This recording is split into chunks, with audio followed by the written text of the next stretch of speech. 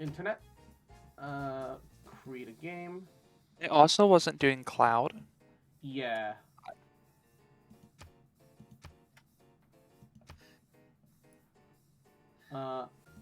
I will do. I will have a turn timer, but it'll be like 5 minutes, so there won't be like any actual worries. How dare you? I'm the last human player. It needs to be a 5-second turn timer. Instantly. Bruh. Just like, you done? You're done. Yeah. If you do not immediately take your turn, it will uninstall the game from your PC. And you should feel bad about it. It'll also delete System 32. Oh God. And it will delete your Steam and all of your Program 83 files. Bruh.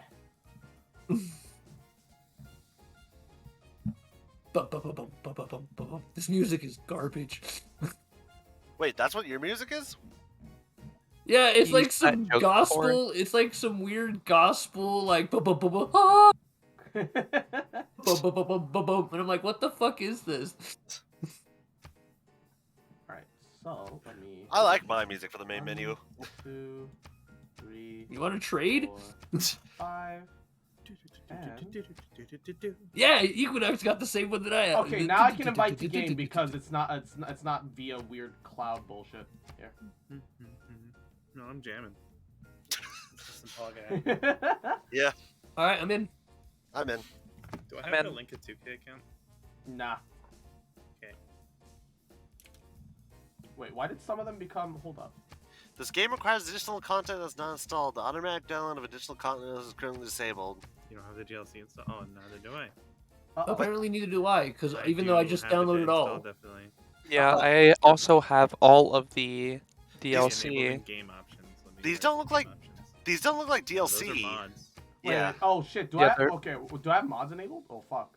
Oh my god, cross. Oh, Oh my my god. I I'm- can just enable the auto download. It's not Yeah, I'll do the same. Where's that? It's in game settings. I don't even know. Oh, Cross probably crashed this with his mods. Maybe. Heck. I don't think so. Invite me. All right. Okay, mine. I have my Yeah, auto. I have it enabled. It should let me join now. All right. So what do I have to Game. enable? Go to game options, game, and then the one, two, three, four, five, six option auto download additional content. Change that to enabled. Alright. All right. All right. Invite. Invite game. Invite. Game. Invite game. You ever play a Okay. game and you accidentally shift tab and it pulls up the Steam overlay and it literally just kills you? I literally changed it to the home button so that if I press it, it'll be truly intentional. I changed it to shift tilde, and then Discord decided to change it to shift tilde. So now when I do it, they both fucking open. Cross, can you resend it? It just freaked out or something. Yeah. I'm in. Thank you. Yeah, Cross, what mods are you playing with? Nothing crazy. Most of them are just quality of life stuff. I'm sure they're definitely stream safe mods too. Yeah, they're from Steam. No, stream safe. I said. Oh yeah, they're all stream safe. Yeah, he's not downloading the Civilization porn mod, for sure. No, it's the Civ strip mod. You get The- like the strip Civ- club, the The Civilization- Civilization stripper mod, bro. The sex mod, yeah, for sure. or Sex Las mod. Vegas strip mod. The Skyrim CBBE mod. Oh God, no, no. No. See, Hell The yes, what? strippers. Hell yes, sit on my face. Let's go. Oh my God, that's Wait, his my name. God, That's Cross. amazing, but oh no. Cross. wow, Cross. what? Look, And you don't? I've been streaming for 11 hours and it's 12 a.m. All right, cut me a little You slack. realize you have more than 12 hours left to go. This is a dream Don't stream. you us? Like that's not Yeah, how this don't works. I have a me. friend who she literally does 24-hour streams like every month, and it's actually the worst thing. Not even 24 hours. It's literally a subathon. So over 24 hours. That's a bit excessive. Well, he says 24 hours, but what he's actually going to do is he's going to go to sleep, wake up, continue streaming until 1 o'clock, and then realize it's 1 o'clock and he still has to stream, and then stream for another 8 hours. That's why it says Yeah, 24 that's plus. what they do too. Yeah, we all knew this was gonna happen. That's exactly what's gonna happen. Well, here's the thing: is we didn't know it was gonna happen until he's like last night. Yeah, it's Hey, I'm gonna do a literally 24-hour stream. Yeah, like once he started talking about it, we knew. That is literally how it happened. It was literally this, hey, I think I'm going to be up for 24 hours tomorrow. I think that would be really cool. Yeah, and like giving Equinox no heads up for Yeah, like and I'm like, anything. well, I guess I'll die because I don't have any assets for you. I can't like No, give you a BRB screen or like a pillow No, to put your fucking. PC I mean, back on. literally, I will rip Regent of PNGs two from the lands, internet. patron of troubadours, and judge of Like- the So like- you're like- telling me? No. You're Ascend telling me your you throne haven't again. done it yet? inspire the hearts of your subjects, that they will You cheer think- you from Bruh. your banners. Do you think he would do this? Like, What what part in your- of fucking where cross do in you your- think that he would fucking prepare? I Where cannot- in your I right cannot mind fathom. do you think that Cross would ever be prepared to do anything? Maybe I was just hopeful. Cross, I love you, buddy, but preparation Oh. is not your strong suit, is it? It's really not. No, it is not. Oh, we start with a scout. Yeah. Oh, And my I don't game like just crashed. that. Oh, Pog. My like- game just hard crashed. Oh no. Cross, uninstall your goddamn mods. All of them. It's gonna be fucking 3 a.m. before we actually get started. I'm not staying up till 3 a.m. Tia in chat, big mommy milk is just some big old mommy milkies. Yes. You know what I mean? Oh, okay, now it says Equinox disconnected. You should be able to just reconnect though. Cultures. Should be able to just reconnect. It's still snowing. Yeah, well, if the game ever loads, I will. Yeah, I'm still looking at this guy going, yes, this is what you do. And I'm like, I've already read this. Can we go? I know how to play Civilization. Do you? Yes, Because actually. I don't. I don't have a fucking. Yeah, I was clue. about to say, You when you could talk actually- about Equinox. Nah, You I can don't fucking actually clue. disable the tooltips. I have not disabled. Also, Cross, it's still your turn. No, I know. I'm holding off. I'm trying not to even in the wait game for, yet, Tiana. The Listen, The guys. turns are simultaneous. You're missing the part where it's my... And also, we gotta wait for Equinox to rejoin, so it's fine. Egg boy, Oh. we need you. Yeah. Lego City needs your help. Stop. A man has fallen in Lego City. I've fallen and I can't get up. Oh no. Can I get into the game, please? Our Any day now. table. How do I rejoin? It's broken. Hold up. So yeah, I think you just uninstall your mods, Cross. Yeah, Cross. For real though. Invite We're to lobby. probably barely gonna be able to make this work as is. I mean, if that's what it requires, I will disable it all. But I'm rejoining. but if And now. Is he? Also, we got an advantage on we have an advantage on Cross because we can see everything he does. Oh, that's a good point. Let me just. sniping. stream up sniping in Civilization 6, bruh. If you really want to know, it tells you in a tab to the right.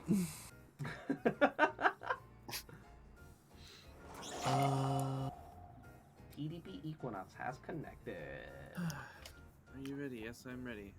So yeah, pretty much just send your scouts and warriors out to start exploring a little bit, so you can get a lay of the land and settle. And then... Immediately find Fatboy Hooters and burn it to the ground.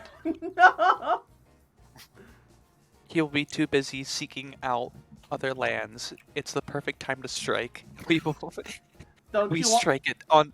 don't We you wa- strike on turn 12.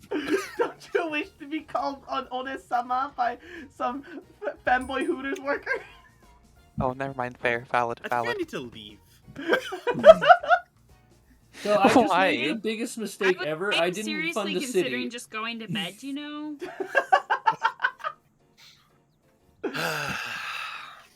He's thought Yeah, about You it. and me both, Kozak. You and me both. I just made a huge blunder. I forgot to make a town. I just skipped my turn on accident. I mean, you can I'm still actually by the moving way. mine into a better place. Same here. Oh. Actually, I'm staring at a loading screen while this motherfucker talks to me. Oh, there we go. Yo, it could take a bit. Yeah, it did that to me It's too. my turn. That's great. I can't click on anything. My game. It just actually crashed again. spawned me in. My game. Okay. We'll exit. Your mods cross. All right, I will exit to this top of this. None of them should be that intrusive. Most of them are just like really small quality of life stuff.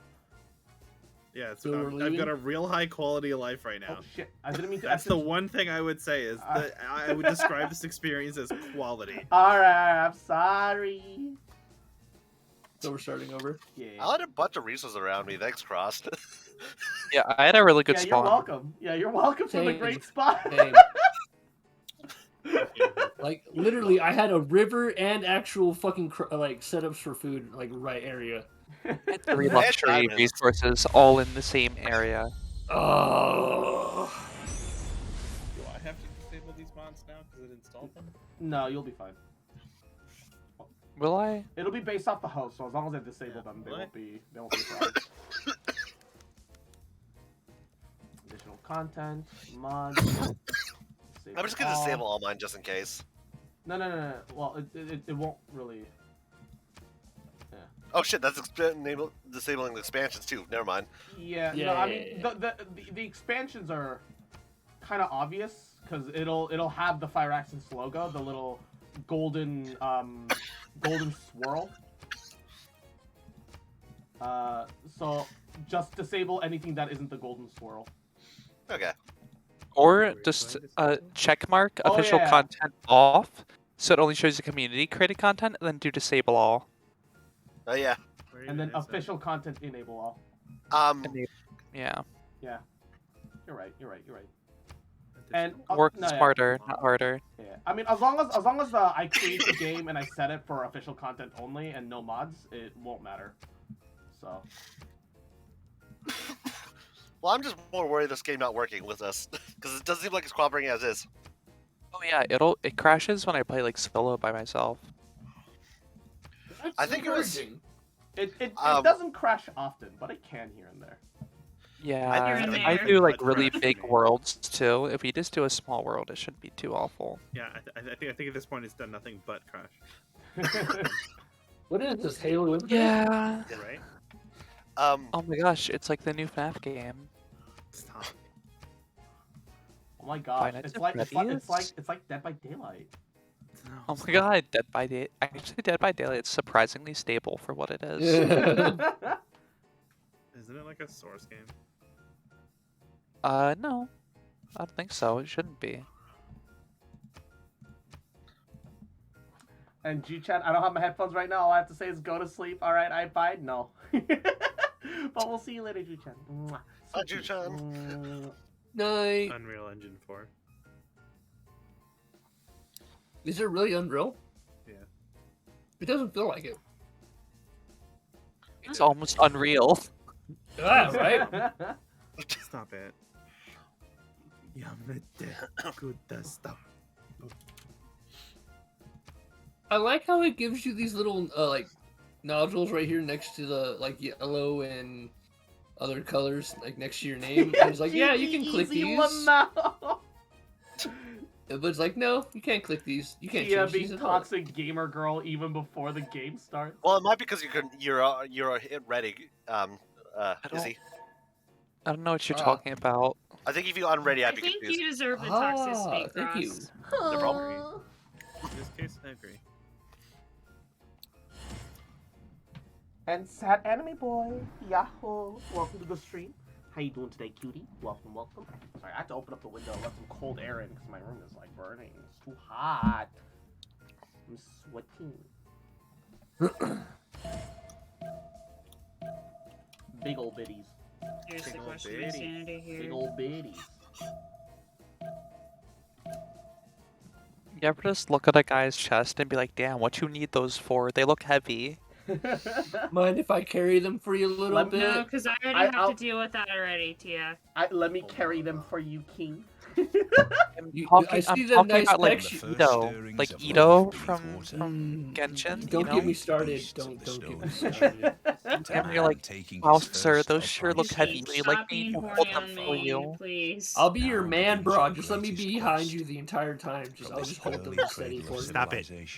On towards the No? Hello, sir. Those look Duchess heavy. of Do Aquitaine, you need my regent of assistance two in lands. transporting them Hi, into my Herbie. mouth? Yeah, Tiana can hold the right one. I'll hold the left your one. throne again. Equinox. Inspire the I think we made a hearts of mistake your having Izzy subjects, Cross and T on the that they same will thing at cheer once. you and flock to your banner.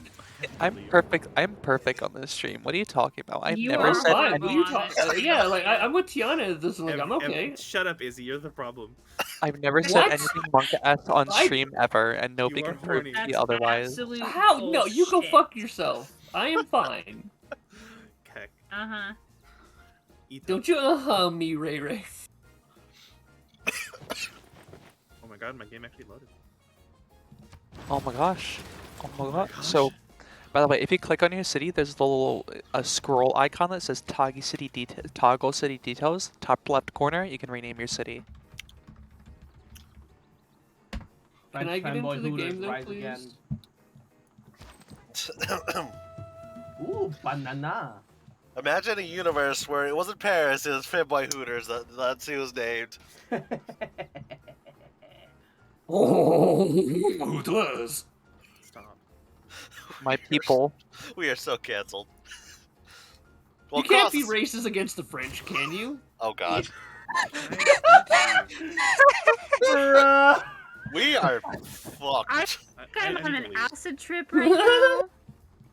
I adore you guys, but Equinox, Also, am I on an acid monk-ass. trip? We might be on a shared acid trip. I think Cross drugged us. No, he's all let gas into all of our like places and just let it go free. Yeah. He's like, he knew this was gonna happen, so he's like, I know exactly what to do.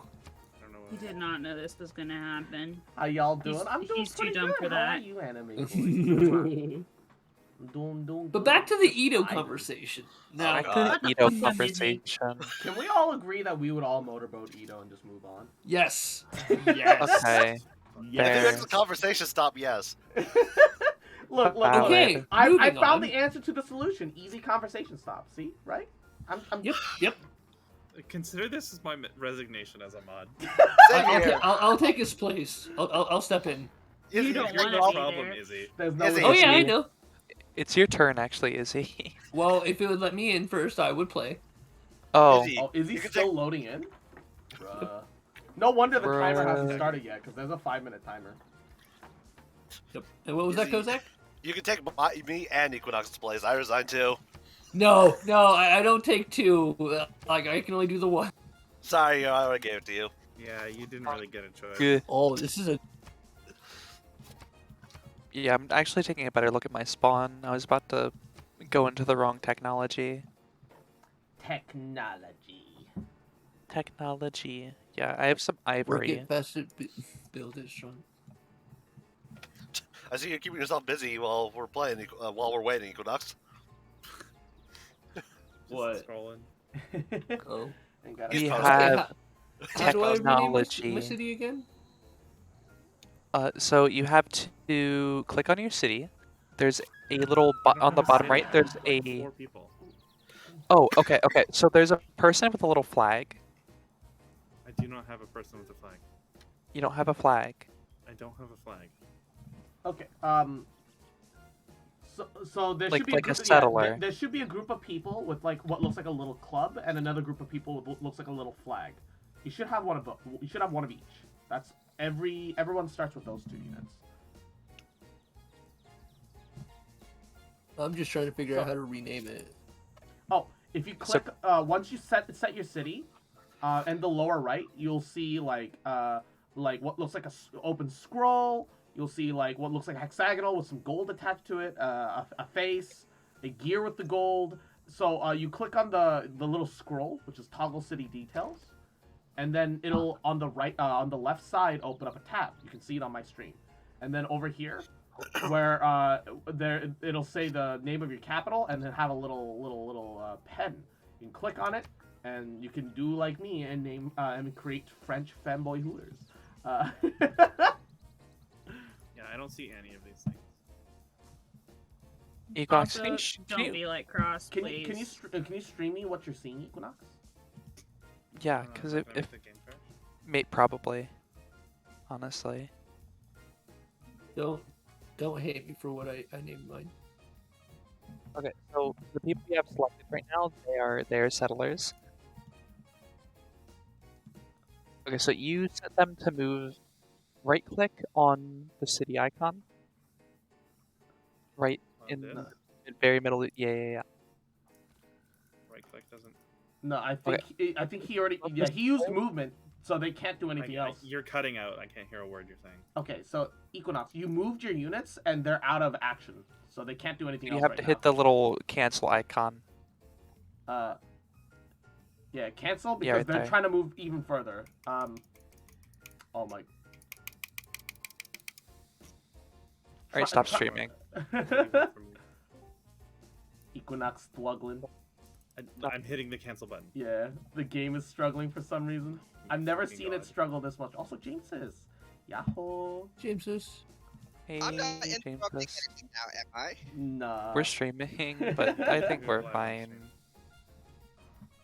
Yeah, Thank you for the head pats, anime boy. Civilization is very good. I prefer the original myself. Okay. Equinox just wants a game that works. For Equinox real. just doesn't read the tutorial. There isn't a tutorial. What No, do you want from me? his game just is like bugged out. Oh no. Okay, Now the cancel perfect. button's No, there. perfect. You see 2 buttons left of that. It'll show you the little same city icon that you see right there. Found the city. Yeah. There you go. Izzy, are you still loading You have in? Madrid. Oh no, I've already Cool. taken my turn. You said that like there was a tooltip or a tutorial for me.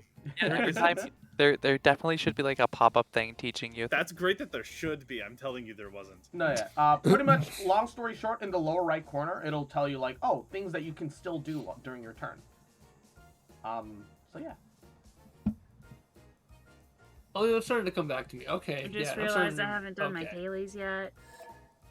Oh no. And Hungry That's not a good thing. Anna. Merry Christmas Eve. Mwah. I hope you're doing goody. Oh, hope you're having yeah, a good that's day. right, Or it it might is be Christmas on your end, huh? Merry Christmas! Hashire sori Well, yo, kaze no yo ni, tsukimi hara wo, padoru padoru. Merry Christmas. Merry Christmas. I was about to Merry say, since Christmas. it's now Christmas Eve on your end, you want to give me another happy birthday? Happy birthday to you. Happy birthday to you. Happy birthday, dear Jameson. Happy birthday to you. Mwah. Alright, Happy so now the birthday. birthday beatings. The birthday beatings. Did you say birthday beatings? Gone. Bruh. Gone God, sexual. Bruh. Gone sexual. No. Bruh. It's been 20 minutes and I finally renamed my town. I already did Nice. that when I was growing up. I Oh, don't want to do good. it Okay. anymore. Oh no. Stone requires mining. Mine these. Oh my gosh. Oh my god. Equinox, I know what you should name your city. What do you think I named it? Oh, Oh. No. Oh, no. Did he name his capital D's nuts? Oh, Yeah, no. it's the This capital boy, of these why nuts. you like this? Capitalize on resources? deserve to No. win, Cross. Capitalize on these nuts. You deserve this. What have I done? Kozak, I need your help on the Not word of taking these your nuts. turn. The voice of Redeem. Emoto. I've done all my. Wait, look, if you really want Emoto cross mode, I will Yes. make it. All right, is that what you Yes. want? Yes.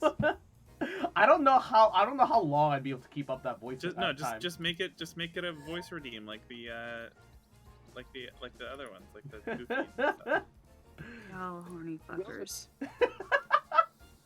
And No. you Yeah. figure this out now? The game is waiting on you. No, I'm that's just very making a nice. statement. It says Fair waiting point. for TP Equinox, actually. That's very cool. Yeah, don't Equinox know is what just trying to I'm figure out what he wants, and it's his first time playing. That's why I'm not worried.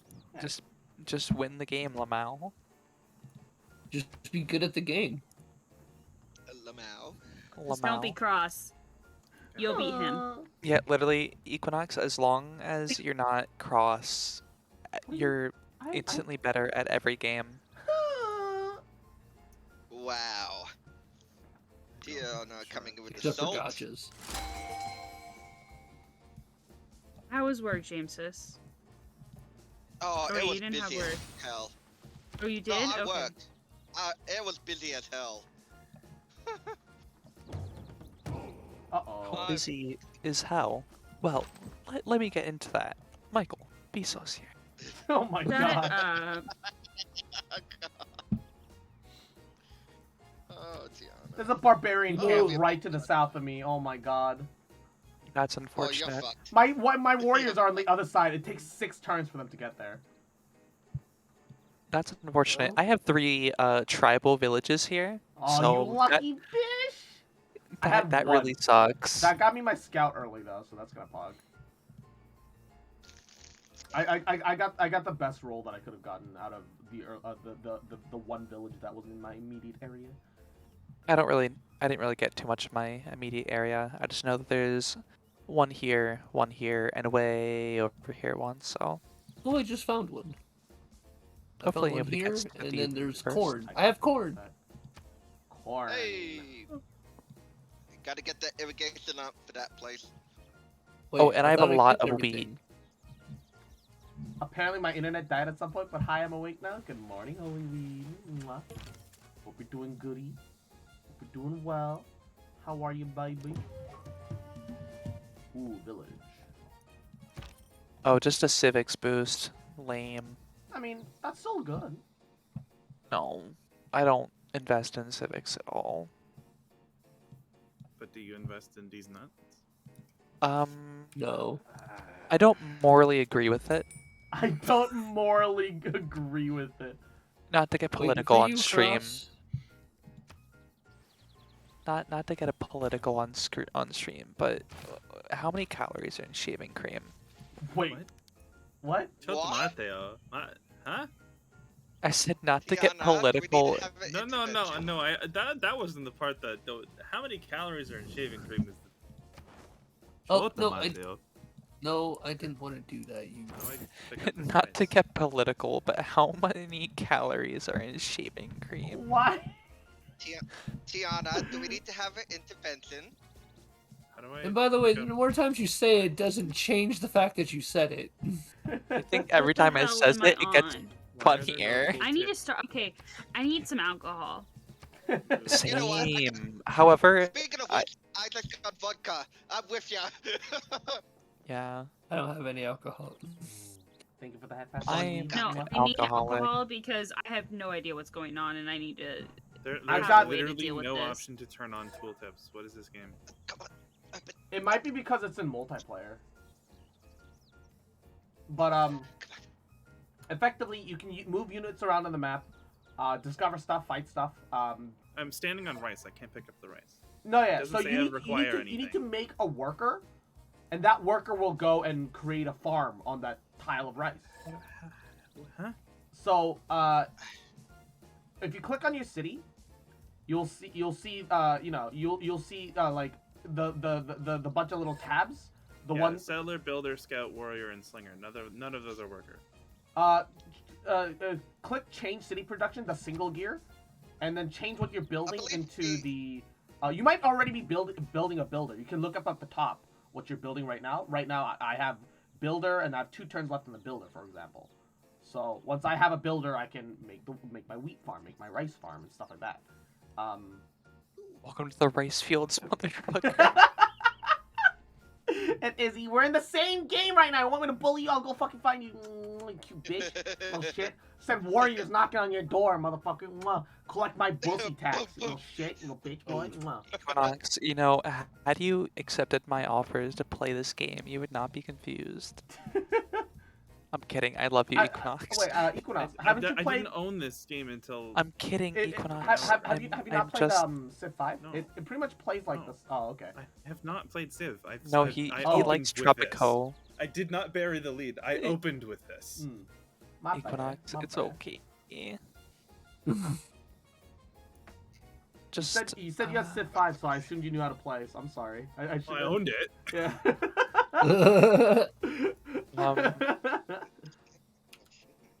Who hasn't taken turn besides Equinox?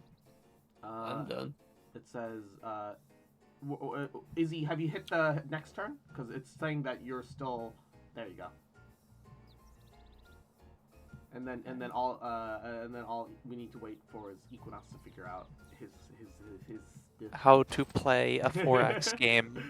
Having never played one before. No, the thing that keeps confusing me is it has the arrow and the circle. It doesn't have the next thing. It just says next turn. It doesn't say like press for next or whatever. Yeah, it used to. It's never said press for next or anything like that. It's always just been next turn. But yeah, I understand where the confusion is. Cross, is there a desert tier left? I'm not sure. I think it's all plains, but I won't know until I discover it. But my scouts are on the opposite end right now. Maybe we just spawned on different continents. It's possible. That's also an option. Because looking at you, I see a river snaking into my right.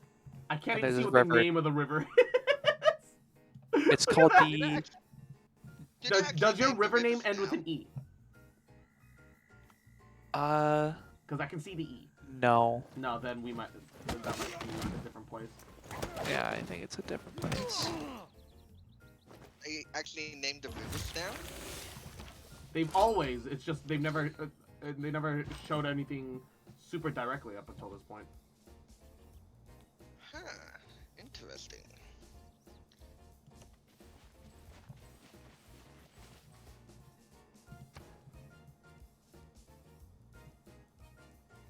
Hug. Fuck you, fuck. Offers. Pog. Pug. Pug. Poggy. Adoro. Puggy. Paguru. Paguru. Paguru. Paguru. Paguru. Every day we stray further from God. God left us a long time ago. You think heaven is still God open? is dead and Cross has killed him. The only things left alone on this earth when the world is gone is going to be cross-streaming and his flywheel on his mouse. Do you think heaven is poggers? What was the KSL Cross is live? Yeah, I think I'm gone. You guys have a good night. Since we're waiting on you guys, I'm gonna go get some water. I'll be back. I have a feeling I'm going to need water right now. Oh, yeah. Equinox is still figuring out his stuff.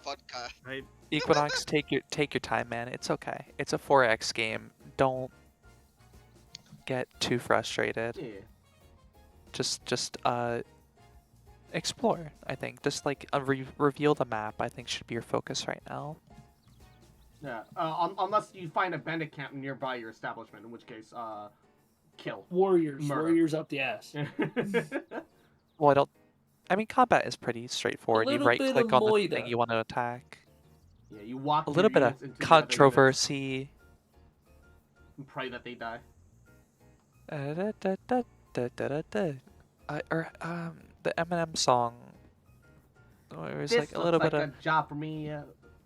So everybody, come follow me. Because we need a little bit of controversy. Controversy. It feels so empty without me. Yeah, that's the one. That's the one. That's the one. That's the one. Ba, ba, ba, ba. Guess who's back? Back again. Okay, I'm gonna go get water. But Equinox, how can you say you haven't played Civ 5? You played a whole 16 minutes. Yeah. You should have the game. I should have it memorized by now. Yeah. What, you don't? Like, clearly you're just not made for this game. I'm pretty sure the last time I tried to play this game, the exact same thing happened where I went into like a fucking co-op game because someone wanted me to play with them and it didn't give me tooltips. I'm like, I don't fucking understand what's going on. This is why are there no tooltips in multiplayer? Like, what the fuck? Uh-oh. Mount Pele is active and can erupt at any time. Thanks. Game. Oh dear God. That's good to know. Very concerning. let's hope none of your cities are nearby it. Build a farm.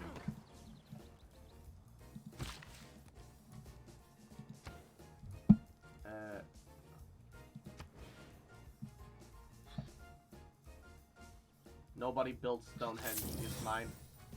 Okay, building Stonehenge. Building I Stonehenge. don't know what that is, but I'm building Stonehenge. First one to build it gets to be the leader of the world. Oh yeah, I love the cute hissing. That is those are just adorable noises. So very adorable. You really need a hiss redeem, Cross. Bruh. He's to redeem this. One-chan. On the chat. I love it. I think Guerilla abandoned us Cool. because she's tired of our shit. Yeah, When is that Been never a not the long time case? ago. I'm back. What happened? Nothing. Welcome back, fake- One-chan. Everything's forgiven. Everything's forgiven. I hate it here. Every day, we stray further. Every day, we stray further than from Oni-chan. Um, Love you, everybody here. You are beautiful people. You are Love you beautiful, too. Beautiful person no as well. matter what you say. choose a Civic. I think I'd rather have an Accord. Oh my god. Oh my god. We're all losing our mind here. It started with Ray Ray. Tiana, my I've already lord. lost my mind. Alright. So this game is just gonna spiral into nonsense. I think Oh, I'm it gonna is. I- We're commit. already there, Kozak. No, I I'm think gonna we're not. commit war crimes against the French. So, Yes. We're Can not. I join you on that? I'm gonna be busy Damn destroying right, Equinox people. for what his name of a city. French composer so Debussy. you're gonna pick on the new guy? For that name, yes. No, I'm gonna protect these nuts Wait, with did my you, did big you mommy milkers. Did you discover Equinox? No, but I need to find him so I can destroy him in every last empire. No. Yeah, me and all, Kozak have all a you gotta do is conquer Equinox's capital, leave everything else, so you can say that you conquered these nuts. Actually, conquer it and rename Yep, there it. it is. You're on the list too now, Foxboy. So Kozak, you and me versus He's the been world. on the list. Yes. Yes, No, Izzy. We're guys, destroying actually everything. don't do that. Literally do not. Nah, this world's being purged of everyone. Yep. Guys Purged in actually holy suck. fire. Sigma, Like that. heal this ravaged Sigma. body. Doctor, Bless turn off this my cringe ravaged inhibitor. body. Turn off Wait, I my have a cringe builder. inhibitors. Turn Turn on off crosses, my Craig. cringe inhibitor. Bruh. Turn on crosses, please. His broke a long time ago. Eh? Right.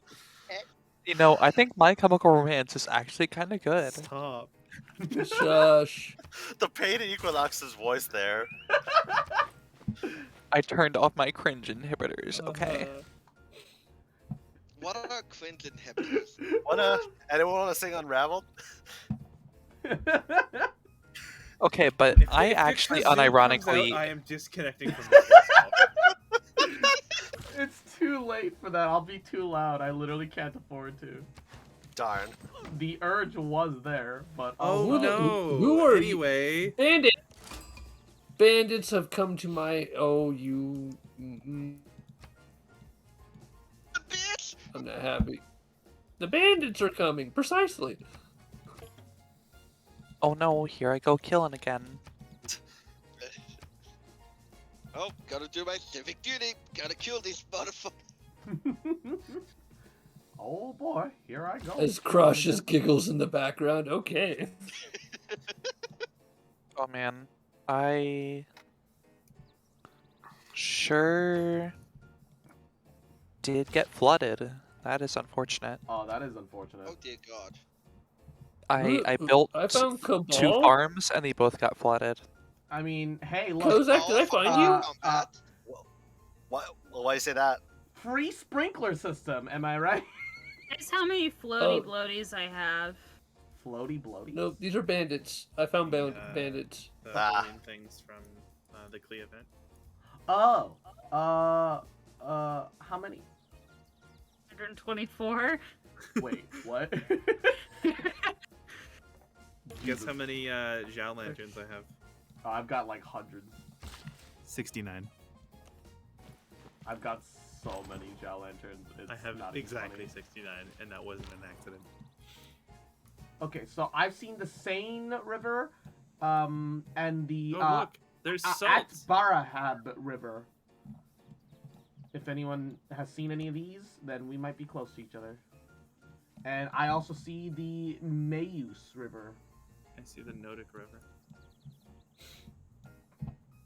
I didn't make a scout, so I discovered a scout. I got lucky. Same. I made a slinger instead.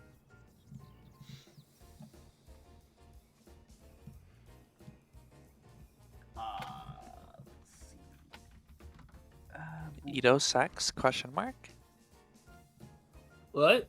We just calmed Izzy down. Don't.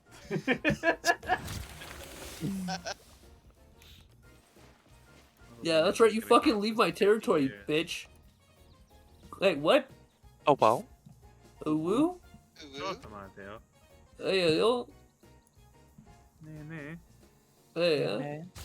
Wait, I met another Civ. Oh, it's an AI. I think I met another AI too. Same. Oh, it's a city-state probably. A Shan. Yeah, it's a city. I found. Hold on. I found Cabal. I found the Nubian Empire. I can't pronounce her name. I'm not gonna try. Nubian. Why is there? Maybe you've got to. You get off your chair. How does it go? Equinox, you know what I'm talking about, right? Not even a little bit. Maybe maybe you've got to fix that yee ass haircut. Get the Beatles on the tape. Oh, maybe. Nubian. You're Osiris That one, ass. Yeah.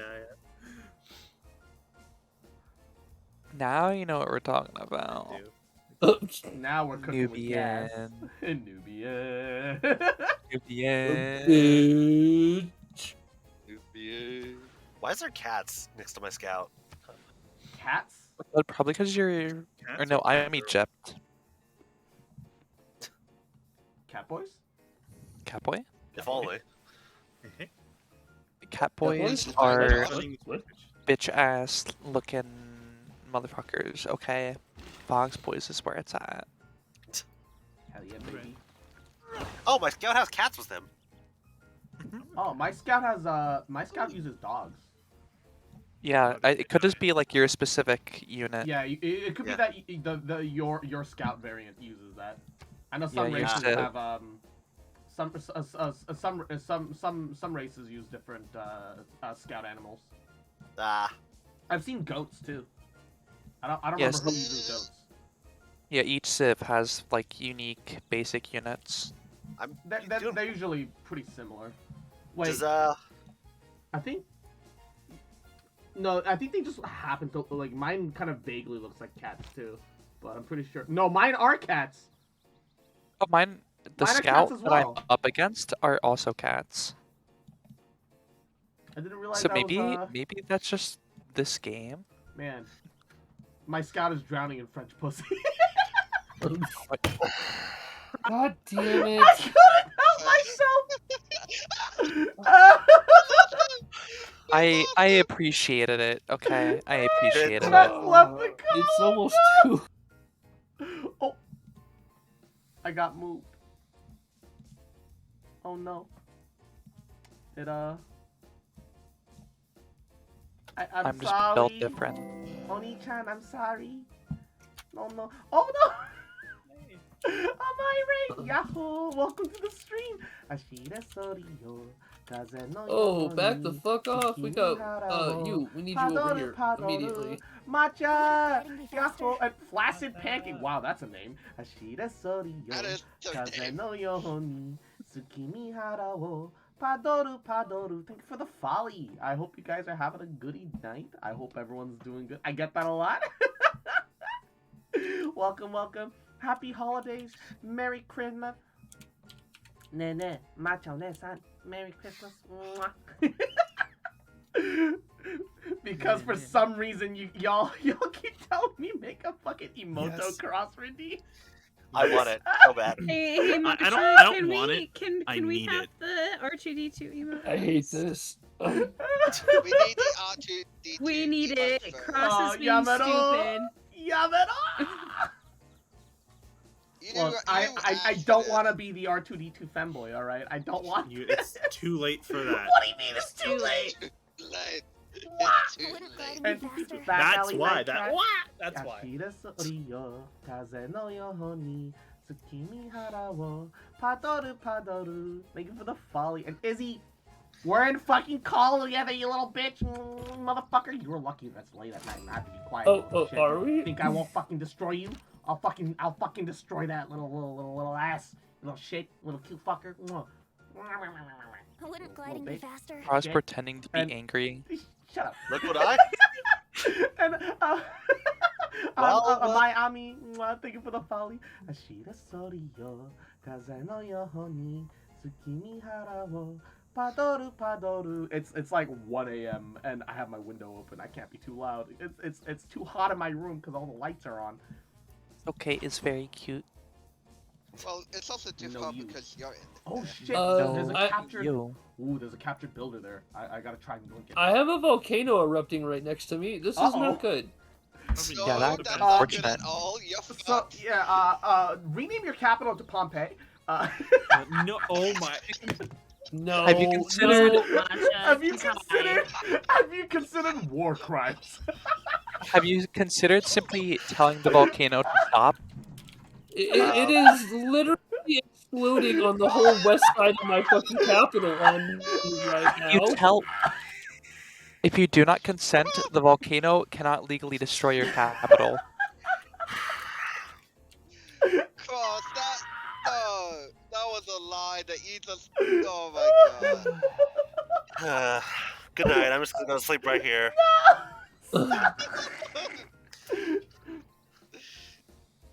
But you gotta stay up, Oni-chan. Oni-chan, No, stay up. Toto, Mateo. Oni-chan. I hate. So, I might be out of this game right off the rip, so it was fun. Can't actually destroy your capital. Thank God. Destroys your capital. Ooh, woo. Yeah, the only thing that can actually destroy your capital It's is a player, yeah. yeah. It could like damage districts, and you just have to repair them. It's fine.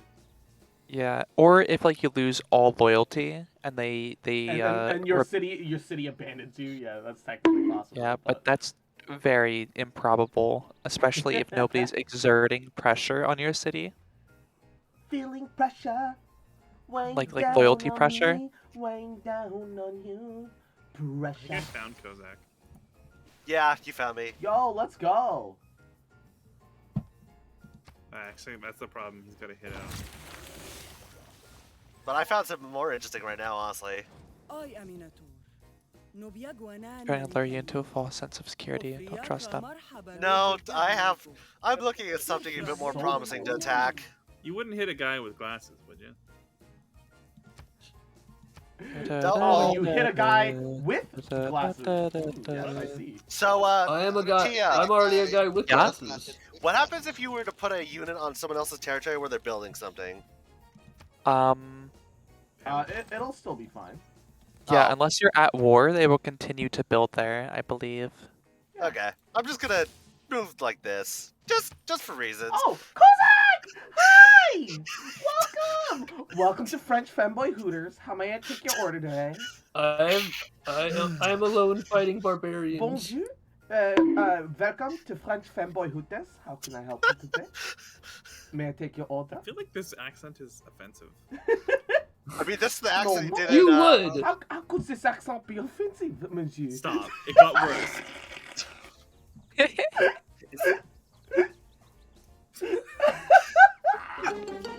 This wasn't it the accent he used in the Phoenix Wright playthrough? Don't let your kids watch it.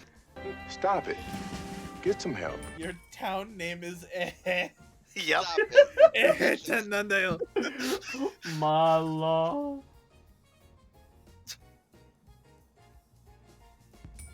Ross, I just wasted over 1k bits or Oh my god. channel points on you that I could have used for marbles. You better watch out. Oh no. Thank But you, Ray Ray, I'm Kozak, happy. welcome. So are you Hello. to the north of west of me then? Yo. Yeah. Oh, also, if you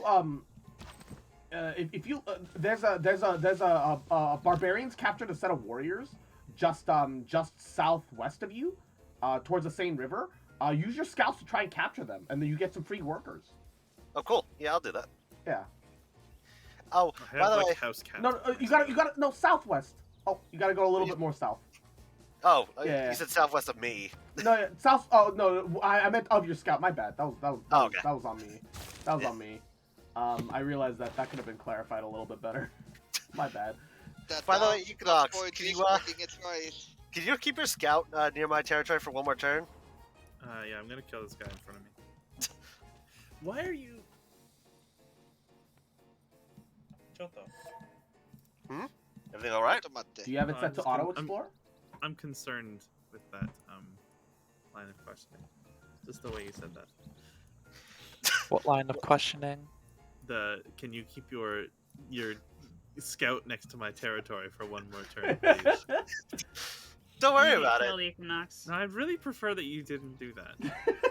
There's nothing to worry about. It's not like I'm building archers or anything. Oh my god! I'm trying to defend your land. There's fucking Okay. barbarian scout here from the town way above. I'm kidding. I'm not. I won't hurt you. I'm gonna I leave don't you. believe you. For the Not even a money. little bit. I'm gonna be. I was No.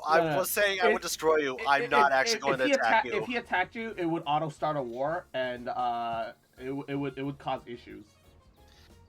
I mean, also, I don't even actually want to attack you. No, jokes aside, I actually feel bad attacking you. You need help with those guys, by the way? You really want to gang up on the newbie, don't you? I said I'm not going to attack him.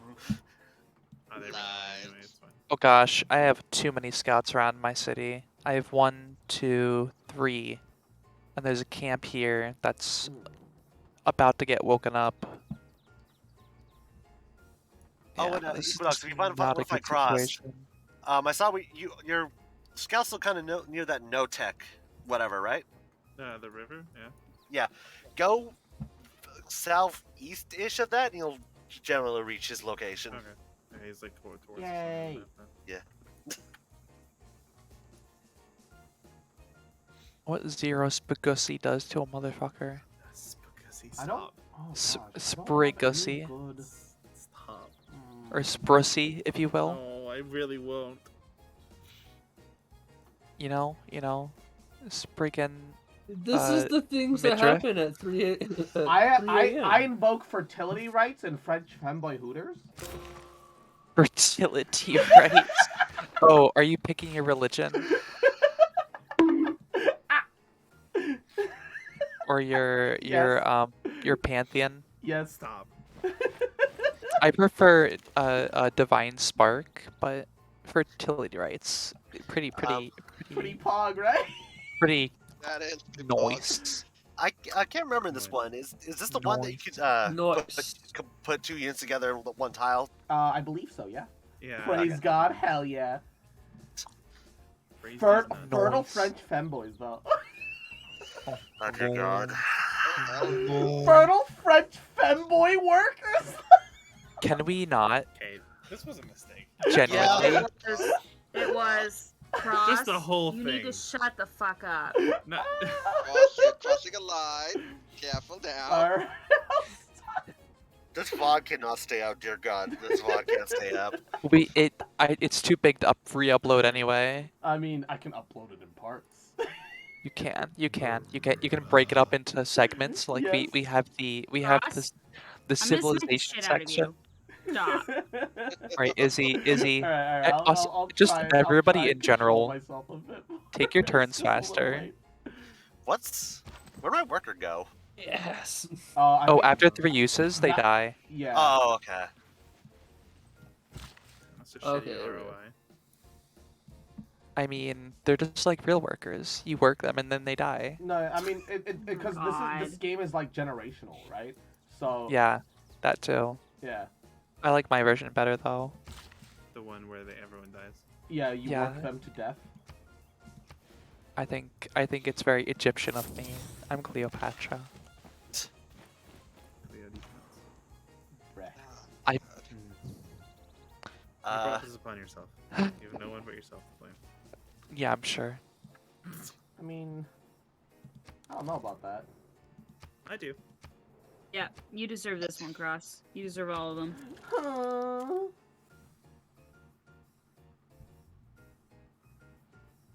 You deserve all the D's nuts jokes. Why?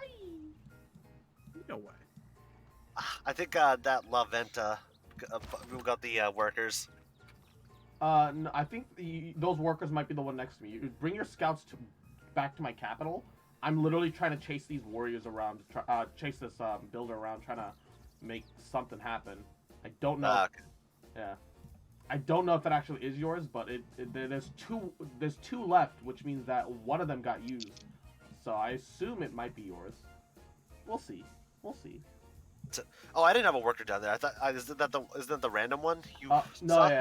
yeah. I think it might be the random one that I saw. I'm still chasing it, but my warriors just aren't fast enough to catch up. Is the reality. I'm having a rough start, and you guys are taking such long turns. Well, Equinox is still learning. It's fine. Not just you, Equinox in general, just everybody. What do you mean? I literally hit like next turn like almost immediately. Yeah, I'm hitting my end turn pretty fast. Okay, it's after 3 in the morning. I need to get to bed. Night, Ray Ray. Night, Ray. Night. Hooray. You got out while you could. Like, just imagine being in combat, but you have to, like, just wait an egregious amount of time to take your turn. It is incredibly frustrating.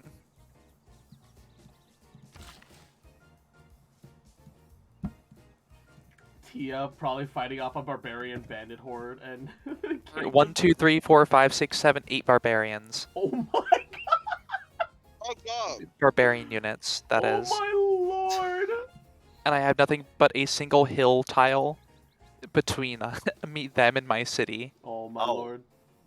It's great. It's great. Time to pump out a bunch of warriors and slings. This is fine. This is fine. I wanted to get an early start on my holy site, but that works. Oh, they moved on top of my holy site. Now I can't finish it. Oh no! This is fine. This is fine, though. Did you want to pass through Equinox? No, it's fine. Okay. By the way, did that barbarian scout, that one you fought, did you finish it or did it run away? I perished it. Okay. Kozak, do you see where my warrior is? It's literally the tile further than my warrior. With your scout. Okay. Yeah. So I'll try and stick around it so I can keep an eye on it for you because I definitely can't capture it. So I'm gonna make sure that you get it. Okay. Yeah. Thank you. I got you, baby. Mwah. Thank you. Hell yeah, honey.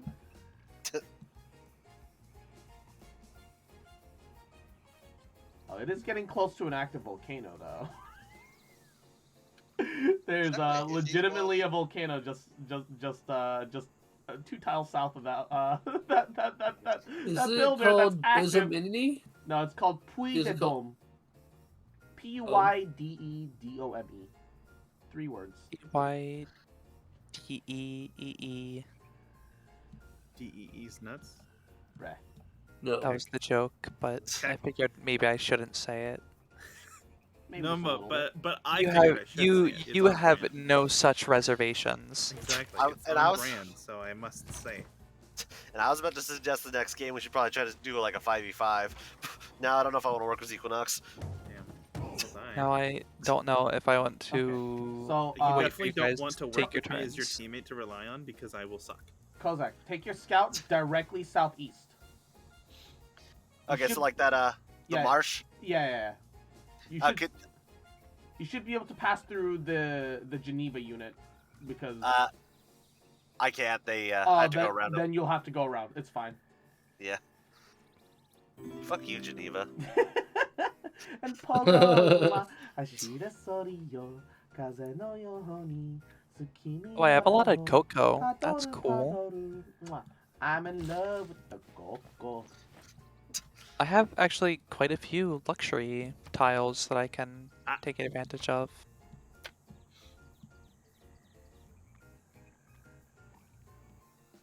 Yeah, I'm keeping an eye on the unit. Cool. So yeah, we'll get you that warrior. I mean the workers. I mean we like I definitely can't get it, so I'm gonna ensure my friend gets it. Thank you. Yeah. I mean it's a waste to leave it in the hands of these filthy barbarians. Am I right? Exactly. And holy we. That's we rich nothing coming but from a host. friend Ashira calling people Sorio, filthy. Kaze no God. Yohoni, Tsukimi Hara wo, Padoru Padoru. Oh shit! Somebody made Great Bath. Was it Not Did I do me. that? No, I don't know who, but somebody made Great Bath. What is that? It's a wonder, It's a it's a um, world wonder. which is basically gives you an effect Oh, for you your whole can't- civilization. You can't have two units on the same tile. They swap places. Yeah. Certain kinds of units can overlap. That's very intuitive. Well, only one combat unit. But like if you have a No. builder and a fighter, for example, they can overlap. Because one's a combatant and one's a Hey, non-combatant. Squax! I found your builder. Hey. No. Oh, you're gonna want to get away from that scout, because if that scout runs over your builder, they'll capture it and it'll become theirs. That can also happen with like other non-combatant I've units. got combat units above. Okay. So you can recapture it.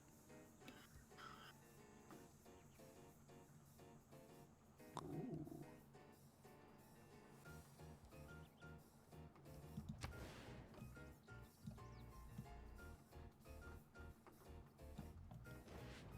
Do I need to build that in a marsh?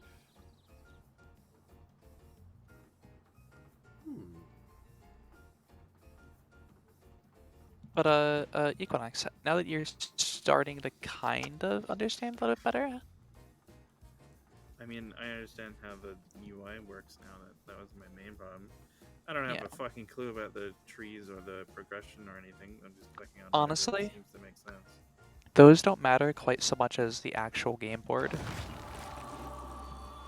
So like moving people around and doing things. Okay. Peacock.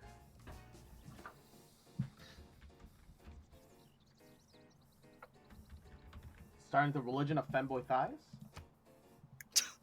Oh yeah. Hell yeah, baby.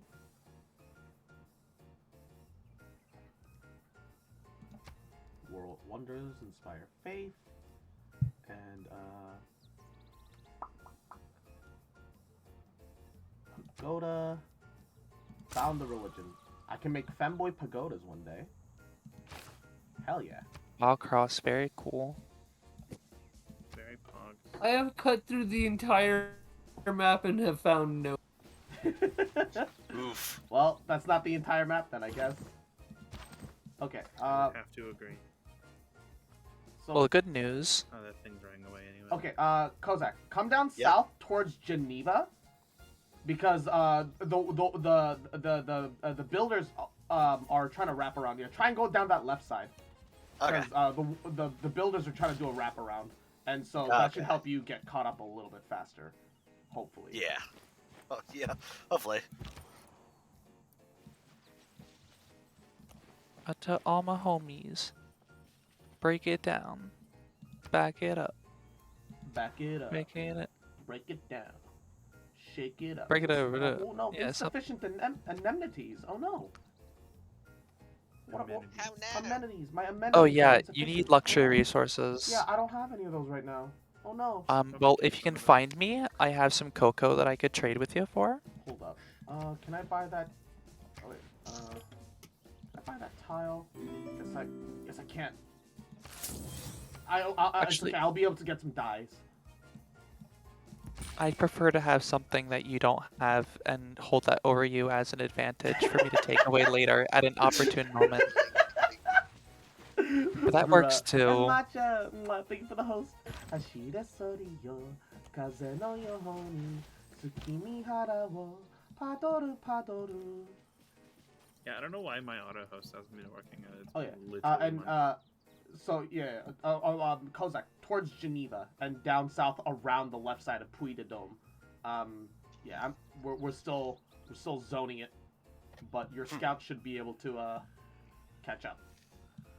This coordinated effort across 7 generations to grab a pair of workers. Yep. These slaves on the run. Oh god. Oh god. You can't see that.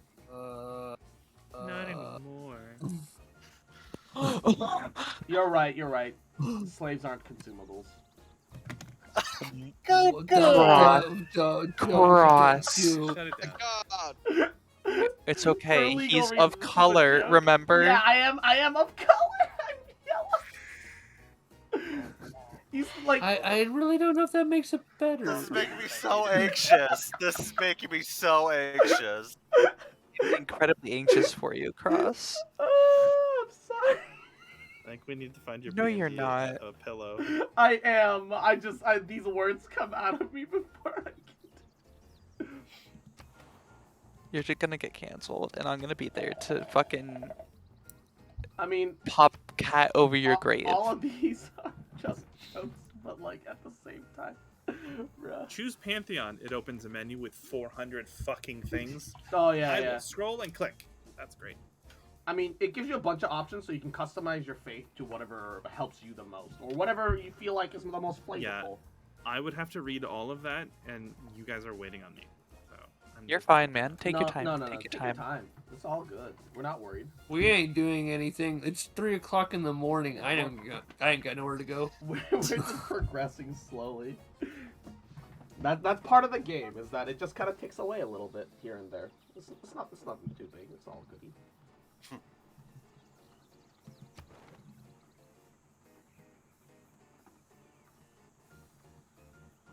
Sprucey. Stop. What? Nani? Are you not aware of what Sprucey is? Not off the top of my head. Oh, that's Spriggans from fucking. Oh my god! Why is that suddenly what you bring up, though? For what reason? Brigand, midriff, and Sprucey got a Noah acting unwise. Stop Yo, it. when femboy thighs is the dominant religion. That's so good. God, I wish I drank alcohol. It's a Same. shame. Okay. Kozak, I'll send never you my too late to femboy start. thighs, alright? Anime thighs when they It's open never them too so. late to start, Kozak. Yeah, that's true. By the way, can I get some of that dumb femboy juice?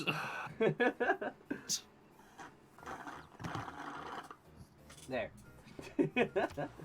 Yep, Oh, thank river you. began flooding. It's nowhere near me. Thank goodness. And also, sending a... Oh, I don't have the money to send a delegation to Equinox. I'm broke. What's the delegation do, anyways? Delegate. I honestly have no idea. Thank you, Equinox. I just let you. You literally took the words out of my mouth. Oh my god. It's great. I mean, I you just- prepped Equinox, but fuck you for not being helpful.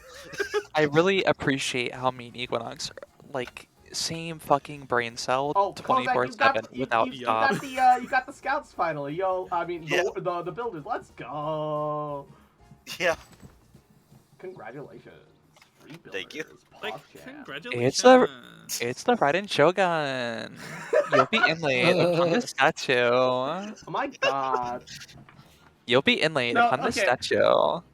That reminds me of a meme that I found the other day, where it's like, I am the Raiden Shogun, your god. And then Kokomi's like pulling a sword out of your chest is not a way to determine governance.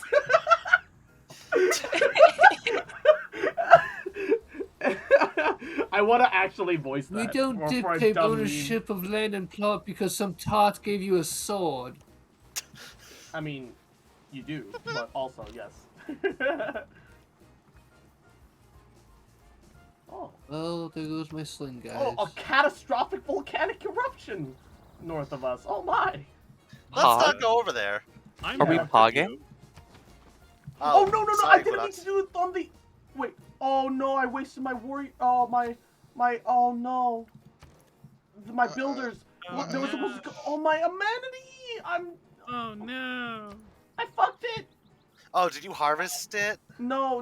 I meant to start getting dyes because they're a luxury resource, and I'm losing... and I don't have enough amenities to keep my people happy. Not enough luxuries. But I got horses instead. But apparently I don't have any horse girls in my nation to make satisfied with them. What Oh, are you man. saying? I'm so Did you confused say now. horse girls? Simply Horses are not a luxury resource; they're a military Yeah, they're a resource. military resource, not a luxury resource. Oh, Which no. I know you know, but I still felt like saying it. This isn't Uma Musume. Pretty derby. Crap. I gotta Is finish building this so I can build he- a warrior. I mean, I'm doing stuff. Chill. Builder. I can build it quickly, but I need to finish this wonder. I have 3 cities. Really? I have one I'm, still. I'm still at 1. Same How- here. How am I taking my turns faster than you guys with 3 cities? And You 1, play 2, this 3, more than 4, we do. 5, 6, And 7. Blazer, 8 Yahoo, units. Welcome to the stream. How you doing? Do you play a lot of Civ 6? I very much enjoy it. I wouldn't say I play Yes, a lot I of play it. it all the time. That's your I have first- like 1,000 hours in it. No, I mean, I played enough to know what I'm doing. It's just I'm not like hyper too. Have giga you? brain optimal Excel sheet. Me Look at that. too. So I gotta ask: is there any games you guys have played that you put at least 1,000 hours into? Oh, yes. Pokemon. Counter Strike. Any Elder Scrolls game? I probably have 3,000 hours Skyrim. in Counter Strike alone. Jeez, nice. Skyrim. Yep, that's the name of my city. That's amazing. Oh, somebody built You Temple of almost Artemis. pick up Skyrim. Yeah, that was me. Oh, nice. That's a really good one. Yeah. Fuck you. I have a question because the Discord's not unlocking. I unlocked Cold War Civic, but rock bands aren't showing up in my faith menu.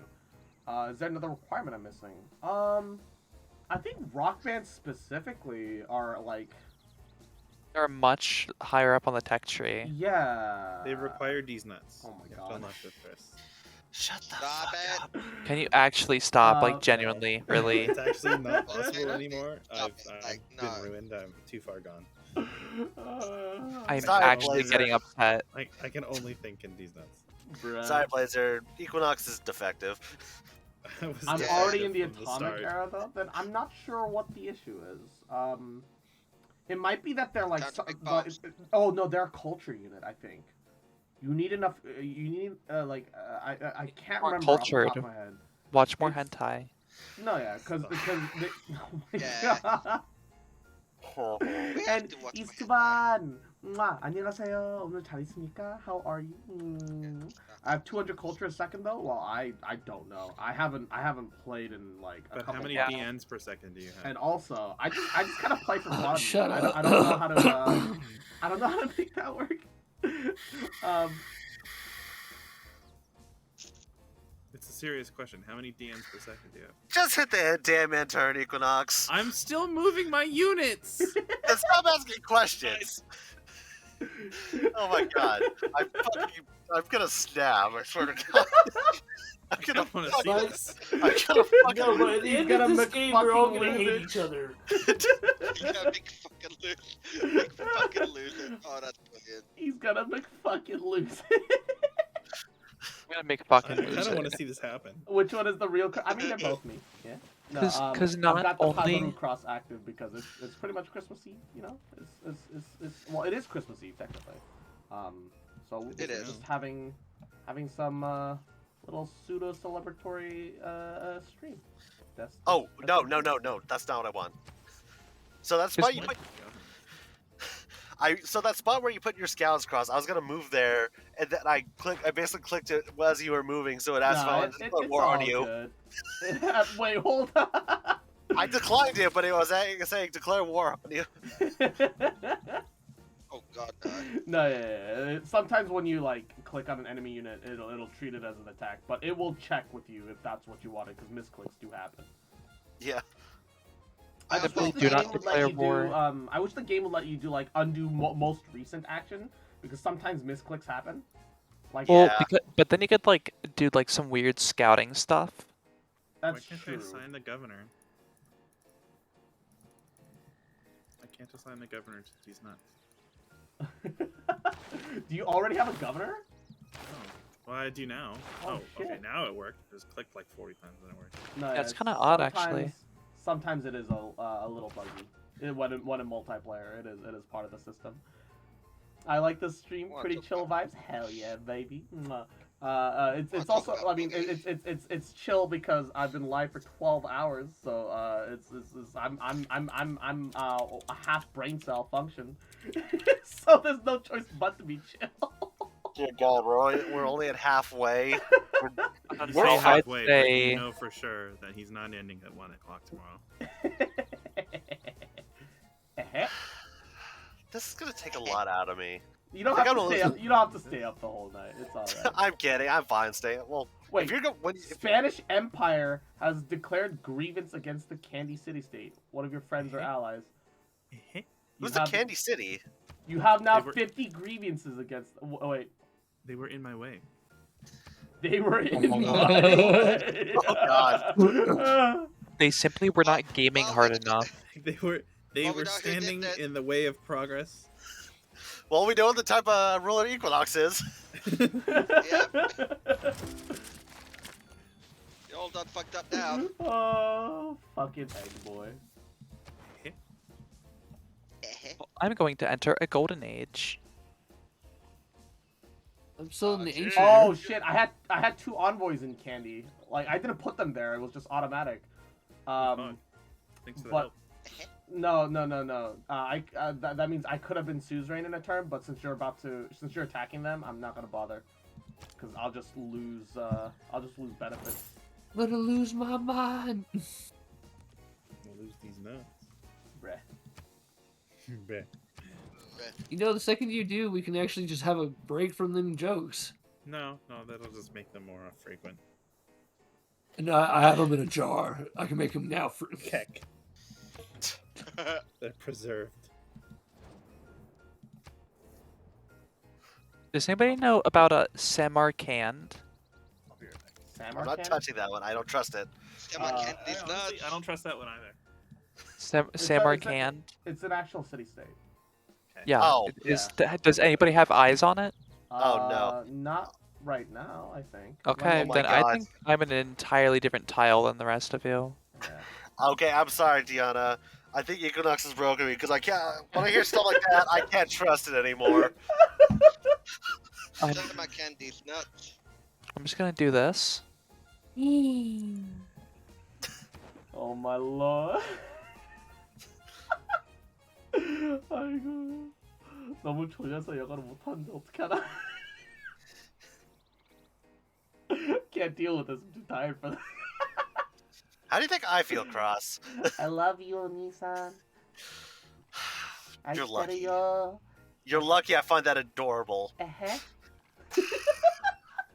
Mwah.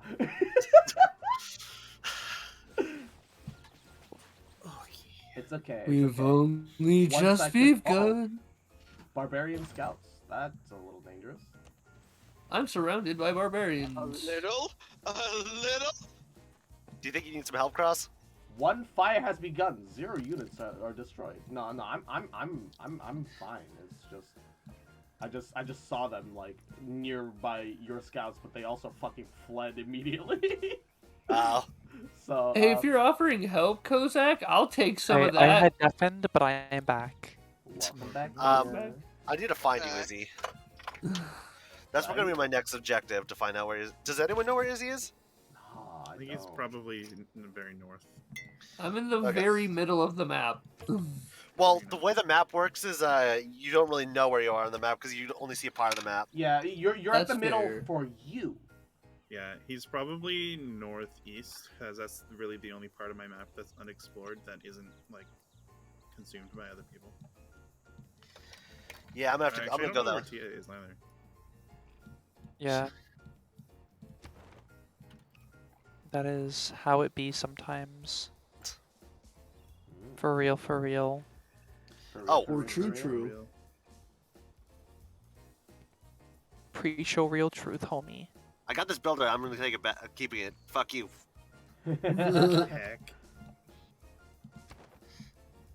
You say keck, and I hear heck. What the heck? What the heck What is the this? heck? What the heck is this? They're eating her, and then they're gonna eat They're gonna me. eat me. Oh my god. Oh my god. What is that a reference of? Trolls from Space. Wait, what? Yeah, that's a real movie, and it's a garbage movie. Oh, it's It's a actually the bad second movie. one? It's Trolls? it's from the Trolls 2. sequel. Trolls It's the sequel. from space? Why is that a movie? 2! Trolls 2. Oh, I'm It choosing was the so governor. good they made a second one. So Of My course they did. suggestion: pick the guy who looks like the guy from We Happy Few, like the guy always on the cover. That one. What, The Magnus steward? and Steward? The guy who like makes Yeah. gains bigger. Ah, Yeah, that one. That's Okay. the one I always pick. But or like the lady with the head wrap looking or Yeah, Amani like the head diplomat. skirt. Yeah. Yeah, I- because she's pretty good too. If you're gonna try to be suzerain, either one works. I do like how with the military guy with like the plate armor that he has the ability to do his anti-aircraft stuff. Yeah. Oh shit, that anti-aircraft's gonna come real handy right now. Yeah. In the ancient era. Hey, you never know. Fucking. I mean, the you'll stop birds descend. I could be Alexander the Great and fucking. Already have Boost. fucking B2 bomber. Yeah.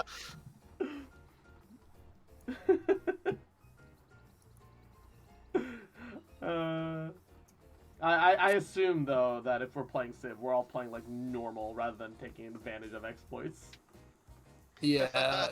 You better. Right now, 'Cause I've this'll be a literally quick lost game. every The only fight. thing I'm exploiting is the working class. Well then. We're I've all lost exploiting every them fight so so hard far. that once you use the workers 3 times, they disappear from existence. Unless you have the one governor who makes everybody spawn with like an extra. Worker charge, yeah, exactly. Exploit them even harder.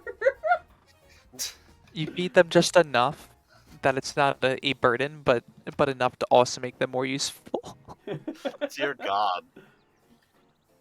Oh, I don't know how, but apparently French femboy Hooters decided that they got enough anemones out of nowhere, and I'm not sure what happened. Oh no. The appeal of my city is -4 disgusting somehow. Disgusting. Disgusting.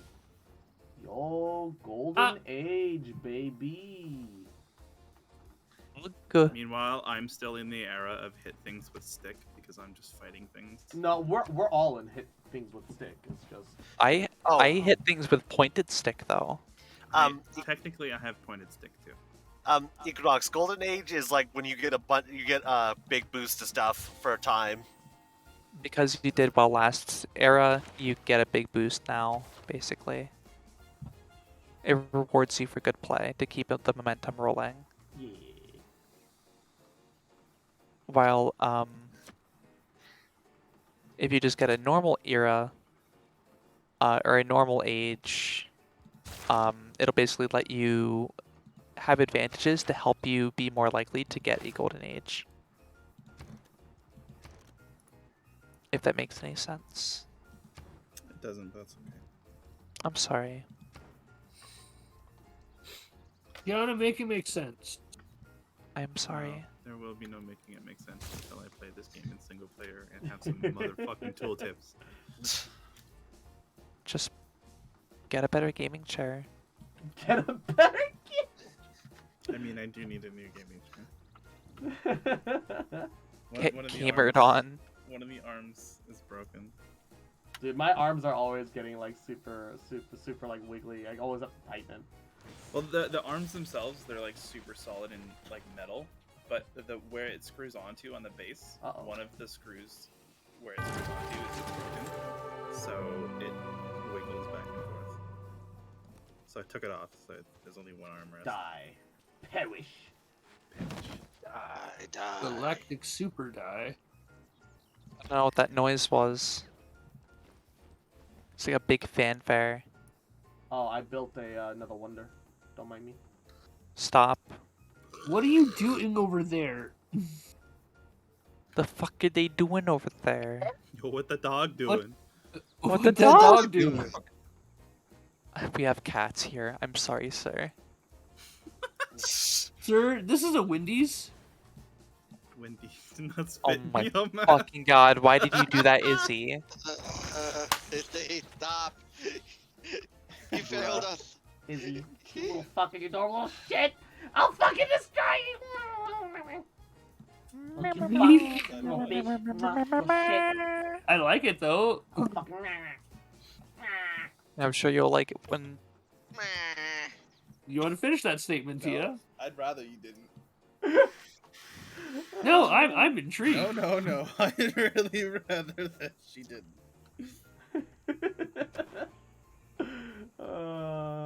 Fucking hell. Cardiff? Anybody know where Cardiff is? Cardiff? Cardiff. No, Cardiff. I've been unable to Gosh. explore of See these recent nuts? too. Equinox. Equinox, actually, I'm going to mute you. It's genuinely upsetting me. Like, I'm straight up not having a good time. I don't feel like... Please, do me a favor. Do everybody a favor. Get some help. Restrain yourself. I know you can do it. I Restrain believe in yourself. you. I believe in you. That makes one of us.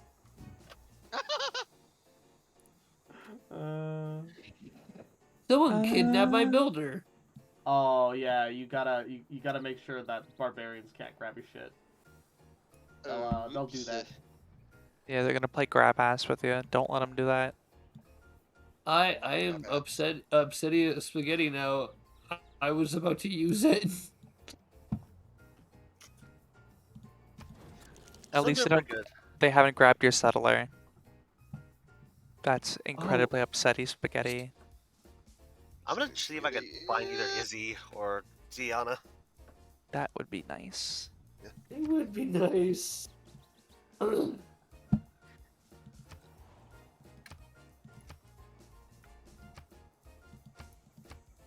In fact, after this set of carriages, I'm gonna make some settlers. I'm building the Oracle in 9 turns. Hold What is on. up with crossing the wonders over here? I want him. I need also- him. I like how I have the Temple of Artemis as Poland. Well, I you have know. nothing. Hey yo, Polish Artemis. I just have a crap Hello. ton of food production. That's good. That means you grow quickly, but you need more anemones to make up for it. I And got the houses. hanging garden. Oh, so you're the one that made hanging garden. And Yeah. Una! Hey, Happy Una. Christmas Eve, Hi, Una. How you doing, cutie? Welcome. Beat you, Equinox. Mwah.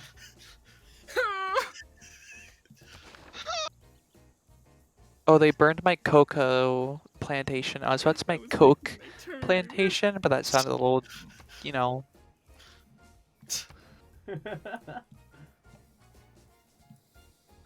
Do I have We don't talk any about that iron close that enough? one. No, I don't. Fuck. Gonna have to do something about that. Have to. Aren't you glad that you Where's? Is there just no iron? Oh, there's iron over there. Oh, that's my city state. I haven't collected a single resource tile. I just want you to know that. well with the diplomat lady, you can actually get their resources. You know what the best way to get resources is? Yeah, what's that? Kill the enemy and take theirs. That's fair. That's true. Oh no. My Oracle is being built on top of my iron resource because I didn't know it was there until I started building. No. Yeah, That's unfortunate. Oh, that's unlucky. Wah, wah. I can't raise it down either and waste 2 turns. Raise it down. Raise it down. Okay. Really What's- now? Why'd you say that? Why'd you say that? Turn down for what? Is raise it down a valid thing to say? Instead of, Like- you know, lower it down? No, RAZE he means. No, he knew what I meant. But that's also yeah. Raise it down to the ground. Yeah. I wish I could raise it down to the ground so that I could just start rebuilding it elsewhere, but the game doesn't let you do that. So it doesn't Which is matter. probably what one of his mods did No, there's no mods for that. for removing wonders. No, there's nothing for that, sadly. I wish there was because like if you start something and then you realize, oh shit, there's something else there, then there's nothing you can do about it. I still have the iron, I just don't get it to count as an improved version, unless unless it is. It says 2 from improvements, but is it just because I own it, or maybe because if I'm building the Oracle on it, it'll still count as an improvement? Huh? Maybe it's possible. If that is, I'll have to rethink some of my strategies with when I'm building stuff like that. I 'Cause don't if actually that know if that counts is the as an case, though. improvement. But like, I feel like it would give more than 2 for a mine. Maybe it counts as an improvement, but not as much as a mine. Yeah, that's also possible. Oh, apparently I found the Norwegian Empire. Oh, nice. Hello. Norway. The Norwegian. Vikings have come. Wait. Norway. Norway. No way you found Norway. Eh? Norway. I take offense to that accent, Izzy. Yeah. Oh, you'll get over it. Yeah, that's what I was Get thinking. over it. Hellish. I wish. Well, the way I'm going definitely has a lot of barbarians. I'm gonna circumnavigate just the whole planet. When can I start getting my faith units again? I can't remember. You need a temple I or a see. shrine. A shrine. You need a shrine. Yeah, I need to build my holy center after I build the oracle. I see. Okay, that makes sense. Once I heard temple, all I can think of is Age of Empires. Just, oh no no. Look, I'm just trying to make the femboy religion just real. All right, I'm trying to make my dreams come true. I'm a fox boy with a dream. All right. Oh, it's starting to get to the point where you guys are waiting on me. Pog. Yeah, Tia, go faster. Yeah. Yeah, come on. Oh my god. That's Pog. It's just you're not even No, in the fuck game. you guys. You can wait on me. I'm in here. I'm here for I'm moral a fucking support. queen. We wait Both on you, literally hand and foot queen. yeah. Suck my dick too. Oh, whoa. Alright. You say like that's a bad Yeah, thing. yeah, you can't I do that always- in this I chat always because every single one forget. of us is just gonna be like, "I." And like I not and like forget you legitimately guys. not have a problem with Good it. morning, honey. I how forget you doing? guys are incredibly. Oh, I got a prophet. Okay. Yes. Yes. Damn, I wish I You had. A guys second are prophet. incredibly beautiful, and I shut the fuck up, Cross. Wow. Fair. Alright. I didn't actually have to I invest am any getting resources in surrounded this by one. bandits. I got it passively. We're gonna be Catholicism. Is there a way to improve the stockpile amount you can have? Can you make sure that your Catholic nuns have thigh-high slits on their outfits? Could we just workshop this just a little bit? Just, Where's the mods for that? just high thigh? What is this? Hold on. Kozak, heresy detected.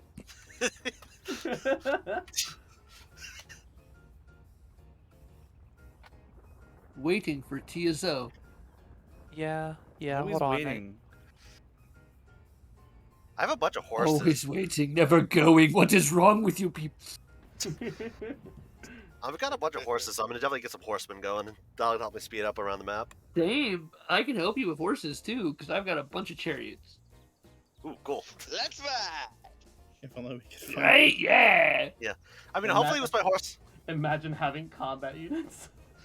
I'm hoping Imagine with... having anything but combat units. Alright, I'm I founded hoping a with- religion. I hope it was having horsemen that I'll be able to actually find Izzy or Tiana. Hopefully they're not across the fucking ocean. Can you Yeah. actually see the name of my religion? Let's see. We'll see it next turn. With the, Coming when up you for check you. the religion tab. Oh, it doesn't say like, oh, this person has found. Oh God, those are barbarian horsemen. Oh no, back up. There's barbarian Run, horsemen? bitch, Shit. Run. They're just south of Barcelona. Barcelona. Hey, Barcelona. I Barcelona don't... is me. Mm-hmm. Barcelona. They're just southwest of Barcelona. There's a bandit camp there too. Guess I'll perish. Shrugs. I'm Guess just I'll going die. straight for candy at this point. They did nothing other than stand directly in front of me one time, and I haven't forgiven them yet. It's kind of difficult to take down cities where we are right now without siege I do equipment. not care. I am trying. Tia, is your religion 177013? Yes. Okay. Because I'm looking at religions. 177013. Damn, 6 digits. Pog. Yeah, Wait. you should look it Oh, up no. too. What is it? No, 1770? no. Tiana, you did not. What? I did. Which one is this? I'm gonna Google it on my phone. Tiana, you did not. 177013. Yeah, right? Right? No! Tiana, you did no! Oh. Oh, God. Oh, it's metamorphosis. Oh, yeah, okay. I Those get who it. know the divine truth. How do you... I know. I mean, I know. I don't like it either. I just think it's funny. It's funny, but still, no. It I'm got not- a I'm- reaction. It's I great. won't kink shame. It's not my kink. I won't kink shame. I'm trying to take a drink and you just. Oh, wow. Not my kink. Yeah, Tiana just took it to the next level. Look, I'm not Hashtag- here to kink shame, alright? I'm just Hashtag here to not my Tiana still fails next turn. Yep. I literally unreadied so I could do something because I was waiting so long. Did this thing say near me build a road to my place? The way traders work is that they build roads as they make their way towards Our objective. their objective. Oh. Yeah, I should probably do that to that's cross. the really cool thing about them. Yeah, I should probably do it on the cross. Also, I like how we aren't on a team, but we're basically working together. I mean, Yeah. why not? Fuck the Okay, AI. Now. Here's my question. Who's gonna That's fucking my plan. betray who first? we don't know, but we'll figure it out. We'll figure That's it how out. this game works. That's how I this also game don't- works. Also, yeah, it's very true. I kind of don't feel like plan betraying on anyone. betraying anyone. I Also, am just kill innocent yourself. little Nah, I boy. didn't realize you were Nice. still up. How are you? I don't trust the way you say that, Equinox. I legitimately Yeah. have no fucking clue what I'm doing in this game. You think I can betray you? Okay, can- fair enough. Yes, you Fair can. point. I Equinox, make Equinox, stick I go will, burr, and that's it. I will private message you, and we will plot. I don't even know where you are on the map. I will make a YouTube tutorial for you on how to betray Foxboy. Within the time as we play this. Midstream. Midstream tutorial. Hey guys, today we're going to talk about how to fuck cross in the ass and Civ 6. Step What? 1, nuclear missiles. What? Excuse me. I Step- would watch that. Step 1, uranium. You got it? No, get some. Now, step 2. Step 2, poison his water supply. Question mark, question It's Okay, not a Kefka. war crime. Listen, remember, it's not a war crime if nobody's discovered the Geneva Convention technology. I mean, we discovered Geneva. Well, That's the problem. She's right. This is pre-Geneva time, so you're clear. But Geneva's right there on the map. I mean, That's Geneva actually exists, kind of a but it's thing in not, the game. uh, Because you don't early game, you don't get in trouble for starting wars as much as you do late game, and that's literally to simulate that. yeah. Because that's when. Well, it's a good thing I'm starting a war right now, then. There still are penalties. Yeah? Is the penalty being a badass motherfucker? You get I a forgot. I'm gonna choose a to wallet believe with you said that. yes, and then The only vote. person who might be able to out girl gate, gaslight, and light boss me. Girl gate? Girl gate, gate light. Is girl gate a You need help there, Tiana? I do. Girl light, gas gate, boss We'll keep. be here all night. Girl gate, boss keep, light, girl, Light bright, girl night, Cisco tight, Rice Krispie treat. What do you Can we want? pretend that airplanes in the night sky are I like shooting stars, because I can't really use a wish right now. I hate you. I hate you so much right now. So yeah, we're waiting on Kozak right now, but see, I can unready and then do I something think right he's now, dead. but then Kozak is gonna finish, and then it's gonna say me, and that's what happened last turn. But we're waiting on Kozak. You got time. Go ahead and unready. Okay. Why would you need to unready? So I can continue to take turns. I can also, in the meantime, set units to move ahead of time so that I can have them just like automatically take their turn for them, which is kind of nice. Wow, Tiana, what's taking you so long? Fuck you guys. Actually, fuck all of you. Oh my god. I hate it here. I'm sorry, I couldn't resist. It was too good. I'm sure you really couldn't. Gonna cry. No A quiet. single tear. Your pants. Let me shit and come. I am just innocent girl. Why? Why is that a hate- combo? This is a hate crime. It's the meme. It needs How to is this die a to me. hate crime, hon? Oh, it's my turn. Explain to me how this is a hate. Actually, don't. Let's not do that right now. Let's, yeah. Yeah, let's not actually. Yeah. Say we did. How much? Because that's what I'm about to do in this fucking game. All right, I'm done. I don't have enough units. Oh, that was quick. I can't make them this quick. I'm just fighting off fucking bandits right now. That's all I can do is I'm making chariots and fighting bandits. I'm literally surrounded on all fronts. Slay the banditos. And It's they're the only surrounded thing that on deal all enough fronts. damage. Night matcha. Night matcha! Night matcha. Mwah. Night Mwah. matcha. Papa Take care, good. take care. Give Setsu plenty of snuggles. Have fun. Have an Give some amazing plenty of Christmas. rest. Mwah. Ba, ba, ba, ba, ba, I totally forgot to do something last turn, and I feel Waiting for foolish. Waiting for Yeah. Tiana. Yana. Get your Yeah. sweet ass moving. Tiana, onesama. That must really suck. Onesama. You are forgiven. All is forgiven. Everything bad that you've ever done, forgiven.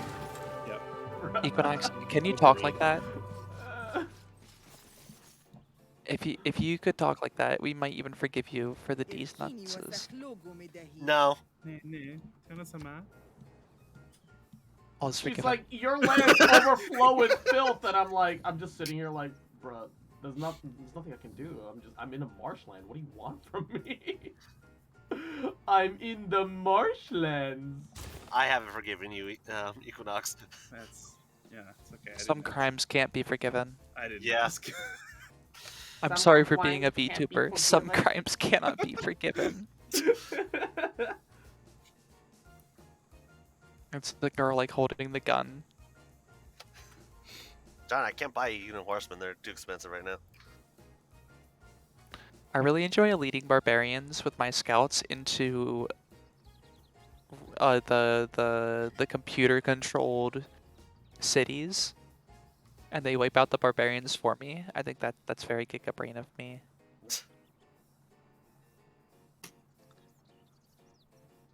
No, I swear to God, if I unready and you guys say something to me,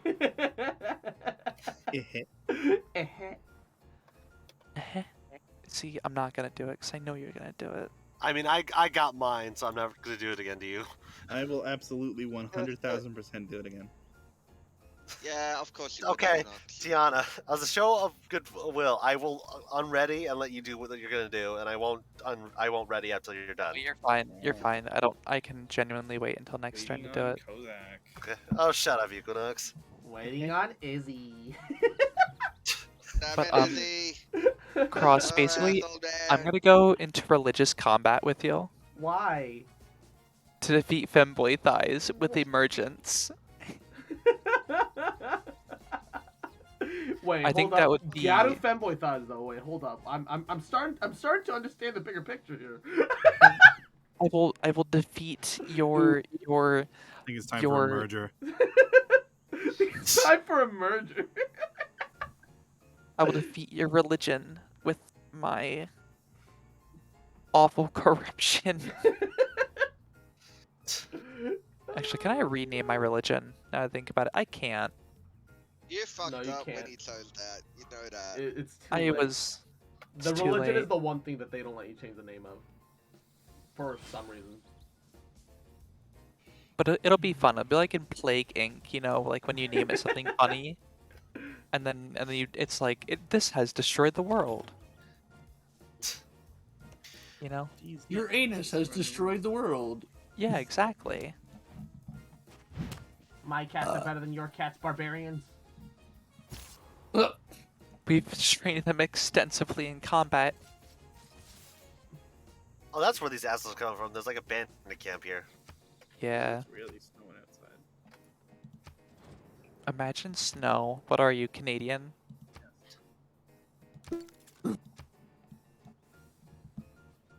I love you. I love you. And I miss you. I love you. I love you guys. I love you too. Waiting on I- Tia. Yeah, I'm choosing my government, my policies. No better people to spend a sleepy 2 a.m. Civ 6 moment with. Here's to that. Genuinely, Right. Genuinely, Cheers. nothing is more intimate over the internet. Like a sleep-addled mind just going, hey, I trust these guys enough. Unfortunately, there's also the whole internet Yeah, here. there's also 30 other viewers. Intimate to a point. Okay, chat, we love you guys too. Mwah. No, you guys suck. Let me You know, spend time with my ex-boy alone. Okay. Fine, I'll leave. My egg boy. Well, we don't have a nickname for you. We have Stinky Fox. We have Egg Boy. I mean, Izzy's nickname is just Bottom. Yeah. Oh, they killed my pony! I don't know. Izzy gives off Switch energy. No, he's 100% Bottom. Okay. Wow. You I don't don't- even have to take my word for that. I don't really trust your judgment, to be honest. You call me a How bottom. could this happen That's because to you are a me? bottom. I'm literally not even a bottom. Mistakes. That You meme haven't I done fell genuinely, in love with the meme Fat genuinely upsets me. Fanboy. What was that? Wait, hold on. Wait, what? ちょっと待ってよ。やってることしみたい。何？はい。 Nani? 何これ？ No. Why can't I build a coliseum? How could this happen to me? I made a mistake by being our friends. Ouch. Wow. I'm That kidding. was I love you guys. Damn. Wow. Stone Damn. Cold Steve Austin does. Damn. Damn. Damn. Zamb. The game is Damn. waiting on me. Oh no. Nice. I got horsemen now, so now I can run down my enemies as they try to flee for their lives. I've got swordsmen. What a bunch of idiots who would try to run. They've got femboy thighs and anime on their side. Ha! Enemy on my side. Well, my religion is femboy thighs, so that's their god. Anime thoughts when I open Stop. it was just... Oh my Yeah, I forgot the no. lyrics of that song, actually. ちょっと待ってよ。 Oh She got crap. them big ass titties. Oh gosh, yeah, that song, I just can't sing it. There's many reasons that you can't sing that song.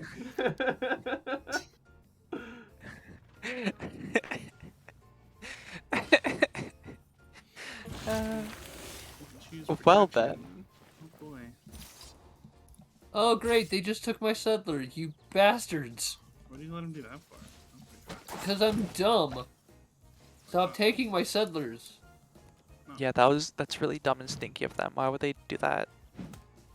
Because they hate me because they ain't me. Damn you, right? Yeah. Do not hate me because I'm beautiful. Maybe you got...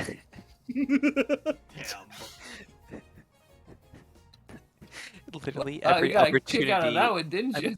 I'm going to say that.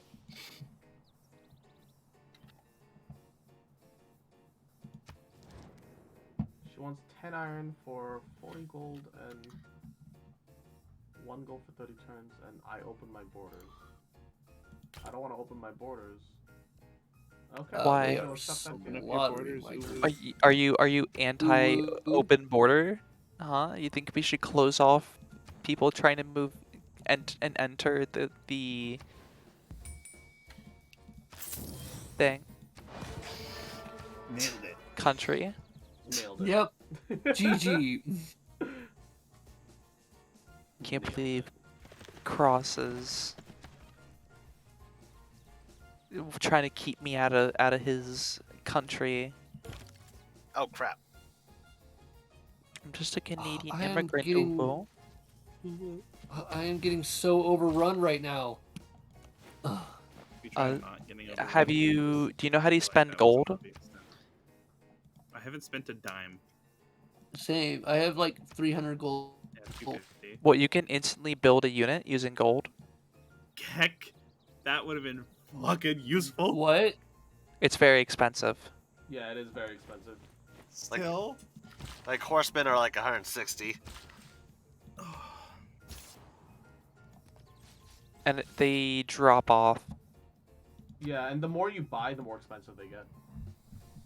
So like, it's more for like a strategic. Hey, I need like a burst of like Which is what yeah. they need right now, which is why we're bringing it up. But yeah, it's just I've not been spending always all the of my best. gold on land expansion. Oh yeah, that's another Power thing you can use it grabs. for. I don't do that though, just because I don't always think it's the most effective way to I mean, Run them. that's how badly I need amenities. Oh yeah, I guess if you're trying to expand towards a Oh, shit. luxury. I didn't start making the plantation because I'm stupid. Because oh fuck, I wasted a turn. We're starting to vibe, I think. Yeah.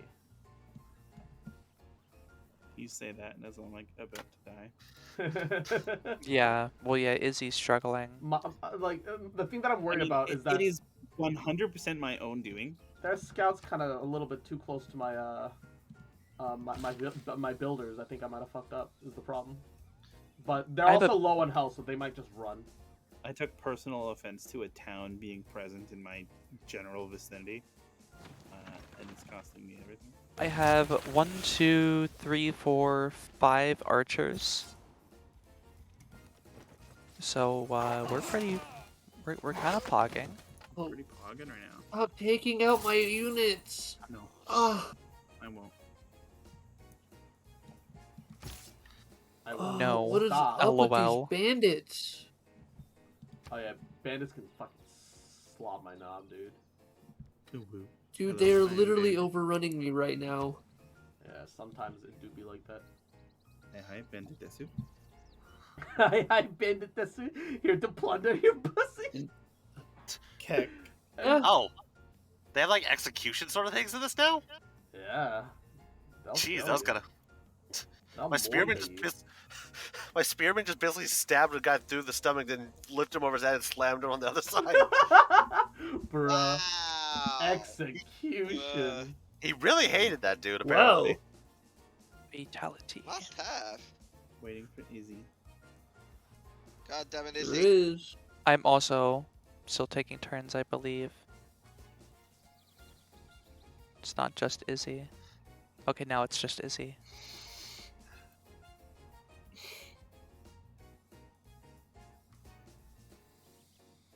And complete silence. It became like sunset Yep. in the game all of a sudden. It got really pretty. I don't know if it's that or my monitor decided like, hey, I'm gonna darken up for some reason. Does Ooh. anyone know of the city of Anshan? Of what? Anshan? Nope. Ah, that's worthless then. It's a city near. I was hoping one of them would know because then I could actually figure out a little bit more if I could find them. I mean, it's worthless to me, so that means I should burn down the entire city. Oh my god. Of course, that is the reasonable reaction. Yep. I like how my scout killed another scout, and he walked over, and his cats mingled with my cats. It's like I killed him and took his cats. Joined my legion. When you murder a scout and yoink their cats. The crazy GGs. cat lady roaming the lands, Slaughter- scouting and cartography. Whoever has the most cats is the dominant one. The cartography cat lady. The crazy cartography cat lady. Does anyone have a? Cartography cat. Does anyone know of Chinguetti? No. Damn it. I don't know what to say to that. Chingwadi.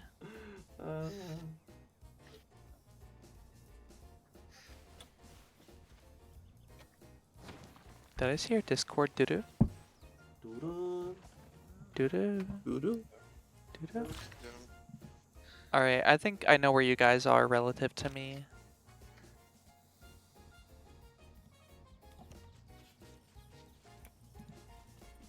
God damn it.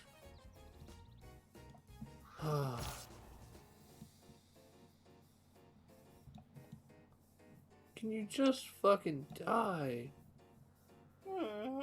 Sometimes The abortion clinic. No, it's just. Grr. Bandits to the right of me, bandits to the south. Here I am getting fucked by you. Waiting on KSL Cross. No, waiting on Izzy. We're waiting both on people. 3 people. Why did I get singled out? I haven't done anything Who wrong. spelled your name?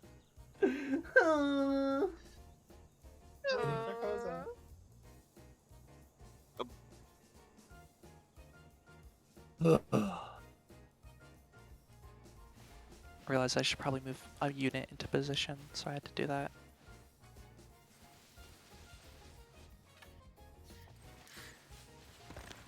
If I want my archers to not die.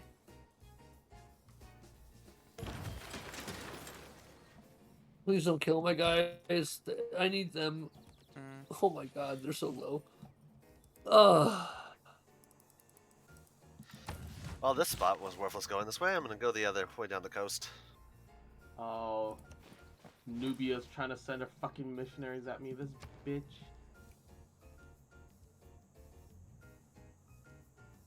Nubian. This bitch.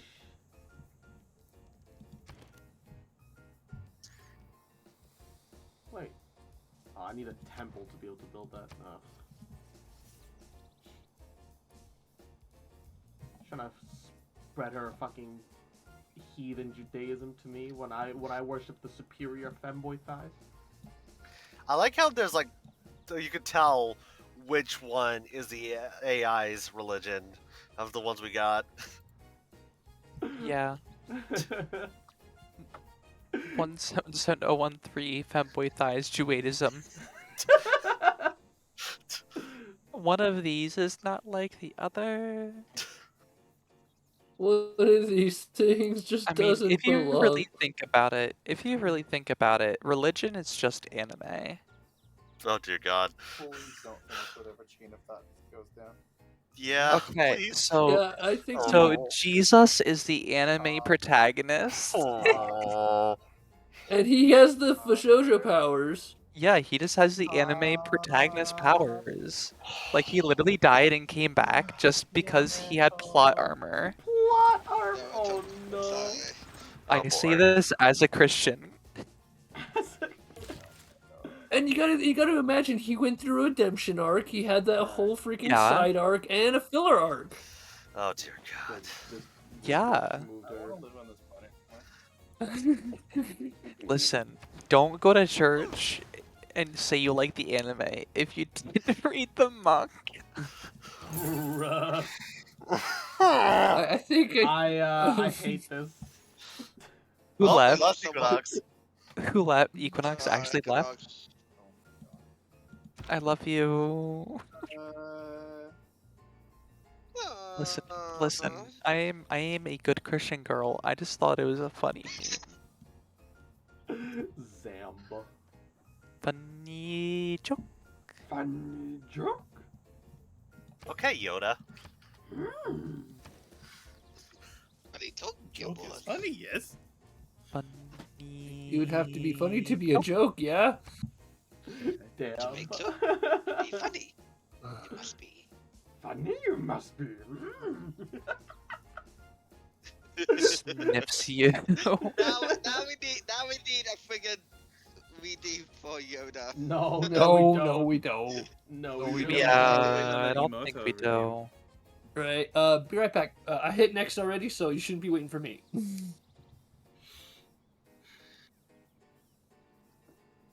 What if we all just, when he comes back, just like, oh man, we've been waiting for you.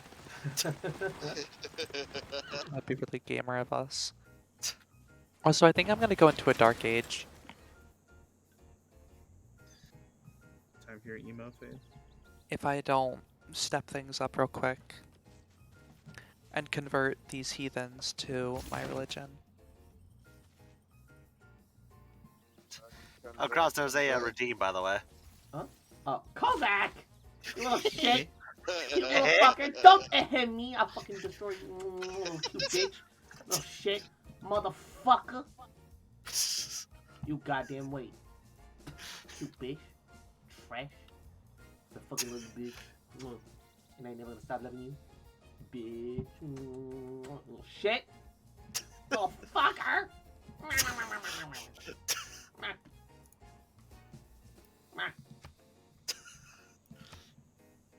You're pretty great. Are there any people awake in chat right now? Oh, Equinox Maybe. made peace with Candy. He Oh, declared Paco. peace. Probably I because don't he know how realized to he let me bit get away off with that. I more run than nothing but each. destroy their units this entire time. I mean, they might actually want they might want Peach the fact that you were destroying them. It was gonna take me forever, but I might have actually beat them. It was gonna be a hindrance to both of you. It was best to just end it, and they probably realized that. Yeah. Yeah. Don't I fuck have, with I the have, shrimp. I have, I no longer have any grievances with Equinox, but it says I'm unfriendly with him, which is sad. I'm gonna send him a delegation. Accept my You can delegation. you can Eddie boy. declare friendship, can't you? How do I accept delegation? There should be an alert. Did you ever actually accept my delegation, Equinox? I didn't get an alert. Oh, that was. Unless I did. You probably should. You should have. I guess you just missed it. I I don't see even how know how it you is. check that. Where would the alert be? On the right, where all like the. We're actually waiting on Izzy. I'm here. Damn it, I'm Izzy. doing my stuff. There's a Delegation is most welcome. there's a pet. There's a pet command for the scout. It's like the cats. Wait, is there? Yes. How? How do you do that? That's amazing. Expand it. Mwah, thank you for the head pats. How you doing, cutie? Alright, hold up.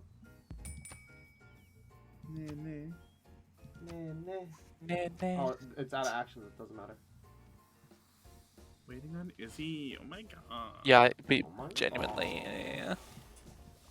For a moment. I hit next. What do you want? Pet. It says one does not simply pet a cat. It's there, but it doesn't let me pet it. Bruh. That is some One bullshit. does not simply pet the What's cat. the One must pet the point? cat to be pet. It's to mock us. Therefore, we have to destroy them and their families.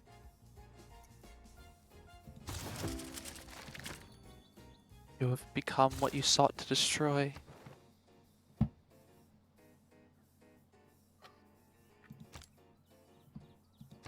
Oh, hey, I got access to water now.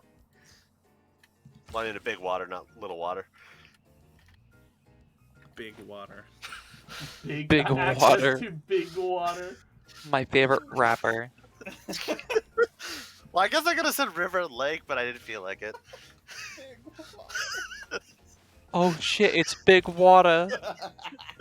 I think I Oh took. shit! Oh red. About to drop my drip on all you fools. Watch this shit. Hold on. I have a friend splish, who's a splish, rat. splash. Wash my Who's back. who's a rat VTuber, and every time he enters a call, we're like, oh shit, a rat. That's amazing. Yeah, it's great.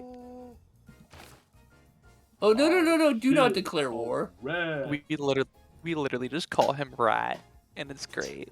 That's amazing. It's a beautiful friendship. Yeah, I'm gonna be honest. Oh, I went full shit. caveman there. What's that? Instead of saying Oh, river and lake. rat. Big water is the best thing I've ever seen. Big water. That should be the name of a city. Big water. No, it sounds like an indie pop band. Big, Big water.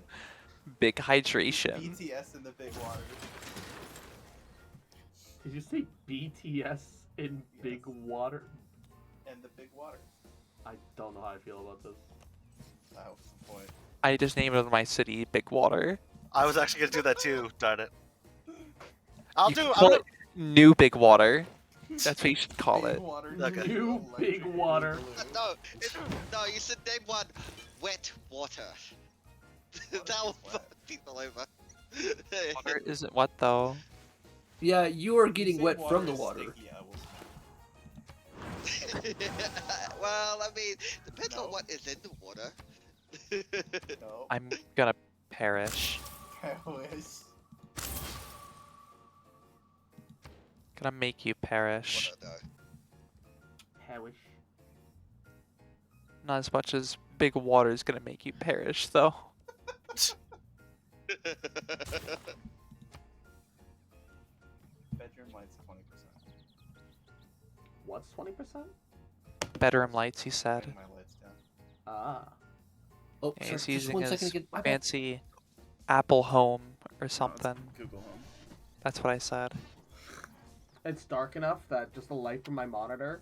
I just turned the lights off because I realized it's hurting my eyes because it's late. I'm still face tracking. Look at me. Just off the light from my monitors at this point. Yeah, honestly, that's what I do when I stream. I don't even turn a light on. Bruh. Hey, if it works, it works. I might have to get a Pepsi or something. I have been Pepsis? mainlining Coke Zero for like the last 3 hours. Pepsi? Oh my A god. Pepsi? Bepsis? Pepsis? Buzzy? Pepsi? Stop. Pepsi? Pussy? Peppy? Peppy? Hey, puppy. Bippity boppity? Bibbidi boppity? Bibbidi bobbidi? Zippity loop? Bibbidi boppity, your land's on my property? Hey, puppy. Bibbidi bobbidi, your wife is not my property. Oh my Bruh. Bruh. I should put Scouting him up so I can actually send him out.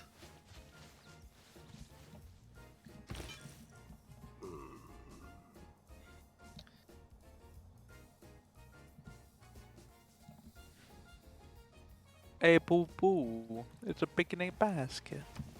No. The only one that can do Yogi Bear here is me. Hey there, boo boo. Have you seen there might be a picnic basket? Picnic basket? Oh shit. Alright. I am really Hell thinking yeah, that. boo-boo. Let's make sure we don't disturb the Oh, other sorry, stomach was operator. giving me issues. Ooh, sorry, Izzy. Ooh, that's not good. Yeah, it's okay.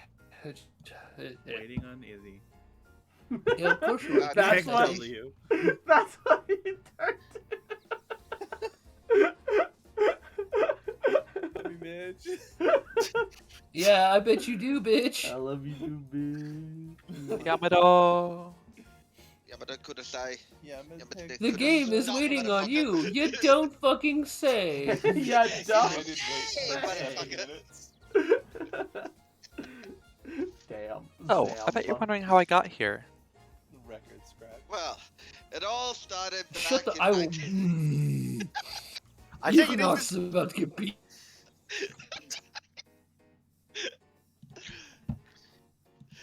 Oh my god, I got a headache. About to end this friendship. Friendship's We're not playing Monopoly. over. I'll still flip Oh, this The board. violence has escalated. Okay. Oh my god, we need to have like a friggin' gaming stream of Monopoly just happen. See how that friendship God. ended, war started. Yes. We're not playing Risk. Honestly, this is just Risk with extra steps. You're not wrong. I mean, You're not yeah, wrong. yeah, you're right. Yeah. The way it ends up turning out most of the time. Just Risk with extra steps.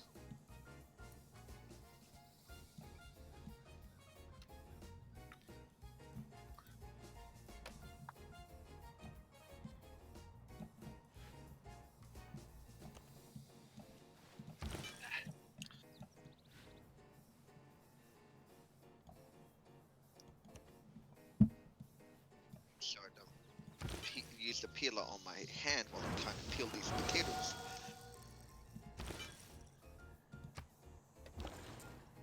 Because I'm hungry as fuck and I haven't had anything to eat all day.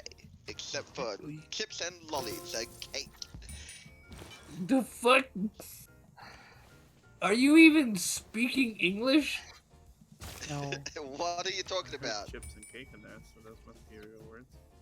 Yeah, but the Yeah. rest was all complete Aussie gibberish. Aussie gibberish. Motherfucker, I swear He's to not God. lying, but he's right. Yeah. I don't know. Maybe I've just been around soggy. Why too are much. you That made booing perfect me? sense. I'm right. So James says, what's Santa? Does he, when you're bad, does he leave coal or does he just turn on the gravity tethers? Turn on the gravity tethers. He unleashes another kangaroo. and then all that night all we hear is just like, Mommy, Daddy! That is As they amazing, fly but I up. also hate it. I think we're all sleep deprived at this point, and I think that's just making better content. Yep. yeah. Well, my apartment is Better shaken. content. There's a redeem. Oh my god. No, no. Egg boy, Can I you little get bitch. You little a shit. Motherfucker. Little bitch boy. Oh,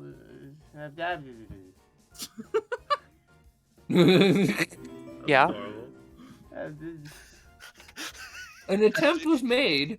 Any, And it's anything else? Aegis Core Booster. Thank you for the host. Ashira Soriyo, Kaze no Yohoni, Tsukimi Harawo, Padoru Padoru. Waiting on KSL Cross. Oh, I'm sorry. You're gonna have to like calculate how many Patarus you're owed I'm by like, the time you wake up. Exclamation point Padoro. Exclamation point Pataru. Explanation at point. These nuts. Got him. Hey, Equinox, there's no particular Waiting reason for for this Frost. question, but how do you redeem? Refund redeems. Yeah, like hey Kozak, wink wink. But In mod view, you go to the reward request review queue, and then you click on the redeem that you want, Okay. and then you can reject his refund. Zam. Yep. Ashira Soriyo, Kaze no Yohoni, Tsukimi Harawo, Padoru Padoru. stop stealing my settlers. you gotta either A, clear the bandits, or you gotta give them an escort. It's like an escort mission, Izzy. I want to it come just there and keeps help. growing. That's right. I really wish I could find out where you are so I could help you and just help slaughter them all. The woman and the children too. Especially the women in the same price though. Even the younglings. Yep. Especially the younglings.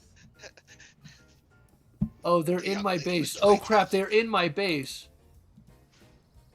You're. Speaking of redeems, Bruh. De pro momento.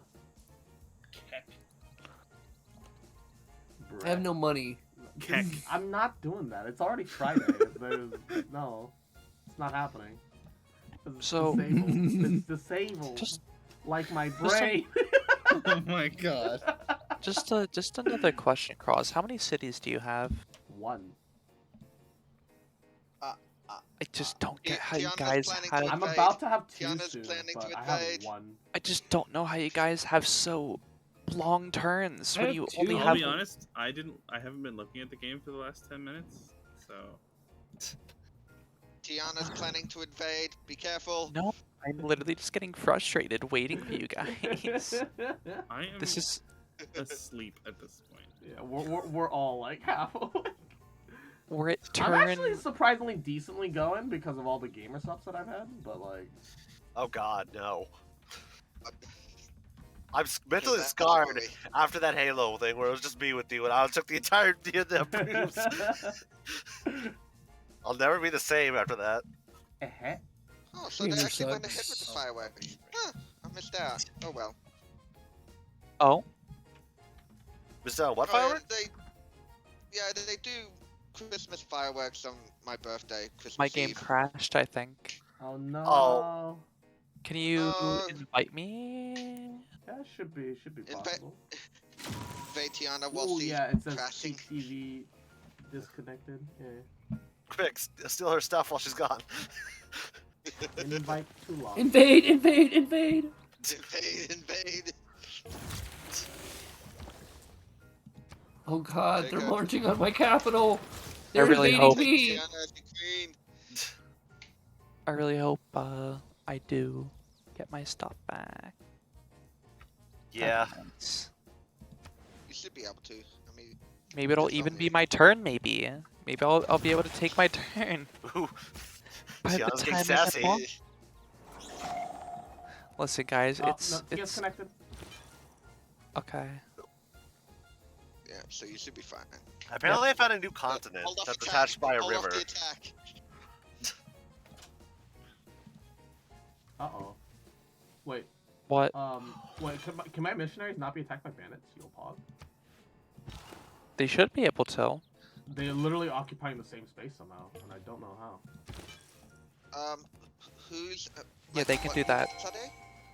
Oh shit, I discovered a wonder. What units were they? Scouts. Yeah, but they're very weak. Like, Weakling. They're weak. in some cases, some units cannot be attacked due to because of them having no like attack properties. That's been like a thing in even in the old civilization. Oh, volcano. Oh no, it became dormant. Yeah.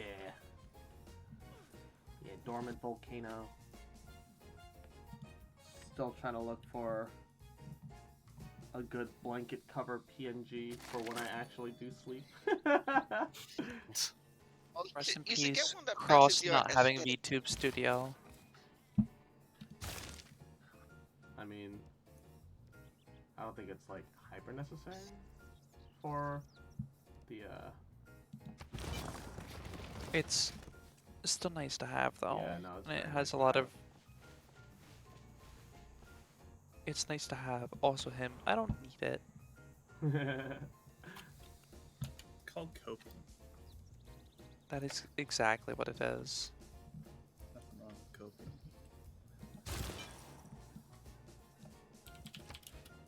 Yes, I am KSL Cross, and I am perfectly fine with this. As you should be.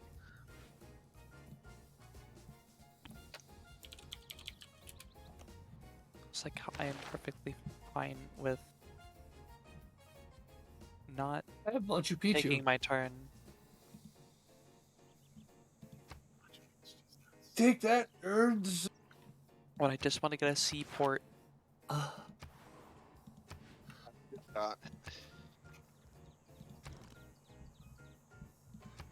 Seaport? More like deport. Am I right? Oh my. Which is what I'm going to be. I have established a femboy boardwalk. Don't mind me. Boardwalk. Hell yeah. Board. I thought we weren't playing Monopoly. I'm making references to establishments, and because I'm a Cali boy, the Santa Cruz Beach Boardwalk under the warm California sun. Boardwalk. And that's just like an actual thing. Oh, I remember that ad. It's been forever since I heard I'm it, but actually yeah. curious to see how well Cross goes for Jackbox nowadays. Oh my Now god. that we're at the That's a Because terrible now that we're idea. at the best position. I mean, Oh, considering what how it it's was not a last terrible time. idea. That's Yeah. that's It's not a terrible idea. By the way, Cross, It's when not a you get a terrible pillow idea. It's the asset, best idea. Best idea. when you get a pillow asset, is it going to be a regular pillow or is it going to be a body pillow? It's a regular pillow. Coward. I couldn't find. Lost opportunity, man. Yeah, it really is, but the best I could do in these trying times. All right. Oh yeah, baby, that's what you're made for. That's what we're all about. Woohoo! This is the moment you've been Why is waiting it for. so hard to find a fucking decent blanket PNG? I'm going to dedicate this era to science. Science. While you were out having sex, I was mastering the hex tech. Mastering the Aw. hex. No. Stop. Oh, hey, Equinox, I see you have a catapult. Well, I feel bad for those that scout. I don't. Fair enough. It is just a filthy barbarian. Not worth the It time. is just a filthy barbarian. That's what they are. Bunga bunga, booga booga. Amuka. Guys, stop making all the wonders. Right? No. I don't think I will. I literally spent so right. much time Right. working on the pyramids and someone else finished it. I think. That's what happened. I don't believe I'm the one who finished the pyramids. Also, we're about to have a world congress. Already? Yeah. World Congress? Oh no. Scorch Earth policy Scorched earth policy. Well, I'm going to do trade city state for the first outcome. For the first one. That's my vote. Wait. Trade city state? 100% of the trade city state? Sure. Of, what do I have? Let's see. I'm trading with a, I think a military one. So that's what I'll vote for. Well, if everybody just votes for what they're going with, then. It's an, But I'm but you doing can also get a diplomatic victory industrial. by always voting on the winning policy. So if you're going for a diplomatic victory, that's how you can. They give me industry, but oh, they're militaristic. Okay, hold up. I need to make it military. Militaristic city-state.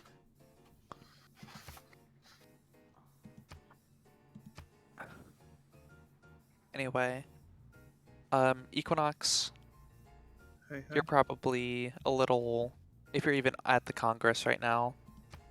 I am. I submitted my proposal. Can we make it so that Amani Torres borders cannot grow with culture because fucking. I can't actually vote for them because I do not know them. Oh, okay. It's the Nubian one, and that's because she keeps voting for my fucking. She keeps messing with my fucking religion. That's why I wanna bring her down a notch. Well, you can ask her to stop, and if she doesn't, you can get grievances, and grievances can help you be protected from any war. No, I've just been forcing femboy thighs upon her. I mean, just say, Cross, if you have to go to war with them, I'm on your side, and I will charge them. I don't have much of a military, but I would financially support your campaign. I am once again asking for your financial support. And Bocash, yes, but you're gonna pay me back another way. Oh, whoa. Ooh.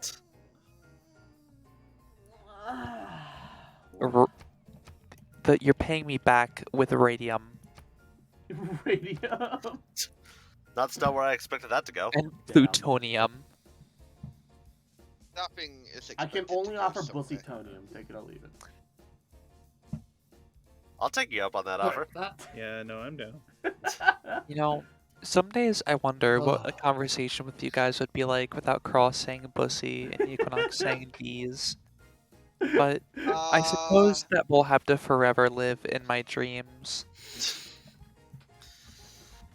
As long as you recognize and acknowledge the fact that his D's nuts jokes are just his bussy jokes are just my D's nuts jokes, just with a different disguise.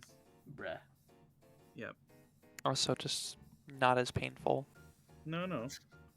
He's just been silently getting away with it this whole time because it's not D's nuts. Also, Izzy, we're waiting on you. You mean because I've been bussy indoctrinating Don't say. you? Oh my god. Yes. Because of that. Oh boy. So how's that blanket asset coming along? I found something.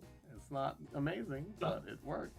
I don't know how this voting system works. Just click on anything, Izzy. Anything. Izzy, Whatever looks good to you. Doesn't matter. No, anything. Anything, please. Like, just let us play the actually game. Anything. Wait, we're waiting on 2 people though. What are we meant? I don't know. It just says we're waiting on Just Izzy as on waiting mine. for other players. Just waiting for Izzy for me. Ba, ba, ba, ba, ba. Ooh. I'm clicking shit cry. and it's just like no. I'm going to cry. Izzy, click Yes? on the right thing. The No- correct thing. Click on Oh that. shit! But what? Literally just click on the drop down, select an option. Click on Literally another any drop down, select an option. Please. Just the thumbs up. There we go. Okay. I just fucking clicked random shit and it let me go. Thank you. Alright, cool. It's I'm not sorry. that hard. I'm It's not sorry. that hard. It's incredibly intuitive. It's 4 o'clock in the fucking morning, hun.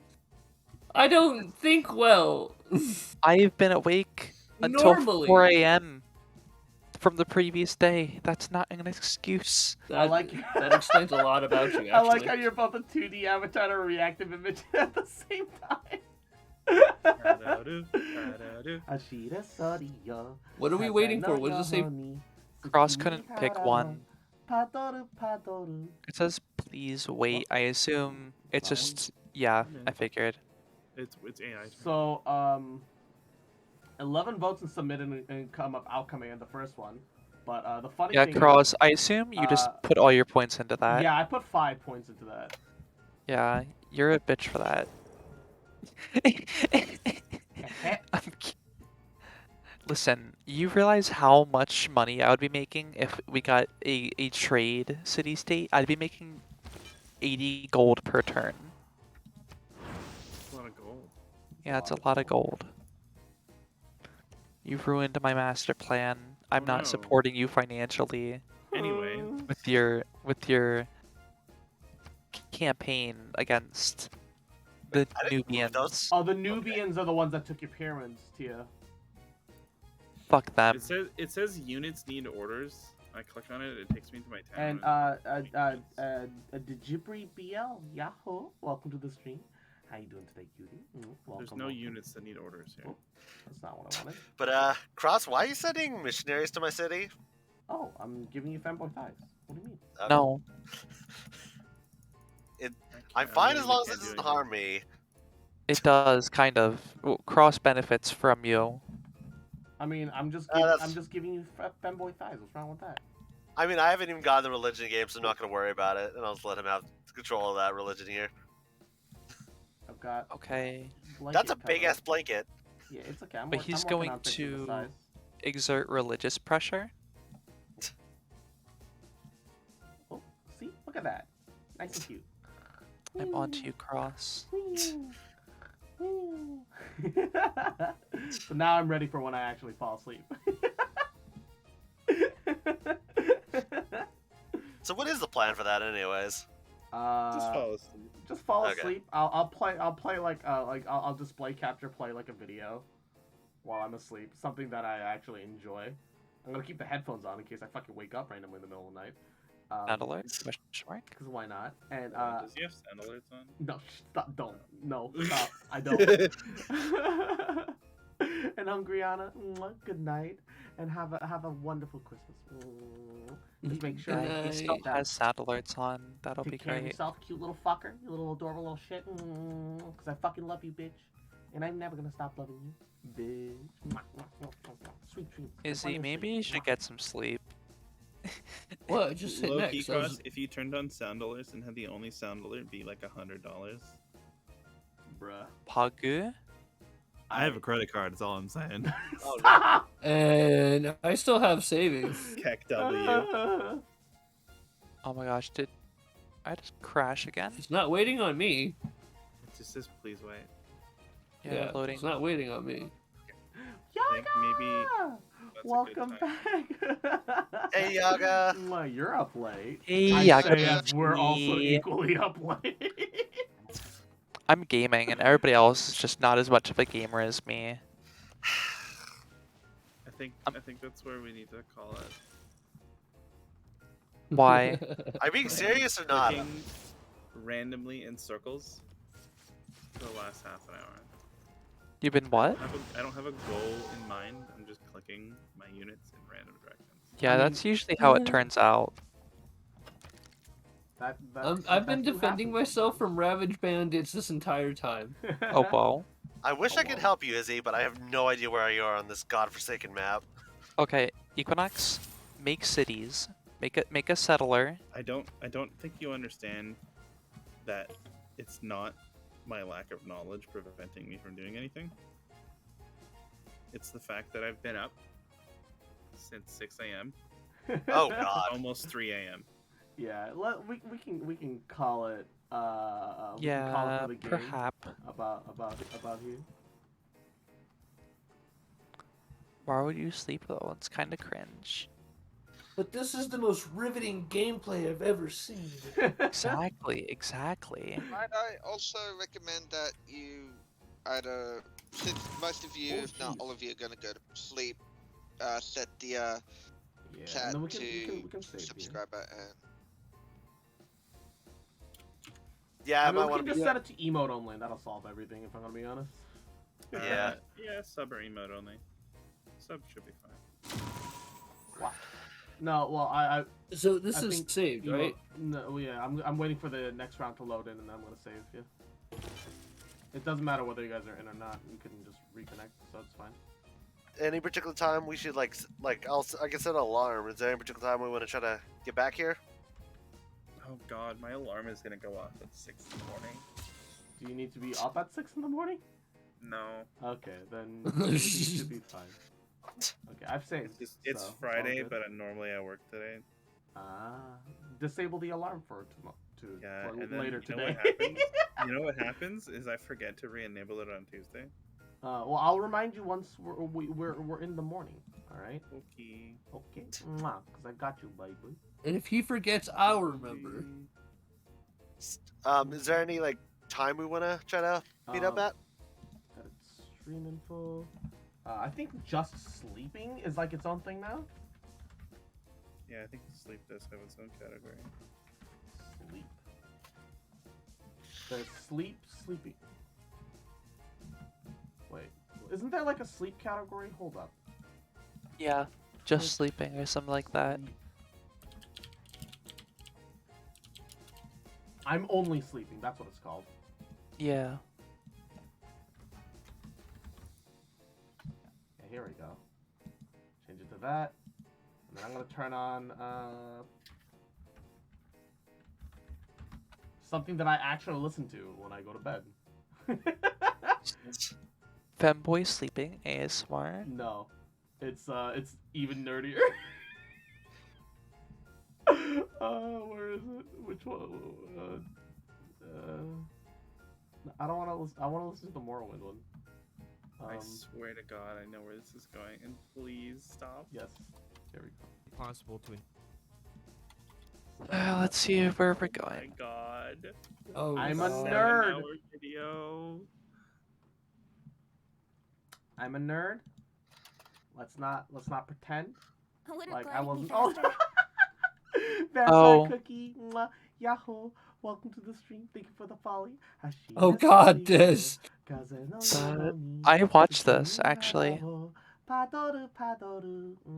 I listened to it anyway. I legit go to bed to this man's voice. Hey Cross, you know what I realized with your eyes? We can talk about transportation. Your eyes There remind is me no of simple Zero one-click Two. fast travel option Oh. in Morrowind, which was Oh, in fact the let's go. exception since the games before and With like after how rely like the on it. lining, In you the know what I case of mean? Daggerfall, because the No, world yeah, is so yeah, large.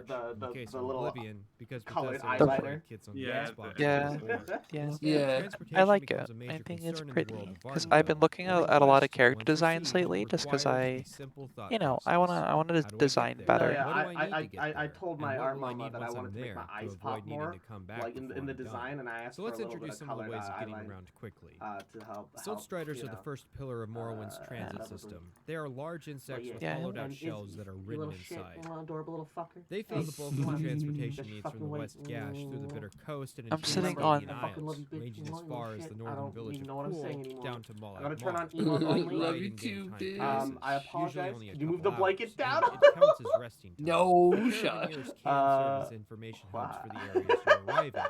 They have an independent disposition to their local factions, meaning this you much can't is reasonable, I alienate them think. All right, accidentally. we're gonna. More TD. Boats are the second pillar of Morrowind's transportation system, circling the entire I'm too island scared and hitting to all major have a fishing completely villages and ports, unmoderated save chat, so I side won't be name. sub The only boat because system all it is takes is robust, $5 for someone but to is also time-consuming and expensive to boot. slowly space Still, out the some N-word. remote areas like Dagon I mean, Hill you can could only be do reached by a boat, sub only and most plus of the Telvanni follow only settlements are with a connected timer only of by 8 boat. hours.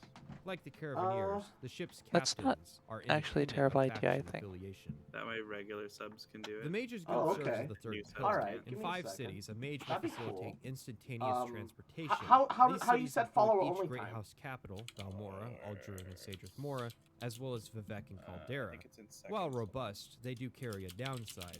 The Mages Guild, as a faction, How can many be seconds influenced by is membership and is deeds in in an other hour? factions, and can be Thank you alienated for all the into higher headphones. prices That's or 2 weeks. even denial of 60 service. in a To minute. give an example, House Telvanni So, and the Mages times Guild that by are at 60. odds. It is. Membership in House So, Telvanni may require you bribe, that admire, is or charm the guild guides into providing 3,600. services again. Oh, it's in Since minutes. transportation 2 is weeks and instant, 6 they also days. don't regenerate health or magicka, which is the Oh, if it's in downside. That minutes. said, the Mages Guild is the only fast travel So- surface in Caldera, and also can bypass several boat trips when heading out towards Sadrith Mora. Slumber party. There we go. The fourth pillar of 8 hours. transportation, Nice. teleportation. Okay, so what I'm gonna do, I'm gonna close the window because otherwise it's gonna get freezing in the middle of the night.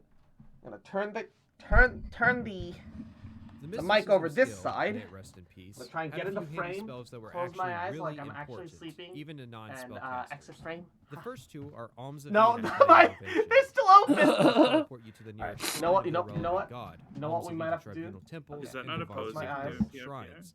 Now, while the nature of Close the my spell eyes. sounds like Stop it the should cap. be reserved for emergencies, it shouldn't. Stop the cap. Once business is finished and you are townward bound, Gotta keep interventions both get you eyes back to closed, Civilization hun. Stop quick. the On the motion western half cap. of the map, Alms of Eve are better. Divines tend to take you to Moonmoth and Buckmoth forts, Oh. which, while near Balmora and Aldrune respectively, both That those was- towns have their own tribunal You were temples. bad On at the flip ton. side, Divine Intervention is very useful when operating Okay, on the hold eastern on, side hold of on. the map, since it And can it's- be used to The quickly button get to DC. Wolverine Oh Hall my in God. Sadrith Mora, and from there, basically Perfect. anywhere on the map. Oh, I These won't. spells are also available in scroll form, Alright, and even and as then amulets once I'm for those out who of the can't muster frame- up the skill to cast the actual Start the chapter again. However, the stars of the show are Mark and Rico. So, Mark, if I when re-enter the cast, frame, sets a marker where it'll, you're standing, Rico then teleports you to that marker. This greatly expands your options since you can mark stuff like merchants, quest givers, or master traders. Oh, and no! Now you just like look like you're like half asleep, just like Not that. really a reward for the sort of people that read the wiki. Uh, Or more so bleh. the Pylon Index plugin. We'll be Failures. discussing the master I'm index trying to plugin in get more the eyes to detail stay in a couple closed. hours when we discuss Oh, all of the I items. understand. Ah! Each Dunmer stronghold has a Why are they making pylon this so chamber hard on me, with two huh? teleporters. And Don't then they you got know like Index that that- me and correspond to Equinox the is sleep trying to beats keep of our eyes the open. next stronghold. The strongholds form a loop, but Alright, if you I are missing can't any get of it the to work, it's fine. indexes, then you're forced to stop. The indexes, No, however, I don't are like rare. where the loops And I go. suppose the original idea was that they would serve as both a reward for I forgot that I was long-term still players, but here. also I an spaced option for out. vampires and criminals No, to I follow think along. I might just do it The where index's it's, locations are rather obscure. Only a few of my characters think we're I all played for running this on video fumes ever here. actually found an index. Yeah, The you most all are one running character on fumes found right now. was Like, 2. Jesus The Christ. master I'm gonna have pilot a stop feel the tap like steam this. from Mages here. Guild NPC I'm into a still- quest I'm giver still that up. will The put tail you still in the moves right even though direction cap for is all stopped. 10 That's Oh, that's indexes. awesome! And as a reward, Right? you Like, can hell go yeah. Let's go. Nice. This turns Caldera into its own hub where you can go to Alright. any stronghold. However, this itself is only Tia's voice is circumstantially adorable, yeah. useful. If you Yeah. have quick I mean, access to Tia's one of the adorable, Ashlander though, so tribes it's or a just like, fast it's just way like out of That's the true, area too. back to Yeah. civilization. Genuinely, Literally, my correct bed, Now, this is a opinion. my Yaka. bed in the is Dawnguard is expansion, and two- I've forgotten 2.5 where there were feet these teleporters that away could from the quickly table. teleport you around the area, but you needed at to best, unlock them. at most. thought, So hey, that's I'm pretty I'm cool. still gonna In be Bethesda, here, we'll go back and to the mic is incorporating turned towards me, diegetic so I will fast travel. apologize if I snore. I When don't think I Fallout 4 snore came out, anymore. and basically Here's the That's thing, my though. I snore really problem. hope you don't talk in your sleep. I don't, thank God. Oh, Travel God. in Morrowind is Equinox is my favorite, and I hate all of you. Alright, I will let's leave go you all down. behind. Let me simulate what it would be like. Okay, you can hear my blankets, right? Yeah. What happened? Yeah. Let me simulate what it would be like if I sleep unexpected top. contractions of diseases from cliff racers, or even just taking How you get there takes a good deal of planning. If you are tasked to go from Balmora to Alvalathi, you could just walk out the door and start hiking. Or you could stop, take the guild guide to Aldrune, then Oh, I stride should her take to my glasses Cool, off, and though. walk a much shorter distance. Also, I can that would move be a you. good idea. I made it. I made it. provided voice you know how to channel for take advantage cross-only. of I can fast move you to travel. that, so your thingy There are still works. exceptions, of course, like the Ashlands or Malagamor, but most of the time this rings true. So why do I consider this superior to a fast travel system? If in the end, fast travel is Yep. convenient and lets me I'm get to following the you, destination Equinox. faster. Good night. I was Do we told wanna- to take care of a bounty. Do we want to try to come back at a certain time, or?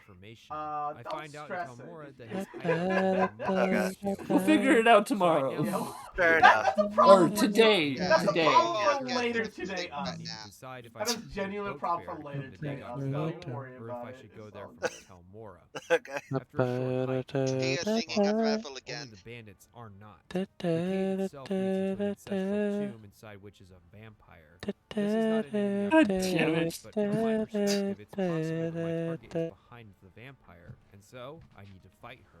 This is a tough fight, and the tension builds as I know that while going back to Oh, town no, is a wait. possibility, My, that would entail preparing and performing the journey all over just again. double-checked the I thing. could set a mark, Doesn't but then I would hold lose up. the remote master trainer I have it set to. Even though I can save at any time, that doesn't lessen the tension any Aha, because there it we go. just means I'll either be wasting my I time think if walking back somebody up moves or me, wasting it my time deletes my save pod scumming move. until There we I go. kill her. Let's compare this situation with Oblivion or Skyrim. First of all, it's very rare that I would be put in a situation where I wouldn't be able to attrite an enemy down anyways. But assuming this isn't the case, and the enemy poses enough of a threat that I need to return to town, it's as easy as one button click. 14 hours, Then when I'm ready, I can instantly be back at the dungeon. Because not only can I teleport back to town effortlessly, I can teleport to anywhere on the map as well. Any tension that is created as a consequence of having to repeat a journey is lost because at any time, I can just fast travel to safety. Further, tension can't be built up in the first place because I could have just fast traveled up to a nearby point on my first trip up there. This also applies to housing and quest givers. What's the point of carefully selecting a place to live out of if, at the end of the day, I can instantly fast travel there? What's the point of planning how I do my quests so I can complete multiple objectives while in the same region if I can always just fast travel to my objectives instantly? It's not even like in Daggerfall where there are time limits on quests, making the act of losing time a consequence in of itself. The world is always willing to wait for you. Oh, a hermit living in the middle of nowhere is the only person who can train you in marksman past skill level 70? Well, come on, stupid, just use a nearby cave as a fast travel point to get to him. I could go on, but I think I've illustrated my point. Diegetic travel systems in Morrowind helped Vardenfell feel like a real world because you understand how it was that people get around. I'm not demonstrating my mastery of the systems as some Freudian way of self-admitting that I secretly long for fast travel. I'm demonstrating it because I want you to understand that this is a game that rewards you for learning how to navigate in this space effectively. Travel is an unspoken part of every single quest we'll be doing in Morrowind. Before, during, and after every single story point, I will be making decisions related to travel that I won't be telling you about, but will play a part of the story. Editing can cut out what is otherwise a massive part of the role-playing experience of Morrowind, hence why it deserves its own section up front and center.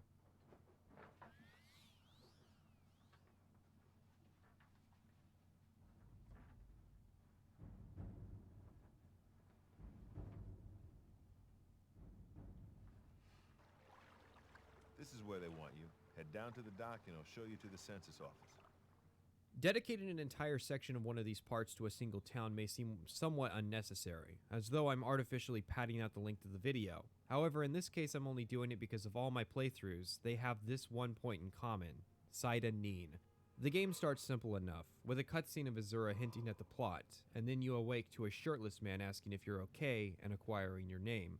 After this, you're led onto the top deck, where a guard asks where you're from, selecting your race and customizing your character along certain preset faces and hairstyles.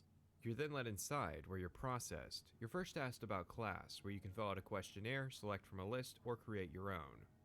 You then select your birth sign, are shown your character sheet, and asked to confirm the information, before being given documents and sent onwards. In the next room, you're given the option of swinging a free iron dagger around as practice. Craftier players can loot the place, or even use the lockpick on the table to unlock the chest filled with a small amount of gold. Outside, you're told to take a magic ring out of a barrel, introducing magic. Once inside the final room, you're introduced to dialogue. Dialogue in Morrowind is almost entirely text-based. Beyond the odd quest, most NPCs have a stock vocal greeting based on race and disposition, but 99% of the dialogue is performed in this window. Morrowind is a lot of reading, and I know that bothers some people, particularly the people that play while sitting on a couch with their brains turned off. I think if you're committed to watching the series, you probably are not this sort of person.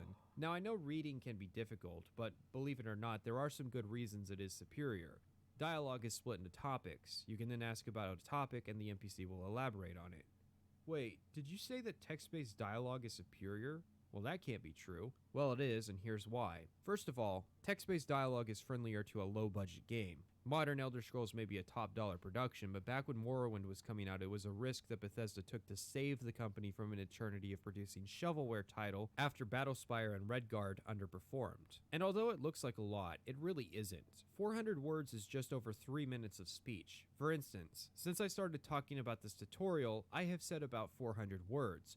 I believe most people see a disparity between how long it takes to read the written word versus listen to it. I can't knock listening versus reading entirely, considering you are listening to my words, not reading them. But while you may look at the dialogue on screen and say, yeah, fuck all that, consider that something that is written is not limited by the reality of it being spoken aloud.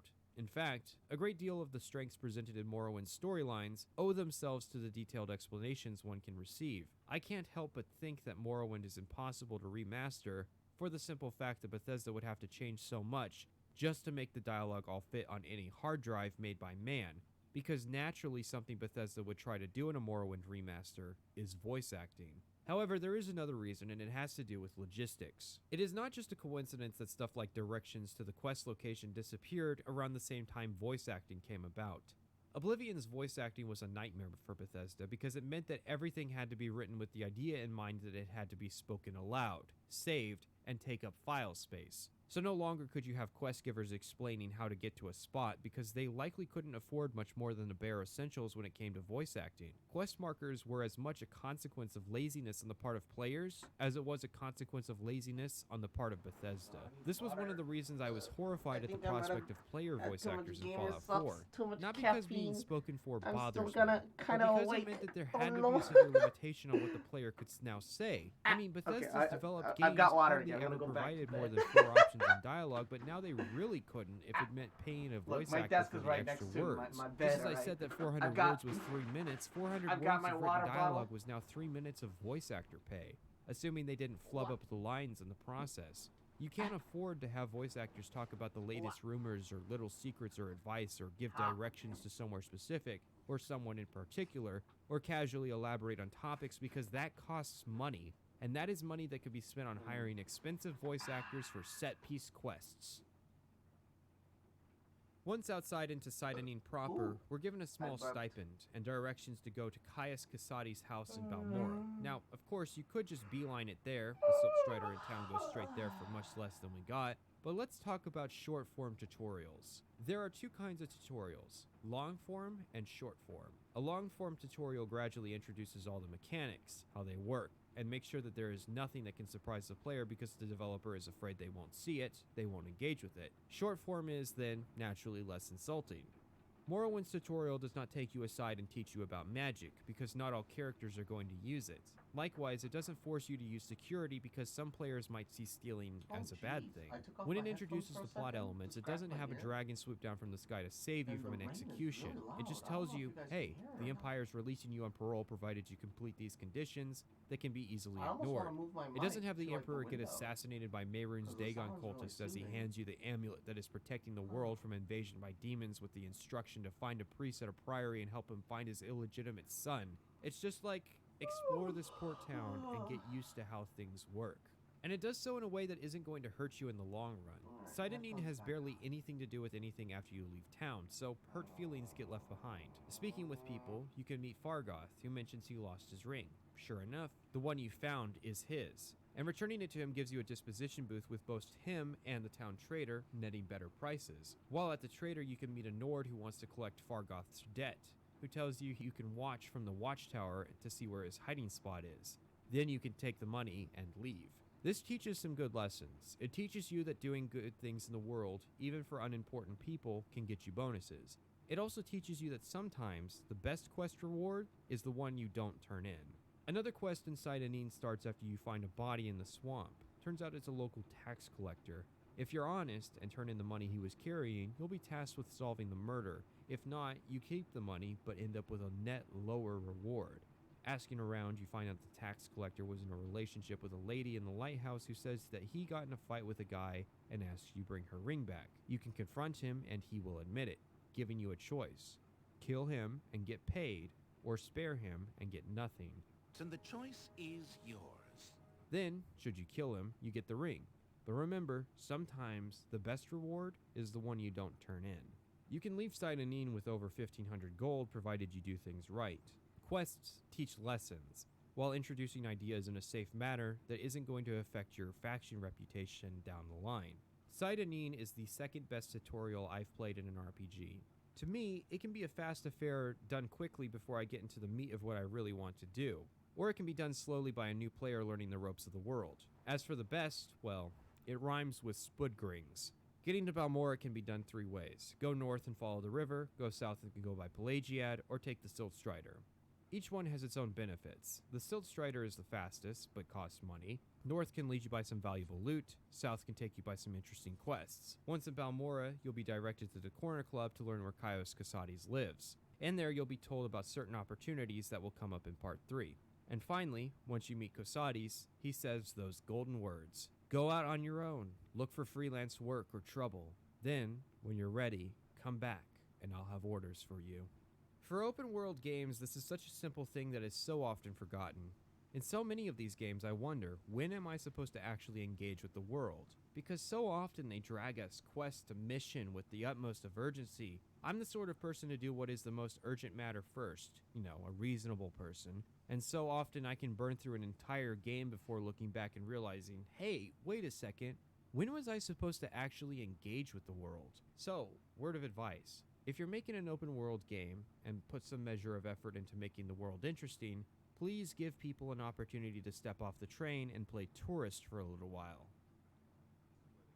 Let's talk about character creation, since I went through it 7 different times. Both for Morrowind and in general, really, I see lots of people spend tons of time agonizing over every detail of character creation and worrying if they have created the perfect character or if they need to stop. Just stop. Here's how you create a character in Morrowind. Step 1, create your character. Step 2, find problems. Step 3, recreate the character, having addressed the issues. For example, if you think your movement speed is too slow, take the birth sign the steed that makes you faster. If you think your character is too fragile, reconsider your race. If you find out you like maces and not swords, set blunt as one of your skills. Just identify a problem you have and see if you can fix it. Morrowind's intro is so short it can be redone fairly quickly. In fact, if you already know what you're going to do, you can be out in the world adventuring in a matter of minutes. And it's not the end of the world if a character isn't perfect either. If you decide later down the road you want to use a different skill, all it costs is money to train that skill up to a usable level, and there is plenty of opportunity to make money in Morrowind. Morrowind has 10 races that you can play as. Each race has certain specialties and weaknesses, and these can vary from gender to gender as well. For elves, there are Altmer, Bosmer, Dunmer, and Orsimer. Altmer are mages, Bosmer are thieves, Orsimer are fighters, Dunmer are a bit of a mix of everything. You can be iconoclastic, making an Altmer barbarian or an orc wizard, and you will experience some short-term difficulties, but nothing that kills it in the long term. For men, there are Bretons, Imperials, Nords, and Redguards. But Redguards aren't actually at Morrowind. Shut up. Bretons are good at magic, Nords and Redguards are good at fighting, Imperials are good at conning people. Not quite the RPG triangle, but then again Morrowind was more about accurately reflecting these people to the lore and their cultures than it was about balance. Lastly, there are 2 beast races, Argonians and Khajiit. Races are distinguished in a few ways. Attributes change to favor certain specializations with certain races, and some magic-oriented races get a bonus to their overall magicka pool. Races also see bonuses to certain skills, again relevant to their specialization. So a Bosmer who selects Marksman as a major, or Khajiit with a major in acrobatics, or Redguard with a major in longsword, will all have the highest of net relevant skill at the start of the game. There are also resistances to consider. Some races claim a substantial resistance to disease. Others see resistance to spell effects. Using fire on a Dunmer or frost on a Nord doesn't work because logically they come from those climates. Altmer, on the other hand, boasts a substantial weakness to certain kinds of magic rather than a resistance. Another factor to consider is disposition. Members of the same race as you will have a slightly higher disposition towards you. Remember that the average person is a Dunmer, and you can see certain advantages in playing one. Gender can also be a factor. Your attributes can differ based on gender, although it tends to be balanced so you're actually just trading one attribute for another with the counterpart sex. There are also certain quests that go differently based on gender, but I don't think there are any quests that differ outcomes based on race. Each race has abilities catered towards their specialization. Imperials have an ability that makes them more persuasive, while orcs and redguards have abilities that help them fight. Simple stuff like that. I usually forget they were there by the end of a playthrough. So yeah, one simple way of making a decent character would be syncing their choice in race and class to what makes sense, like, you know, orc wizard. Birth signs are another part of character creation. This is basically a mix of the starter gift and modifier idea from past games. Originally, I was gonna spend a few minutes listing all the signs, but it was kinda dry and boring, so I'll just highlight a few. The steed makes you run faster, the warrior and the lover can boost your chances with hit chance, the mage, apprentice, and atronach increase your amount of magicka with increasing downsides the more magicka you get. You'll do better in conversations with the lady, and with the ritual you'll get a massive daily healing power. Which sign is objectively the best? Well, the atronach is a bit broken, and I'll demonstrate why later. It's honestly hard to say because all of them, besides the atronach, become very circumstantial in usefulness past level 5. Morrowind isn't the sort of game that makes later playstyles impossible due to early bad decision making. Bad decision making mostly just impacts how quickly you'll reach the inevitable power threshold, not whether or not you'll cross it. But if you are somebody who has a serious stigma against Morrowind because it's too slow or you dislike hit chance, there are baked-in solutions to the problem to help you out. So I did the little survey that tells you which class to play, and I got monk. Sounds about right. The survey is a personality test that tallies your responses and compares them with the stereotypes of the class, so fighting heavy responses get fighting heavy classes. But since it's mostly moral choices, I don't really put too much stock in it. You can also pick from a list of presets, and I mean, the classes are going to operate about how they sound, but you have to think about it. Like if you pick knight, you have to use the weapons knights would use, or you're in for a rough time. This is why the class creator is the best option.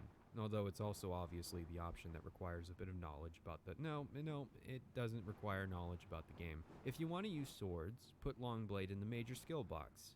All skill names operate basically at face value. Specialization corresponds to the 3 archetypes of RPGs, giving skill buffs in those fields. Attributes are again fairly self-explanatory. You don't really need to understand the nuances of how the skills and attributes work to craft a functional class that will work for you, provided you stick to the skills you select or train the new skills you have at a trainer. But I will give some handy advice. First off, always take Speechcraft and Mercantile. This is because these 2 skills will be useful regardless of playstyle in the completion of quests and acquisition of wealth. With 8 skills left, I generally have a hard time picking enough skills per playstyle. No, really. Endurance is handy in generating some extra health per level early, and personality can help with the early game gold grind. The rest of the attributes will raise up as you level, and they aren't really a concern from any other standpoint. So I hope you see that creating a character isn't really a big deal in Morrowind. In fact, because the Great Houses are exclusive to one another, to see all the content you have to play multiple characters, barring that one glitch that lets you join 2 houses. New game is a prevalent option in the main menu at all times because Elder Scrolls is meant to mirror your tabletop gaming experience where you don't just stick with the one character. Unlike the later games, which were made literally with the design philosophy of avoiding players feeling the need to restart because of the character they created, which is absurd. Because even if you make a bad character, it's not at the end of the world in Morrowind. There's training and a difficulty slider. If you've made it this far, and you feel tempted to play Morrowind, I can give you 3 template characters that will make the game fairly easy for new players. Each template follows one of the 3 archetypes. The first is a warrior who uses the most common weapon and armor. With a long blade of 50 and an agility of 65, as long as you use a sword, you'll be able to hit monsters and with a strength of 50 do some decent damage. Endurance and personality have also been selected to help with gains and conversation. The second is mage. Again, endurance and personality have been picked over intelligence and willpower, resulting in a smaller magicka pool, but also a less fragile character. With bases touched in all the early game magical skills, this class shouldn't have issues in the early game with casting magic. Breton plus the apprentice gives you a large pool of magicka to work with. The third is a thief. Focus has been put into marksman and light armor. This is the most fragile of the three, but an agility of 75 and a marksman of 50 means that you aren't going to miss shots with a bow, and short blade has been selected as a backup weapon. Sneak and illusion are also selected to make stealth-oriented playstyles work. Playing outside of these archetypes is easily possible, but I recommend playing inside them for your first time just to get a handle on how skills work before trying anything crazy like Orc Wizard.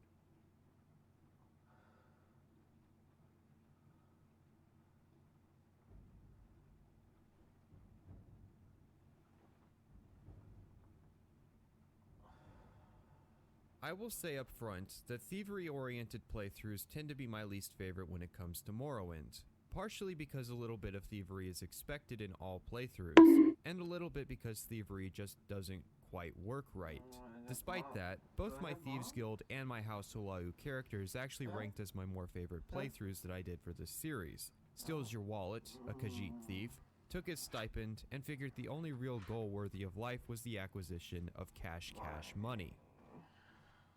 Up front, Steals Your Wallet is a bit distinguished from the other characters, as a beast race. Or, as we say in 2019, as a furry.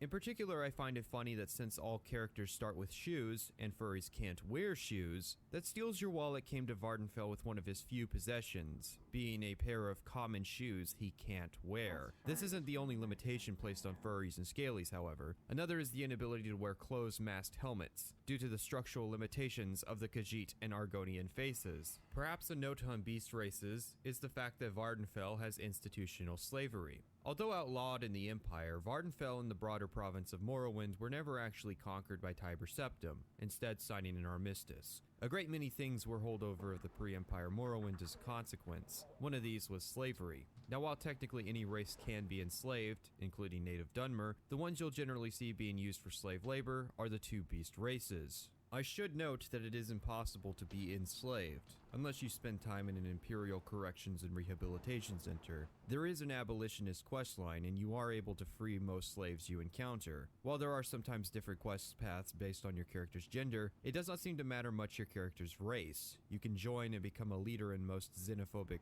factions as an Argonian.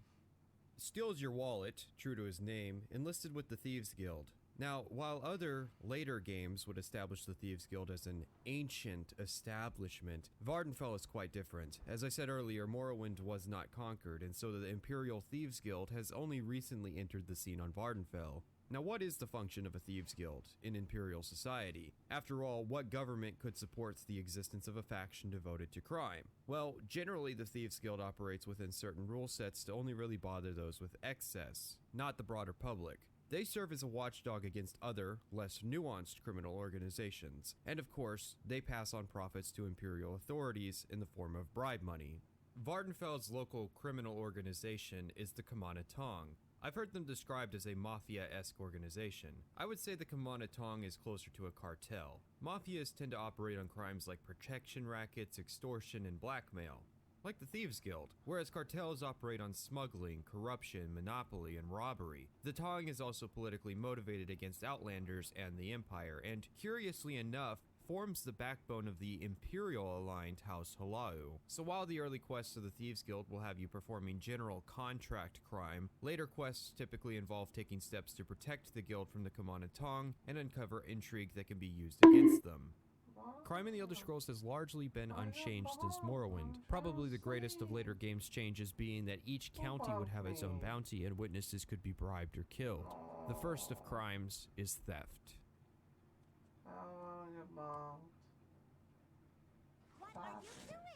The value of your bounty being established by the value of the items stolen. So for example, an early game quest involves stealing a Redoran Master Helmet from Minor Erebar of House Redoran. A Redoran Master Helmet is worth 3,000 gold. If I were to walk up and take the helmet, I would receive a 3,000 gold bounty. Another pointy-eared king of... It is worth noting that murder is a 1,000 gold bounty, meaning that I am now as wanted as a serial killer, with just one crime. It is actually considered less of a crime for me to murder Minor Erebar and his guard and just take the helmet with 0 witnesses than it is to just grab the helmet and run away. Theft translating value into the bounty isn't always consistent, however. At one point I stole a soul gem worth over 50,000 gold, but did not get a 50,000 gold bounty. That crime spree did end up at a 19,000 gold bounty overall, after looting an enchanted merchant and an alchemy merchant of all their valuables. So how does one get rid of a bounty? The obvious way is to just pay it off. Turning yourself in can even get you a lessened price, usually around 10% off, and worth noting, as a guard is charging to arrest you, it is possible to spam the dialogue prompt and have it count as turning yourself in. However, you aren't often able to sell items for their full value, so if you steal a 100 gold item, you get paid 50 gold for it, and then have to pay off a 90 gold bounty, you have clearly lost money. One perk of the Thieves Guild are certain NPCs who can make bounties go away, at a cost of half the value of the bounty. Constantly resolving bounties this way does eat into your profits quite heavily, so it is better to steal stuff and not be detected. I simply say all this as a way of assuaging the idea that you need to constantly save scum and avoid bounties at all costs, like the later games. In part, this is because every guard in 5 miles will not attempt to arrest you for bounties under 1,000 gold. For some other crimes, there's trespassing, which is actually not trespassing like the other games, but just trying to break into an area. As long as you aren't caught breaking in, you're free to hang out in people's houses. I would like to add in editing that since interior NPCs generally don't move around as a rule, shopkeepers who have merchandise around a corner will often have a guard in their shop watching said merchandise. This was a quirk notable of Balmora, Pelagiad, and Caldera. I don't recall many instances outside of those areas using this technique to detect crime. Other shopkeepers would just keep all their merchandise in view of them. The problem with this, which gets into the early game exposure to crime, is that you have an immediate response if you try to steal from these shops, and I don't really think the town would appreciate one of its merchants getting a full-time town guard dedicated to preventing theft because the merchant was too lazy to watch their stuff. Sleeping in an owned bed is a fun one, especially when you do it accidentally trying to pick up something off the bed. Pickpocketing has a lot of nuance in how it gets counted as a crime, but do not worry, because Steals Your Wallet will never successfully pick a pocket in his entire career, and neither will you. Because of a mistake in the code, the skill checks for pickpocket are so punishing that there is only a 56% chance maximum of successfully picking a pocket, and that is only when you're at a high skill level. Value plays a heavy factor as well, so certain gold values are impossible to pickpocket. Pickpockets never really worked in Elder Scrolls. In reality, it's generally seen as a low-level crime, but is so reliably caught at low levels in game that I would think most people would just avoid pickpocketing entirely, beyond the odd gimmick here or there like reverse pickpocketing. So while Oblivion onwards would fix the odds of a pickpocket, they also made the penalties for pickpockets so high in the form of hyperactive guards as to make the venture completely unworthwhile for low-level criminals, but worth a laugh for high-level ones, which is just bass backwards. I'll get into the other 2 crimes of assault and murder later. For now, let's talk about some Thieves Guild quests. Balmora is the logical place for most players to embark on their careers in the Imperial Guilds, being the first town they're sent to after all. The player is even directed to ask at the corner club the Thieves Guild hides in for directions to Kasadi's house. The first 3 quests of the Balmora Thieves Guild rather elegantly display some of Morrowind's problems with thievery, however, and very quickly, I might add. The first quest of the Balmora's Thieves Guild is to steal a diamond from Naucaria of Whitehaven, the local alchemist who is quite wealthy. As the first quest of the Thieves Guild, this is quite a challenging proposition for new players, as the diamonds in question are directly in front of her. Now, some people are going to say some usual arguments for how these quests should be done, generally involving magic. I ask you then how new players to Morrowind fresh off the boat are supposed to figure these things out for this quest. The reality is that this quest is a trap, and teaches important lessons that work for the rest of the game. The first lesson is that quest givers generally do not care that you specifically give them what they ask for. A diamond is still a diamond to Habasi, she does not need a specific diamond. And the second lesson is that purchasing a diamond from Naucaria is a perfectly acceptable solution for the quest. Worth noting, and this is something I'm learning as of now, there are diamonds upstairs above her bed in a locked chest. This information is not relayed to the player, and while it is my fault for not exploring, plenty of people have fallen for the trap that is this quest. Me personally, I just purchased them while selling contraband I stole from the Mages Guild, so I made a profit anyways. The second quest of the Balmora Thieves Guild is to acquire a key to Nerano Manor. There are 2 keys in question, one on the manor's owner Andres Narano, and one on his manservant Silvor Trandel. Either can be pickpocketed, if such a thing is possible. I actually saved Scum for about 15 minutes just to see if it was, and not once did I actually succeed in stealing the key off of either man. Both can be killed for the key. While there is no extra consequence for killing the manservant, killing the owner does have some consequence, since it's hard to get use out of a key when the owner is no longer alive. However, legally killing Silvor is difficult because generally the only option available to players is going to be taunts, which at this level take an exceptional amount of time to actually work. You can also convince Silvor into giving you the key, either with admiration or with bribes, but again, since the player is new, admiration may not work, and bribes may quickly surpass the rewards of the quest. The third quest of Balmora's Thieves Guild is to acquire Dwemer artifacts off another Khajiit, Razid. Razid cannot be convinced, and his tricky position makes cleanly stealing the artifacts in question a difficult proposition. In attempting to do so, I earn a bounty for defending myself from Razid. These 3 quests expose a massive fault in the thievery playstyle, that being the extreme difficulty of leveling thief skills naturally. Sneak only levels when you sneak around NPCs who can detect you.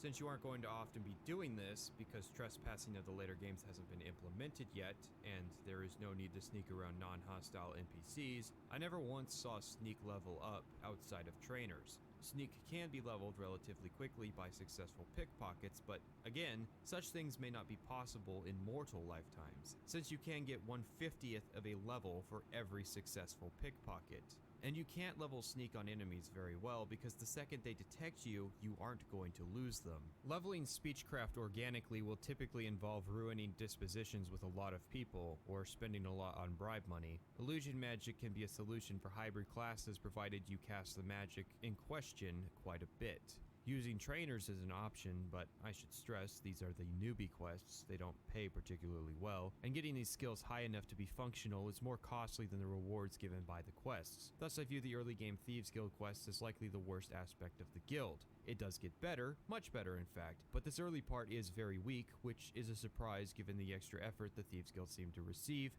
compared to some of the other factions. So what can be done? Unlike the later games, there isn't one path to completion in the guild. If you find yourself unable to complete a quest, you could always find a new job in a different guild hall. The Aldrune Hall is about as forgiving. It starts out innocuous, the local Mages Guild is out on a Vegas trip and is apparently empty. We need to grab an enchanted Tonto, and while we're there, we can help ourselves to anything we find. Only the guild hall isn't empty, someone was left behind, and he immediately assumes we're a thief. Unlike later installments of the guild, there is actually not much of a penalty for killing people while on the job, with exceptions where killing someone might complicate future work, like with Andres Narano. This is because the Thieves Guild understands that sometimes in a B&E, things happen, and the job still needs to get done. They prefer murder not be the first solution that members think of, but more of a reactionary measure taken. Unlike a later guild, who had exclaimed that they don't allow killing because they aren't the Dark Brotherhood. Second, never kill anyone on the job. This is not the Dark Brotherhood. There's something not right about you. Maybe you should go. Security is another thief skill, but it does not suffer the issues the other skills have. You only need a security level of 40 out of 100 to unlock any chest in the game, provided you have a master pick. Anything beyond that just means you open stuff in less attempts. Of course, lock level 100 is fairly uncommon, with the average lock being closer to around lock level 50. So this ended up being the only quest where I ran into the lock too complex message, since I quickly got my hands on some master picks and out-leveled all the locks. I suppose I should mention the lockpick levels. They follow the levels of Apprentice, Journeyman, Master, and Grandmaster. Grandmasters are uncommon, so I'd use them for the special occasions. Lockpick quality translates to effectiveness, another factor in the equation that is lockpicking that was cut from the later games in favor of a more universal pick. Lockpicking is not done through a minigame, but rather by clicking on the lock while holding the pick in your hand. So it's done in real time, which means should you lack the skill in lockpicking and consistently fail, it means you have to take into consideration guard patrols and the like. This is another way that skill levels differentiate the masters from the apprentices. There are also traps, but they all have a standard level, so any probe in the game can break them. Magical classes can, of course, use alterations to unlock chests. For the spell Open, its level directly translates to what it opens, so an undecized spell will open all locks up to level 50. This may seem more effective provided you have the magicka and aptitude to cast such spells. Traps can be bypassed with magic provided you know the spell Telekinesis. since activating the trap from a distance will cause it to miss. Traps can range in effectiveness. Sometimes they instantly kill you, sometimes they just cast a low-level burden effect. There's really no telling from the outside what any one trap is going to do. In fact, I don't even think that they're consistent. As for fighting classes, your best bet is to use a Scroll of Open, of which there are two types, Unduside's Unhinging and E-Cash's Lock Splitting. They carry the upsides of magic, with the downsides of weight and monetary cost. If there is a level 75 lock, you'll have to use your expensive E-Cash's Lock Splitter to open it. I think a particular failure of the game is the inability of fighting classes to open a lock without a magical or thief-related ability. This creates a lot of situations for role-playing characters who avoid sneaky measures from opening certain chests, as there's not always a key. Those born under the sign of the tower can use a daily ability to open a level 50 lock, which is ironically more useful to fighting classes than it is to thief or mage classes, since it's ridiculously easy for both to have the necessary skill level and tool set to unlock a level 50 lock. It also comes with Detect Key and Enchantment, which are the saddest spells ever, since the quest and level designers never created any situations where you would need those effects. Back on the topic of the Thieves Guild, our next quest is to steal that Redoran Master Helmet I mentioned earlier. Erebar's guard can occasionally path out of the room if you leave the door open, then you can shut the door on her to keep her out. What? You must be joking. Now you're down to Erebar, but he's a bit politically significant to just kill. Luckily, NPCs can be distracted. By getting NPCs to speak towards you, you can control the direction they look. This isn't always reliable, since sometimes NPCs are positioned up against a wall, but here it is necessary. For our next job, we're then tasked with stealing a smut book from Minor Erebar's daughter, and... Oh my god, this is absolutely depraved! I love it! Now, somebody has a grudge against Erebar, and it's strange because this plot point doesn't come up again, not even in the House Redoran questline. Over in Sadrith Mora, we get a job to steal a potion recipe for the benefit of the local Mages Guild. We can, of course, ask for the recipe, to which we'll be told, No, I don't think so. Naturally, she forgets we asked after we take it. Or maybe we make a copy. Either way, this quest is actually really easy. So, naturally, the next one is quite difficult. We are to steal a rare Grandmaster's retort from a trader in To Balmora. This is difficult as the retort is in clear view of the merchant. She's willing to sell it, but isn't in a selling mood until somebody deals with the health and safety violation upstairs that is a corpus monster. The zombie has a good deal of health, but is trapped behind some clutter so we can pick it off from a distance safely. There are other retorts, and they are about as difficult to acquire as this one. The wiki actually suggests you kill Berlin, which is pretty psychopathic, but he's a bit politically significant to just kill. I just buy it off her and trade some contraband I'd stolen earlier to make up the capital. It's better for everyone that way. Our next task is to help improve the defenses of the guild hall by hiring a battle mage. We ask around the local mages guild and come to a deal. 4 pieces of ebony for a battle mage. Ebony is a controlled substance in the Empire, which naturally poses some challenges in acquiring it. At this point, we're getting the beginnings of a clue that this is more than just go to X place and steal Y thing. If we go to the big city, Vivek, you'll find people a lot less knowledgeable about where the Thieves Guild is. In the East Canal Works, below the Waste Works, of the foreign quarter of Vivek is a bookshop belonging to Simon Fralanet. Behind a locked door inside his shop are the headquarters of the Thieves Guild.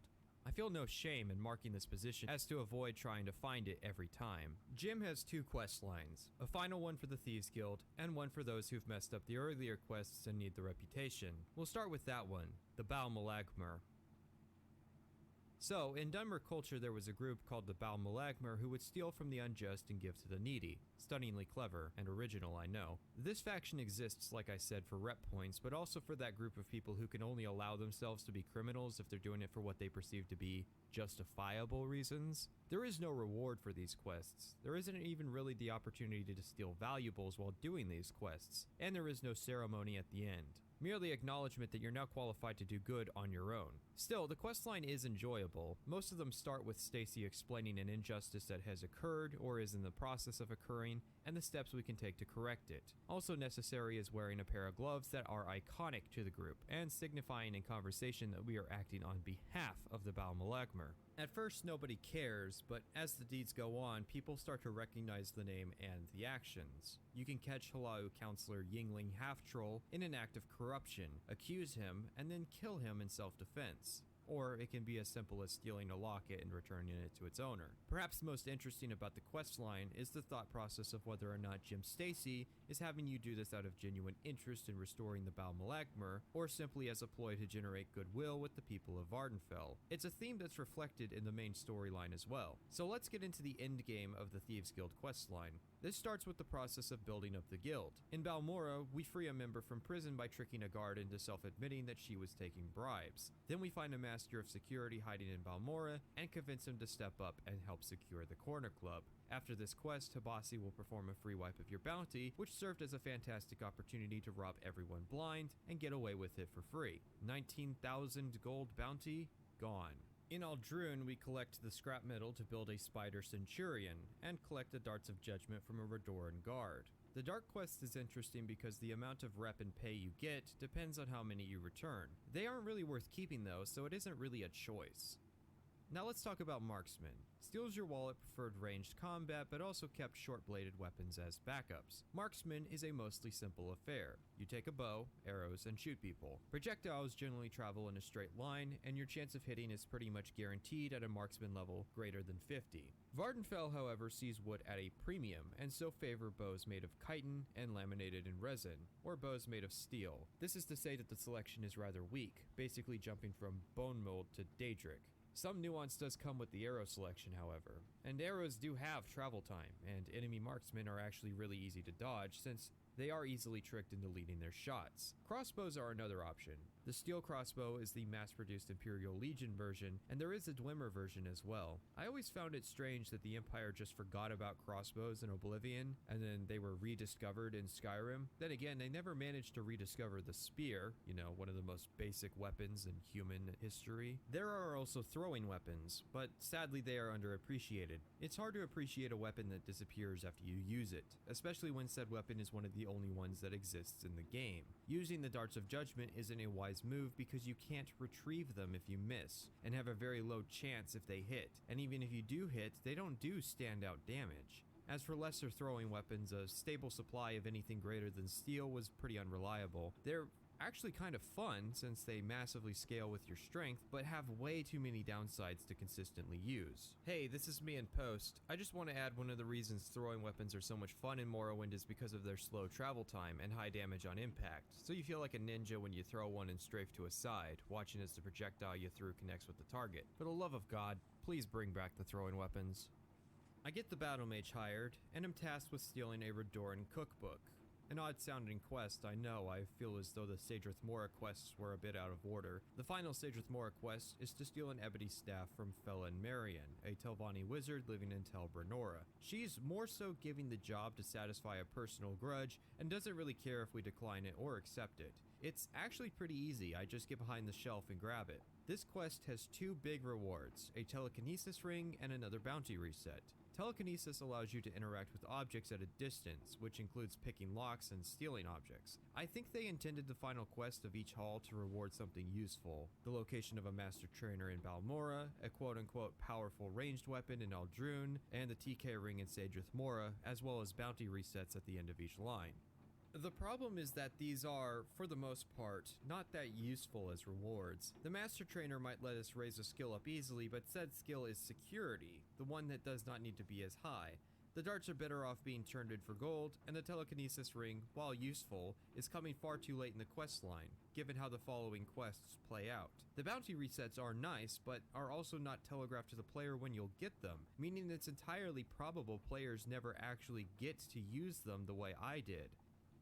This leads us into the final chain of events. Have you wondered why all the masters took steps to shore up the defenses of the guild halls? Well, it's because it's known to the members of the guild that the Fighters Guild head, Shoring Hardheart, is working in service of the Kamana Tong, and is making moves against the Thieves Guild. Jim Stacy starts us down the path of retribution with an investigation into the disappearance of a guild member. Turns out Nads Theron is in his studio apartment, dead. A short, optional investigation reveals the murderer to be a barmate over at the Elven Nation's Corner Club, Arvama Rothri, who happens to be a Halahu retainer. Accuse her, and she'll admit it. And she'll also admit that she's going to try to kill you. We return to Stacy and we get a bonus for taking out Rothri. Our next objective is to speak with Perseus Mercius of the Aldrin Fighters Guild. He was the old guildmaster before Jorin and is more principled. If you have a decent disposition with him, he'll even give you some information.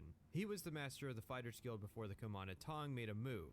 Harundi was the second in command and is against the Tong, but might not help out the gate unless we leverage a love affair he's involved in. Idis Fireeye at the Balmora Fighters Guild is a competent fighter, but she's a worshipper of Clavicus Vile and impossible to blackmail. Shorin Hardheart is in great debt to the Kamana Tong and will likely have to be killed. If you've never played an Elder Scrolls game before, I envy you, but I should also explain that the Fighters Guild, like the Thieves Guild, is an imperial organization that does as its namesake implies. It is a joinable faction, and is in the next section of this video. So having a questline where you murder their entire upper management is, to players of the later games, a highly unusual affair. Imagine a quest where the companions are ordered to take out the College of Winterhold, for example. To take care of Idis, we have to get our hands on a Clavicus Vile artifact, the Bitter Cup. This provides a non-lethal solution to dealing with Idis at the cost of the Bitter Cup. What does it do? It raises your highest attribute by 20 points and lowers your lowest by 20. Not the most useful thing, but it is necessary if you want to min-max your health. The real value of this quest, however, is... Oh, no, wait, no, hang on, no!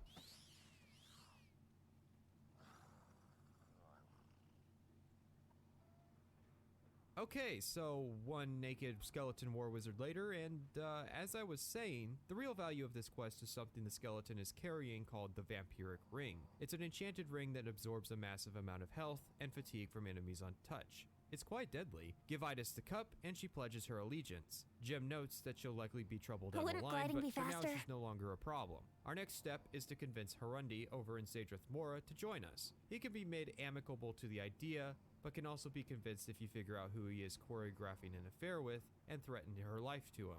Finally, before we can make our move, we need to take out some top-level enforcers in the Kamana Tong. Yeah, this is a straight-up assassination mission. Vardenfell's Thieves Guild does not fuck around with trying to be the better man. Second, never kill anyone on the job. This is not the Dark Brotherhood. Animals and monsters can be slain if necessary. Of course, we aren't going to go out of our way to kill Orvis Drin. He is the Duke's brother after all, but his two goons that pose a threat are free game. The game actually bugs out. One of the brothers is supposed to teleport behind you when you start the fight, but ended up teleporting inside a door. This made killing the first brother easy, but I was somewhat stuck. I could still teleport out with magic, obviously, I just didn't want to. Eventually he got free. This guy's a bastard. He has a Jinx Blade that paralyzes for longer than it takes to swing it, so he can basically score a bunch of free hits until the enchantment runs out of a charge. Luckily that new Vampiric Ring is very lethal and restores our health. And finally, for our endgame, we're tasked with taking down Shorin Hardheart. We're warned that he's a competent fighter.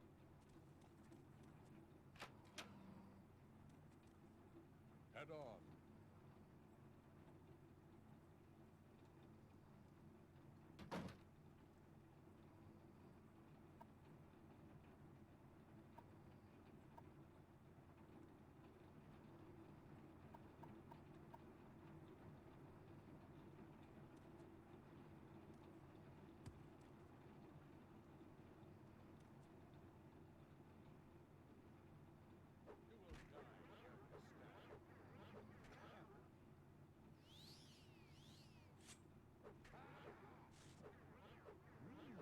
You are clumsy, snowman.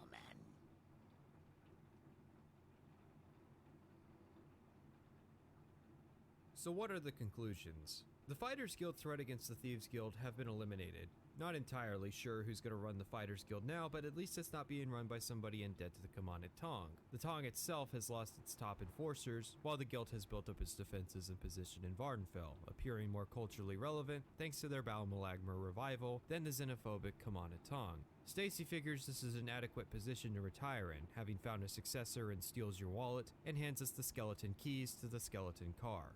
Okay, I'm sorry. The skeleton key works like a normal lockpick, with 50 uses and 5 times the effectiveness. I prefer Morrowind's Thieves Guild line to its other incarnations. It does feel like helping to maintain your criminal family without any metaphysical connotations. I'm not Steel's their wallet, protector of the people and hero of the poor. I'm Steel's your wallet, known criminal overlord. Sadly, this is where the story of Steel's Your Wallet ends. He never achieved his namesake, and there wasn't really anything logical to do with him as a follow-up, like the other characters, which is a shame because I did like him. Apparently not enough to notice that his name was actually Steel's Wallet, however, you can't do dashes on the Morrowind Xbox.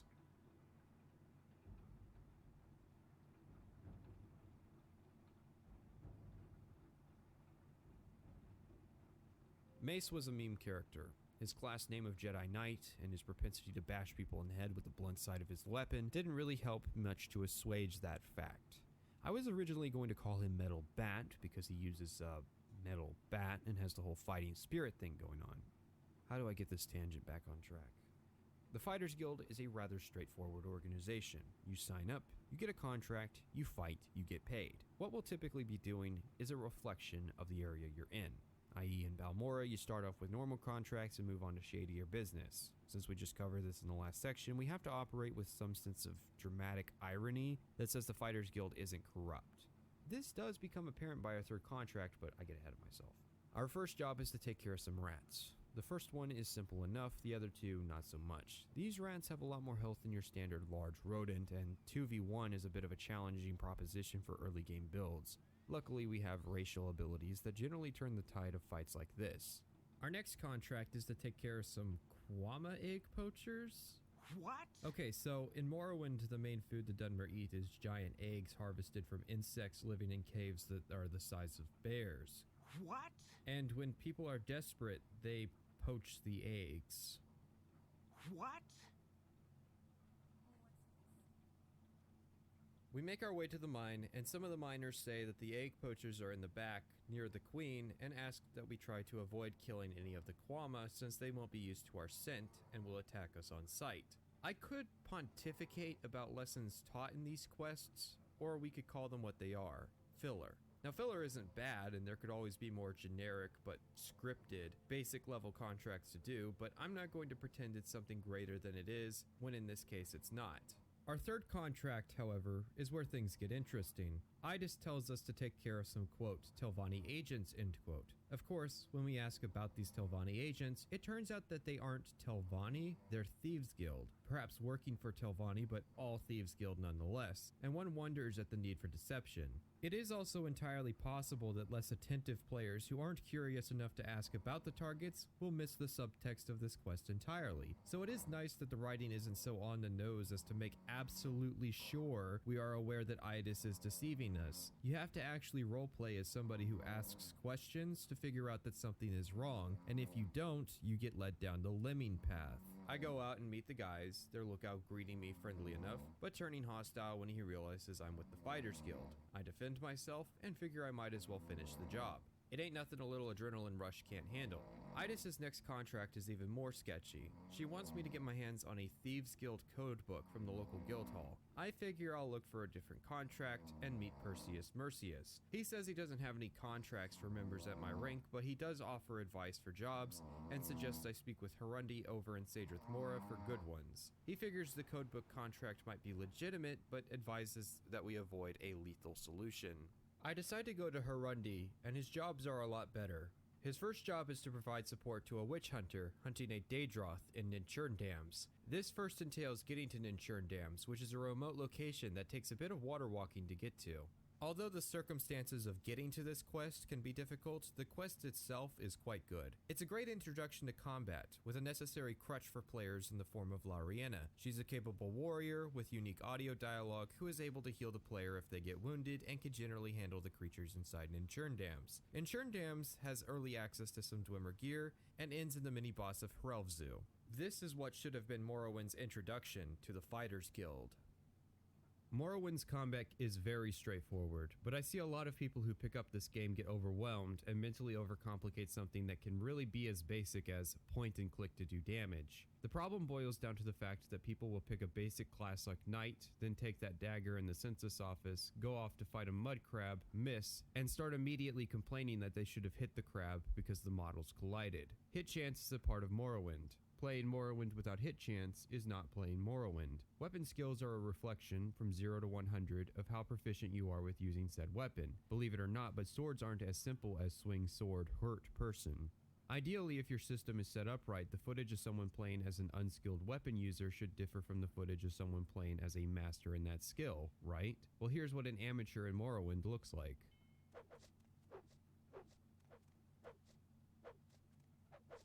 As you can see, I'm having a hard time landing hits using a weapon I've never used before. And here is what a master looks like.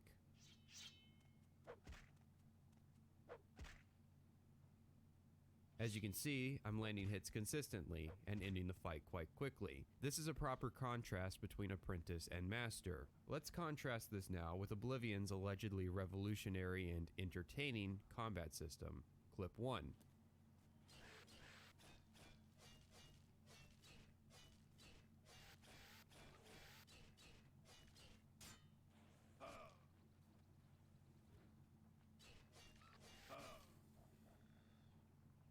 Alright, and clip 2.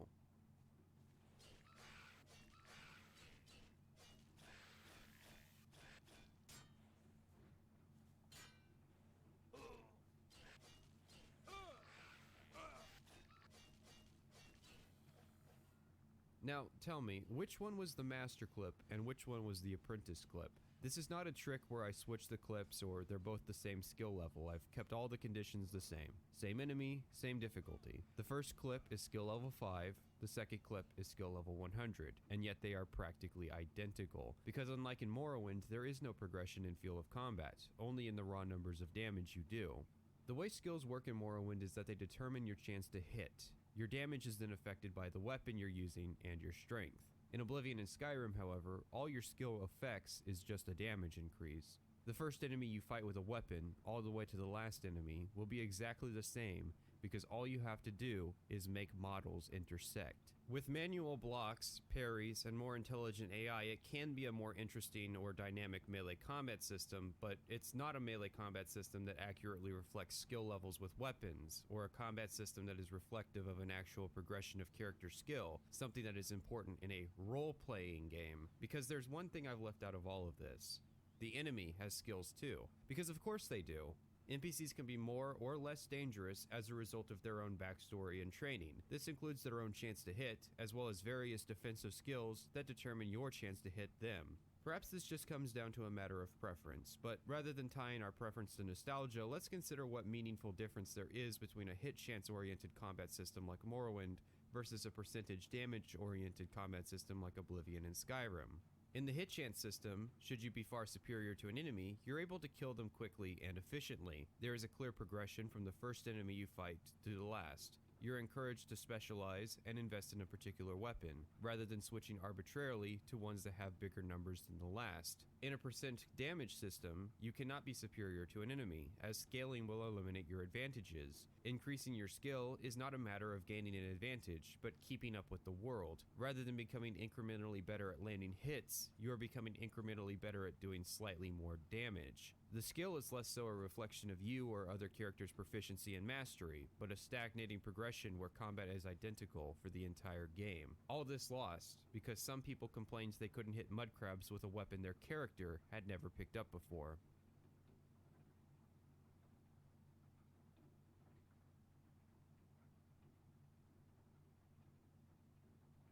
I hope you can forgive me, but I am going to speed up. Particularly as a number of Fighters Guild quests are not noteworthy. These are as simple as go to place, kill, or do thing. One quest type I particularly like is the fact that the guild has been contracted by the Empire to deliver alcohol shipments to miners in remote areas, something that feels like a legitimate contract such an organization would receive. Our next notable mission is to rescue and escort a researcher investigating a Dunmer stronghold, Telecero. I have mixed feelings on escort quests, which is quite a surprise as I, and this is a fairly reasonable position, vehemently dislike them in most contexts. I think Morrowind's escort quests work because they allow you to lead and listen to your commands to stop and let you do your job. They are also fairly rare, and when they do pop up, they are short and designed in such a way to be painless. So it turns out that the researcher, her name is Sondale, went in ahead of us, and this is a 6th house base. What happens at 6th house bases?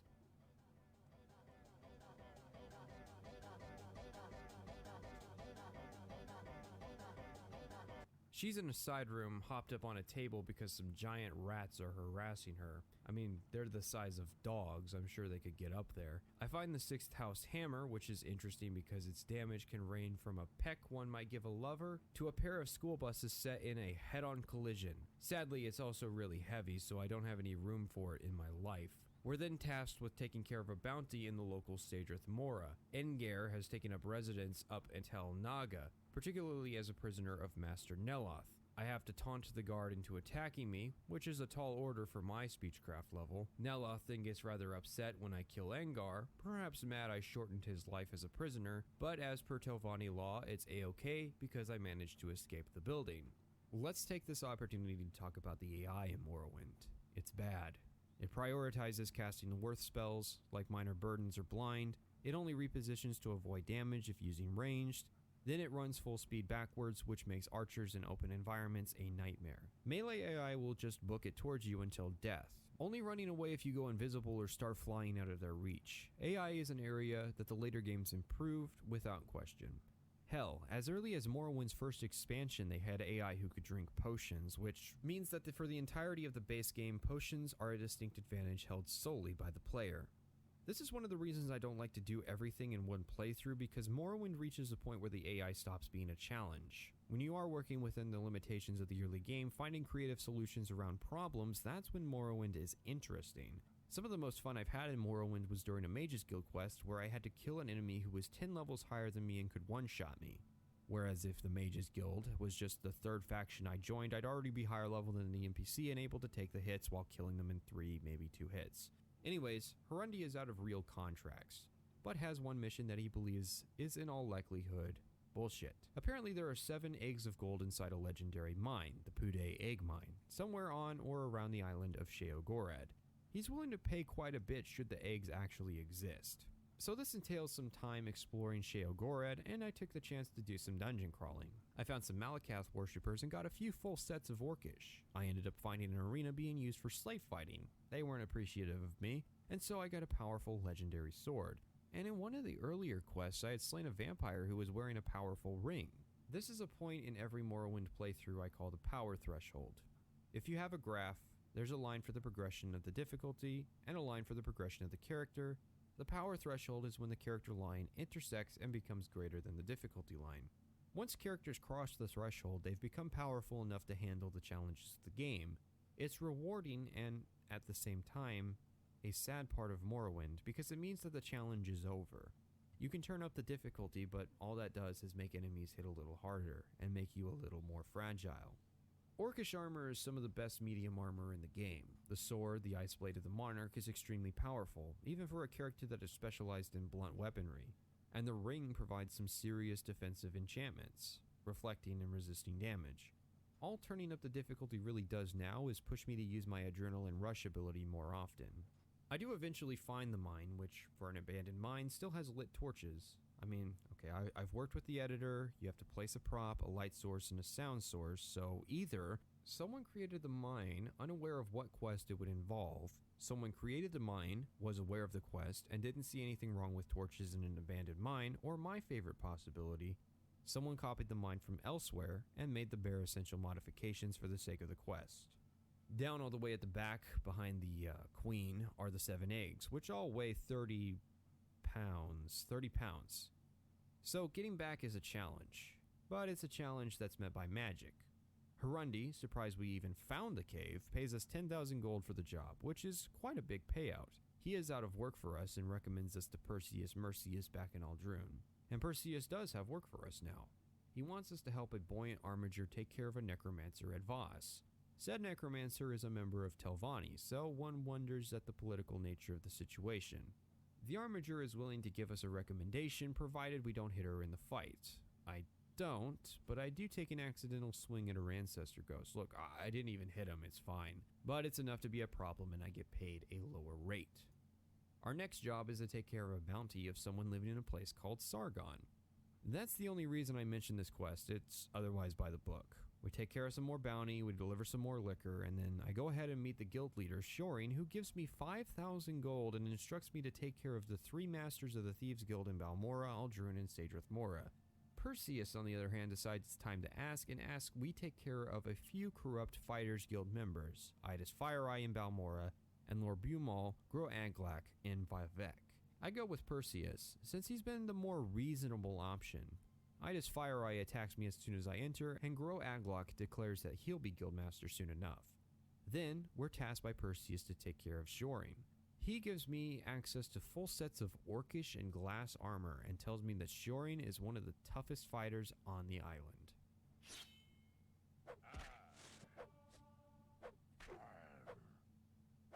You should have picked an easier opponent. Shoring is one of the toughest fighters on the island. And he wasn't even wearing his armor. The Fighters Guild fizzles out towards the end. For all the intrigue behind the Thieves Guild relying on the Fighters Guild to be interesting and lasting throughout the entire storyline, it's a shame that there weren't more missions in the Fighters Guild side of the story where you can play the other side. And it's a shame that these quests were so on the nose with it. It's very difficult to see anybody being tricked into going against the Thieves Guild, unless they just aren't paying attention and thinking about what they're doing, or they don't care. Should you side with Shoring and kill the 3 masters, he'll then task you with killing Jim Stacy, before then attempting to kill you, so in the end, all roads lead to Shoring Hardheart's death. I could say that the Fighters Guild has some appeal in that it pays, but it doesn't even pay all that well for the work. You go from running errands and performing contracts to decimating the leadership in one quest. The Shadow War with the Thieves Guild is only hinted at if you decide to play the Stooge, and the Command Tong doesn't even come up from the Fighters Guild perspective.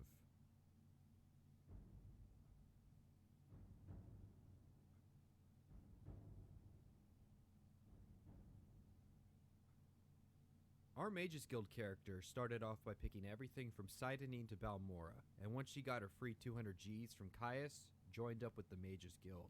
Turns out the early Balmora quests deal with picking mushrooms and flowers that I happened to grab. Who could have seen this coming?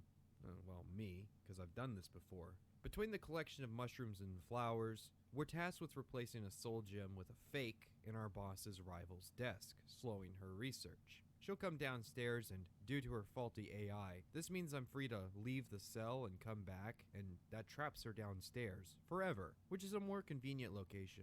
I'm not sure about these early quests. They aren't introducing alchemy, asking the player to create a potion with the ingredients or anything like that. It's just go out and fetch some ingredients. As for the Soul Gem quest, it isn't usually the case that static NPCs move around during quests, so that isn't introducing anything new either. You also don't need to use magic. It might have been handy to have a quest involve learning a low-level unlock, like 5 points to unlock her desk to perform the switch. As it stands, it feels like the designer is showing off that they can script NPCs to move around during quests, which, again, isn't useful information for the player since it doesn't happen again, nor is it impressive from a technical standpoint, since all it does is highlight the fact that NPCs don't work on a schedule and just stay in the same spot all day. It would be like me bragging that I can edit out all these coughs. Our next quest is to take 10 gold and buy a ceramic bowl. This is so that the cell can reset so that when I return, stolen reports will have spawned. We're then tasked by a panicking Ajira to find said reports. This is the closest the game comes to teaching a lesson, and the lesson is just look around the environment and you can find stuff. And that's it for now with Ajira. I know I've been hard on these 5 quests, but that is more from an analytical standpoint than anything else. The Thieves and Fighters Guild have you playing out these fantasies, but the Mages Guild plays more like assistant busy work. We're presented a choice. Work with Rannis Athras in Balmora, or Edwina Elbert in Aldrun. Rannis' quests are a bit more oriented towards the guild as a magical regulator, while Edwina's quests are oriented towards the guild as a research institution. Rannis first asks we take care of a Telvannian Sulapund, either recruiting him to the Mages Guild or killing him. While we're out here, we're also to collect dues from a member in Punambi.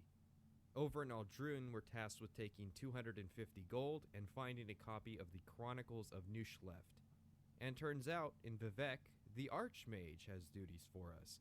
He wants us to solve the disappearance of the dwarves. No leads or anything, just solve this ancient mystery that people have been investigating for centuries. And also 3 games. The trip out to Sulapund and Punabi is a bit of a drastic shift in difficulty. Ajira was really onto something when recommending us against doing Rannis' tasks, since we're tasked with journeying into Maleg Amur. If only there were quests prior to this that could have prepared us for combat. I get to the first cave, and Manway, the person who has been dodging their dues, is performing research out here. She owes 2,000 gold in dues apparently, and is not willing to pay unless she likes us, which can be afforded for 200 gold. That's the art of the deal. Then we go and meet with the Telvanni. He's one of dozens of quote rogue unquote Telvanni living out on the frontier doing their own thing. I put quotes around rogue because honestly, taking a place and making it your own is the Telvanni way. Nothing roguish about that. He doesn't want to join the Mages Guild, complaining about how Outlanders are ruining Morrowind, but naturally this means he can be bought for 200 gold.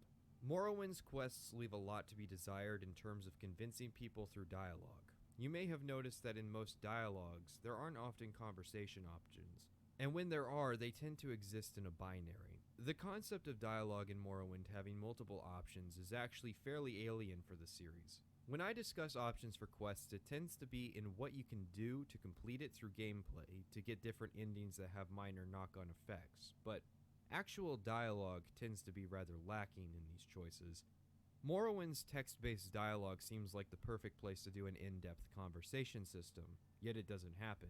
Why? Well, in part this has to do with the way quest scripting works. The appropriate responses given to dialogue prompts is determined by a quest stage variable. However, go on many quest pages on the unofficial Elder Scrolls pages, and you'll see full bug sections that are consequences of what happens if you do something slightly wrong affecting journal stages. Now, I never ran into the issue of bugging out the journal stages.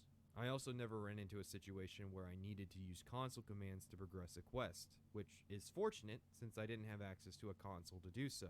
But I can speak from experience outside of this review series that it does happen. The journal stage system was new in Morrowind and at its most primordial. Bethesda also seemed more concerned with filling out all the content than doing the work necessary to take full advantage of the system they had created.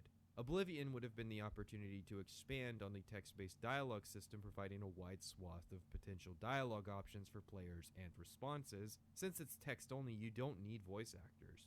But instead, the decision was made to scrap the dialogue system and hire voice actors.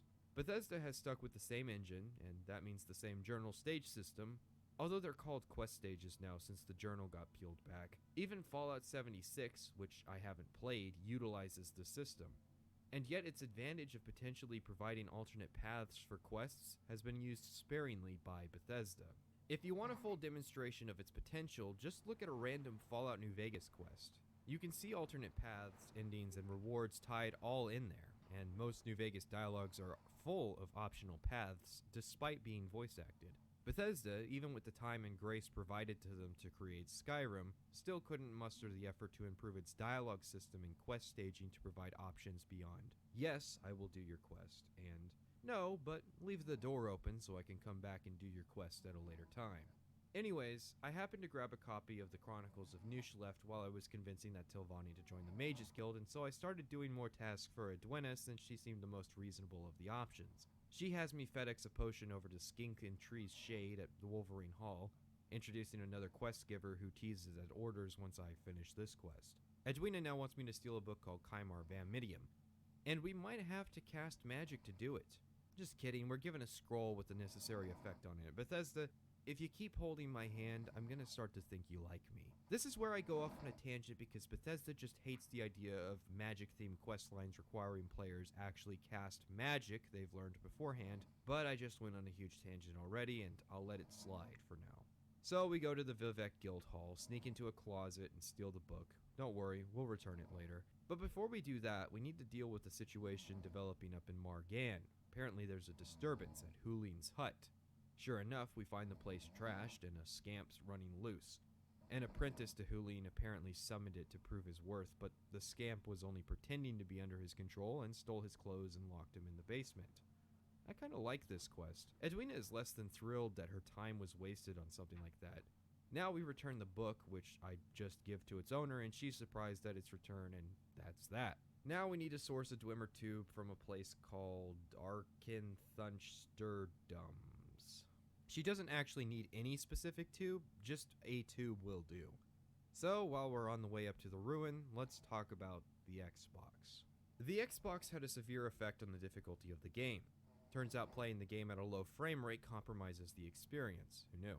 The biggest culprit of deaths would be when I would press a button, only to not get a response because the button pressed happened to correspond with a stutter, so the input would be lost and my character would just impotently stand there and take their beating. Another offender is weapon and magic stancing. Those unaware may be used to the idea of pressing a button to draw a weapon. Well, in Morrowind you have a separate stance for casting magic. This stance was removed in Oblivion, and I have a suspicion about why that was. See, among the inputs that can be lost in stutters are the transitions from your normal stance to magic stance, or to your weapon, or to switch between them both. I got frustrated more than a couple times when my character would refuse to switch stances. This would have been a standard experience on the Xbox, since it didn't fare much better than the 360 when running the game.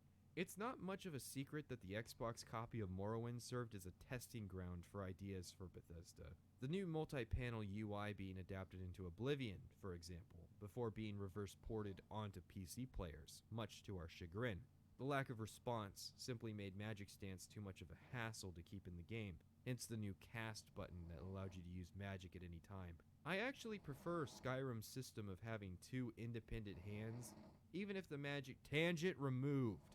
So what are some other quirks of the Xbox? Well, the AI stopping and taking a think happened quite a bit. It seemed the game prioritized keeping itself running over the AI pathing. However, this wasn't consistent. If the AI knew what it was trying to do and then the game stuttered, the AI would continue on its collision course independent of my ability to respond, button presses being ignored, and of course, since this is being played suboptimally on a controller, this ended in a fair few deaths that wouldn't have happened if I was playing with a keyboard and mouse. I do this for love. Ranged combat in particular was quite difficult. At a high resolution, it's easy to spot enemies from the environment, but squeeze that resolution in, knock it down a few hundred pixels, sprinkle on some aliasing and bad lighting, and all of a sudden target acquisition in Morrowind is quite difficult. And aiming with a controller, I mean, my god, I don't want to harp on the weaknesses of controllers this much, but trying to aim with some measure of precision was a nightmare. Especially since the projectile trajectories and collision models were built with the idea of being used with a mouse first. Moreover, playing with a dominant strategy is encouraged because of the loading screens. Loading is near instantaneous on a modern PC, as is expected, but on the Xbox I spent probably hours of my life just waiting. Optimally, it was a good time to take notes, but sometimes when I was just forced to reload because I kept dying on difficult fights, it was less than appreciated. So playing in unorthodox ways was discouraged. Let me give you an example. Ever notice how every Skyrim playthrough you see ends up being stealth archery at some point? Dominant strategy. The upsides of the strategy always present themselves as an option should the downsides of the situation impede progress. For Morrowind, the dominant strategy is to use enchanted items with powerful on-touch effects to nuke enemies to death, and then run back and forth timing the enemy's attacks and swinging in between rounds. As long as I had room to maneuver in Morrowind, victory was guaranteed.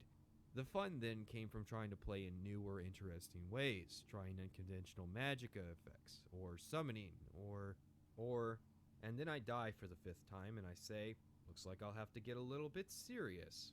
Overall, playing on the Xbox made me hate this game, and at the same time, appreciate what exactly about Morrowind would cause me to waste so much time analyzing it.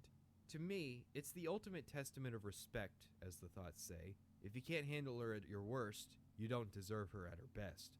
Even if sometimes her best is also her worst. Now that we've got the tube, we're tasked with checking in on a Dwemer ruin expedition. This is, naturally, in the middle of Molag Amur. Luckily, Edwina gave us a couple handy intervention amulets to facilitate the travel. Turns out the site's guide has gone missing deeper inside the ruin, and worst of all, he had to report Edwina once. Some investigation reveals the test of pattern. There are 3 lights, each with a corresponding lever. 2 lights are broken, 1 light is not. Which lever is the correct one to pull? Well, don't worry, it's the lever that is across the room from the hidden wall, as shown on the minimap. Yeah, the Dunmer guide is dead, but he did manage to find a book before dying. The Mages Guild rep isn't too bothered by his death, and we take the report to Edwina, who says the book might be useful if we knew somebody who can speak Aldmeris. Our next task is to acquire some Dwemer Scarab plans from the ruin of Musleft, up in Sheogorath. And this is a little high level, as evidenced by the fact that all the orcs can one-shot me. I won this fight, eventually, by using a paralyze spell to freeze the orc, then cast a spell that had a 50% chance of working to nuke him to death. This took quite a few attempts, and involved a trip back to make the nuke spell. Now I have the plans, but in for a penny and for a pound, surely there's something valuable here. Well, there's more orcs. Luckily I found a use for the lock spell. Why do you want a spell that locks doors and creates future hassle? Because NPCs can't unlock them, and can be hit through them. A tactic I discovered early on was the locked door tactic. The enemy's AI pathfinding would lead it through doorways, but can only account for obstacles like doors by opening and traveling through them. To the AI, it should be paradoxical that they can detect someone through a locked door, as if the door is locked, then the player can't have come in the room.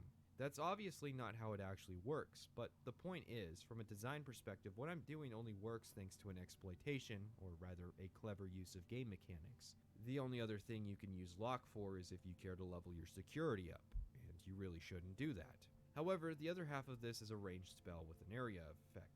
I always felt it was a shame what happened to spellmaking in the later games. In Oblivion, it got relegated to a high-level reward for Mages Guild members, or DLC, while in Skyrim it was cut entirely. Using the Spellmaker allowed me to make a fire spell that was perfect for hitting through locked doors, maxing out the area and setting it to low damage, high duration, making it magicka efficient as well. Then I just nuked the door until I stopped hearing footsteps on the other side. It's a beautifully stupid tactic, but hey, it works.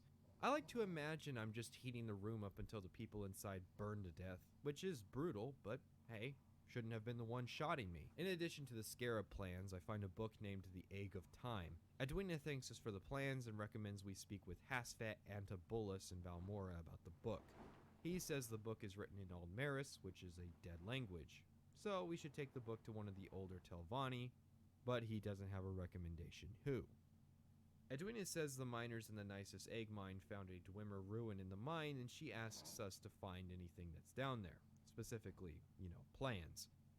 I have to bribe the door guard for the key, and another guard lower in the mine threatens to kill me if I don't leave. So I leave, in the direction of the ruin. It still counts. Near the entrance I found some Dwemer airship plans, as well as a book named Divine Metaphysics. Leaving the mine, I hear some ruins that Nisus has a rogue Telvanni wizard living in town, so I pay him a visit. His name is Balados Demnavani, and sure enough he can read Aldmeris. The Hanging Gardens was written in both Aldmeris and Dwemer, so it's able to be used to translate the other two books. The Egg of Time is a refutation of a theory from the time of Resdain and Nerevar. The theory said that using the power of the Heart of Lorkhan carried more risk than reward, and the Egg of Time figured that the reward was worth the risks. Divine Metaphysics is about how the Dwemer tried to make a new god using Kagranak's tools, and using sacred tones on Lorkhan's heart. So, extrapolating meaning from these two books, we can conclude that the Dwemer tried to make a new god using Lorkhan's heart, that the great risk that was warned about came true, and then the Dwemer disappeared. Thus, having discovered both the plans to a functioning airship, as well as solving the mystery of spontaneous extinction of the Dwemer, we will return for our rewards. Edwina has none. She's disappointed because she wanted the plans to build a robot, not an airship. Trebonius, the Archmage, also has no reward, taken aback that someone had actually managed to complete one of his missions, let alone a mission that entailed solving a centuries if not millennia old mystery. You do get some reputation, so more people know your name, but scholarly work itself pays very little. Despite this, the mystery of the dwarves is one of my favorite quests. The fact that it starts off giving you zero information to use, but is perfectly solvable just by paying attention while doing other quests is just fantastic. So where do we go from here? Well, one rank requires we pay our dues, so that's a couple hundred gold gone. You'll also need a wizard staff to reach the rank of wizard, so we can either pay 5,000 gold we don't have, or we can, ask. Yeah, ask a former guild member for one, who lives in a cave called Sud in Sheogorath. I don't think she'll let us ask. Once we got the staff, we can get promoted. Oh, but hold those horses because we have something big to talk about. Training. One of my favorite aspects about Morrowind is that factions require you have the necessary skills to properly fill your rank. Every faction has attributes and skills they prefer. Now, assuming you're being a logical person and playing to the specialization of the faction, these are reasonable skill requirements. However, this is an instance where the game is just twisting that knife into me, and that is due to my format. Had I played the one character doing all the factions, I'd have been alright. It'd have been fine. It'd have had 2 contractions when I should not have been using any. Point is, I have 7 characters, and for 6 of them the same thing happened at least once. They outquested the requirements. Now, if you play this game like a goddamn normal person, you're doing stuff like adventuring, freelance quest work, even working for other factions. That's what a reasonable person who isn't playing faction by faction in order to make a video series does. We have enough faction reputation to complete the final quest and become the Archmage, but we're severely underleveled. I need to gain 30 levels in a single skill to reach the requirements. This happened to Steals Your Wallet, and to a minor extent Mace as well. Mace was actually very close to the necessary requirements in his blunt weapon ability, and that's because fighter skills tend to level really well compared to stealth and magic skills. So in order to progress, I need to use a trainer. Trainers are a bit different from the later games. Later games put stipulations that you can only train 5 times per level.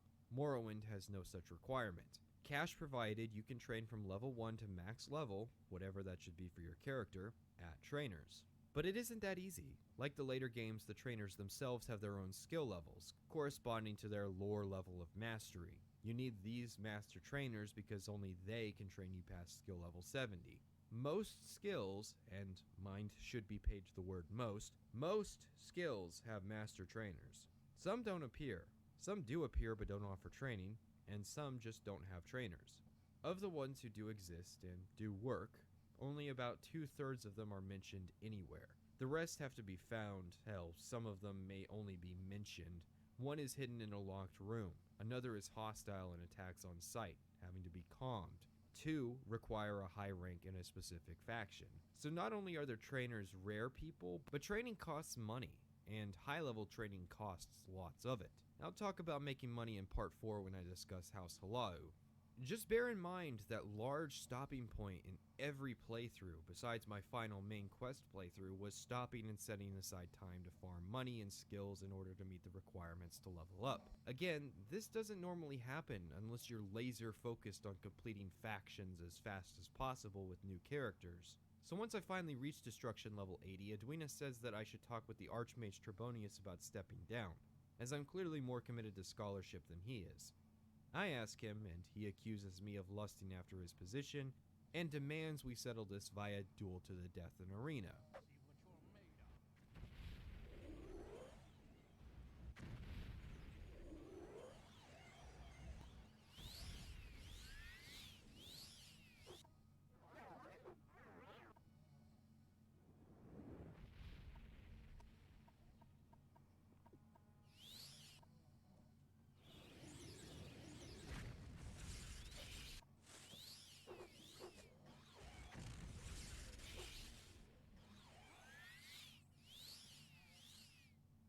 And it's a pretty cool duel. Turns out he had an artifact called the Necromancer's Amulet that made him such a powerful wizard. Edwina said he was a strong battle mage, but he hardly met the conditions of battle mage. Anyways, the Mages Guild, scholarly institution, settles its management disputes via trial by combat, and I am now the Archmage. I'm not sure if I'm going to get a letter in the mail from Mikado telling me I'm being replaced. The Imperial Guilds of Morrowind are the bridge between the tutorial and the broader content of Morrowind, since Caius pretty much flat out tells you to go join one, which is why it is important to pay attention to the starter quests, since this is likely to be the first impressions of everyone who played Morrowind past the first mud crab. The intrigue of the Thieves Guild line, the fun stuff like the Pt2 egg mine and the golden eggs, or accidentally running into a powerful vampire in the Fighters Guild, and the mystery of the dwarves quest requiring a bit of astute problem solving or internet research to figure out. Despite how hard I may have gone on these guilds, they actually are pretty good. But when the Thieves Guild throws you into the deep end of crime, the Fighters Guild starts pitting you in unfair fights, and the Mages Guild engages in bureaucratic busy work, it colors people's impressions of the factions. One thing to mention, because of the non-linear approach to the faction quests in Morrowind, my experience of the guilds is slightly different than what yours can be. I mentioned Skink and Tree's Shade, but looking back I never went and did his quests, or that many of Rannis Athrith's quests either. This non-linearity is what I love about Morrowind, and at the same time, is the biggest risk in terms of personal enjoyment, which is probably one of the big reasons Oblivion Onward focused on linear quest lines leading players by the nose into controlled experiences. The Imperial Guilds in Morrowind are a strange thing. Between the Fighters and Thieves Guild War and the rather straightforward if simple Mages Guild, you hit the three archetypes of role-playing games. In the next part, we'll be discussing the Great Houses. You see those same three archetypes, but a lot more political intrigue. I think if love was shown to any of the factions, it was the Great Houses. Still, the guilds serve as a great starting point for any character, especially for players new to Morrowind.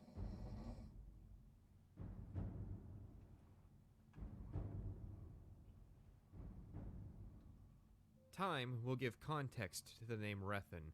He's an Imperial Spellblade, although I jokingly named his class Conman. As such, he went up to the largest building in Balmora, which turned out not to be a manor but a council hall for House Alou, and upon attempting to enrich myself, I decided to join up with the house. Of the three great houses, Alou is the friendliest to Outlanders. This is not just evident in some kind of lore sense, but by the fact that they are themselves the most accessible to new players, who are Outlanders in a way to the game of Morrowind. Of course, there is no way to not be an Outlander, and it plays somewhat in part in the story of Redoran, while Telvanni does not really care. Alou is a merchant establishment, sucking up to the Imperial government on one hand and engaging in a dirty war for monopoly with the other. After joining, you're given the sort of task that is emblematic of Alou. You're given the disguise of a recently deceased Redoran and tasked with deceiving a Redoran quest giver into giving you information. Not only is it a perfect representation of the sort of faction warfare that you'll be getting with Alou, and the lack of values that would cause them to adopt such a tactic, it's a direct interplay with the Redoran questline. Our next objective is to take down a business rival in Vivec. A great deal of House Alou can involve walking around at Vivec, and, being at least somewhat conscious to this, I chose the Steed as my birth sign. This gave me a 25-point boost to speed, which made my character quite quick. It was, in fact, jarring to go from a character like Wiz, who was very slow, to one like Rethan, who is very fast. The quest itself has a complication. We are stealing an alchemy recipe from an alchemist who has stolen business from the Alou alchemist in Vivec. It pays to do business with Alou. Said alchemist cannot be convinced to give us the scroll, and to further complicate matters, she lives and works in a one-room studio apartment. There are 3 scrolls that can be stolen, the first in a locked chest, the second on her person, and the third on the table by the door. This early in the game, this job is quite difficult, but on the plus side, guards don't try to chase you down for sub 1,000 gold bounties, which naturally means I can just take the scroll off the table, turn around, and walk out the door. And the guards aren't going to come from every corner of Vivec to arrest me for it. We were instructed, while we were here, to meet with Indrino Arethi. She's an alternate quest giver. Between the two, you have enough room to pick which is more convenient and still advance in the faction. Arethi's missions tend to be more focused towards work as an enforcer, while Dorvain's missions tend to be more business focused. Missions can be as simple as deliver this report across the hall to the treasury, or they can be like, take out a rival businessman's egg mine, but you can report this to him for a reward and not mess up the local economy. I'll give you some highlights for this part and not detail every quest. We're asked to convince a Guar hide salesman to buy hides from House Alou. He protests that Alou hides are dried out because they have to be shipped from the mainland, whereas Redoran hides come locally from Vardenfell.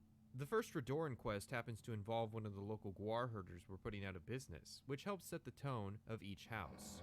This is where the speechcraft system can come into play. It's one of those things that most people I've seen on YouTube don't realize made the big difference in how the game's played.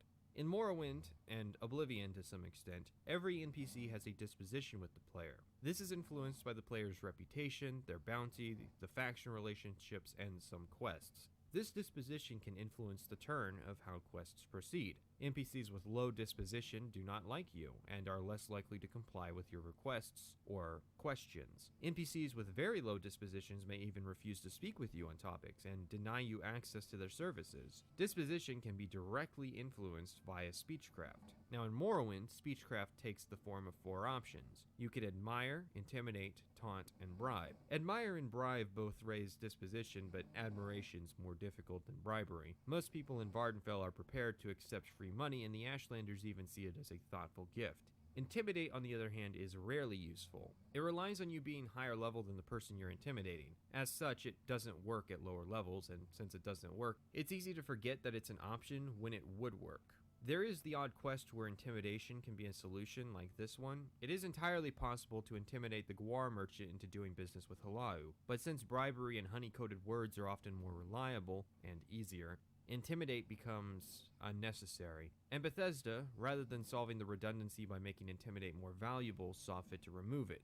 I won't even go off on a tangent about speechcraft in the later games, although I will say, in having recently replayed the game to get back into the groove of making these videos, I was able to find a bit more use out of Intimidate when I would pair it with calm spells in order to calm NPCs who were hostile down. You could intimidate them, which would lower their attack value, and then they would become peaceful. Other options for disposition are as follows. Charm spells can temporarily raise a disposition, and since time stops for conversations in Morrowind, they only need to last a couple seconds to be effective. Imperials also have a racial ability to charm once a day, which I used a bit as a money and a time saver, although it becomes unnecessary later when you get better at speechcraft. Personality can also influence disposition, so if you fortify personality with a spell or with something like Telvanni Bugmusk, or just by having a high personality, you can raise your disposition in the process. Trading is another option. Each time you successfully trade, your disposition will go up. Unfortunately, this is only temporary. So temporary, in fact, that leaving the dialogue window and immediately re-entering it will lose all that disposition.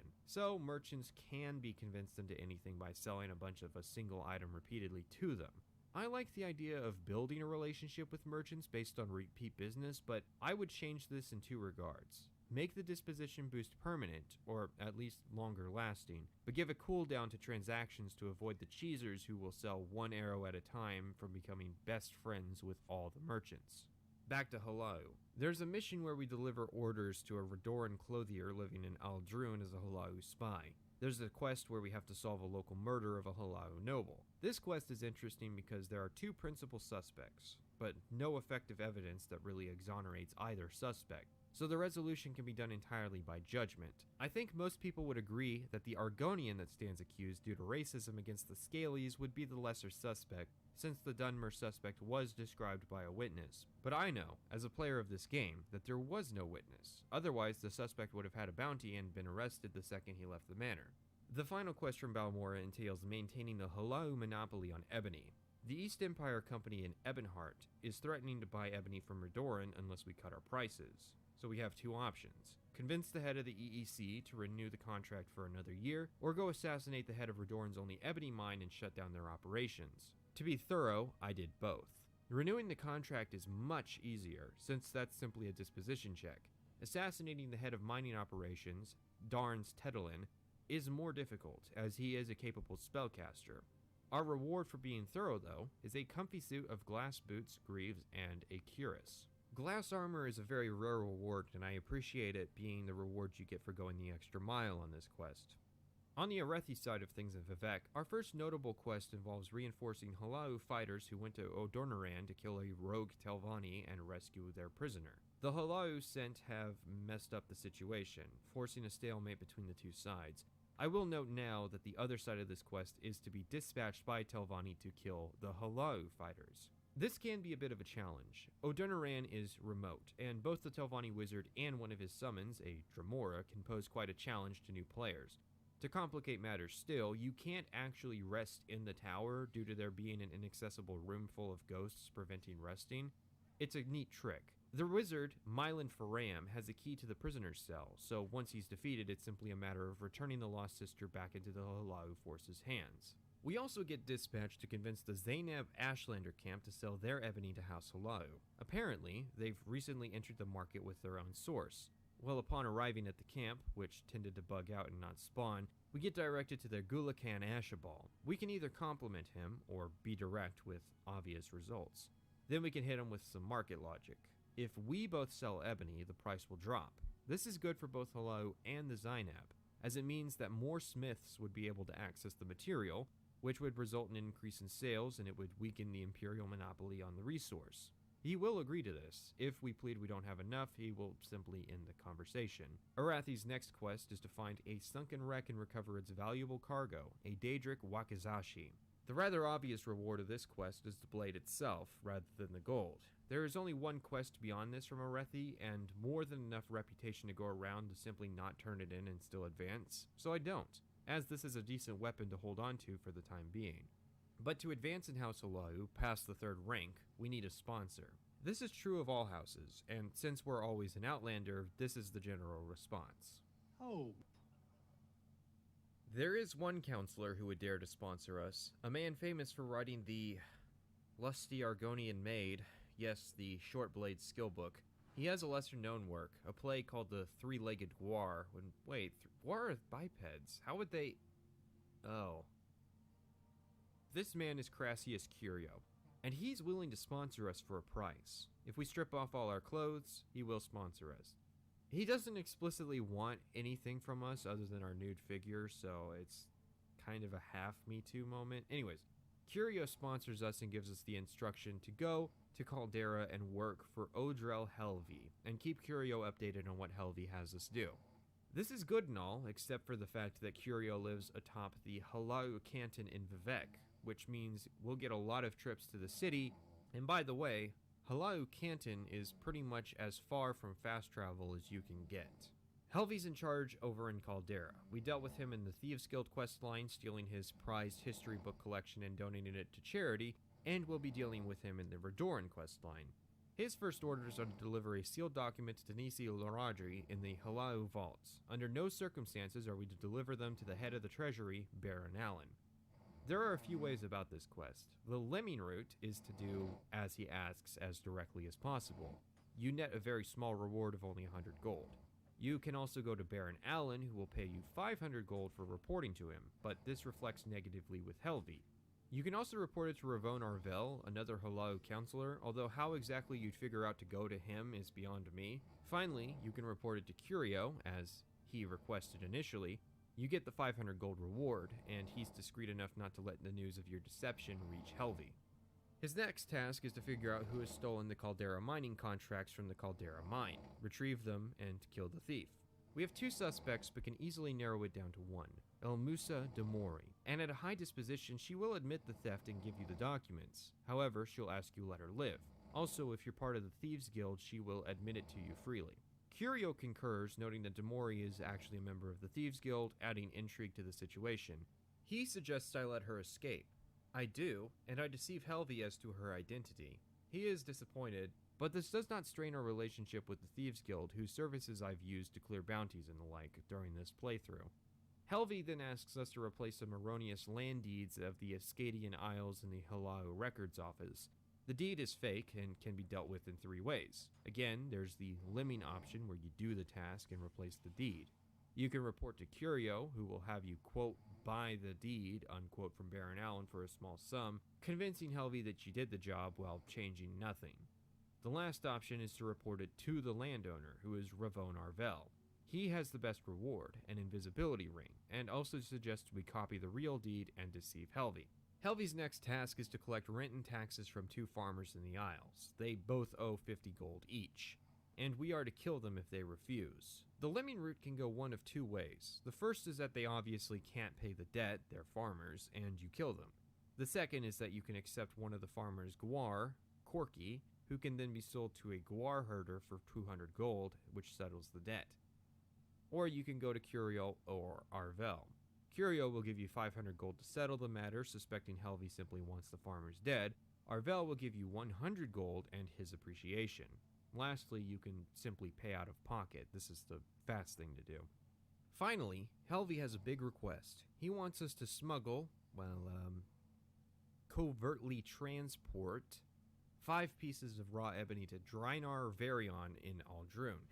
Now, ebony smuggling is illegal. Although you can't get caught, you can report it. You can also go the lemming route, smuggling the ebony and getting paid 500 gold. Curio suggests we take the ebony to Sagunavis Mantidius at Buckmoth Legion Fort. We have to convince him. This entails giving him the ebony and implicating both Varion and Helvi. Now note here, if you don't have the ebony in your inventory but give him the ebony, it reduces your encumbrance by 50 points, regardless, the weight of the ebony. This means I can still sell the ebony and become even lighter, although this is obviously an exploit. This is Helvi's final mission, as he gets sent to prison afterwards if you go the Curio route. I'm not really sure what happens if you go full lemming with him. I guess he just sticks around and Curio proceeds to give you missions, disappointed at how much of a pushover you are. While we're on the topic of ebony smuggling, let's talk about Vardenfell's controlled substances. Ebony and glass smuggling are illegal as they are rare materials used by the Empire for weapons and armor. Moonsugar and skooma are dangerously addictive substances that plague non-Khajiit societies. Dwemer artifacts are illegal, I assume to discourage the desperate from going on dangerous missions to Dwemer ruins. And ash statues are illegal, as in Vardenfell, the temple is trying to curtail the spread of the Sixth House. Some merchants will refuse to do business with you if you're in possession of moonsugar or skooma, the exceptions generally being Khajiit, like Azura at the Balmora Mages Guild, who bought half of Vardenfell's moonsugar supply that I recovered in drug busts during my playthrough. This was an occasional inconvenience since I would try to do business with merchants and happened to be in possession of these substances, so they would refuse. I think there's a missed gameplay opportunity with these substances. For instance, how cool would it be if travel services like boats, silt striders, and teleporters would refuse to transport you if you were in possession of a controlled substance? Suddenly, the quest to implicate Helvi becomes a lot more nuanced because you actually have to smuggle ebony to complete it. You could even add features like guards confronting you if you're carrying materials, taking bribes to look the other way, or adding a bounty if you're caught smuggling.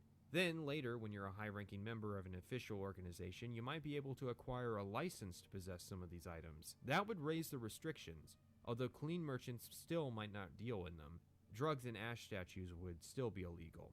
Unfortunately, later games would go in the opposite direction. The idea of controlled substances was dropped, likely due to players complaining about how inconvenient that merchants wouldn't do business with them while they were carrying drugs, and the Empire stopped enforcing its laws. Anyways, Curio's first mission involves getting an outlaw to pay smuggling fees to Halau. I'll speak of the devil. Most of the quests is finding the outlaw, who is aboard a ship by Halau Ode, and getting him to pay his protection money.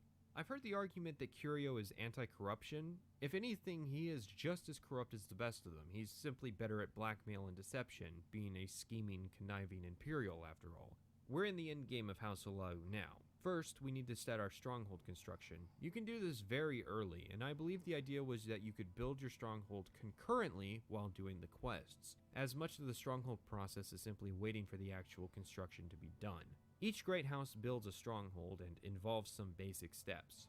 First, the Duke, Vedum Drin, has to assign a construction contract. He does this simply with the request that you have Vardenfell's best interests at heart against the threats posed to it. Then you'll have to pay a member of your house to oversee the project. With Halau, you can haggle with a merchant to get the price down and even trade for it, which is a mechanical demonstration in line with how the faction operates. Mercantile is a broken mess of a skill. It's a shame too, considering how prevalent it is. I don't like the idea of universal skills in Elder Scrolls, those being skills that every class has to engage with. For example, bypassing a lock can be done multiple ways tied to multiple different skills. Convincing somebody can be done through speechcraft or illusion. Mercantile, however, is a bottleneck for all playstyles. There's no build that cannot benefit from having the skill, but at the same time, it's broken. For instance, there's a sweet spot of the skill at around level 70. Past this spot, and trades will actually offer less and less if they have a high disposition. It's weird. Prices can sometimes be better for players with a low mercantile and bribes, which are influenced by mercantile, but instead give experience to speechcraft. Mercantile also levels in a backwards fashion. You would think that you would get more experience turning a 2,500 gold transaction into a 3,000 gold one, but no.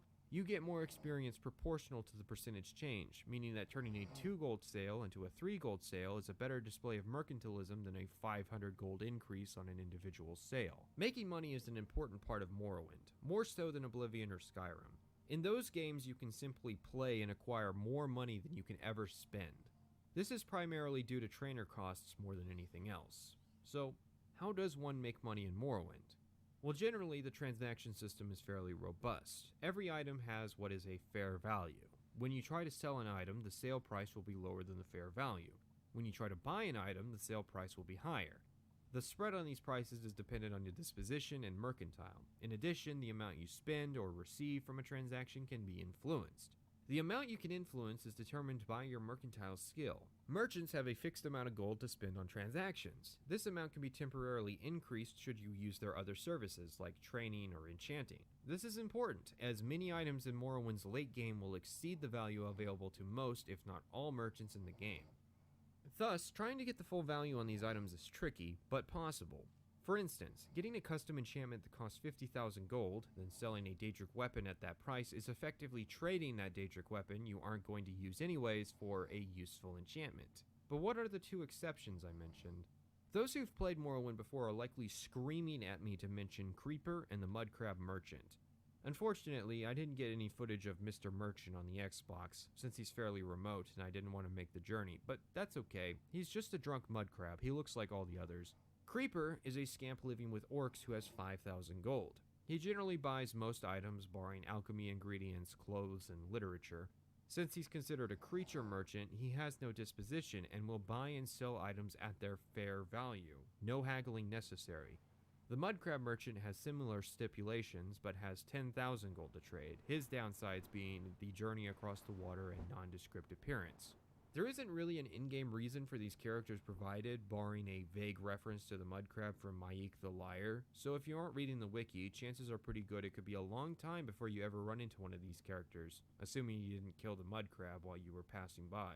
I guess the museum in Mournhold bears mentioning. In Tribunal, there's a museum which can purchase certain artifacts. Most artifacts in the game are priced in the tens of thousands, if not hundreds of thousands of gold range. They are all exceptionally valuable, as the base value of items is meant to signify those items' rarity. These are the sort of things that end up in the hands of a head of state. Of course, you can acquire many of these items, and most of my characters naturally came into possession of a fair few of them.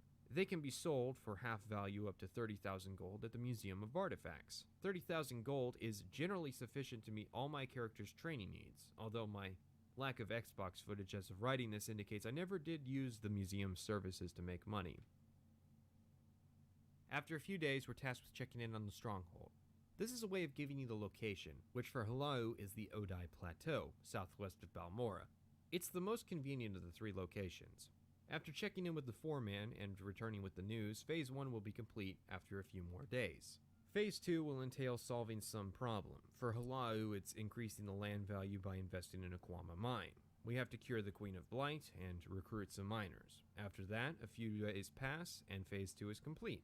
To complete the Great House quest lines, you only ever have to reach the end of Phase 2, although Phase 3 does have some extra benefits.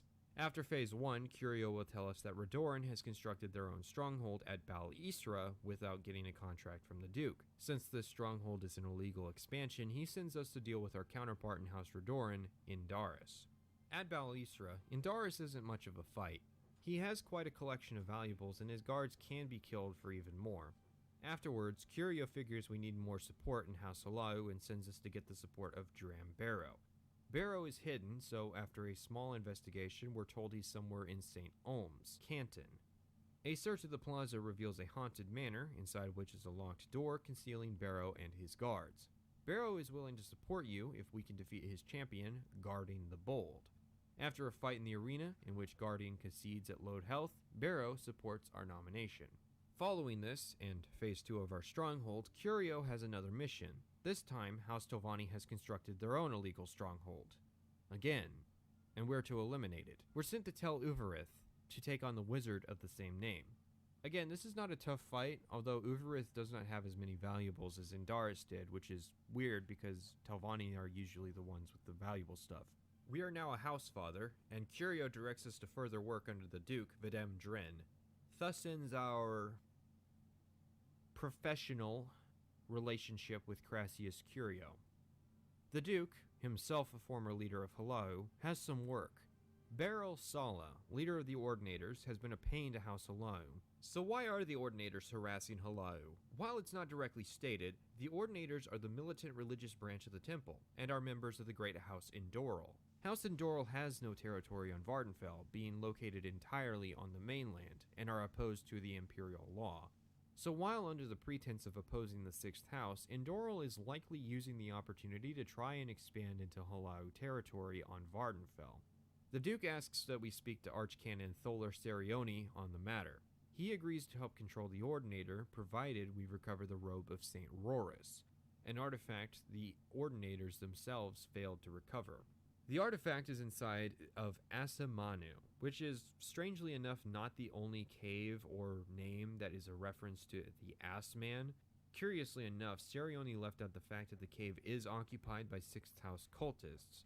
Dagoth Helevul here is in control of 7 sleepers who will give you 1 rep apiece for talking to them thanks to breaking the hold Dagoth has over them. But there's not really a way to know who the sleepers are. It's just one of those happy rewards you get for talking to everybody. The robe isn't all that powerful. It's slightly better than the average healing enchantment you can find at enchanters, but it's not really worth trying to keep. We return the robes, embarrassing the Ordinators who failed in recovering it, and Serioni promises to speak with Beryl Sala about the Ordinator's relationship with House Hello. Drin, impressed, says that advancement to Grandmaster is contingent on control of the Kamana Tong, due to the sway it holds over the rest of Hello's political functions. It is unfortunately in the hands of Orvis Drin, the Duke's brother. He would greatly prefer we find a non-lethal solution to the problem, but admits it is a last-ditch effort. Orvis will doubt our ability to run an enterprise like the Kamana Tong and wants to know how he can trust us. I use my natural Imperial ability to temporarily deceive him into agreeing, just as Tiber Septim did with Vivek. A potential alternate solution for the enterprising Hello who somehow sucks at speechcraft, which should be rare, is to find a note that implicates Orvis in a conspiracy to assassinate his brother for interfering with his smuggling business and use it as blackmail. The last solution is to kill him, which displeases the Duke, but he will still promote you. This can potentially be a part of the Thieves Guild and Morai Tong quest lines. There's quite a few quests that will correspond here, even the main quest. And thus, we become the Grandmaster of House Hello. Now, Rethan's story is not finished. He will feature again in Part 5. I'll also be going into more conclusive thoughts into Hello after discussing the other 2 houses. But until then, House Redoran.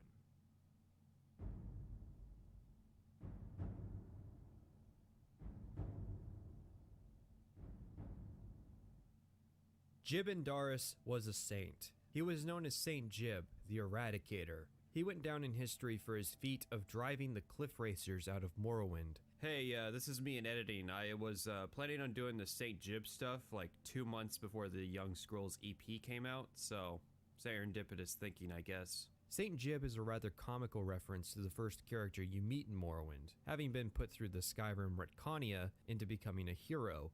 But are cliff racers really as annoying as people claim?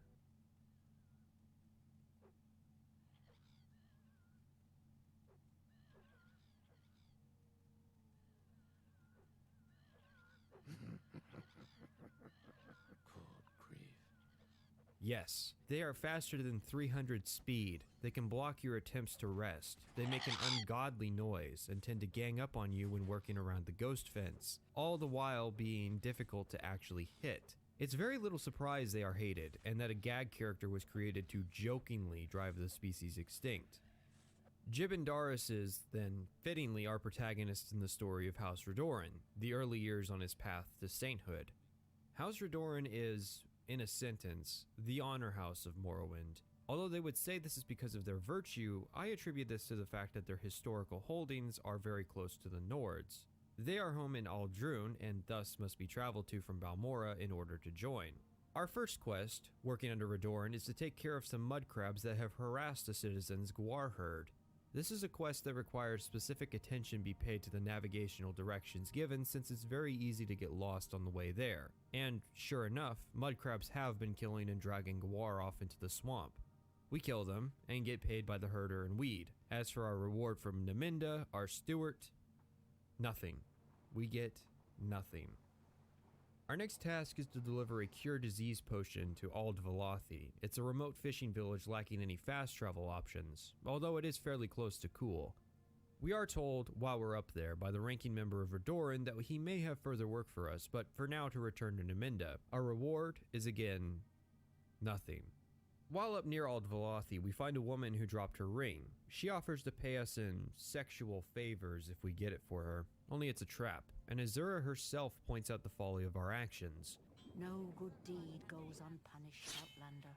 Luckily, players good enough to survive, or good enough to exploit the AI, are rewarded with the Amulet of Shadows, which gives an 80-point chameleon effect, basically turning us invisible when we use it. A trader went missing near Margan or Nisus. Nobody in Nisus knows anything, but the people in Margan do. Apparently a recent ash storm hit, and it was bad by Vardenfell standards. A trader apparently ended up going near an ancestral tomb west of town, right before the storm hit. Sure enough, we find the trader in the tomb. The door apparently had gotten stuck during the storm. We take him back to Margan and get our reward. Nothing.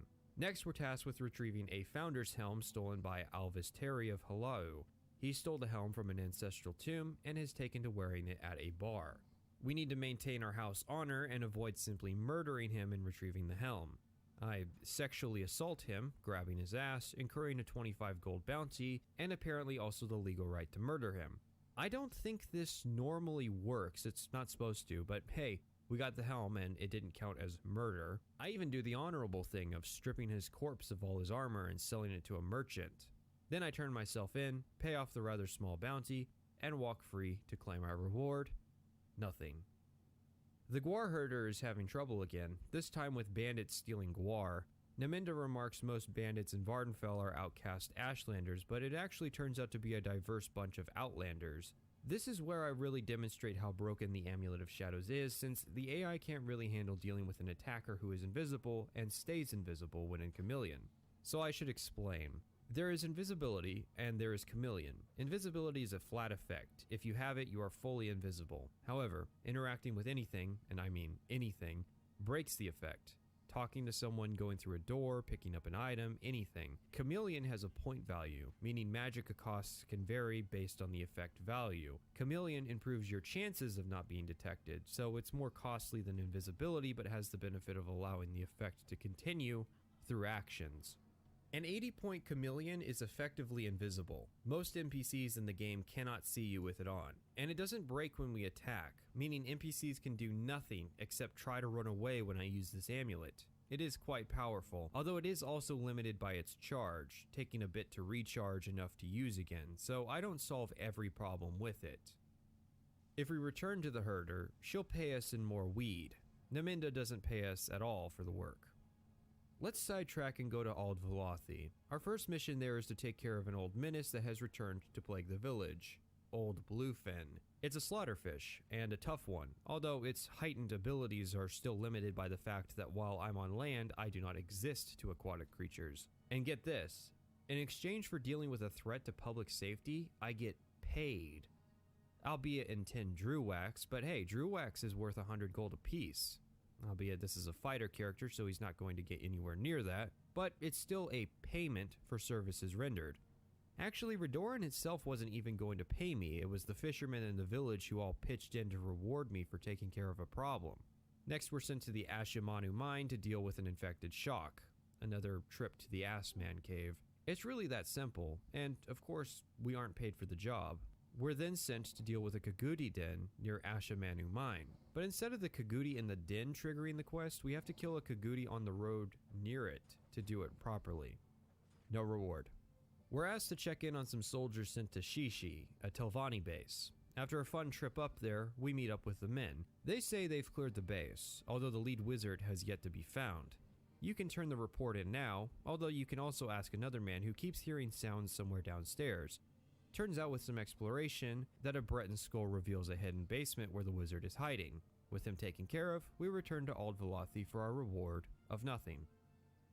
At this point, our path forward in the house is to seek a sponsorship. Lucky for us, Athen Serethi is under attack from assassins. We go and defend him.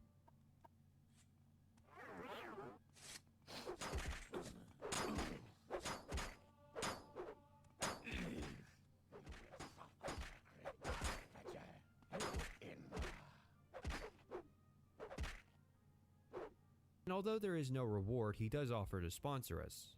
Oh, no, wait. There is a reward. We get paid the standard guard rate of 200 gold. So why have I been pointing out the fact that Redoran has been so stingy in paying us for our work? Factions in Morrowind have a requirement that the factions of later games lacked: skill requirements. Each faction has a list of skills they favor and requirements to meet to climb those ranks. The real stopper is that the highest ranks of factions require skills be higher than 80. For most people, this is easily attainable just by playing the game. Pure mages may need to train a bit due to magic skills training slowly, but for anyone using a skill that involves bashing things, playing the game like a normal human being is good enough. None of my characters, however, were played like normal human beings. Because of the way I took notes and the recording limitation of hard drive space, each character was played generally focusing down one faction at a time. This means that every character inevitably fell short when it came to skills. The way you're meant to offset this in Morrowind is through trainers. This, however, is costly, and I feel as though the real victors of Morrowind's story are the skill trainers who became rich as a consequence. What would you do if you had an eternity to do nothing but wait? Do you keep busy? Do you daydream? Do you freak out? He trained.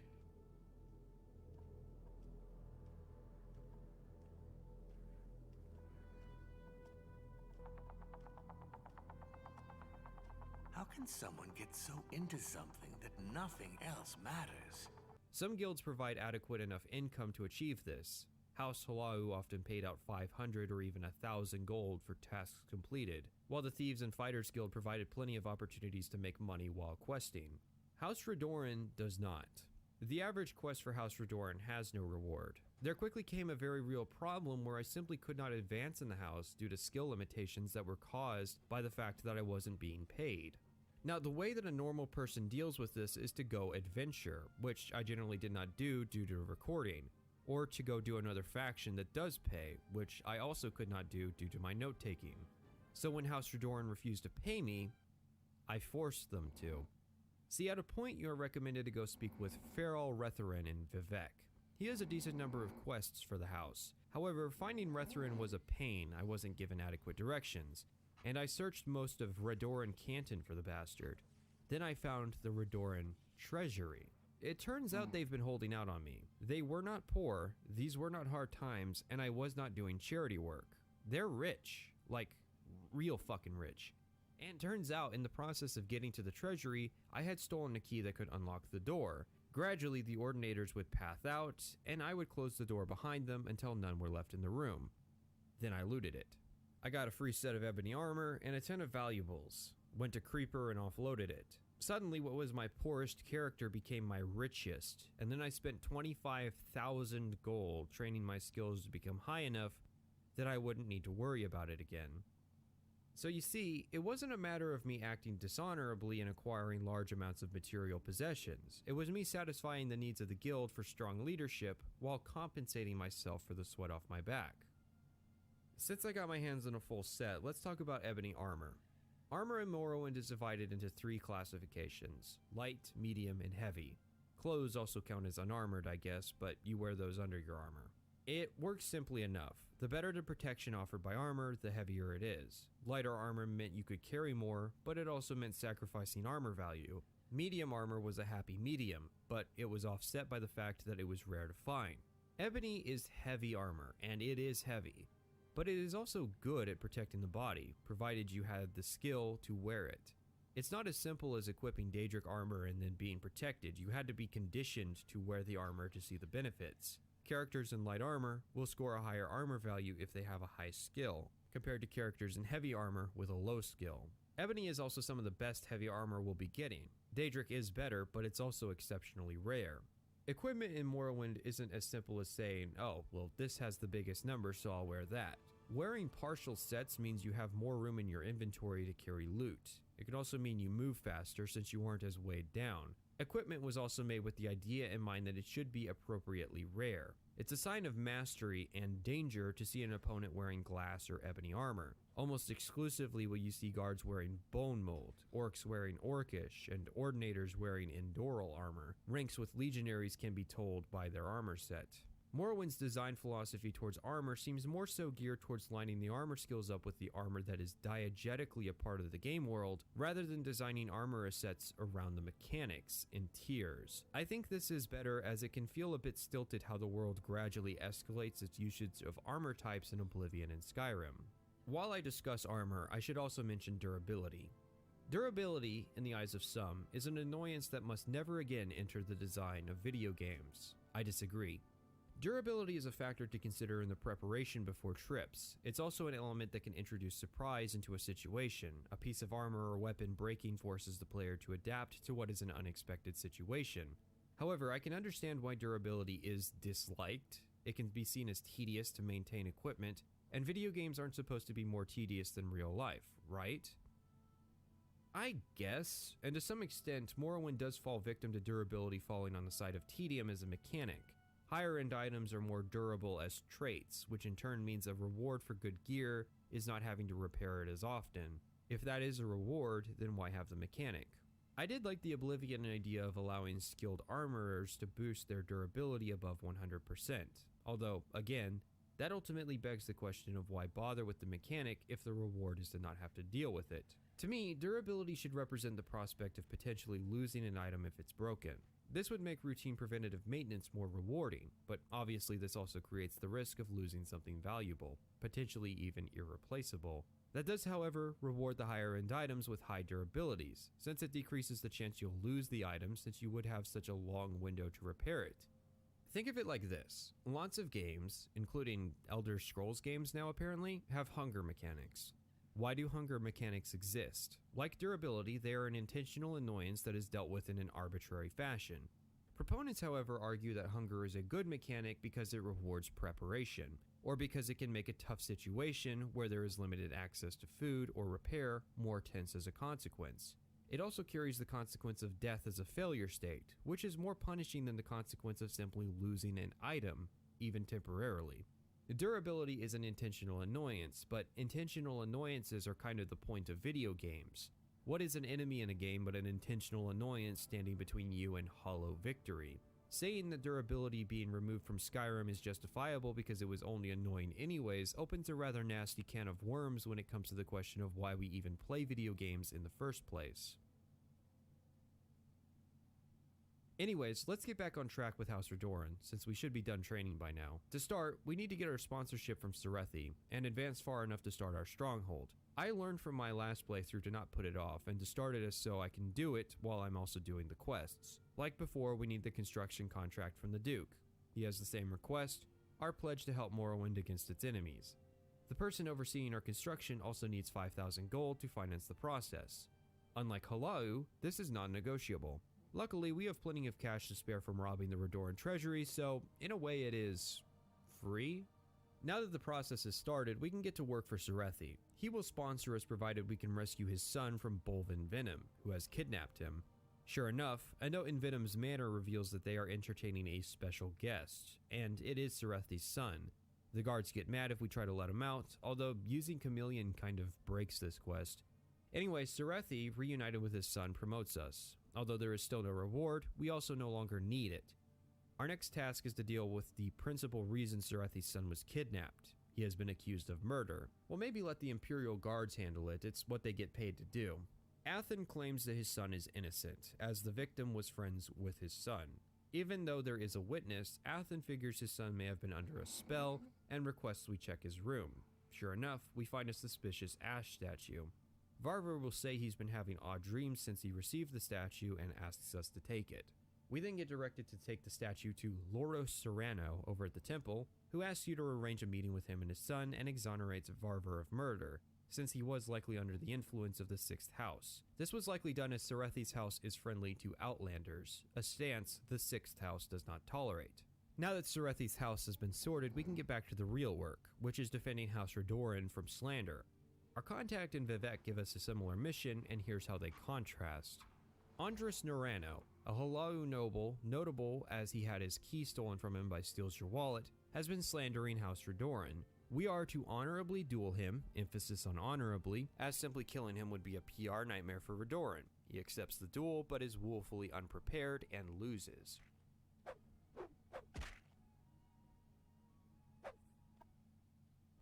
Contrast this with Meryl Halano, who is accusing a Redoran counselor of adultery. Halano will not honorably duel anybody, and is likely just saying that as he is under the influence. I decide to handle the situation appropriately. I murder him. Naturally, this looks bad, so allow me to explain my logic. The way Meryl wants you to deal with the situation is to either stoke his ego until he accepts to withdraw the slander or to bribe him. These are positive reinforcements for negative behavior, and would only encourage other rowdy youth of Halau to join in on the slander. Since blood would eventually be drawn on a larger scale from such an outcome, nipping this behavior in the bud is important. We positively reward Narano by not killing him as he abides our traditions and faces us in a duel. We negatively reward Halano by murdering him as he acts dishonorably. So although the reputation of Redoran is hurt in the short term by this action, in the long term we have saved lives and preserve our honor. That's not how the game sees it. I figure I'm not going to hear the end of it from Retherin for this, so I just go back to Serethi. Next, he wants me to deal with smugglers in Shurenbal. This is an easy affair, although the cave in question is remote. While I'm out, I check in at Aldvalathi. Virith has a new request. A local Daedroth worshipper named Gordal is wanted by the people of Aldvalathi. This should be a challenge. However, my spear and his broken AI actually make it quite easy. He's also wearing a full set of ebony.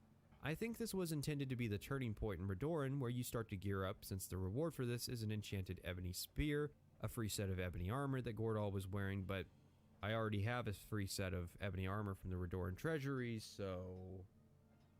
I know this is a bit of a non sequitur, but let's talk about my spear. Spears are great. They allow you to do damage at a distance at the cost of being long and unwieldy to use. Naturally, something as varied and unconventional as a spear in an RPG setting was cut from the later games for the usual swords, axes, and maces. I suspect spears were cut from Oblivion due to the skill crunch, that being the reduction in the number of skills from 27 to 21. Each specialization went from 9 skills to 7. Axe and blunt were combined, medium armor was cut from the game, but to facilitate the cuts in stealth spec, hand-to-hand got moved into combat, while short blade was combined into blade. This meant that combat spec still had one more skill to reach the desired 7, so the spear was lost from the game. Spears as weapons are historically associated with formation fighting, something that generally never came about in the Elder Scrolls setting due to the prevalence of destruction magic. Their popularity, instead, is owed to regions that routinely have to deal with disease, Valenwood and Morrowind. For Morrowind in particular, the threat of blight and corpus makes spears a popular option amongst the buoyant armatures, as it allows them to stay out of reach of the sick. Since the Imperial Legions generally don't engage in formation fighting, there wasn't a pressing lore reason to keep spears around in Oblivion. The other argument is that spears simply were not popular. Although I personally disagree, I can imagine that swords are handily the most popular, since as a weapon they are by far the most publicized. However, it's a situation where Bethesda engineered their unpopularity. Spears are uncommon, and upgrades few and far between. Contrast this with swords, which are very common, with many opportunities to upgrade, and with many of the game's most powerful weapons being swords. It's the same story with medium armor. It was given the short end of the stick in Morrowind, so people didn't use it, so it wasn't popular, so it got cut. Rather than try and keep spears, medium armor, and, well, throwing weapons for that matter in the game, and fixing the issues they had while abandoning the ridiculous idea that each specialization needs to be balanced in a single-player game, the skills were simply dropped. The weapon skills of Morrowind provide a great deal of nuance for fighting characters. You can't just pick up any weapon you find out in the world and use it like a master. Short blades, long blades, axes, blunt weapons, spears, and hand-to-hand were all different skills that played almost like martial arts. Short blades are fast and light so they can work as backup weapons. Long blades are slower, two-handed long blades especially slow. Axes are great for chopping, although their historical value of breaking wooden shields and fortifications is underappreciated. Blunt weapons don't serve their purpose of breaking armor, spears provide a longer reach, and hand-to-hand damages fatigue until knockout, and then does damage. You can also go straight to damage using Paralyze. It has the obvious upside of having no weight. I think they should have expanded on hand-to-hand. I know in Oblivion they added the special attacks, which is cool, but I'm thinking like special techniques that work like spell creation, like Paralyzing Fist. Just something that looks like a martial arts anime, but lets you use a spellmaker to make your own moves. Instead, what was the most distinct fighting style, at least from its counterparts at the time, was cut come Morrowind. I suspect it's another in the long list of victims of scaling, where in an effort to fix the problems posed by scaling mobs in Oblivion, instead of fixing scaling, they quote fixed unquote everything else. Just another victim of the skill crunch, although for hand to hand, its day came between Oblivion and Skyrim. Serethi has a new request. A Redoran noble has gone mad and has taken up residence in a cave called Milk, harassing travelers and demanding tribute. We need to solve the situation, however the nobleman in question is a friend of Serethi's, so we need to do this non-lethally if possible. He suggests I speak with his father in Ebonheart. While I'm in Ebonheart, I hear a rumor about unrest in Cyrodiil City, something about the legitimacy of the heirs. I don't think this will be relevant. I meet with Mandus' father, who says his son went mad after his granddaughter was kidnapped by the Telvanni lord Divith Fear. He thinks finding and returning the daughter should cure his madness. This entails a trip to the remote Tel Fear. There's no fast travel points, as the man in question can't be bothered to do something so foolish. Once inside, we meet with Divith, who doesn't actually care if we take Mandus' daughter, he's far too busy. We let her out, and she gives us an amulet to take to her father. We do, making liberal use of Chameleon to dodge his guards, who have taken to dealing with intruders with the sharp end of the sword. And when we give him the amulet, he says he'll stop demanding tribute, calming the guards down. Serethi says that in order to advance, we need support from other counselors. He suggests we start with the counselors Morvain and Remoran. Morvain, or rather Morvain's wife, requests that we clear out her manor of corpus beasts. Turns out they had killed her husband after they had received an ash statue, and not only did House Redoran take the time to decide to let her take his spot as counselor, they haven't dealt with the manor full of corpus beasts that is drawing more to it on the edge of town. Our man Serrano is in the temple and is willing to destroy the ash statue after we retrieve it. Remoran wants a bit more. He wants us to go up to Nisus and collect taxes, 60 gold pieces, and if we pay out of pocket, he'll refuse to give us support and soft lock our game. So after the round trip to Nisus, we're then tasked with finding a girl he's lusted after for years. Turns out she has a similar name to his personal bodyguard, who happens to be lusting after him, and at that suggestion offers his support. You know, 3 paragraphs ago I was at a tower where the guy cloned himself 4 times and spent his days researching a cure for corpus and low-key banging his clones, so I'll let this slide. Anyways, we're a counselor now, and to advance, we need more counselors to support us as well as phase 2 of our stronghold. We need guards and are directed to the local fighters guild master, Perseus Mercius, to recruit them. He says he's willing to waive the fee if we free his friend from prison. Sadly, there is no option to just pay him, and we end up going to Vivek, freeing his friend, killing an ordinator, and returning. As for the counselors, we need the support of Larethi and Erebar. Venom will never give his support due to his vehement opposition to Outlanders, but as long as we have the support of all the other counselors, we can stand to claim the title of Archmaster. Larethi is willing to support us provided we can shut down the Caldera mining operation. This is not as simple as going and wiping it out. We need to do it honorably. So we start with trying to find proof of corruption. Odral Helvi, local corrupt overlord of House Ulau, has some secret ledgers hidden in his room that provide such proof. With evidence in hand, we can now shut down the mine. We're saving the evidence in the event that Duke asks any questions about why we took these actions. We learn from Caldera locals that if Dalina, a slave at the mine, were to be freed or killed, that the slaves would revolt. I free her. Larethi says it was an unconventional solution, but it did end the Halau market domination. As for Erebar, he seems preoccupied and refuses to speak on the subject of our support. Serethi figures he may be getting influenced by the Telvanni, and we need to figure this out to gain his support. Asking around Telvanni town reveals that Master Neloth and Telnaga is holding Erebar's daughter hostage. Those damn ANCAPs keep stealing our daughters. Anyways, I free her and the guards take exception to this, but since the non-aggression pact is at the heart of the Telvanni law, there are no questions asked about the dead guards. And since I successfully stole her, she is now my property, at least until we get back to Redoran territory. Erebar gives us our support on the council and a Redoran master helm. Well, a replacement helm anyways, the original was stolen. And after some waiting, our stronghold finishes phase 2, and Serethi fills us in on Bolvin Venom. Bolvin was the successor to a long line of incompetent Redoran leadership.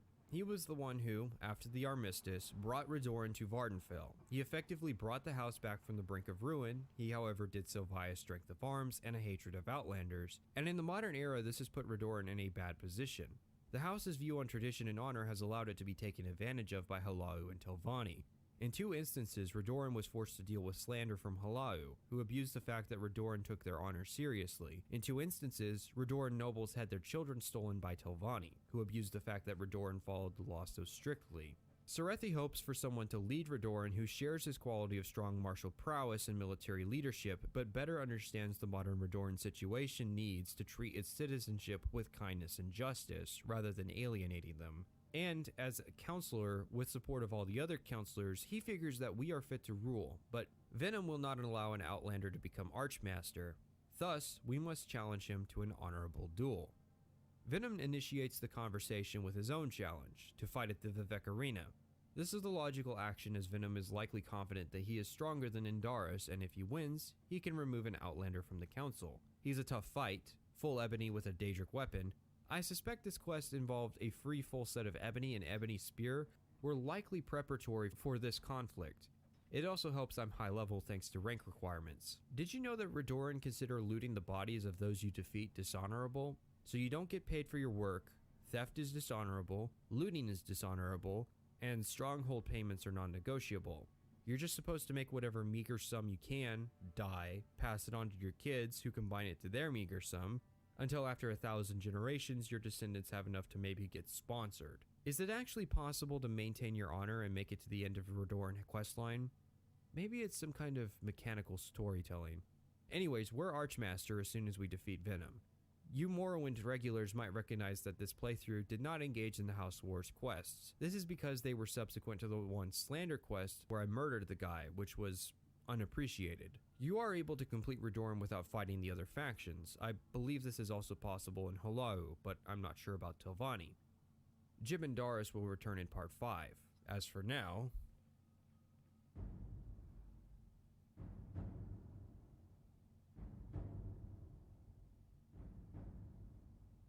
Uvarith was inspired by one of the characters on the Xbox loading screens. This guy.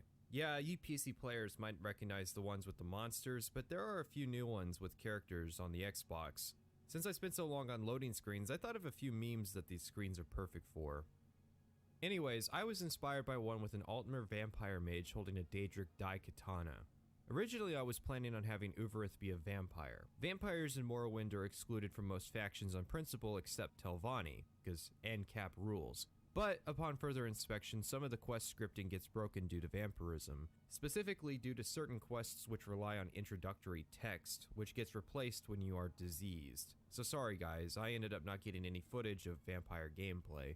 So I'm going to throw this in post-com to try and explain why vampires are broken in Morrowind. There's a hierarchy of greetings that NPCs will use when meeting the player, which are either specific to them, quest-related, or general greetings that are shared among multiple NPCs. This hierarchy is based on the logical importance of the greeting, with stuff like locations, clothes, and classes having lower priority over quests, factions, and combat-related greetings. This is why in the next part a certain quest line is broken if you approach NPCs naked. Now, when you contract vampirism, most NPCs will get a general hostile greeting. Telvanni, on the other hand, gets a friendly greeting. The problem has to do with how you progress a certain quest. Because one quest relies on a custom greeting that is always replaced with the vampirism greeting, you will never receive it. In addition, the aforementioned stronghold quest that is standard for each great house is also impossible, as the Duke will not speak to you if you're a vampire. I have zero basis to say this, but I'm fairly confident that vampirism was a late stage feature that was added to the game, as it is very basic and your options as a vampire are fairly limited. But I am surprised that since it was supposed to be a feature that vampires could join Telvanni, that this issue was not noticed. I know it's a meme to say Bethesda doesn't do QA, but if you have any experience working with the construction set, you'll know they would have had to have been doing some because of just how many lollipop sticks and cum this engine's made out of. To fix this issue, all you have to do is take this intro from Greeting 5 and put it in Greeting 1 so it takes priority over the vampirism greeting in Greeting 2. Although this wouldn't fix it on the Xbox version since it has a special patched version. And actually, now that I think about it, they did fix the Dark Brotherhood glitch between the PC and Xbox releases. But I guess nobody had tried playing Vampire in House Telvanni during that time period. Or if they did, they didn't complain on the internet. Anyways, back to the scheduled analysis. Uvarith spent a short stint with the Balmora Mages Guild getting some basic spells set up for our future plans with House Telvanni. Telvanni starts in Sadrith Mora, which is an interesting town in its own right. For starters, I think you're supposed to come into the town via boat, go through the Gateway Inn and be introduced to the Hospitality Papers, which is a scam being run on Outlanders. Only I would wager most people get to Sadrith Mora for the first time through the Mages Guild at Wolverine Hall, since it's the superior form of travel. What stands out about the town is its buildings. Truly, in the world of identical adobe structures, the Mushroom House is king. Telvanni buildings are often twisted, conforming to the demands of nature rather than any functional design, perhaps a reflection of the more naturalistic philosophies of Telvanni, seeing the strengths of individuals as more important than the needs of common folk. While Balmora, Aldrune, and especially Vivec are heavily populated urban centers, Sadrith Mora is lacking in commoners. Almost every person in Telvanni, which is more racially diverse a faction than even Halau, possesses entrepreneurial spirit or a talent of some kind. You'll find that there is a surprising lack of 6th House sleepers in Telvanni territory, an affliction caused by a weak sense of individuality that allows the 6th House to control the sleepers. In the same vein, the tribunal temples of Telvanni are token gestures. The masters of Telvanni are as old as the gods themselves, so the temple has little place in their society. You can also perceive this as a negative since the temple does perform services for the poor, but there aren't many poor in Telvanni society. Thus, Telvanni society is in fact very progressive, but for how ideal it sounds, it has its flaws, as will be demonstrated.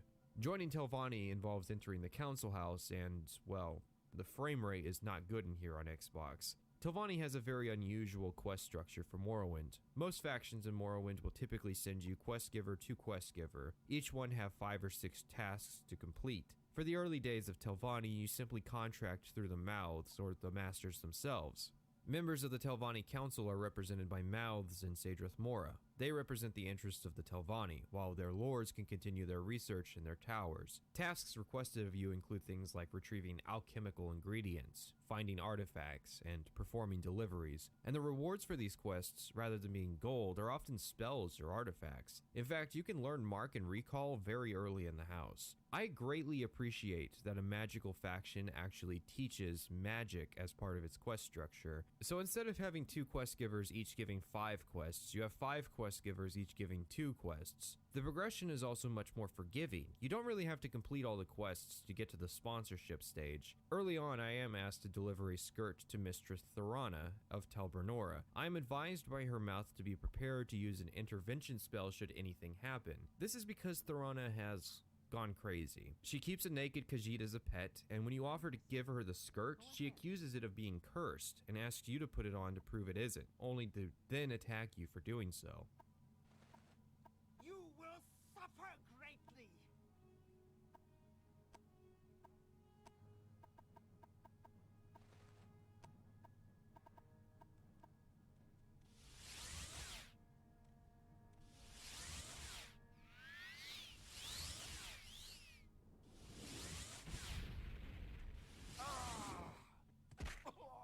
Another task entails delivering a note to Telfir and returning. It sounds unremarkable until you realize that Telfir has no fast travel services. Water walking is an alteration spell. I mean, without water walking, what else is there? Looking at you, Skyrim alteration, looking at you. It plays an especially important role in Morrowind since so much of the terrain has been geared towards aquatic travel. Now, while Oblivion did have the ability, it really wasn't as important since there wasn't much need for it. I mean, sure, there was an inland sea, but honestly, with fast travel and the lack of need to go out on the water again, you don't need it. Skyrim was much the same way. There were some attractions out off the coast, but for the most part, water walking was unnecessary. But lack of necessity doesn't mean the spell should just be cut. Speaking of cuts, Levitate is another good option for avoiding the swim. It also performs the function of vertical access, such as in Telvanni towers which don't have stairs, or in dungeons with secret areas. Levitate was cut from Oblivion, the reason being exterior-interior hybrid cells. The cities would be in cells separate from the overworld in order to help with performance, and Levitate would expose the fact that the cities and the countryside were not seamless. I think there were better ways to handle the issue. Mournhold and Tribunal, for instance, didn't allow levitation for much the same reason, so perhaps there could be a magical bullshit lore reason to stop people from flying over the walls. I think most players would understand the limitation. The real reason they wouldn't, and perhaps won't, adopt this rule set is a shift in dungeon design. I made a game of noting dungeons in Oblivion and Skyrim that would feature drop-offs near the entrance that would lead to the end of the dungeon, leading to a circular loop design. The need to deposit players near the entrance of the dungeon by the end quickly without giving crafty players the ability to take the back entrance simply necessitates the restriction of vertical navigation, hence why jump spells and acrobatics went as well. I disagree with this need. I think if anything, the new dungeon design could be complemented with a proper use of mark and recall to return to the dungeon entrances, but then again, did I make the most successful RPGs of all time? I didn't think so. Now while I'm on the subject, eagle-eyed viewers may have noticed I'm using a couple spells named Efficient Water Walk and Efficient Levitate. Ignore the letters, I just used those to organize the menu. Those are custom spells, designed to give me a more magicka-efficient version of the effects. Water walking is basic. Mostly its magicka needs translates to the duration you'll be water walking. The nice thing about setting its duration to 10 seconds is that it allows me to duck under the water quickly without waiting around, and it only requires one magicka to cast, which is very nice. The Levitate spell is much the same, although it's a little more expensive for a little more convenience. Levitate's magicka costs are tied to its duration as well as its strength. Levitate strength affects how quickly you move. A 1-point levitate is simply way too slow, but on the flip side, you can become very fast using a 100 or even a 500-point levitate scroll, although casting those spells would be very demanding on magicka. And as I said, many Telvanni homes have a vertical tube between you and its master, levitate sort of serving as a filter in Telvanni society. Spell creation can be quite versatile and even broken. You might wonder how, so I posit Fortify attribute and skill. I didn't get any footage of me abusing these spells fully, so let me explain. Lots of variables in Morrowind, and Oblivion for that matter, are tied into complex formulas. Since these formulas don't have any kind of cap to them, you can very quickly boost your skills into the hundreds, even temporarily, to some amusing effects. For 1 second, you can boost your speechcraft or mercantile and get a good deal or convince NPCs of basically anything. You can boost your speed and move very quickly. Perhaps the most infamous example commonly known are a trio of scrolls labeled as Icarian Flight, which temporarily boost acrobatics 1,000 points for 7 seconds. This can send you soaring across the map, but the effect doesn't last long enough for the landing, as evidenced by its creator's fate.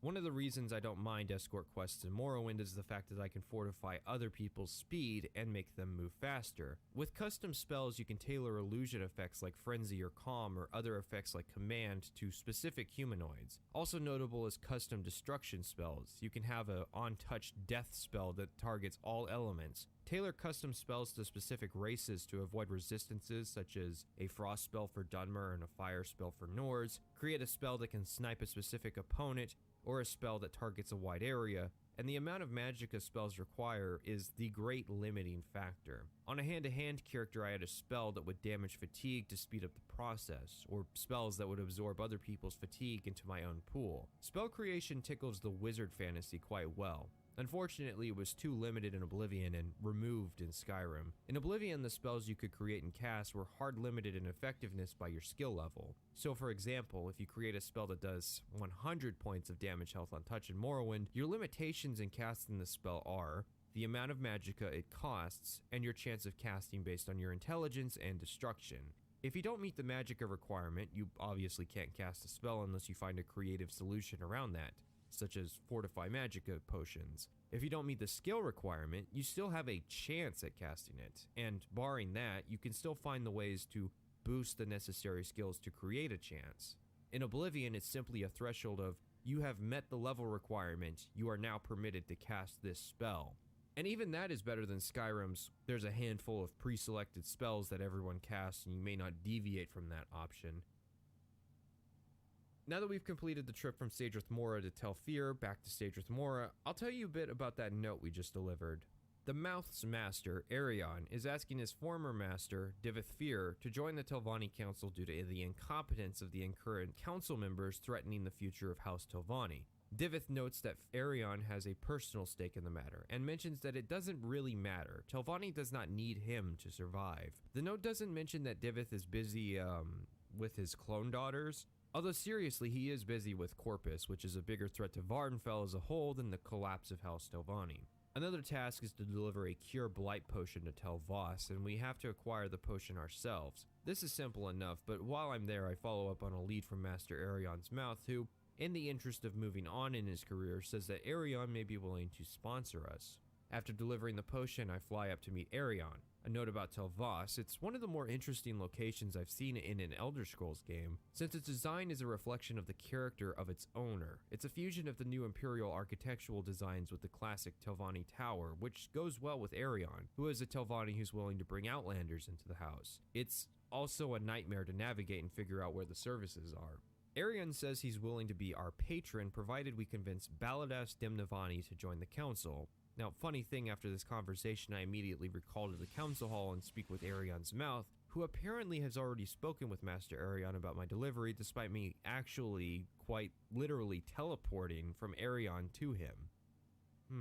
Maybe that's the reason Mark and Recall got removed. Anyways, we journey to Nisus.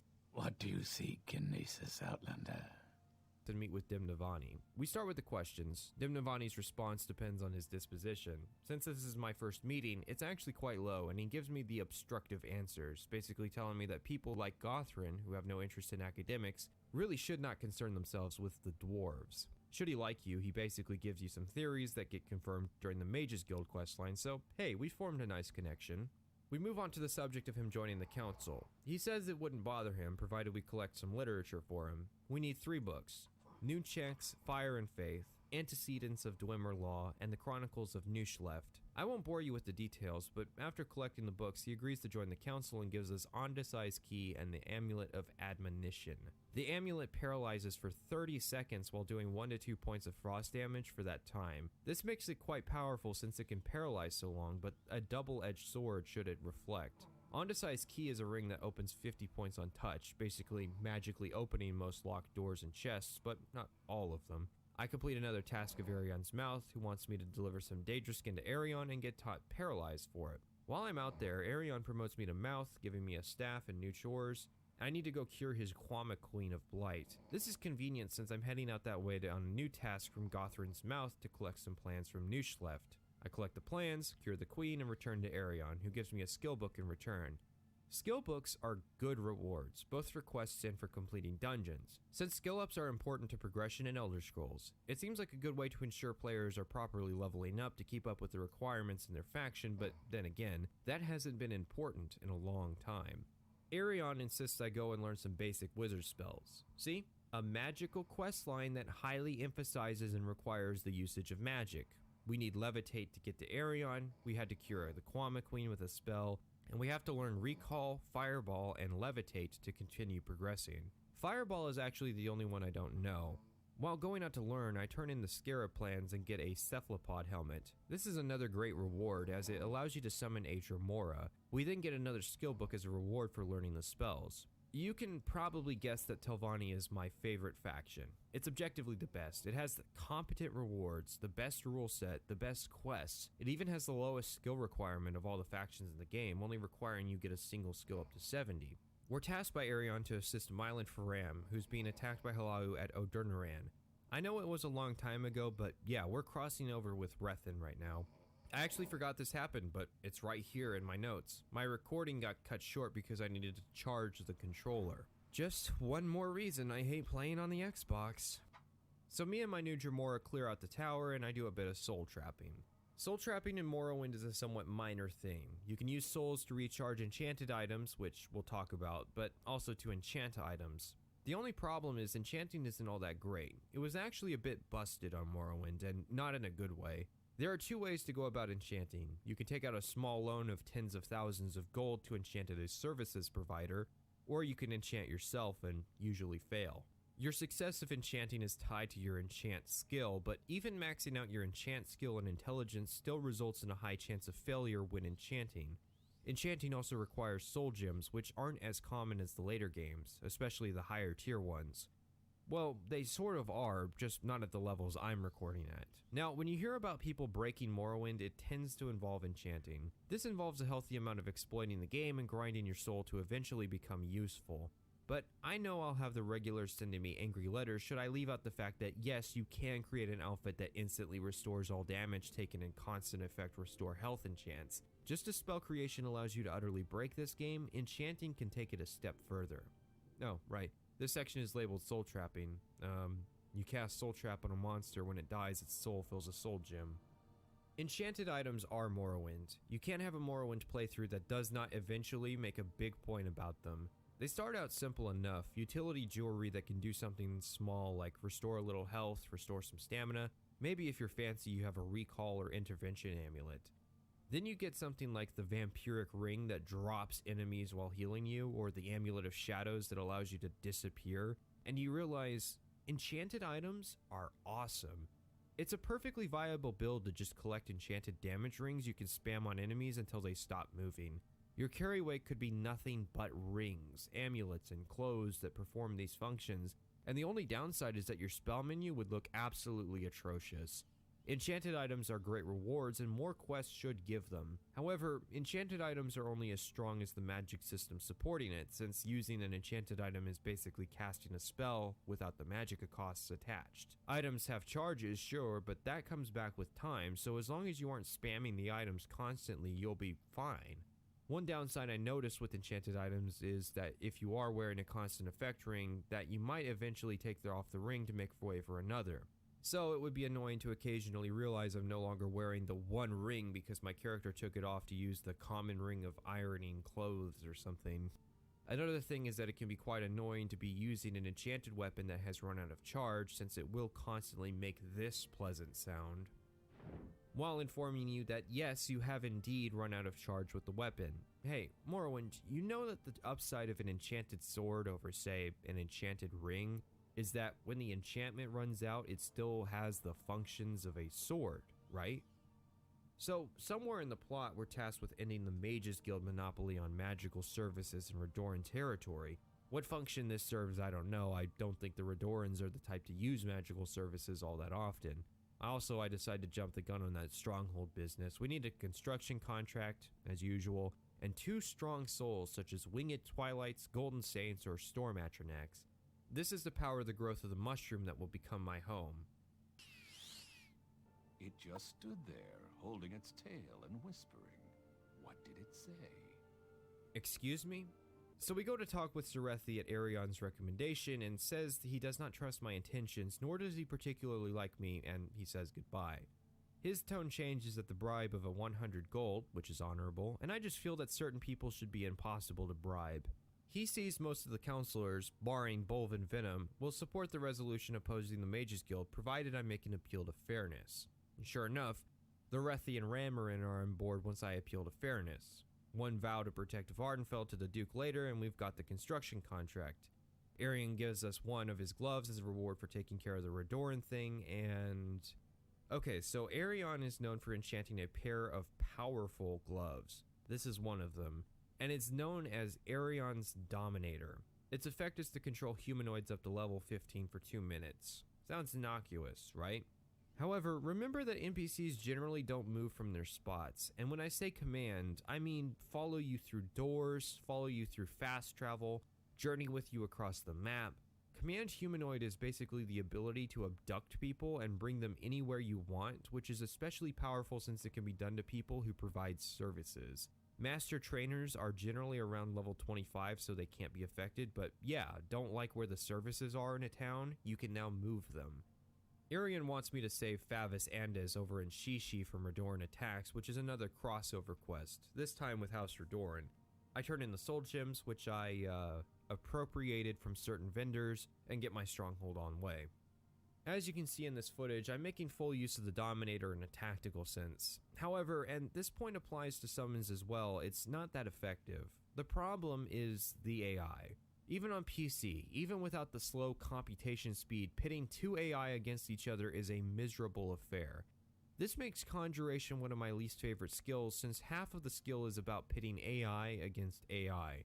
Now don't get me wrong, I see the tactical advantages of summoning, but relying on summons and dominated creatures to fight for me, that's not happening. Only problem is that on occasions where I would try to use summons to distract a tough enemy, the tough enemy would just prioritize killing me anyways, as though it was aware that killing me ends the fight quicker. So dominating and summoning, while an amusing distraction, was pretty rare for me. It's certainly a viable playstyle, but I'd only recommend it if you're the sort to watch like AI fights on YouTube. Once we get to Shishi, we clear the place out. I actually managed to crash the game here. I dominated one of the Redoran soldiers while using a Dremora to fight another. Then when I tried to kill the last soldier, my dominated one, my Dremora turned on me, assuming I had betrayed the cause. The second he killed me, my game crashed, as though it was thoroughly confused and realized that that probably should not have happened. So yeah, add that to the list of reasons I don't use Conjuration. Favis, now free, gives me some skill books. He says he's studied them thoroughly, which makes sense, he's been in this basement for a while. That does beg the question though, why you wouldn't just intervention out, you're a wizard. This must be why you're living in Shishi. Arion says in order to advance I need my own mouth on the council and says he's heard of a Telvanni in Balmora that was promising. Sure enough, one of the Halau guards figures fast Eddie is the man, and Ed the man is willing to be my mouth, but he needs a silver staff of peace. Did I mention that earlier? Yeah, when I became a mouth I got one. Luckily I kept it. I can imagine a few players being slightly inconvenienced after having sold theirs. Anyways, Ed becomes my mouth and I get told to check on my stronghold at Uverith's grave. It's a bit macabre of a name, isn't it? Anyways, the foreman says it's going to be fine and I check out a Dwemer ruin while I'm there. I find some schematics and a Dwemer crossbow and spend a few days selling loot to a Clavicus Vile minion in Caldera. Then my stronghold manager says I need to post 5,000 gold in any schematics I find in a ruin named Mezankind. Just so happens I found the plan she's looking for. I may have looked at the wiki for this quest beforehand.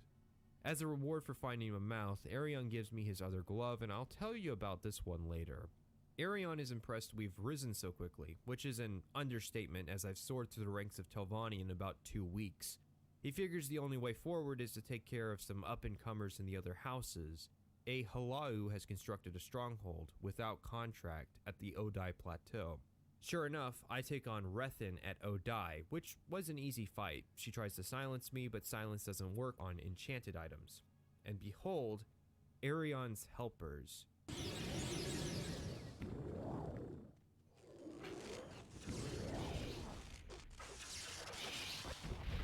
Yeah, this right here lags my game, but it is quite effective. A Flame, Frost, and Storm Atronak summoned simultaneously. Our next task is to take down another stronghold, this time at Bal Isra, and kill the Redoran Indaris. I decide to have a little fun and treat this one like a battle. His guards are willing to just let me go down and murder him, but I make them fight me. I steal some clutter, which angers everyone in the manor, then use Arion's helper and the Dremora summon and turn the manor into a giant clusterfuck. Just watch.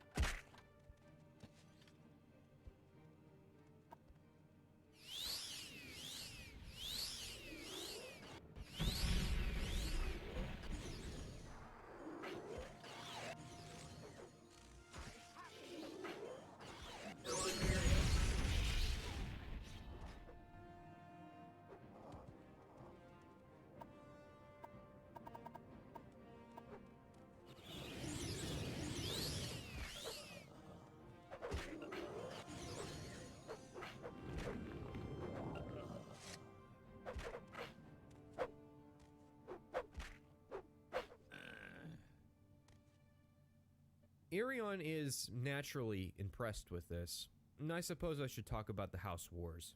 Each great house has quests to assassinate your equivalent in the other house, the rising stars who are doing the quests you get locked out of. I named each character after their version, so Halau was Rethin, Redoran was Indaris, and Telvanni was Uverith. In retrospect, considering how fantastically Uverith's attack on Rethin and Indaris went, I want to say it's canon, but sadly, it can't be. Because Rethin and Indaris are in part 5, but Uverith didn't get a follow-up. Tel-Uvarith became Uvarith's grave, sadly. Rethin killed him while Indaris didn't engage in the House Wars. So what happens in the non-canon timeline? Well, Arion says that there are two paths. We can become a master, like Arion, and hold a spot on the council, or we can become a magister, which announces that I am worthy of the rank of Archmagister. I think there's only one choice. We go to To Balmora and confront Gothrin. He has nothing to say to us, and so begins the wizard duel. I silence Gothrin, send in the squad, who fights Gothrin's own duo of Dremora, and kill Gothrin with my special mysticism technique of absorbing health. It's a good fight, a damn good fight. Fittingly, there's a book titled The Final Lesson in his tower, and with that, Arion names me Archmagister of House Telvanni. This, however, is fanfiction. Gothrin yet lives, and Uvarith, sadly, doesn't. The Great Houses of Morrowind are a really great storyline emblematic of the game. To contrast, Oblivion was originally intended to allow you to become the Count of Kvatch following its destruction, but this was cut according to Todd Howard because it apparently detracted from the main questline. Skyrim had the Civil War, a literal red versus blue fight between two factions that were both kind of right, although the Stormcloaks were better, suck it Reds. The Great Houses, though, to have not one but two separate questlines that become exclusive when you pick one. I mean, modern Bethesda loves the whole only create one character and experience everything design philosophy. Even when they have multiple factions like in Fallout 4, they fuck it up by having all the factions still complete the same story beats. Each faction is also properly represented in their quests. Halau is about being sneaky and conniving, and you make a ton of money doing it.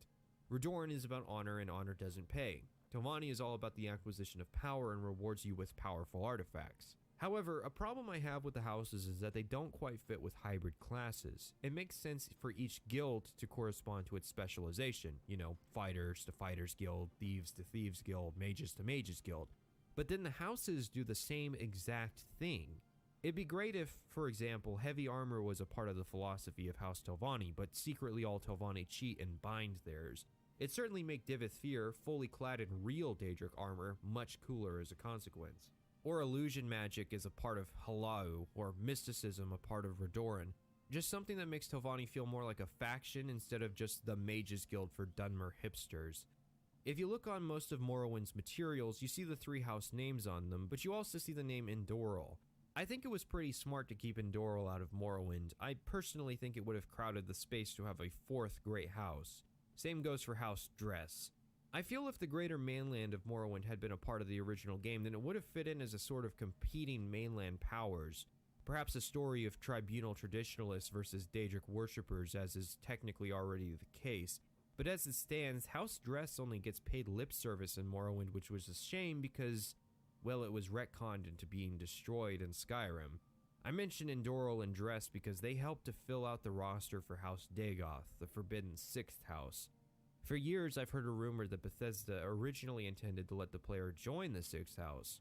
Researching this was difficult since there are mods that entail this that muddy the waters. Some have alluded to the content being in the game files, but this is not the case, as according to both the UESP and the cutting room floor, no such quests or scripts exist in the game files.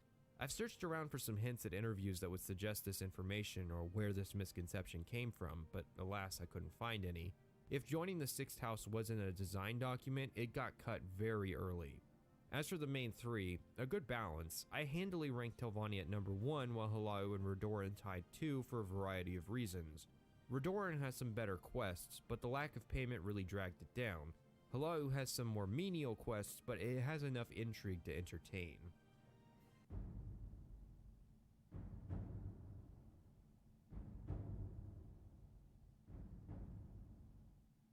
In this section, we'll be seeing the return of a few prior characters to play through these factions. For the Imperial Legion, I chose Mace, the master of the Fighters Guild. He made the most sense as a fighter and as an outsider to the Great Houses.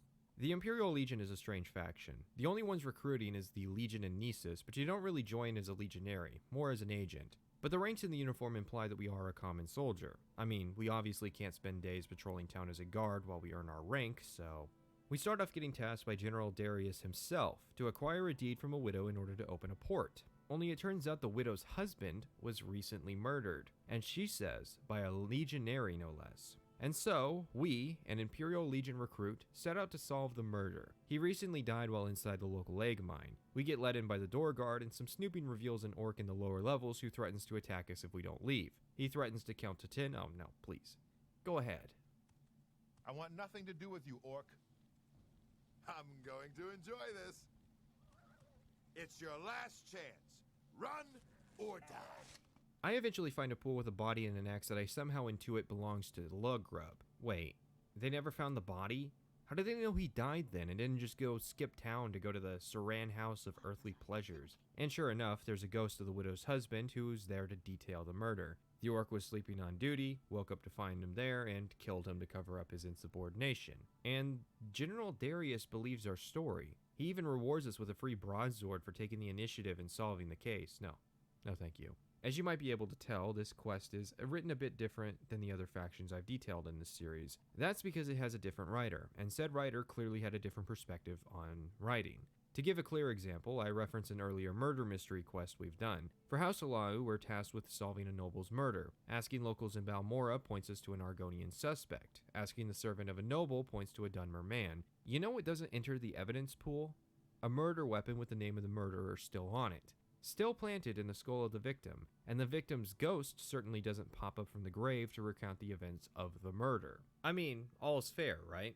The murderer is an orc, so he might be prideful enough to carve his name in his weapon and then dispose of it poorly, and sure, ghosts do exist in the setting. I'm not saying the circumstances are implausible, but, well, this is a problem with the later games, too. Instead of creating an actual mystery that requires detective work, where there is no actual way of knowing with absolute certainty who the murderer is, this quest was written with the desire of creating an emotional payoff. And having the ghost of the victim show up means that there is no speculation on the part of the player on why the murder happened in the first place. For the Halau murder, you weren't actually given solid motive for either suspect. There's a lot of evidence that the Argonian is only suspected by people because of his race, and the Dunmer ends up being the more likely suspect, but just as easily we could be missing out on a whole other story. A story where an Argonian man has an affair with a servant of a racist noble, whom is killed in a conflict between the two, and to cover up the crime of her lover, the servant implicates a man who, while still a criminal, is not guilty of this crime. Pretty interesting, right? Well, just as easily, the story could be that of a Kamanatang thug murdering a pro-abolition Halau noble, then spreading rumors that it was an Argonian freeman who did the deed. Do you want to know why Mr. Ghost here got murdered? Because he woke up an orc who was sleeping on the job, and the orc didn't want to get in trouble with his boss. See the problems with having the murder victim posthumously explain the crime? Just as easily you could solve the crime by saying, 1. Vabdas's last known location was inside the mine looking for food. 2. Inside the part of the mine where the food is an orc who's threatening to kill people for trespassing, even his fellow members of the Imperial Legion. And 3. Deep inside the cave is a skeleton and an unmarked Imperial weapon, a weapon that the orc is missing. Players who fail to find point 3 might still be able to figure out that the orc has a history of violent confrontations. Maybe he's on strike 2 of 3 from losing his job. As for motives, besides being an orc, he is standing right next to a bedroll and some empty mugs, so you can fill in the blanks. This is a very dramatic first quest for a faction that generally does not match the tone of the other factions in the game. Our next task is to cure the blighted Kwama Queen. Oh no, do I really need to detail this one? We've done this quest twice already. Next, we need to rescue a pilgrim who's been kidnapped. Some outcast Ashlanders are living near Old Velothi and trying to collect ransom money. Unfortunately for them, this is non-negotiable, so I kill them and free the hostage. A local tax collector went missing trying to collect taxes from a Telvanni living in Nisus, old Balades Demnavani of Mages Guild and House Telvanni fame. Fun fact, the wiki says that the summoning room key unlocks the dungeon cell door. It doesn't, at least not on the Xbox. You know, I can't blame Morrowind fans for not playing it on the Xbox. Balades isn't thrilled. He says that he imprisoned the tax collector because she's collecting taxes for a false empire, and that he only really tolerates the people of Nisus. I respond that everybody pays taxes. He rebuffs this. Presumably, I mentioned that if he wants to be a sovereign, he needs to have the power to back up his claims, and we fight. Rest in peace, Balades Demnavani, a true OG. Don't think I ever got out of that place. Wow, the Imperial Legion was not shown love. Or an editor. Alright, fine, I'll talk about the writer. Todd Howard. For the most part up to this point, we've been working with the writing of Douglas Goodall. Seriously, he wrote all 3 Imperial guilds, all 3 great houses, as well as the Morag Tong and the Tribunal Temple questlines. He also had mostly worked out the beats of the Imperial Legion questline, but fell behind. Having a falling out can do that, so Todd Howard stepped in and finished it. This may be one of the big reasons the Imperial Legion, and the Imperial Cult for that matter, feel so different compared to the rest of the factions. Goodall was clearly more interested in a low fantasy writing style about mundane everyday living, while writers like Michael Kirkbride and Ken Rolston focused on the more high fantasy and esoteric concepts of the game. So what's the deal with Howard? I mean, we all know the meme of him as the liar that overpromises and underdelivers of today, but turns out his favorite of the games with his name on it is Morrowind. He doesn't want to remaster it, he wants people to play it for what it is. And I certainly agree, but why? Well, that's where we get into the context behind this game. Daggerfall did well enough, but Bethesda had gotten a little mismanaged in the 90s. Between Battlespire and Redguard, the company had overextended itself to little reward. There was a very real threat of Bethesda either becoming a shovelware company or going under. So when you hear stuff like Morrowind saved Bethesda, yeah, it's true. For a time, Bethesda was a success story in a gaming industry that tries to snuff out innovation and creativity for safer, secure, and exploitative designs. I think part of the reason people like to rag on Howard is partly because it's a fall from grace. More than anything, it's an unabashed greed that goes into something like Fallout 76 that bothers people. I think Howard overpromises and oversimplifies the modern games because he doesn't want his company to ever go back to its dark times of the late 90s. It certainly lines up with the fact that Bethesda, the developer at least, is one of the few AAA dev studios that doesn't abuse their employees with crunch periods. Howard knew what it was like to work under crunch. It's part of the reason I'm interested to see Starfield. I mean, if the claims are true, and this is what Howard has been wanting to make for a long time, it'll either be a return to form that we've been waiting for, or it'll be a disaster from a man who's lost touch with his original fan base. It'll be fascinating either way. As for Todd's work on the Imperial Legion, I mean, the guy's talent is using orc magic to make his games work, not as a writer or a designer. He wants to tell exciting stories and isn't really interested in exploring the culture of the Legion. Like, did I mention the Legion in Nessus is mostly made up of orcs? That never comes up in this questline. Our final quest for Darius involves investigating the local Talos cult. Rumor has it that Ortidius Mero is in the cult, and when bribed 200 gold, he invites us to join and gives us a key to a secret shrine. Sure enough, there's a shrine, and some investigation reveals a note saying they need to strike soon if Emperor Uriel Septim VII, yes, the big man himself, is going to come to Vardenfell. The shrine guard doesn't appreciate me snooping, and neither does Mero, so hey, at least I get my bribe money back. This is probably the fastest a literal conspiracy theory has ever been debunked.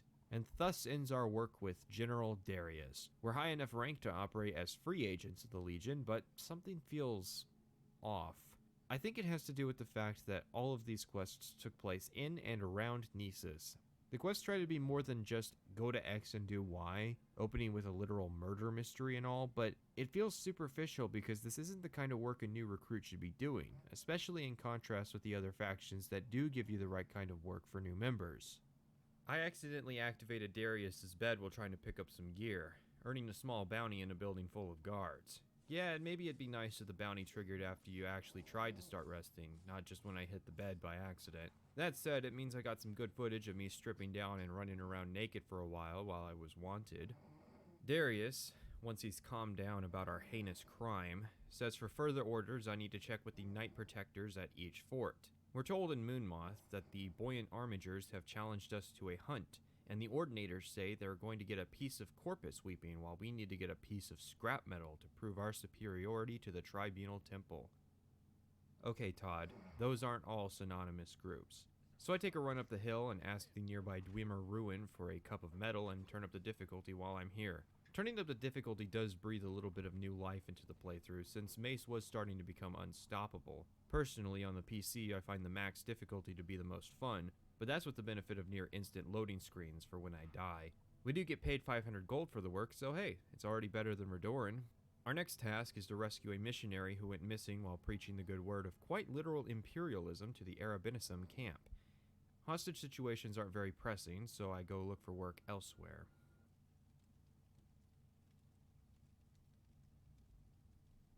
Over in Aldrune at Buckmoth, we're tasked with finding evidence of Drynar Varion being a smuggler. I presume this is after Rethan implicated him in the Halau questline, as while he did provide evidence Odril Helvi was smuggling, the Legion only has his testimony that Varion was involved. Varion isn't the best at hiding his shadiness. He claims he is practicing pottery, although I guess I could believe him since I see pots in every building, but so far Varion is the first potter I've met. Unfortunately for him, I apparently don't need a warrant to search his home, and hidden amongst his pottery is a Dwemer tube. And yeah, that's enough for a conviction. Book 'em, boys. Stop! You violated the law. Next, we're told that one of our own is being held for ransom in a Daedric ruin and we need to rescue him. Hostage situations are a pressing matter, so off we go.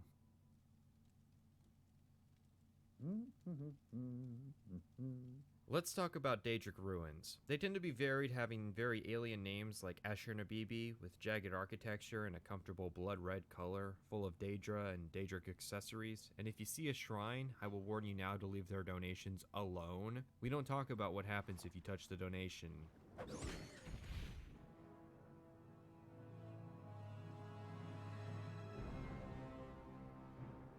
Quests that involve actually going to Daedric ruins are pretty rare though. They are a source of entertainment you have to be proactive and seek out on your own. The benefits of the ruins are access to valuables, which can be used or sold for money and inevitably turned into training and levels, which is smart up until you realize that most Daedric ruins are too difficult for characters lower than level 10, which is unfortunate for me as most of the time I was playing and in need of cash for this video, Daedric ruins were out of the question. This is assuredly a me issue, a making a long analysis video issue. So after killing a bunch of tough orcs in Daedra, we find Jonsis, who thanks us for killing his captors and tells us he'll find his own way out of the ruin.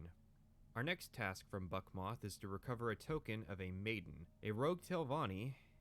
At this point, which ones aren't rogue? A rogue Telvanni, Verona Nellis, is blackmailing a buoyant armiger with an embroidered glove. At first, this doesn't really seem an issue for the Legion until we go to the Asumanu, and recover the glove. The Telvanni in question has a secretary who informs me that I'll need an appointment to meet with Nellis, and like the brave initiative-taking Redguard I am, I just go in anyways. Verona Nellis says she's only willing to discuss the glove with a friend, something that will cost me. The thing is, Mace doesn't do blackmail, and the situation ends poorly as a result. Yeah, so if you were wondering why the Legion cares about this glove, it's because it's embroidered with the name Ilmini Drin, who happens to be the Duke's daughter.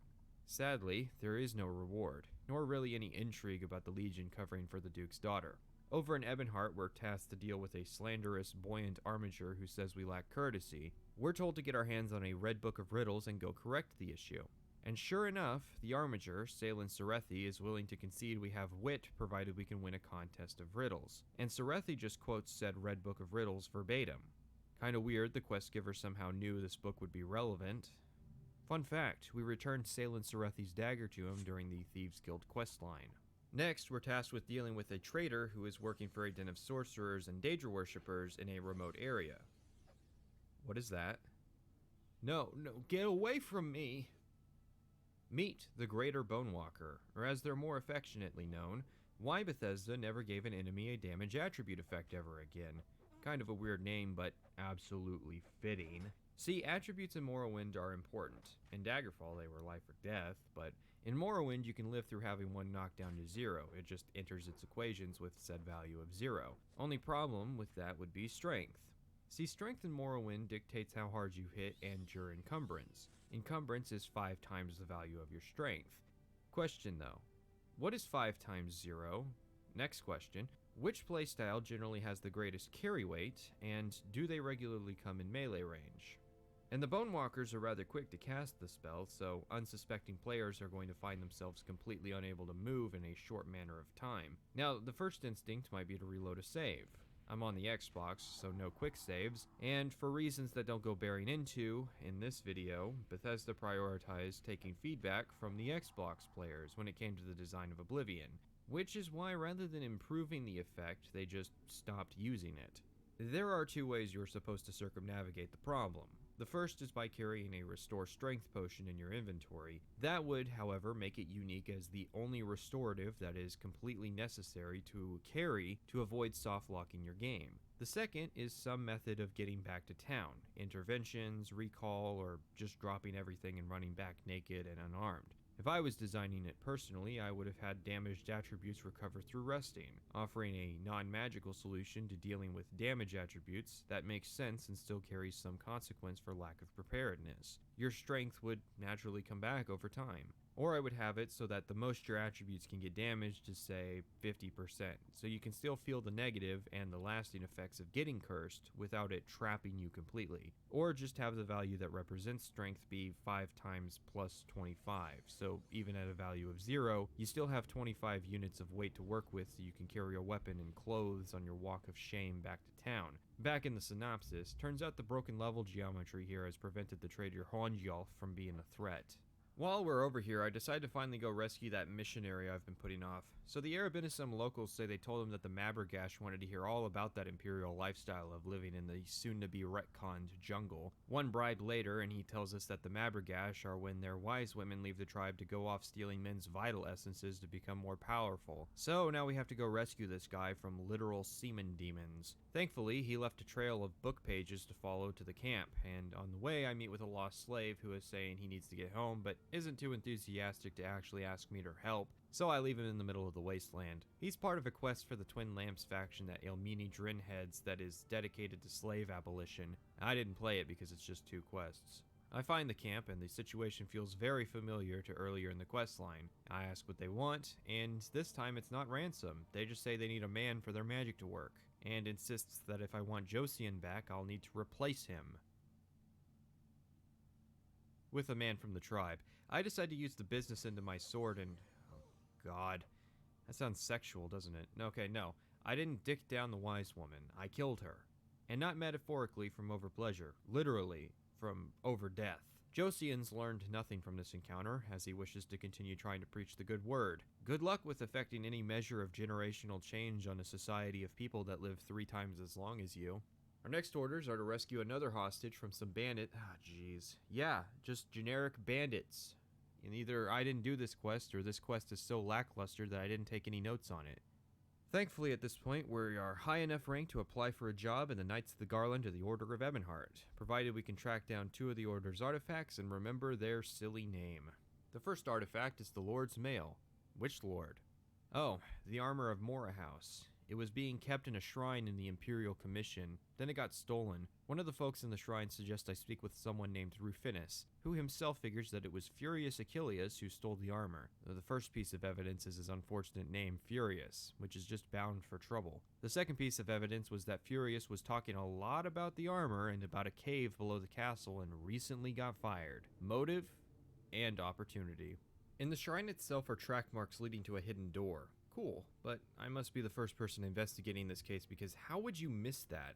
We need a key, because my security skill is basically nothing on this character, and after spending an embarrassing amount of time looking for Furious's room, the hidden door reveals access into the cave, where Furious and his rat army are holed up. One fight later, and we return the armor to Varus Vantinius. If that quest sounds short and stupid, it kind of is. I mean, if you don't see a problem with a guy named Furious stealing a precious artifact, going through a hidden door feet from its shrine, locked by a key, a copy of which is sitting in his room, so that he could live out the rest of his days starving to death in a cave below a castle in stylish plate armor, then I guess you're not going to see a problem with anything. Good news, Bethesda has made 2 whole Elder Scrolls games appealing to people like you. You'll also enjoy this next quest. The other artifact we're tasked with grabbing is Chrysamere. It got stolen by another knight, now it's in the hands of a rogue Telvanni by Sadrith Mora that's also apparently so scary that she's frightened the Telvanni into daring not speak her name. Kill her, take the sword, give it to Varus. Okay, first of all, is there anybody in this legion who isn't a traitor? Oh, what's that? Varus wants to do? Okay, hang on, dude. Seriously, there's a tad too many quests that involve knights murdering locals, knights engaging in petty faction warfare, knights getting captured, knights betraying the cause to go work for rogue Telvanni, and by the way, can I just say that I am sick of hearing about rogue Telvanni doing this or that? Oh no, a rogue Telvanni has built a stronghold in the middle of uncontested wasteland. Oh no, the Duke's abolitionist daughter is being blackmailed by a rogue Telvanni into admitting that she had a relationship with a prominent member of a religious faction that doesn't practice abstinence. Their love is not forbidden. Fact. If Jaramu Haloran was terrorizing the city of Sadrith Mora, living a stone's throw away from multiple powerful wizards, and she was hoarding powerful artifacts, more than likely Master Neloth, Archmagister Gothrin, or Lord Divith would have, at a minimum, asked her to knock it off, or, more likely, either killed her, or tasked some poor Telvanni player with the job. We aren't talking about Balmoran peasants here, this is House Telvanni. They don't consider Dagoth a threat, so why would they be scared of some witch with a giant sword? And finally, the duel. We've been putting artifacts in the hands of Varys only for him to turn around and use those artifacts to one-shot me while in my adrenaline rush. Whatever, at least this one has his armor on. But yeah, this guy's hitting like a monster truck at the local playground, which means I used what is probably the dirtiest and most underhanded way to beat an opponent yet. Step 1, charm. Step 2, buff. Step 3, getting a few swings before he even reacts. You might think that honor should be an aspect in this, but thing is, sending me out to go collect artifacts that you proceed to use against me is kind of a dick move. I mean, I get it, I possess the Ice Blade of the Monarch, so getting your own magic sword is fine by me, but not the armor of Mora House. I don't like the Imperial Legion in Morrowind. I realized upon reflection that it's much more misanthropic than most of the other quest lines. The Legion is lording over a conquered people and sending missions out to preach their lifestyle to the indigenous population. We're one quest away where we hand out corpus blankets from outright commentary. Thing is, that could have worked, because unlike Amerindians or the Sandlanders, the Dunmer culture is much more capable of repelling foreign influence. But I kept getting the feeling that whomever wrote this, I presume Todd actually wrote the questline, wanted it to be a story of the player cleaning up the Legion's ill intents on their way up to the top. I think that could have worked, however the questline lacked a real narrative. It was much more a bunch of isolated instances of demonstrating how incompetent these colonizers were, or how morally bankrupt members could be, and it wasn't exactly subtle. From the orc killing a native man to cover up his laziness on the job, to all the posturing to the armigers, to the knights who abandoned their cause for self-gain. I mean, do I have to stress that his name was Furious? There is one unique aspect I have to praise, and that's the uniform system. Legionaries, even the player, are expected to wear their uniforms when speaking to a superior officer, and the player is given a number of different cuirasses that qualify in this respect. This means that heavy armor isn't just an expected skill of members, it's outright mandatory to complete the questline. The Order of the Garlic, or the Duke's Guard, they're underexplored. It's a very short time between joining the upper echelon of the faction to outright leading it, so there aren't any quests where you go out and do knightly things. Unlike other factions, where quests are reflections of the values and principles of said factions, the Imperial Legion stands alone as a faction that could be most described by the phrase, go to X and do Y.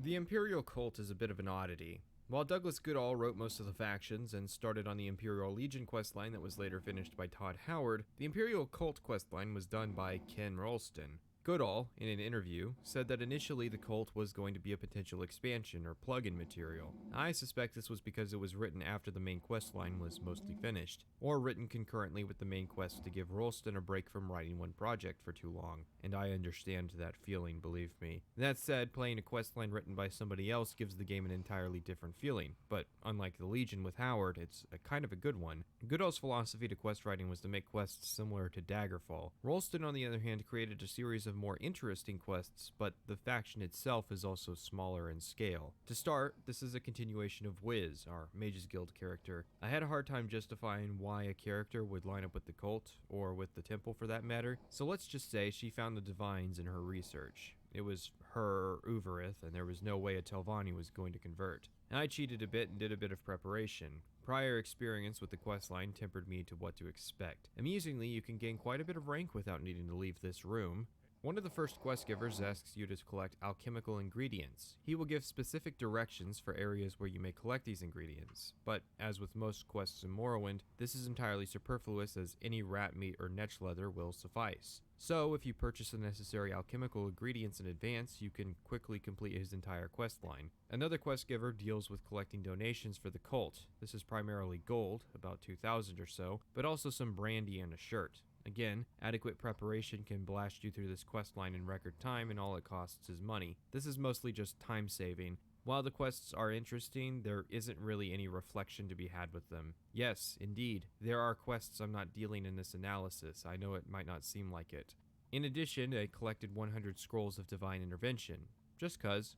You do need to donate 50 gold to join the cult, a preventative measure I suspect since certain Atronach-related characters can take easy advantage of the shrines otherwise, but 50 gold is nothing in the grand scheme of things. Diseases are an intentional annoyance, similar to durability, and like durability, it was drastically reined in the later games.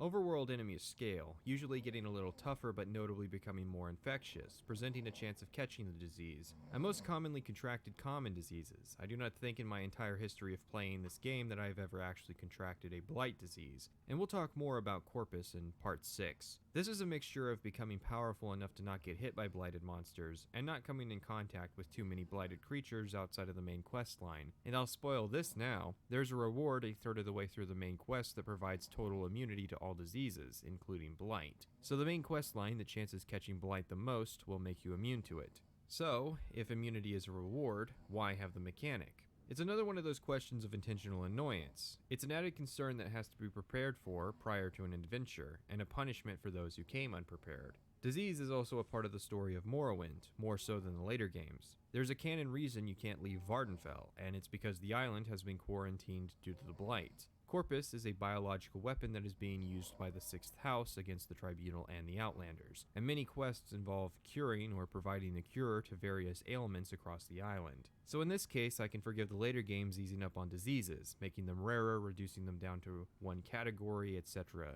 because their stories aren't about disease. That said, if the next game were to be set in, say, the Black Marsh or Valenwood, then I would hope special mind be paid to the disease system, perhaps making spreading the disease more robust, like sharing it with NPCs and infecting entire towns with careless behavior. And by the way, this entire section was written prior to the human malware.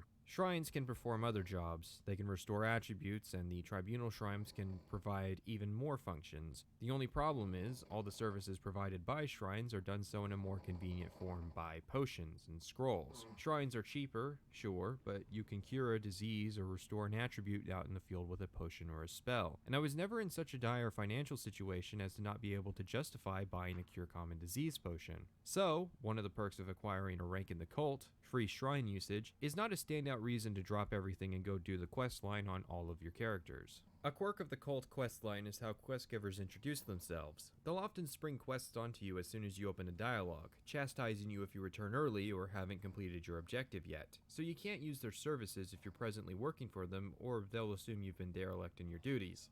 But they also tend to provide a lot of choices in dialogue. Sure, some of these choices are, I have failed and must be flagellated, but other choices, especially with the gold collection quests, give you the opportunity to go above and beyond for extra rewards. I think between Howard, Goodall, and Rolston used the dialogue system fully, coming the closest Elder Scrolls ever has to branching dialogue. So, after you get done with all your gold and ingredient collection, you'll find yourself with access to the upper level of the cult. You'll notice we're spending quite a bit of time here in this one room. That is functionally the entire faction. Fits in line with the idea that this was originally going to be an expansion. Still, this is our first real quest. Lalatia Varian says that she has visions from the Nine, and wants me to solve them. She says she has seen the Ring of the Wind upon a dark elf's hand and tells me a riddle and sends me to ask a Dunmer savant and scout about it. Now, these quests present the opportunity to use the services of savants and scouts, who have unique information to share about the world. This is a pure Rolston idea, as he uses this a lot in the main quest as well, while Goodall tended to just have quest givers themselves provide the directions to locations. There should have been a lot more opportunities to use these services, and this goes triply for Oblivion and Skyrim with their quest marker philosophy. That said, I think it is a shame that the puzzles can't be solved by the player's own knowledge about the world, especially considering the people we're directed to ask are located in Vivek. So we head to where she had the vision, a cave called Namu. I had turned the difficulty up during the Legion, but Wiz was far lower along the power threshold compared to Mace and was getting my ass beat. But paralysis works in a cinch. After a wizard duel, I get the ring and meet a guy named John Hawker. He says he was taken hostage by the wizard to be sold as a slave, and that we must have been sent by Zenithar himself to save him. He's actually a manifestation of Zenithar. Another difference between Goodall and Rolston. He asks to give him a divine intervention scroll, of which there are plenty in the cave in case you came unprepared. I have over 100 or so already, and indeed I give over 100 scrolls to him. Every time I give him a scroll, he gives me a pair of gloves and a reputation point. Every time. So after hundreds of button presses, I have 113 reputation and 104 pairs of gloves. At fair value, this is 412,000 gold, and I can admire anyone into liking me instantly as I am the most famous person on the entire island, if not all of Tamriel. Obviously this is an exploit, since Hawker didn't close the dialogue box after teleporting out, allowing me to give him all these scrolls. And I'm going to add in here that this is an exceptionally easy problem to fix, as in, since I started the previous sentence, I've already spoken more characters than it takes to close a dialogue box in the editor, so I'll chalk this one up to forgetfulness and this quest having been created late in development. There's actually another opportunity to do this, but I'm not going to, since the process of buying 100 scrolls of divine intervention and subsequently giving them to them is absolutely awful on the Xbox. Let's just say that for all the dynamic and interesting ideas Rolston had, they can be tempered equally with the strange quirks of his quests. Speaking of, Varian has another vision, this time of the Boots of the Apostle. They're in a Dunmer stronghold named Brandis, which has not one, not two, but 3 winged twilights for me to fight. Talk about an escalation in difficulty. I was here for quite a while. Well, I mean, these are flying enemies. Can't they just fly at me? I guess there must not be any flying enemies in Morrowind. Oh yeah. Yeah. Speaking of flying, we now have the Boots of the Apostle. The boots the big man Talos wore as he descended from the throat of the world that are for some reason here in Vardenfell. And if you're attentive, you'll notice that there are some ledges at the top of the cave with someone up there. It's an aspect of Mara, and like Hawker, she wants a scroll of divine intervention. It's kinda awkward that this idea was repeated, but only once. Hawker was obvious, with scrolls present if you came unprepared, while Amanin here is more obscure, and with no scrolls nearby. Again, I'm not sure why Rolston decided to have this encounter twice. Technically, there's a third encounter in the same vein as this, but it happens during the main quest. Let's take a break from prophecy and seer's visions to do some other high-level work for the cult. We're tasked with recovering a limeware bowl that was Okay, prophecy time it is. Varian asks us to recover the Ice Blade of the Monarch, which Mace had acquired while working for the Fighters Guild. So while we didn't find the blade, we did manage to rescue some slaves. One woman, Adisamsi, asks us to grab her ring, which casts divine intervention, and she leaves with it. We get that same ring as a reward later, and obviously we also have the Ice Blade, but that's not as fun. The cult is a great questline early on, but even from an experienced Morrowind player, I don't really understand how people with fresh characters are expected to match the rapid change in difficulty and significance from gathering money for charity to battling wizards, winged twilights, and Daedra worshippers. Thankfully, our next quest from Varian is a bit more of a blue milk run. We're just going to recover some scroll, nothing too crazy, but I think Varian is overcompensating for not having an actual artifact for me to recover this time. I know the scroll isn't actually an artifact because a healer was sent to a Daedric ruin to try and kill an old Altmer with it.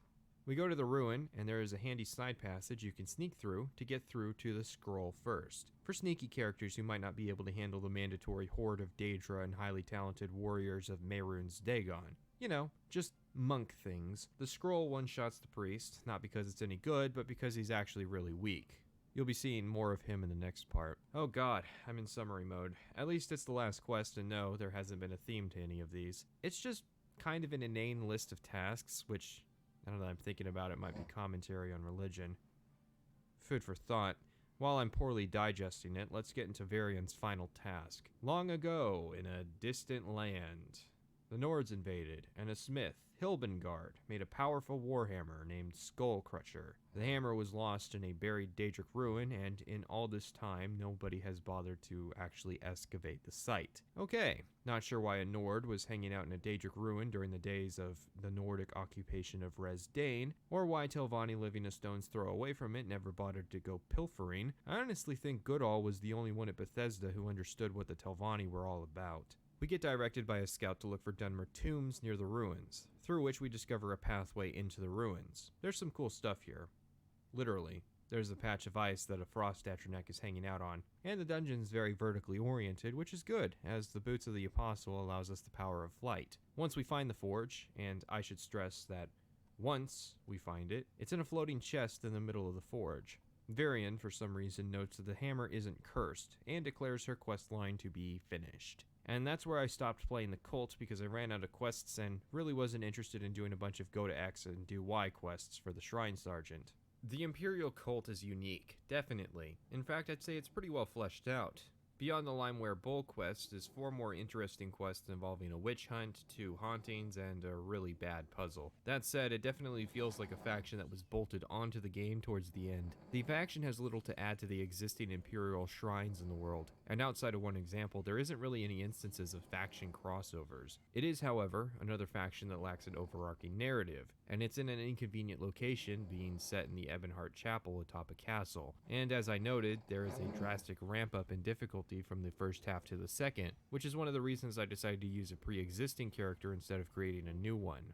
Ultimately, however, it does not compare to the other factions, and especially not with the other religious faction I'll be discussing, the Tribunal Temple. So let's get into the Dunmer factions, starting with the Morag Tong.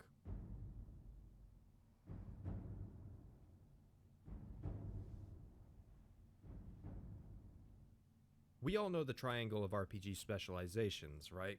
You have the hulking warriors of legend, the studious mages and wizards of antiquity, but is the third corner a thief or an assassin? There's a pretty big difference, one that isn't really there for the other corners, and it's not just a difference of morals either, the skill set is completely different. So who gets to claim to be the third corner of the triangle, and where does the other one go if it's not them?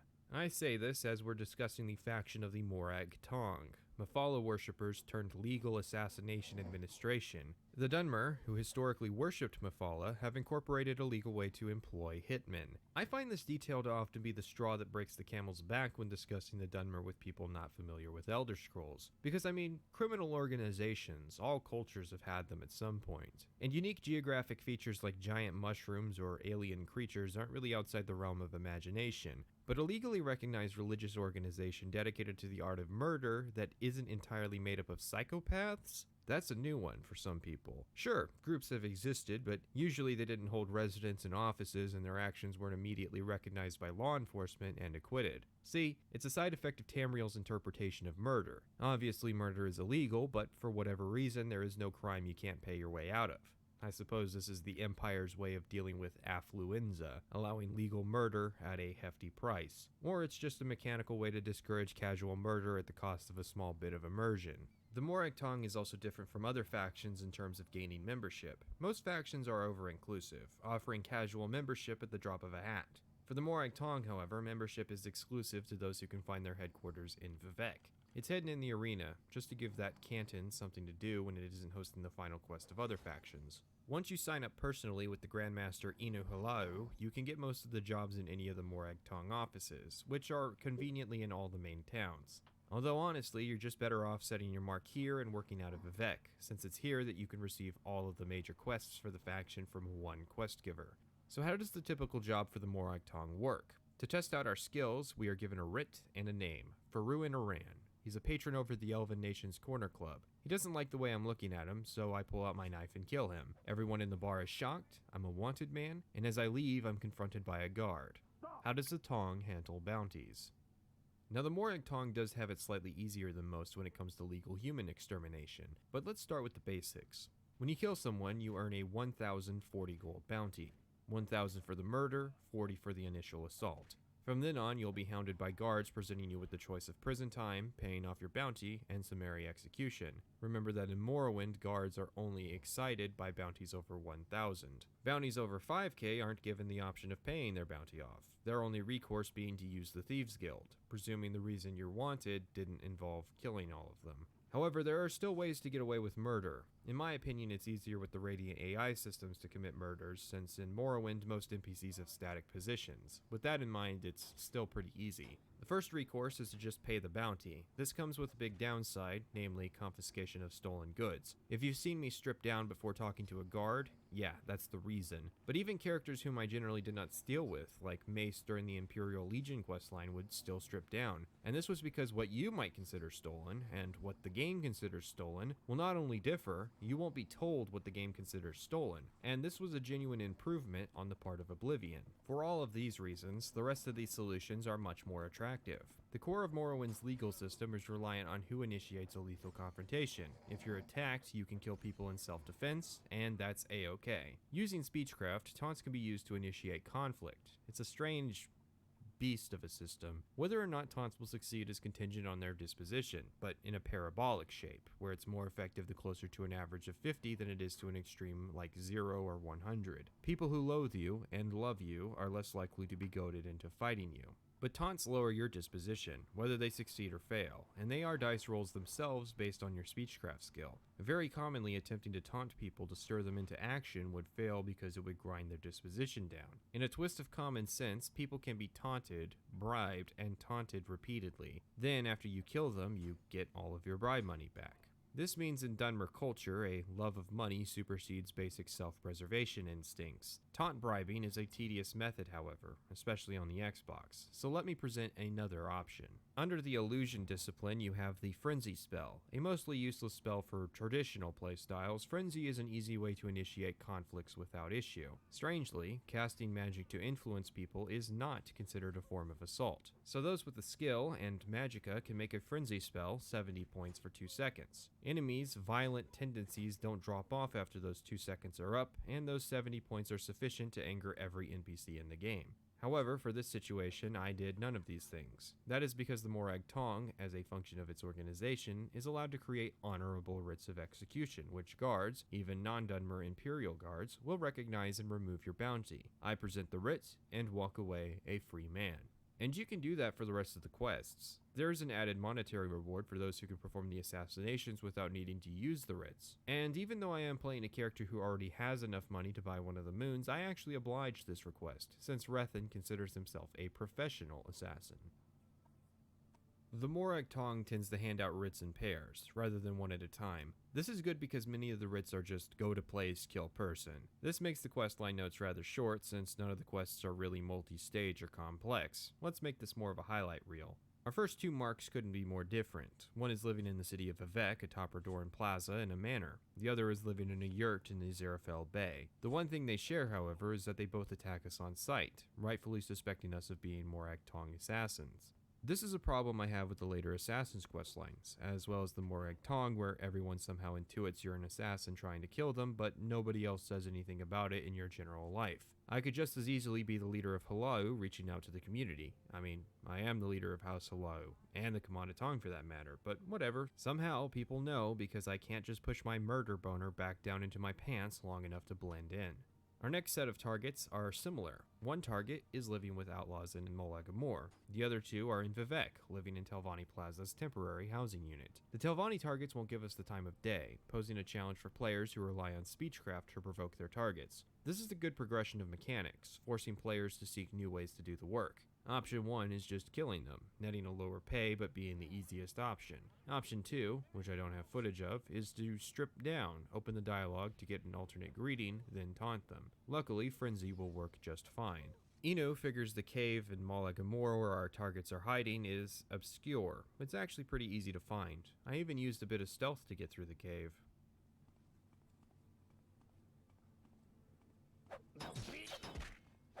In the next phase, we're tasked with killing a member of House Redoran with an influential family member. This poses a new problem for the player, as now targets may be members of factions, risking expulsion for trying to outright murder people, even if otherwise legally acceptable. What I find funny is that Eno mentions that the Dark Brotherhood is operating in Morrowind. I'm a god. I'm a god. No recall or intervention can work in this place. There is no escape. No recall or intervention can work in this place. There is no escape. No recall or intervention can work in this place. There is no escape. No recall. Yeah, you don't say. So Eno wants me to make contact with the Brotherhood, that they might come to some mutual understanding. To start, we're directed to meet with Moin Gai, a Mehrunes Dagon cultist, who directs me to his contact Srazami, a Khajiit in the Foreign Quarter. She says she won't betray the Brotherhood for empty threats or gold, but eventually does thanks to my uncanny ability to charm. And she is totally going to survive her meeting with Eno. Trust me. So this is my target, a Dunmer lady wearing a robe, and you're thinking, how tough can she be? She's only wearing full ebony armor under that robe. See, that's part of what makes Morrowind's armor system great, that you can accessorize with robes and skirts without being a pre-baked model.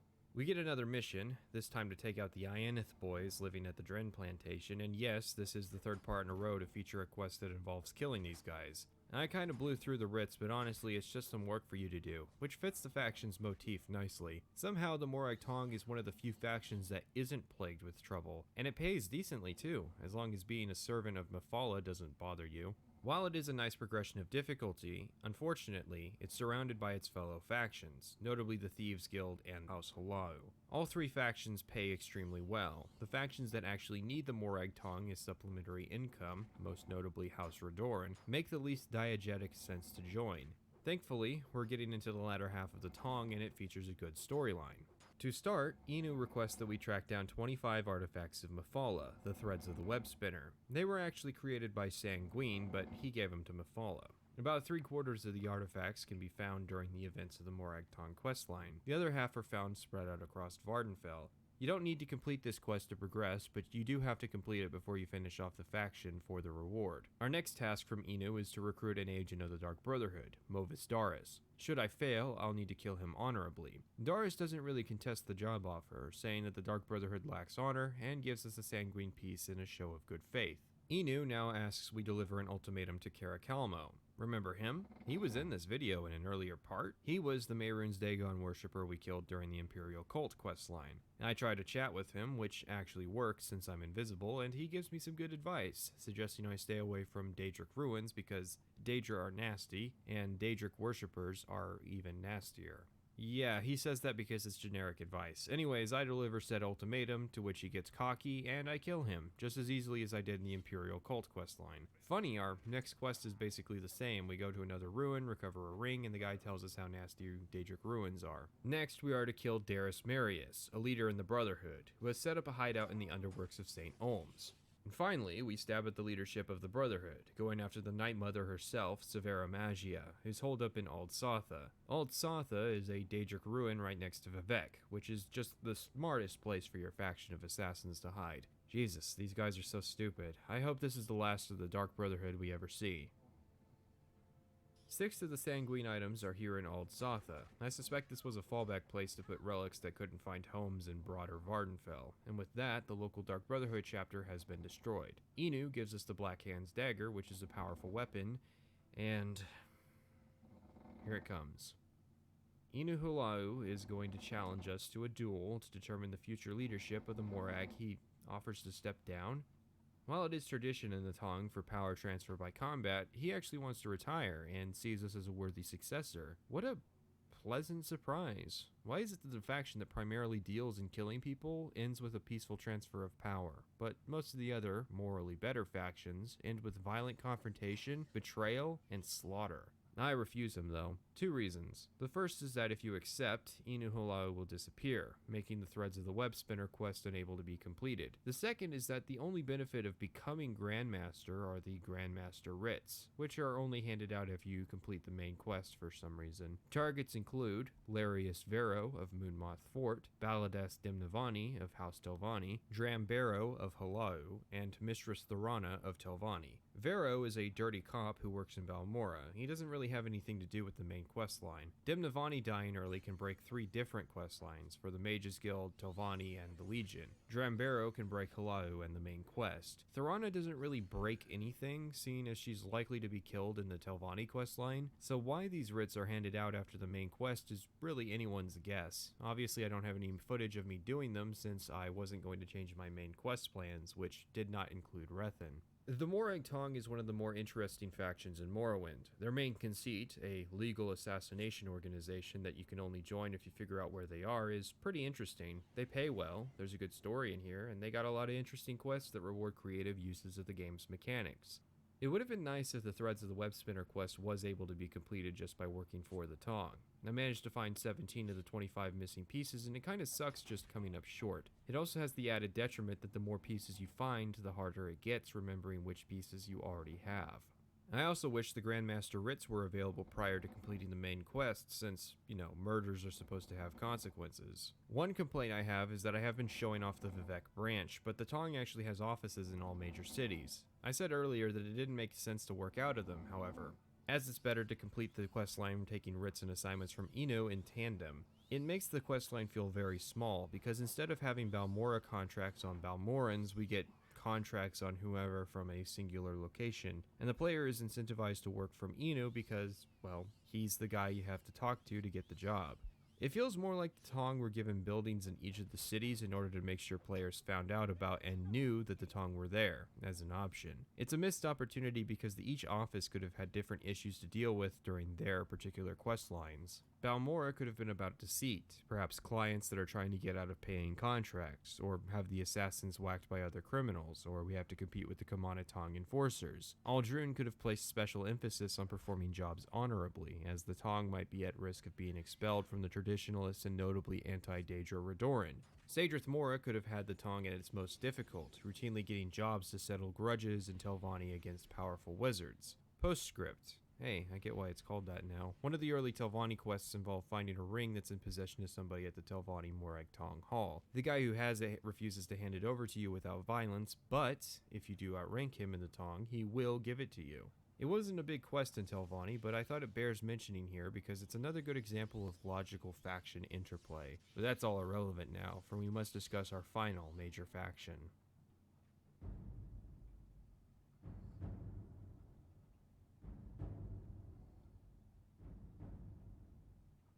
Of everything I was going to cover for this video, the Tribunal Temple is what I was most looking forward to. I'd never actually done it before. Even though I have played Morrowind a great many times, there is always something new that I get to do in this game. I never actually played through the Tribunal Temple, the main reason being a role-playing perspective. Morrowind is hostile to Outlanders, and your status as such is non-negotiable. I find this somewhat limits role-playing, but not by much. House Redoran stretches the limits, but I think it somewhat justifies why an Outlander is allowed in an otherwise hostile faction. The Temple, on the other hand, isn't really a logical choice in my books for players, especially if you go down the main quest line. That said, it is a very interesting and unique faction for the game. It also contrasts nicely with the Imperial Cult. The Cult is a more radical group as they are a religious minority on the island, most associated with Outlanders and taking up residence in Imperial forts. On the flip side, the Temple is the official state religion of the Dunmer. The Temple is given a lot of nuance. Sure, they are an antagonistic force in the game and are guilty of religious persecution of their dissidents. Caius Casadis himself also admits they have an admirable dedication to helping the poor, which is something that is corroborated by some of the quests you do for the faction. The Temple also happens to be the main entity that is combating the spread of Blight, Corpus, and the Sixth House, and none of the main Temple figures you interact with are shown in particularly malevolent lights. I think it's a responsible representation of a religious organization, although perhaps it should be stated that unlike the Divines, the Tribunal Temple has the benefit of having their gods personally interact with them and help to manage to protect their society.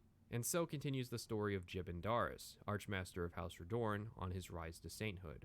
Starting out in the temple, you will be tasked with completing the pilgrimages of the Seven Graces. These are 7 pilgrimages that introduced some key ideas and lore about the temple. These pilgrimages are also an effective measure of filtering out commoners for the more difficult tasks done by higher echelons in the temple. It's also a big part of culture on Vardenfell, so there are plenty of quests that involve pilgrims, generally to help them out. The first, and by far the safest, pilgrimage is to the Fields of Kumu. At this shrine, you will donate a piece of muck. This is the Shrine of Humility, where the god Vivek had worked out in the field as a beast of burden for a farmer whose guar had died. Our next stop is the Shrine of Justice in Nisus. For this one, you donate a potion of cure disease and touch the ash mask. Attention should be paid to the shrine itself, as it turns out the real ash mask is hidden, which when used teaches a cure common and blight disease spell on touch that is very magicka efficient, and will be useful for later quests. Our next stop is the Cold Cave, near Nisus, which we actually visited during a side quest I didn't mention during the House Redoran section. This is the Shrine of Valor, where Vivek had fought the King of the Drow.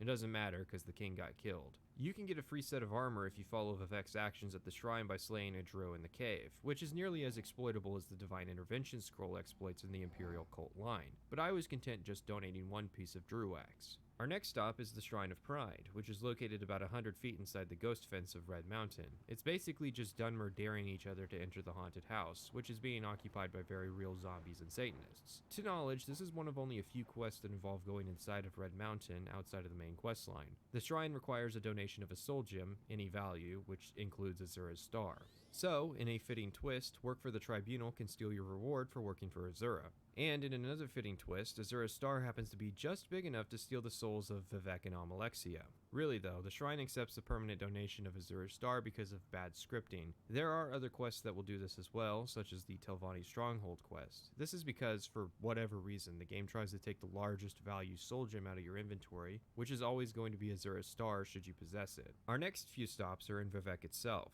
The Shrine of Generosity accepts donations of 100 gold for a small boost to luck and mercantile. Have I talked about luck? Most of Morrowind's skills and mechanics are reliant on complex mathematical equations. This factors in a multitude of attributes, skills, and fatigue. Luck tends to be a minor influence on these equations. I didn't really play any character long enough to demonstrate what difference a decent amount of luck can be for various playstyles. I didn't play with high luck because luck has no skills, meaning it can only be raised 1 point per level, which also means you can't level up another attribute. If I wasn't able to put multiple points in another attribute, then I would default to raising my luck, but I don't think I ever actually raised it past 50. If you're a save scummer, luck is the attribute for you, because it tends to influence your chances with things you would save scum, like alchemy, speechcraft, and lockpicking, even stuff like hit chance, both offensive and defensive. Another shrine in Vivek is the Shrine to Stop the Moon. There's a large celestial body hanging over the city. Turns out long ago, after the switch from Resdain to Morrowind and from Daedra to Tribunal, Sheogorath... Have you come to be of service to Shigarath? Shigarath threw a massive rock at Vivek City. Vivek, using his divine power, stopped the rock in place. Although, spoiler alert, he didn't stop the velocity of the rock, just froze it in time. Technically, he's not actually moving slower. He's moving at the same speed, just over a longer period of time.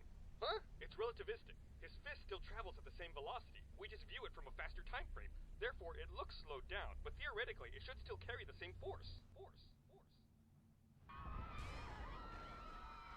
Madness. This pleases me.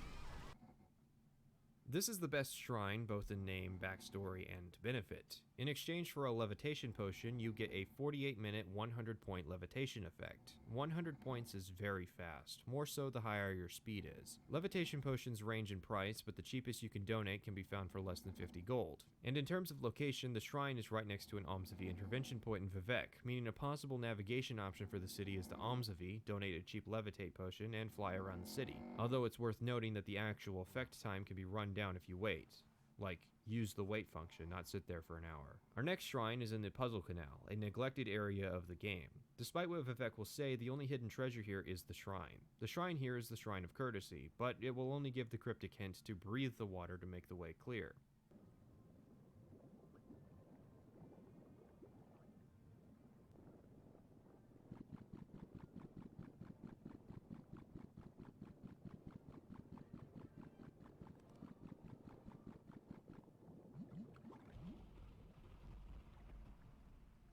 When we awake, we find the room has changed. There's a new shrine, but to use it we have to give a silver longsword to a very, very bored Dremora. I brought my own, but he keeps a selection of swords on hand, presumably because he doesn't want to have to haggle with pilgrims who come unprepared and demand to speak to his manager. Sadly, despite how detailed this shrine is, its effect does not match. You get water breathing and swift swim for 48 minutes. Remember, outside this palace, in an easily accessible area, is a shrine that will give you the power of flight. And here we get a fairly weak swim bonus and water breathing. And those were the 7 graces. If it seemed easy, that is a consequence of me doing a little preparation and playing a character that's already been broken in. So we return to Tol's Valen, in Aldrune, who welcomes us as an acolyte in the temple. A common trend when working for the temple involves several quests that will have us curing people of disease. Many of these quests will emphasize the need to maintain humility. One of the quests even entails curing a Daedra worshipper in a Daedric ruin full of hostiles on the side of a cliff. This is where knowing the spell Vivek's Touch from doing the 7 graces comes in handy. Quite a few of the quest rewards are skill books, which I definitely approve of, although I think having actual training as rewards might be slightly better since literature tends to also double as a monetary reward, which is not in line with the temple's values. Also, a difference between the Xbox and PC copies of the game have to do with skill books. On the PC, you can use the inventory screen to pick up books without reading them, meaning you can stash them for later, more expensive levels. Here's my library on my latest PC playthrough of skill books I've collected from playing every faction aside from Redoran. Now's a fair point to mention the 36 Sermons of Vivek. Morrowind is full of ancillary literature like, for example, the 2920 series, which is 12 books detailing the events of the final year of the First Era. Some of my information that I've generally sourced to the UESP is itself sourced to some of this work. Most of the books are short stories with some insight into the world and culture. Not the 36 sermons. The sermons are long at 16,000 words and difficult to read in one sitting due to the various changes in prose, structure, and logic. It also conflicts heavily with actual historical accounts, which makes sense given Vivek has been playing historical revisionist for over a millennia at this point. What the books themselves are about is almost irrelevant. It's a revised story of the origin of Vivek and his relationship with Endoral Nerevar, the nature of which will be revealed in greater detail during the main quest. What is significant about the books is that they, even today, serve as the series' primary example of its foundation on the concept of the unreliable narrator. The series is an increasingly complicated web of lore and theory crafting that allows for effectively any interpretation of the setting to be correct. A good example of this would be the fate of Atmora, the original homeland of humanity. Atmora is said to have been frozen over, but what this actually means depends on the account. One account would suggest that it literally froze over. Another account suggests that the dragons, who represent corporeal time, left Atmora and the continent was subsequently frozen in time. Or perhaps the apocalypse hit and Atmora was frozen in time in the sense that no one lives there anymore, so nobody bothers to make the trip. Because the player is never able to visit Atmora themselves, it's impossible to say which interpretation is correct, and that is the point because it's a reflection of human writing as well. Michael Kirkbride wrote the 36 sermons, but he wasn't alone with his philosophy, as Douglas Goodall is quoted as saying, Ken Rolston wrote a dozen different accounts, apparently without any personal preference to which, if any, was accurate, and ignored the contradictions. End quote.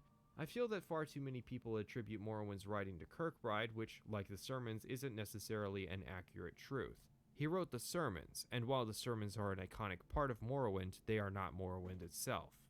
Let's get back to the temple then. An early quest I was tasked with was to deal with Elvil Vidron, who is claiming to be something called the Nerevarine. Don't worry, that name will never come up again. We are asked to convince him otherwise, but should this prove impossible, to kill him. Sure enough, he has his shirt off and is ranting in the street about the blight spreading from Red Mountain. Nothing I can say will convince him, so I kill him, and on his person is an ash statue.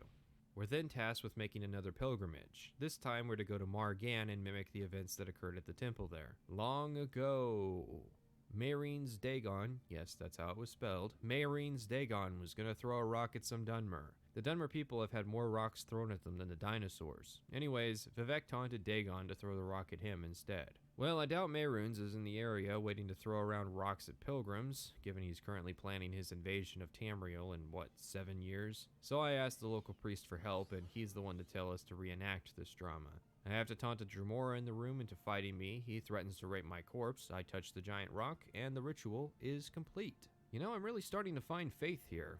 The Tribunal Temple is a very populist religion because their pilgrimages are all about physically imitating the actions of their idols. But not everybody can toil at the fields of Kumu, or slay the Drog King, or stop a meteor from starting the Red Khan year. Or in this case, get Mehrunes Dagon to focus their attention on them. Hard left, we're tasked with convincing a pilgrim, Tanusia Veloth, who's popular in the city of Vivek, of leaving town as she's contracted corpus. She's hanging out in the arena, presumably watching all my characters and all their various duels, and impressed with my battle with Bolven Venom, leaves when I ask her nicely. Fun fact, if you kill her and search her body, you contract corpus disease. It's incurable and will completely break your game as NPCs refuse to speak with you. Also, for anyone in the audience who might not already know this, you're completely capable of spreading diseases that you show no symptoms for. Do not be like Tanusia Veloth.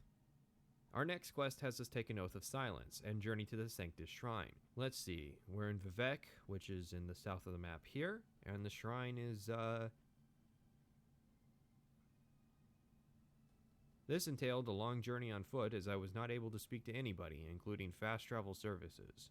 Well, on foot, as in my feet were atop the air as I journeyed through the sky battling cliff racers. Yeah, that shrine that gives a 48-minute levitation effect came in real handy, but good try and an interesting quest.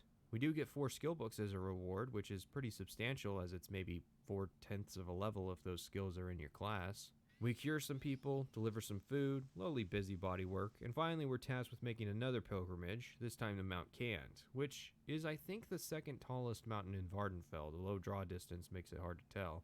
Up at the mount, we're approached by a flame Atronak who challenges us to solve a riddle. A metal, neither black nor red, as heavy as man's golden greed. What you do to stay ahead, with friend or arrow or steed.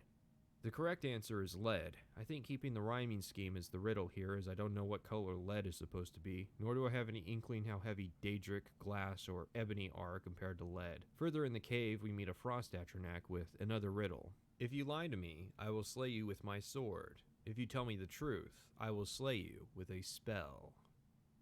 I tell him he'll slay us with a spell, catching him in a paradox and earning our passage. Remember, people who stake life and death on riddles are entirely irrational and will likely kill you if you try to invoke a paradox on them. Finally, we meet a storm atronach with its own riddle.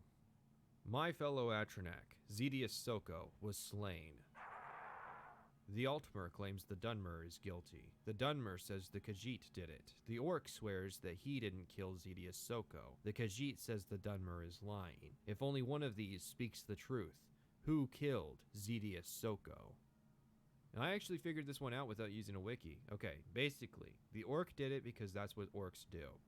The actual logic is the Dunmer accuses the Khajiit and the Khajiit says the Dunmer is lying. Both of these people can't be right because only one person is telling the truth, which means they can both be ruled out. The Orc and the Altmer are thus lying, and since the Orc's lie is about the murder, that makes him the suspect.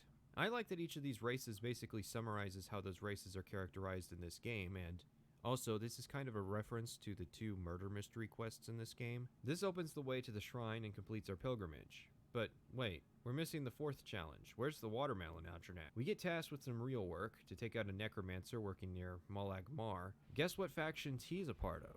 Oh, that was supposed to be a joke, because it's not in my notes or in the quest page that he was a rogue Telvanni. I mean, he's the lowest rank of the faction, but still.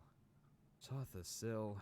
One of the priestesses has a vision of an artifact, and not one of the Lalatia Varian brand visions where I need to hire a consultant to figure out what it means. She knows that it's right across the pond at Ald Sotha. Oh yeah, I have an amulet that basically renders me invisible. I somehow forgot about that. We're then tasked with wiping out a Shiggarath cult here in Vivec in the sewer level. I kind of panic because I get attacked as soon as I enter and realize I haven't saved in a while, but it goes okay. Shiggarath is even thrilled to see me. Fetch the Fork of Horapellation from the Mad Hermit near Alvadania. Take care with him. He's not the most stable man. And so, I have done enough menial, and perhaps not so menial labor, to earn my way up to the near top, where I get to meet the Archcanon, Tholer Serioni. He wants to retire, on the condition I make some pilgrimages to the 4 corners of the House of Troubles. So, when the temple was starting out, they had to pay lip service to the old gods of the Dunmer, who were called Chimer back then, the Daedra. The Chimer were kind of unique in having their entire pantheon be Daedra, as opposed to most Merrick cultures that worship Aedra. But like all Mer, they do agree that Lorcan was kind of a prick for pulling that whole mortality stunt. The Chimer pantheon were split into 2 groups based on temperament, the good and the bad Daedra. The good Daedra were the Anticipations, Boethia, Azura, and Mephala. The Anticipations were meant to back up the Tribunal. Boethia is the anticipation of Almalexia. She was the one who defeated the Aedric god Trinomac in combat and ate him. Mephala is the anticipation of Vivec, teaching the Dunmer in trickery and political organization. Azura is the anticipation of Sotha Sil. She is who they mistakenly attribute their change from the Chimer to the Dunmer as being a gift. We'll get to that next episode. The other side of the anticipations are the 4 corners of the House of Troubles. These are Mayrene's Dagon, Shiggarath, Malakath, and Molag Bal. Fans will recognize why these guys have their reputations, with Dagon and Shiggarath in particular earning their reputations in this very quest line. Malakath is alleged to be Trinomac, although even he himself will admit this is a far more literal interpretation than reality. He represents the ostracized, which makes a great deal of sense considering much of the old Dunmer culture was founded on Veloth being contrary to the Aldmer. Molag Bal, well, let's just say there's multiple stories about Molag Bal earning his title as the King of Rape, in more than one meaning of the word. Each of the Daedra worshipped by the Dunmer make a degree of sense in terms of their culture. Boethia for their martial culture, Mephala for the political guile, Azura for prophecy, Mayrune's Dagon for the spirit of warfare, Shiggarath, Malakath for their history as spurned Mer, and Molag Bal for their sense of superiority over other races. So why in the world are we making pilgrimages to the bad Daedra? Well, I can guess a few reasons. The first is that, generally, the temple trusts its upper echelon to be faithful enough to deal with the Four Corners. The second guess would be that the temple only discourages Daedra worship as they don't trust common Dunmer to do it safely. The third guess would be that it is a necessary function of an archcanon to know the Four Corners well enough prior to a situation where he would need to know them, as seems to happen frequently in Dunmer history. Our first pilgrimage is to Malakath and requires the donation of 4 Daedra hearts, which are actually pretty easy to get in this game. The shrine is surrounded by hostile worshippers. Luckily, I can just avoid them, and we recite a giant block of text. Basically, the temple was built on a bad foundation, 4 pillars of trouble, or the Daedra, and yet the Dunmer through faith still serve the latter thanks to the temple. Next, we journey to a shrine of Mayrene's Dagon, which happens to be at Aldsatha. We have to kill his worshippers this time, and we recite a poem. Then we go to Molag Bal, who's over at Bal-Ur, and after clearing out the Nord populace, I hear the distant sound of someone getting hurt, which is pretty damn spooky.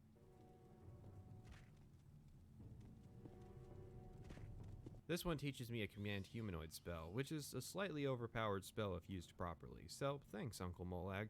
The fourth corner is Shiggarath, and Sarioni tells us that we need to renew our pact with him, kind of indicating my third guess as being correct. We have to do this by locating something called the Gamble Putty, and donating it to him at his shrine at Aldaedroth, where a giant battle is occurring. Here we get to meet some Ordinators, and actually we've been seeing them for a while. I spoke on them last episode. They're the members of House Endoril, serving as the militant arm of the temple. They aren't to be confused with the Buoyant Armigers who work up at the Ghost Gate fighting the Sixth House. Ordinators are the guards of Vivek and Molag Mar, and apparently get to go out on missions such as this one. Ordinators are some of the toughest guards in the game, and particularly notable, Ordinators become hostile if you adorn their armor, which is some of the best medium armor in the base game, and will put you on their permanent shit list. This, their terrible attitudes, We're watching you, scum. And their proclivity to summarily execute heretics has given them a bad reputation. But that's the Order of Inquisition. This is the Order of War, who are responsible for fighting Daedra in the Sixth House. They are apparently bad at their job, since to this point their only known mission outside of this one was to recover the Robe of St. Roris, and they failed in that regard. They aren't faring too well here either, being matched in combat by Shiggarath worshippers. And mind you, one of the orcs here thinks he's a cat. We managed to meet the head of the cult, who says we're welcome, noting that the Ordinators are currently trying to crash the party. I hang around for a bit, and then slip an orc some moon sugar, who tells us there's something under his pillow for us, the Sugar Fairy. Sure enough, there's the Gamble Putty. Always the first place you look. We give it to the statue, and it fortifies random attributes as a reward. Sarioni congratulates us on our work, and has one final pilgrimage before promoting us to Patriarch? Not Archcanon? Oh, right, you're part of the main quest, so we can't replace you. His final task is to recover the Ebony Mail. The Mail is an artifact of Boethia, and is located at a shrine atop Mount Asarnabibi. This is Levitate 1. And this is Levitate 100. And this is Levitate 500.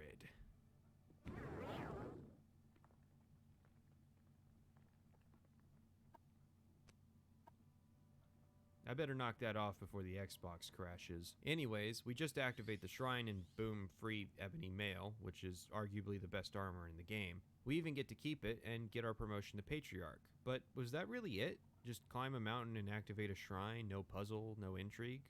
Kind of a letdown.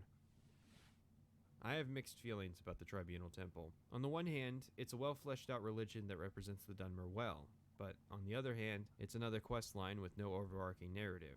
Which is sad. After the Seven Graces and the quest dealing with the False Incarnate, I would have hoped that the temple had been a bit more exploratory in some of its big themes, like the secret authoritarian police thing, or its battle with the Sixth House. Even maybe just a quest line where we try to repair the temple's presence in Telvanni territory.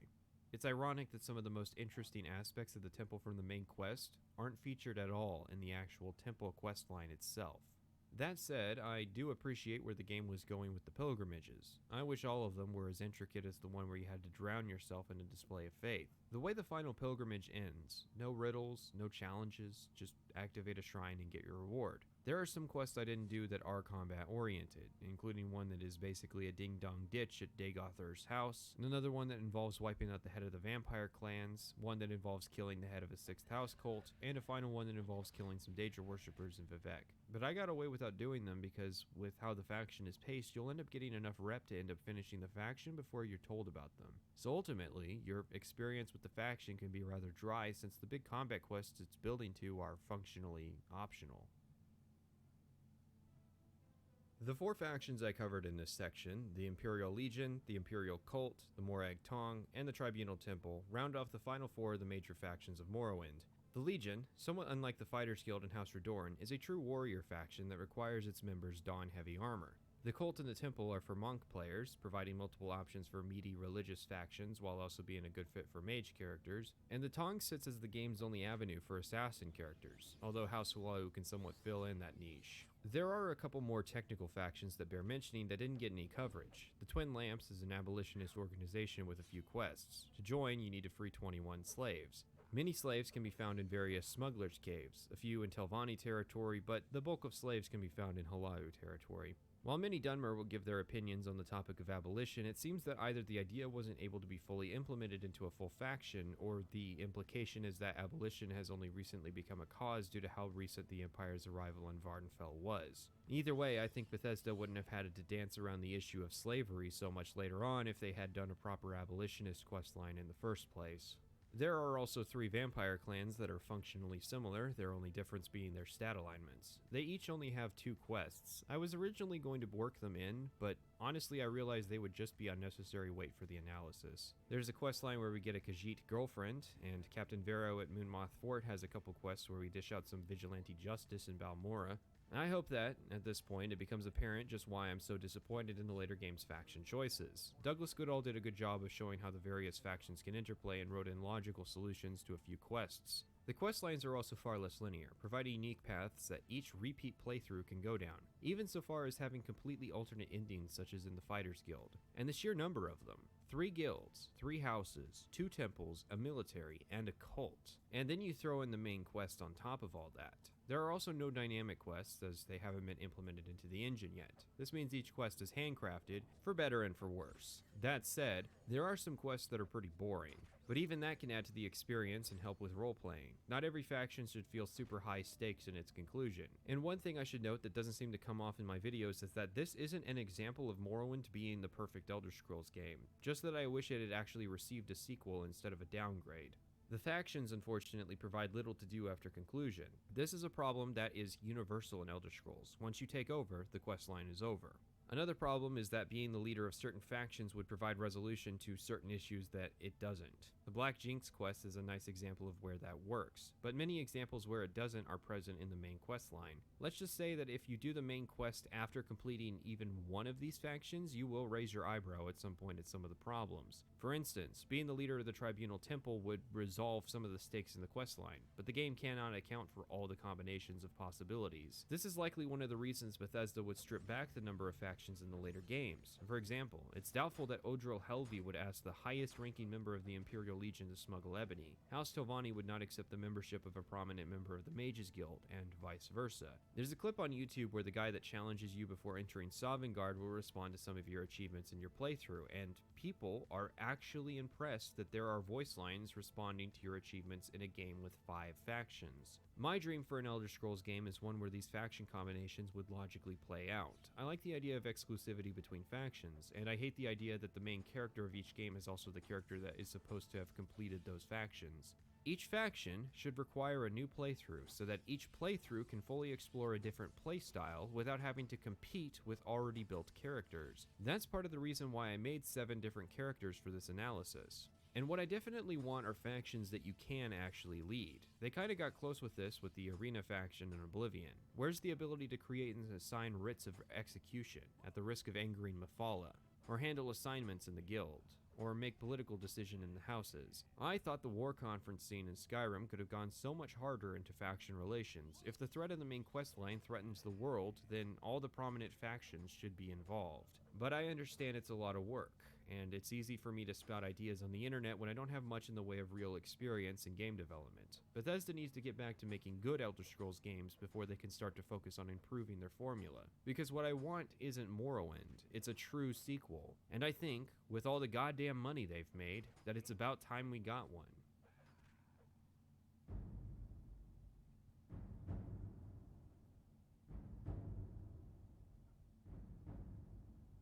Indaris had encounters with the Daedra near the end of his journey, so let's see those same Daedra from the perspective of a Daedra worshipper. In between the original release of this series and this complete edition, there was a new character, an Orcish warrior known only as Umbra. Morrowind has 7 Daedra quests. Rather than including the entire pantheon, only Daedra relevant to the Dunmer culture are worshipped on Vvardenfell. These Daedra are predictably the good and bad Daedra of the Tribunal Temple. Let's tackle the good Daedra first. Azura's shrine sits in the open air at the apex of the island's southeastern shoreline. Despite being the most visible, the shrine is empty, due to its distance from civilization. Speaking with the statue, Azura made a bet with Sheogorath that one of her worshippers could live in isolation for a century and retain her sanity. Well, time's almost up, and wanting to win, Sheogorath has gone and sent a bunch of Daedra to her shack to defraud the wager. You have come here for a reason, though you may not know what it is. Now, the quest designer made this nice area where you would fight through waves of Daedra up the hill to the shack, except I would be willing to bet pretty much everyone who has ever done this quest came at it from the east because they traveled to the island from Dagon Fell. Anyways, kill all the Daedra and grab a signet ring of Sheogorath. You can actually fail the quest if you go inside the shack, which is a good touch. You get 2 rewards from this quest, first being the signet ring. Like most things Sheogorath, it comes with an up and a downside. Upside is a 10-point personality fortification, while the downside is a 10-point willpower penalty. The ring is still useful since you can equip and unequip it dependent on the situation. The other reward is Azura's Star, a versatile throwing weapon. Wait, is that right? For you, our thanks and blessing, our gift and token given. Come, take this thing from the hand of God. Take this and use it wisely. Let's see what you're made of. Okay then. Azura's Star is actually a reusable soul gem, which is especially useful in Morrowind because you don't get reliable access to grand level soul gems for a long time. Even in general, the star is useful given the high probability of failure when enchanting. It's also the only soul gem capable of capturing the souls of... Moving on, Boethiah's quest. It's an easy quest once you figure out how to start it. Unless you spend a lot of time swimming along the coasts, the only non-internet related way to find the shrine is to meet Maik the Liar and chat with him. Most of what he says is either bullshit or is channeling the rod god Todd himself except for discussion on the shrine. Once you find the shrine at the bottom of the ocean, she'll ask you rebuild her shrine in exchange for a fancy sword. What do you want with me, mortal? My shrine is in ruins. My priests have forgotten me. Will you rebuild my shrine, mortal? Her only clue is to find a sculptor in Caldera, which will eventually take you to the Gorok Manor, an Orcish home which happens to house the Scamp Creeper, which is fitting since Maik name drops Mr. Mudcrab but not Creeper. Anyways, you meet the sculptor and he says he'll need 2,000 gold and 3 weeks to build the shrine. He's not kidding. 3 weeks pass, which I spend doing other quests, and the shrine is complete. The quest really is that simple, as the bulk of it seems to be finding the shrine and waiting the time. It's fitting that all Boethiah wants is a new shrine to hand over her legendary sword Goldbrand. You have done well. The shrine is a worthy one, but my power will again be felt. She doesn't have any other shrines on Vvardenfell, and she hands over her only other notable artifact, the Ebony Mail, to the Patriarch of the Temple just as easily for being able to treat with the bad Daedra and stay loyal. Ordinarily, Boethiah is usually involved in deception. I'm guessing her characterization here is meant to reflect the fact that of the 3 good Daedra, Boethiah has the worst PR. Azura is openly worshipped by the Ashlanders, and Mephala has an entire legal cult in the Morag Tong. Meanwhile, Boethiah's shrine has probably sat at the bottom of the ocean since the end of the First Era. I mean, it's sitting squarely in the channel which was sunk after Red Mountain's eruption during the Battle of Red Mountain. Finally, Mephala. Unlike Boethiah and Azura, her shrine is located in one of the faction hubs. which makes sense given her relationship with the Morag Tong. Mafala's secretary tells us that she wants us to take care of a Morag Tong assassin who's been doing some unauthorized freelance work. We have to break into his Balmora home, which doesn't show up on the map without getting within a certain distance of him, and poison his kettle before escarpering. This quest is more dynamic than the average Morrowind quest, although it also has a hefty list of things that can go wrong if you don't do things exactly right. You have done well, mortal. There are some things that must be done to preserve the order, and it will be amusing for me when this business comes to light.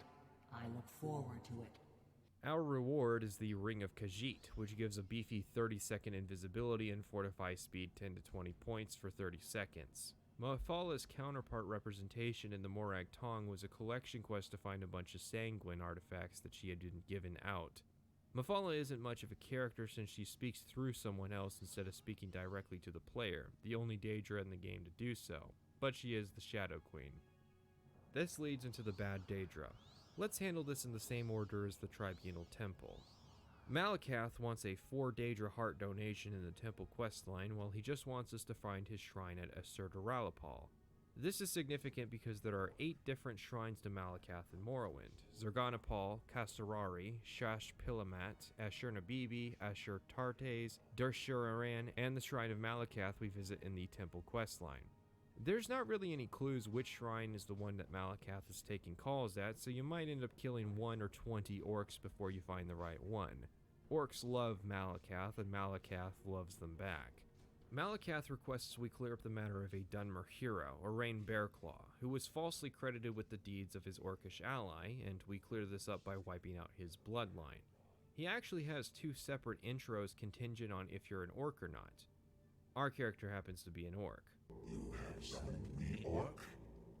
Have you come to restore the honor of your people?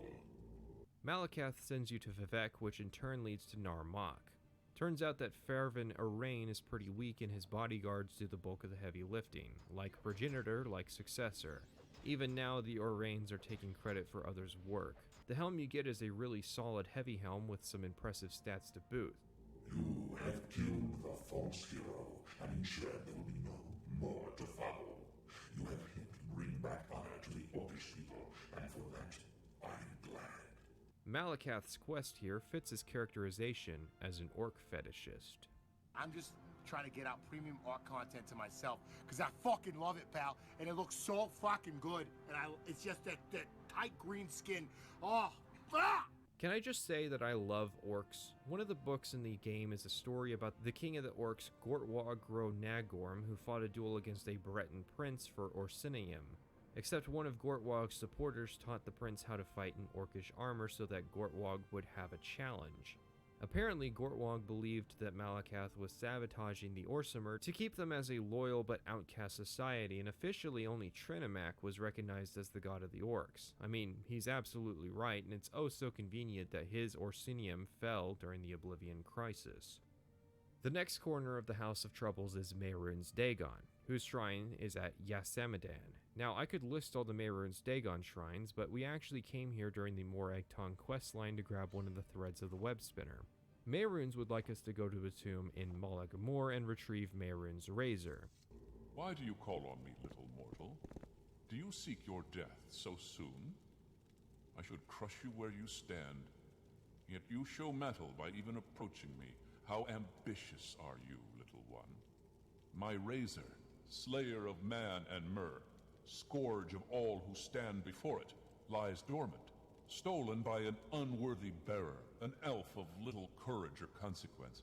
It lies unused, gathering dust in the Alas tomb near Molag Mar. Return it to me, mortal. We only find a rusty dagger, which we return to the shrine, and it's magically transformed into the razor. You found my razor. Good. Can you feel its hunger? Can you feel its frustration? Now I will make it again what it once was, what it shall always be. Draw a line of blood across the land in the name of Mehrunes Dagon. You might ask if that is it, and the answer is yes. I'm not sure why this quest is so short. I mean, Mehrunes Dagon is probably busy planning that whole invasion of Tamriel thing, and maybe he just wanted someone to bring the blade back into the fold. But the quest proper doesn't really have anything to do with the themes or character of Mehrunes Dagon, which is similar to the counterpart Tribunal Temple questline. Even his voice actor sounds similar to a certain other demonic entity in Morrowind. What a fool you are. Perhaps they weren't quite sure what they wanted Mehrunes Dagon to really be. Molag Bal is the third corner. His shrine, the relevant one anyways, is at Yamsiramas. His counterpart quest in the temple took place at Bal-Ur, a more fitting name, and ended with a command humanoid spell, so that's the quest to beat. Molag Bal says that one of his minions, Minta Na, has been obeying the temple's stay-at-home order instead of going around terrorizing the population. Why do you summon me now? I have no time for your pleadings, weakling. The Daedroth is living in a cave in the heart of the Ashlands, and we go off to kill it. The reward is the Mace of Molag Bal, which is a solid mid-tier weapon. I mean, it's the best mace in the game, meaning that it's outclassed by Ebony and Up longswords. This is a pretty simple quest that is also missing substance. You have freed the soul of Minta Na. Torment will be his. Endless agony is all you know until the end of time. The final corner is Sheogorath. He had the most developed of the Tribunal quests as we were renewing our subscription to Dunmer Sanity. Well, the shrine we need to visit is Ehinipalit, which we cordially visit and subsequently wiped out during the temple questline. Even if you kill all the worshippers, Shigarath is willing to request that we go up to Sheogorath, meet one of his guys, and get the Fork of Horripilation in order to take out a giant bull niche plaguing his worshipper. What is it, mortal? Have you come to be of service to Shigarath? That in and of itself speaks toward your madness. This pleases me. This can be a bit of a challenge, especially if you aren't skilled with Short Blade. You just need to land the killing blow with the fork, but it's still a bit of a challenge.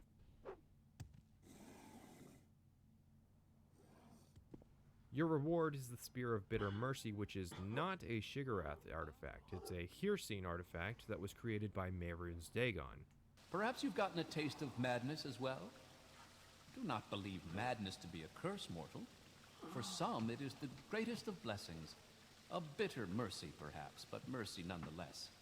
Speaking of Hircine, his artifact, the Savior's Hide, is at Divithfir's Tower, except Malakath worshippers, like with all things, contend that the hide is actually a Malakath artifact. Oh god, it's In so either bad. event, its properties were designed to protect the wearer from the Spear of Bitter Mercy.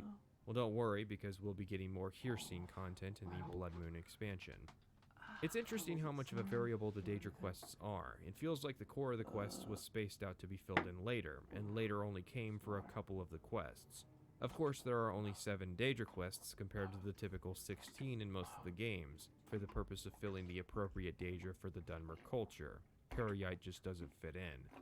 But I feel like getting less than half of the Daedric princes could only be validated if all of the quests were as meaty as, or meatier than, the Sheogorath quest. So let's go on a quest. A real quest, which doesn't have any journal entries. Let's get a full set of Daedric armor. There are only 2 complete sets in the game. One is in the possession of Telvanni Lord Divithfir, who is level 65, has 1,000 health, and is wearing said set of powerful Daedric armor. So we're off to complete the set. Starting with the gauntlets, a pair can be found deep in the ancient Dunmer stronghold of Kogorun. This is one of the main dungeons of the main quest, and is full of 6th House cultists.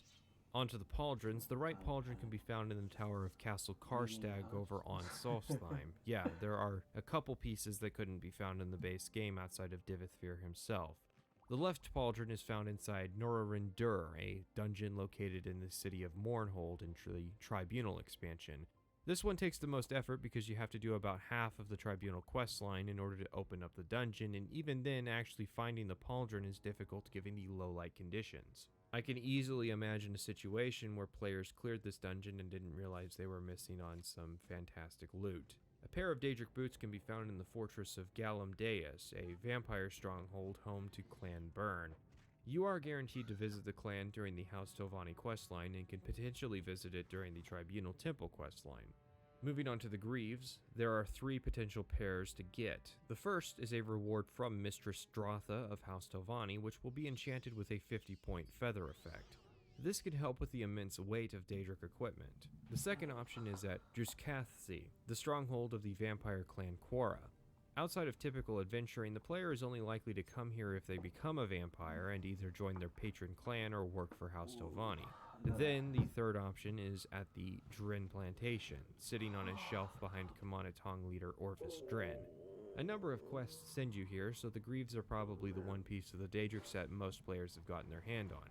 It's not even that difficult to steal, what with this convenient pole next to Drin. Definitely like, oh gosh. The Curus has two options, and only one of them belong to the base game. It's also a reward from Mistress Dratha with its own 50-point feather effect covering about half of its weight. The other option is inside Norn and Dur, next to where we got the left pauldron. Finally, we have the choice of not one, but 3 different Daedric helms, called Faces, in order of lowest to highest armor rating: the Face of Inspiration, the Face of Terror, and the Face of God. The Face of Inspiration can be found in 3 places. One is worn by Galdo Omain, the leader of the Buoyant Armigers. Another can be found in Mimea, a large 6th house base, and a third can be found in Ibar Dad, a sorcerer's cave that leads into an ancient tomb. The Face of Inspiration is a fitting reward for whichever trial you should wish to face. Being the second strongest face, there are only 2 Faces of Terror. One is worn by Enar Drelo, a high-ranking Buoyant Armiger. So as long as you're willing to eat the bounty of wiping out the Ghost Gate, you could take care of 2 Faces in one go. Your other option is at Ananabia, which is a Daedric ruin we uncovered during the Imperial Cult questline near Sadrith Mora. As the strongest face, there is only one Face of God. In exchange for some Matzi, a Nord in the Tovani Canton will tell you of a first-age Nord who was buried in Tukashapal, and will provide a key. Tukashapal is an impressive dungeon. There's a maze which is invalidated by Levitate. So, maybe the designer didn't know about the spell when he made the area, except the face is hidden on a ledge requiring Levitate to reach. It's weird, but just go with it. It should probably be reiterated that a complete set of Daedric armor is prohibitively cumbersome. At just under 300 pounds, you'll need 60 strength just to wear the armor, without any weapons or additional inventory. Luckily, our character for this run was strong enough to wear the full set. Daedric armor is pretty unique due to its rarity. Rather than armor being tiered in a vertical progression, it's more so a representation of the characters wearing the armor. Ebony is common among noble, fitting. Let me lower it. Since ebony is a valuable material for crafting equipment. You can find plenty of orcish armor once you start meeting sects of Malakath worshippers. And Endural armor is plentiful if you spend time fighting the law. Glass is the second rarest armor in the game, most easily found at the Ghost Gate. Otherwise, you'll only encounter odds and ends of the set. Which is generally a shame as the Dark Brotherhood set gets delivered to the player for free. Just chatting stream for a little bit. So, moving on, we've got one more big adventure to go on. But first, but it's warm this is under the Umbra. blanket. Umbra remarks that he's traveled the world, killed many creatures and people alike. I've got my phone. Despite everything, he has yet to die, and all he wants now is a warrior's death. His sword is also named Umbra, which is because he figures that given his accomplishments at this point, he may as well be named after his weapon. Yagrum Bagarn says the sword was enchanted by a witch to steal souls, but the sword would later be retconned into being a Clavicus Vial artifact. Clavicus Vial's mask is actually in the game, in a random side quest up in Dagon Fell, which is weird because it's one of the best helms for orcs since it fortifies personality. Anyways, Umbra is a powerful two-handed sword. While there are other swords that can potentially do more damage, Umbra will consistently hit harder as its damage range starts at a minimum of 10 damage compared to a Daedric Daikatana's range starting at a minimum of 1. While the concept of the old warrior wishing for a death was too powerful or too skilled in combat to receive is a bit of a cliche, I find it's a good fit for the Elder Scrolls setting. Umbra serves as an analog for the fate of the player character once you close the game that last time, similar to the concept of Halloween from Dark Souls. In fact, Umbra is largely a metaphor for myself, someone who has seen everything the world has to offer. The world insofar as Vardenfell anyways. Imagine you're trapped playing the same Morrowind character forever. You're probably a good person, and you probably project an idealistic aspect into your decision-making. Maybe in reality you don't have the power to make things right, but in a fantasy world you have the opportunity to bring justice to a situation. But play long enough and you'll eventually be drawn to a dark side. The number of ordinary people I talk to I've who only casually slept admit they 5 killed this or that hours. annoying NPC in an Elder Scrolls game for no reason other than being annoying is proof enough of this concept. Regardless of morality and where you end up, there will eventually be a point where the only thing a player character has left to do is die. But hey, at least we aren't simulating pain and hunger for the purposes of making more realistic video game AI and then wondering why God would allow such evils to exist Happy in our own Christmas world. Eve, everybody. Let's steer this philosophical nightmare back and discuss vampirism. There are 3 vampire clans on Vardenfell, and all vampires on the island belong to one of those 3 bloodlines. Thus, which bloodline infects you determines which type you will become. This is your standard RPG triangle fare of warriors, thieves, and mages, and the clans are exclusive per playthrough since once you get cured, you can't go back to being a vampire. Don't worry though, unlike the Great Houses, there isn't a wealth of content for you to choose from. Each clan, should you try to join them, will shun you, and will only give you 2 quests with which to ingratiate yourself into their ranks. I joined Clan Cora, which suited my warrior playstyle best. It should be noted that my joining required meta-knowledge of the game. While all vampires belong to a bloodline, which bloodline is not relayed to the player. So if you're trying to play while using the wiki as well as possible, it's going to be a gamble if you decide to keep your porphyric hemophilia, which clan you'll actually end up being aligned with. Vampirism is a significant change to playstyle. Travel changes completely now that Siltstrider carabineers and boat captains refuse to speak with you. I suddenly found myself using the propylons to get around and complete my goals while I was a vampire. This could be a problem again for the person playing without a wiki since, as I've stated before, the propylon indexes are fairly obscure and difficult to find. I doubt players without access to the wiki or the master index plugin could find all of them. That's because many of them are hidden in plain sight, in the shop you pass by every time you go the from video's the Caldera supposed to be Mages Guild playing. to Creeper, for example. It's Would anybody just, even think to someone carefully told me inspect it the was a tent of bit the too wise loud woman to of the hear me Urshalaka well, tribe to so find the index for the stronghold now. closest to 2 of the vampire bases? So, Is this a failure in the system, or is I this don't- meant to I- heighten the I difficulty don't for know how. vampires without making it tedious? I suspect don't a know certain if you degree of guys, meta-knowledge is expected for vampires in know Morrowind because it's meant to cater to players who have already mastered the game to some extent. If you're playing this game just because you're a vampire enthusiast, don't. This is an area where Bethesda marginally improved, if only by merit of not just having vampirism be an afterthought they were obligated to include because Daggerfall also had vampires. Where Bethesda succeeded with Morrowind's vampires was in turning the player into a superhuman monster. The player will see a significant improvement to strength, speed, fatigue management, and a handful of combat and magicka skills. Immunity to paralysis and common disease, a resistance to normal weapons such as iron and steel, and the ability to absorb health.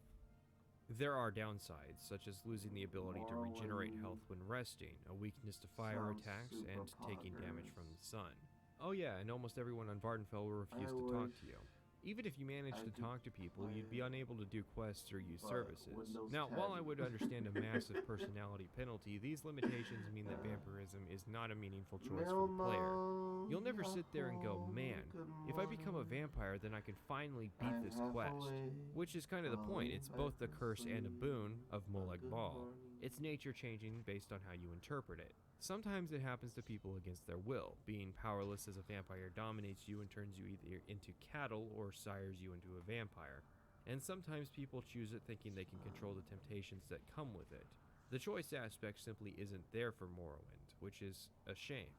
That said, it is still mechanically interesting. It's the perfect challenge if you decide to eschew city life and just crawl Morrowind's dungeons. So how are the quests? Let's summarize. You'll get 1 quest to kill someone who's wronged the clan, and 1 quest to fetch an item that may involve killing someone. While the vampire quests might not be worth going into detail, they are somewhat interesting due to the challenges created by having to relearn how to travel. This is some ingrained knowledge we're talking about here. The most interesting of the vampire quests is ironically a cure for vampirism. It starts with getting advised to track down the book Vampires of Vardenfell 2. Curiously, despite its rarity, the book is available in a number of familiar locations. Moea from the Mages Guild, or Durnaran from Halau in Telvanni, Voss from the Thieves Guild. It seems the player is intentionally meant to encounter the book at least in some playthroughs so they know where to find it. The book details a small piece of Tamrielic lore regarding vampire hunters and ends with a paragraph telling of a buoyant armiger who had been cured of vampirism. While Galler Rarathi wrote a more detailed account of this, copies of which are found in the hidden archives of Clan Byrne, the Sixth House, and the Tribunal Temple, Vampires of Vardenfell 2 actually says enough to figure out the cure. This involves going to the shrine at Balur and requesting Molag Bal cure you. So, you do not enjoy the blood hunger, little leech. Do you miss the warmth of the sun? I'm not sure why his other shrines don't qualify, but I didn't make the rules.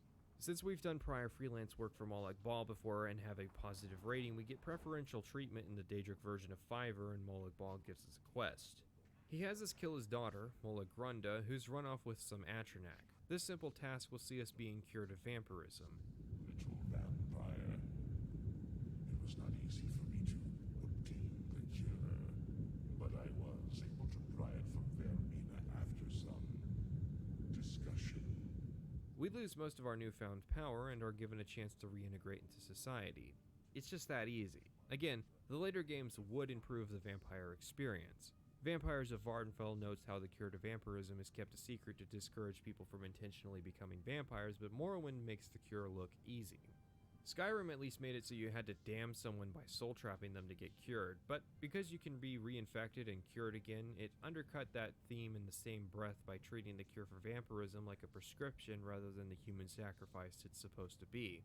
Umbra will see a return for the Blood Moon expansion. For now, I hope you see that there is more to Vardenfell than just a dozen or so faction quest lines. Umbra was in fact able to carve out an entire adventure out of side dungeons and random quests. Morrowind is a rich world to explore outside of its semi-scripted questline experiences.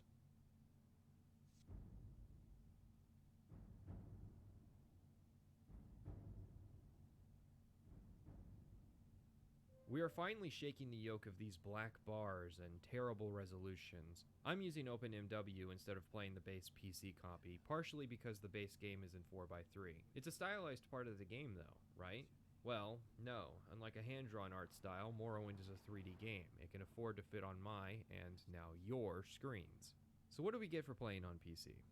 Cheats. That I didn't need or ever use.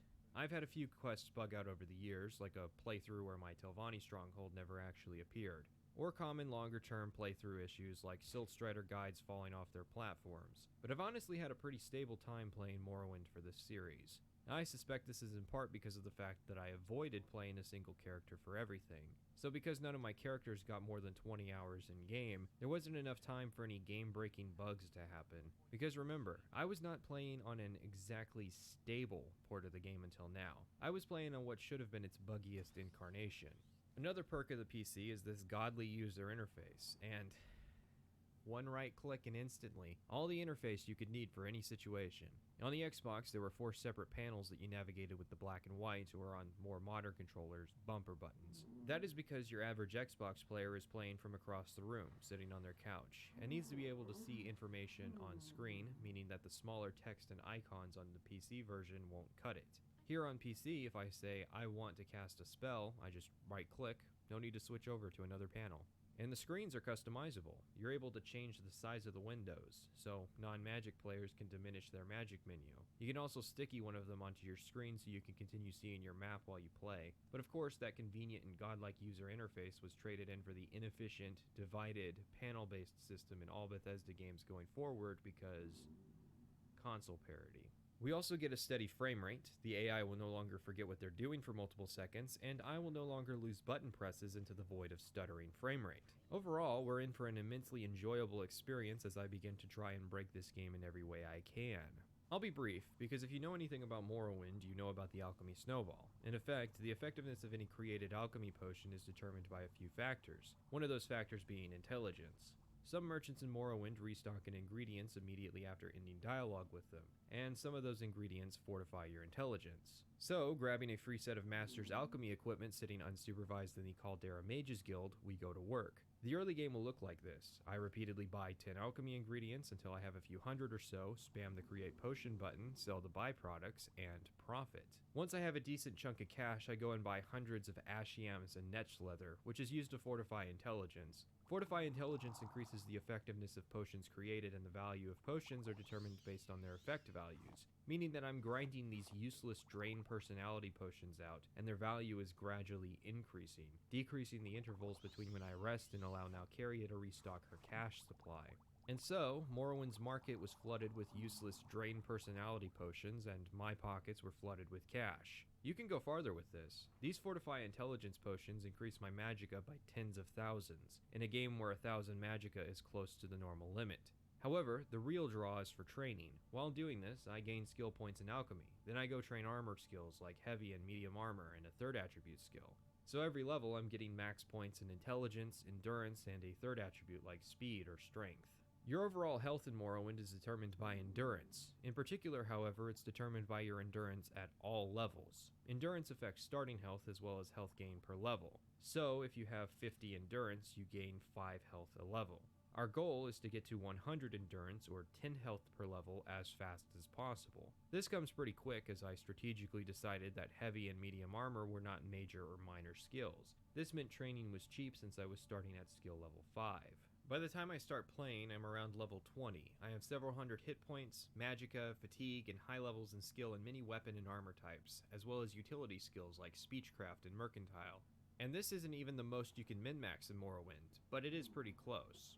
So let's go a step farther. With a handful of artifacts, we can take our character to the next level. Again, this isn't the most min-maxed build in Morrowind. You can go farther depending on what you want to accomplish. The first is the Apprentice Ring, which is pretty close to where we start inside Aneen. This is basic stuff, plus 10 to intelligence and willpower. This helps the early game alchemy snowball and helps us with some magicka issues. Our next grab are a pair of boots. Going north out of Caldera, we meet a woman desperate for escort to Nar Mok. You'll notice she's quite quick, and sure enough, after the escort, she's willing to part with her magic boots. What makes these boots magic are 2 effects. Fortify speed 200 points, blind 100 points. By default, the boots will make you very fast, and also make the screen look like this. And your game will sound like this. Luckily, there is a resist magicka effect, which works for negative spell effects, but not the positive ones. Meaning that if you were to reach 100% magicka resistance, you could resist the blind effect. But 100% magic resistance must be pretty difficult to reach due to being overpowered, right? Well, no, we're already at 50% by default on this character. We have the Atronach sign, which removes our ability to naturally generate magicka, but we get 2 times the max magicka and can absorb 50% of hostile spell effects. In addition, we are a Breton, which comes with an additive 0.5 times to our magicka and 50% magicka resistance. Long story short, we can resist half of the effect by default, dimming our screen to 50%. In addition, if we can cast a 1 second 50-point resist magicka effect, then put on the boots, we fully resist the blind for the rest of the game, and it's a cheap spell effect, because the game never updates to check if the resist magicka effect still nullifies the blind effect. Our next stop is to the Blood Moon expansion, doing the Timval in the Well quest. It's pretty easy to dodge the higher level enemies given we have 200 plus speed, and Timval is willing to see reason easily, giving us the Mantle of Woe. The Mantle of Woe has a great many effects. It fortifies magicka 5 times, which is additive to our 2.5 times. It also fortifies Conjuration 50 points. In exchange, we have a 20-point weakness to normal weapons, 100 points drain personality, setting it to 0, and sun damage 20 points, which turns us into a vampire. But, we don't need to wear the robe all the time, which means we can get in fights and access our near 1200 points of magicka, then take it off the rest of the time.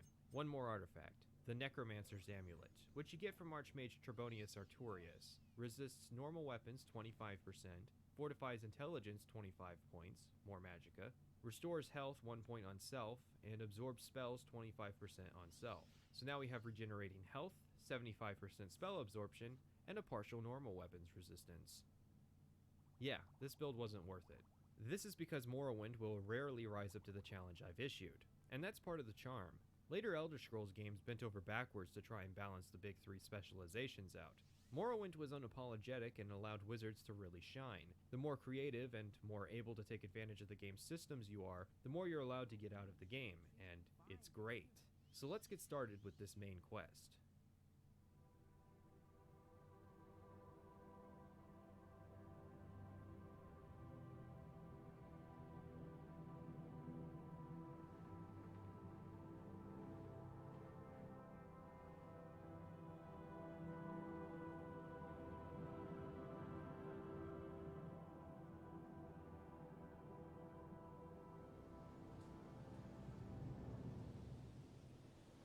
They have taken you from the Imperial City's prison, first by carriage and now by boat. To the east, to Morrowind. Fear not, for I am watchful. You have been chosen. 1 month after our arrival, we returned to Caius, who had given us 200 gold to start our work. We're now a member of the Blades, a secret intelligence agency working in service of the Emperor. Our first few tasks seem inane, but from the very first quest we're going to be introducing concepts and ideas that are important throughout. Caius will insist you acquire some experience, and I think this is going to reinforce it. Our first 2 quests will involve going to the local guilds for some information, just in case you haven't joined them yet. It's no coincidence that, as most new players will commonly pick fighter characters, our first task is to meet Hasfat Antibolus over in the Fighters Guild, and ask him about the Nerevarine and 6th House cults. We've dealt a bit with the 6th House cult before, but the Nerevarine cult is a new one. I promised that name wouldn't come back up, and I lied. Unfortunately, Hasfat doesn't have much info on them, but he can tell us about the 6th House, in exchange for a small favor. He wants us to get our hands on a Dwemer puzzle box, located in a nearby ruin of Arkanthand. This is a great first quest. In order to find a ruin, you have to pay attention to the directions given. That said, it's also a safe quest. If you get in over your head, you're right next to a Legion fort with all the necessary amenities. Meet Snowy Granius, or as I call him, the Bridge Wizard. He's a gear check. If you try to play Morrowind the same way you would play Skyrim, Granius is your rude awakening, and Caius warned you. On the surface, he's little more than a wizard bandit. He's only level 3, he knows some basic destruction spells and can summon a skeleton. But because he is, ostensibly, the main quest's first mandatory combat encounter, he's garnered a reputation. Obviously, he's no match for the monster I've created, but he deserves recognition because if Morrowind had those Dark Souls bloodstains, they'd be right about here. Before we enter the ruin proper, we have to figure out how to open the door. I could be wrong, but I think Hasfat has a throwaway line about it. This crank here opens the door. Arkanthand is an alright little first dungeon. It's basically 2 dungeons, the first a bandit area, the second a more traditional Dwemer ruin. Our objective, and indeed the only reason you're sent here, is actually right by the door, tucked away in an area not immediately drawn to the eye. You could explore this entire dungeon, reaching the end, a large vertical area, and not find the puzzle box, only to realize it was by the door the whole time. This is owing to the fact that dungeons in Morrowind are non-linear, but that isn't even entirely true. Some dungeons in Morrowind are non-linear, and some dungeons in Morrowind are a single hallway leading into a room. Dungeons in Morrowind are realistic by the standards of the universe, because in what world would the leader of a group of bandits put his living space as far as possible from the door? And in the real world, some people were buried in a mausoleum, and some people were buried in the pyramids. Once we return the box to Antibolus, he gives us some notes on the 6th House, and recommends we speak with Sharn Gramuzgob. You can read the notes at any time, as we'll be getting them back later. Indeed, Caius's next orders are to speak with Sharn Gramuzgob, a local alleged necromancer working out of the Mages Guild. Again, this is Bethesda subtly pushing the player towards a faction if they haven't already joined. She'll tell us what she knows about the Nerevarine cult, in exchange for a small favor. She wants us to visit an ancestral tomb, grab the skull of one Helival Andrano, and bring it to her. Read into this. She wants us to defile a local tomb, steal the skull of a native, and give it to an all but confirmed necromancer. Yeah, get used to that feeling. She does give us some tools to handle the undead in the tomb, which is a nice introduction to the concept of creatures who are immune to normal weapons like iron and steel, as they aren't going to be going away. I don't have as much to say about this quest as the other one. It's more of the same. Go to place, grab a thing. The tomb is much smaller of a dungeon, easier to get to, and more linear. I guess there is something to be said for making absolutely certain players are prepared for the coming escalation in difficulty. We get some notes on the Nerevarine cult, and report back to Caius. Caius, as an academic, wants us to corroborate our findings from the last 2 missions, with a big and complicated mission to collect intel in the big city, Vivec. I don't like questing in Vivec, and yet, I liked this quest. First, it matches the theme of the Blades as an intelligence organization, collecting information and doing favors. Second, each leg of the quest follows the same format, but does something unique. Third, each leg is set in a different part of Vivec, not just different cantons, different sections of the cantons, making them distinct in a way most Vivec quests just aren't. We're looking for 3 people, Helea, Adhiranir, and Mera Milo. Helea is in the foreign quarter and is about to be the victim of a hate crime before we step in. You can persuade them to leave Helea alone or just kill them. Afterwards, you escort Helea across the canton and he gives you some notes on the Nerevarine cult. Adherenir is hanging out in the sewers of St. Olms. This isn't for fun, she is actually hiding down here, and finding her will entail searching the canton. She's hiding due to a census and excise agent looking for her. We deal with the issue, and she tells us that the Sixth House has become a big client for smugglers, but nobody knows why. Mayra Milo is in the library up at the temple. She asks we follow her into the back where it's more secluded, and tells us a bit about the Nerevering cult, and suggests we find a copy of the book Progress of Truth. She even establishes a code word we can use in the event something goes wrong, like this is a proper spy story. The book can be found in a variety of locations, but the easiest is to just buy it at the local rare bookstore you happen to have escorted Helea to. Its rarity is owed to the fact that it has been officially banned by the temple for heresy. If you're curious where this is going, don't worry, we have one more quest before the big reveal. Caius is now interested in establishing an informant with the Ashlanders, nomadic tribes native to the island. He suggests we find and talk to Hasauer Zansubani, a former Ashlander working as a merchant. Caius notes that the Ashlanders have gift-giving customs and suggests we try to learn more about that. We meet up with Hasauer and discuss business with him. We find out that he enjoys reading poetry, and the local bookstore sells 3 different books that qualify. He already owns all 3, but appreciates the gesture and is willing to tell us what he knows. He has some information in the Nerevering cult and on Ashlander customs. Mind you, none of that is really signposted. You don't get the words, buy the book on your screen with a marker pointing to the local bookstore. You have to figure all this out on your own.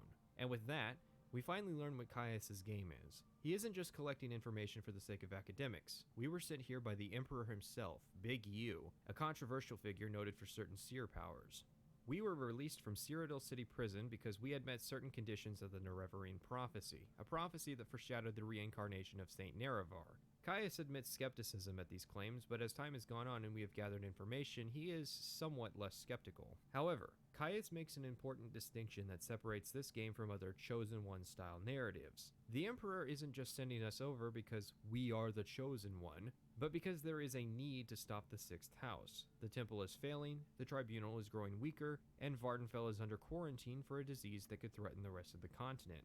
Whether we are actually the Nerevering or not is ultimately irrelevant. The Emperor is just hoping we can solve the situation, and as an added contingency should we fail, his legions are entrenched in strategic positions across the island to take over. We are not the only person capable of stopping this crisis. We just happen to be the cheapest at 87 gold. As to the situation at present, there are 2 cults on the island that relate to the current crisis, the Nerevering cult and the Sixth House. The Dunmer people generally believe in the idea of the Nerevering the same way my country casually believes in revelations. That is to say, your average Dunmer is ultimately unconcerned with the reincarnation of this ancient figure and the imminent apocalypse. The Nerevering cult is more interested in this topic, and in particular, cataloging information forbidden by the Tribunal Temple. At this point in the quest, the motivations for the temple to discourage belief in the Nerevering and punish false incarnates is an unknown. Caius is hopeful to meet the cult, and is dispatching us to meet its alleged leaders in the Urshalaku camp. This is a rather significant foray into hostile territory, up into the Ashlands in the north of the island. From a story perspective, it makes sense. From a gameplay perspective, it can cause whiplash. We go from our first quest having a tough dungeon, our second quest having an easier dungeon, but then our third and fourth quests are about finding people and figuring out how to get them to tell you what you want. And now we're on quest 5, and it's meant to be an escalation and challenge. Wouldn't it make more sense to start with the talkie missions, then move up to the easy dungeon, and then the hard dungeon, then the long trek north? Maybe people will get bored.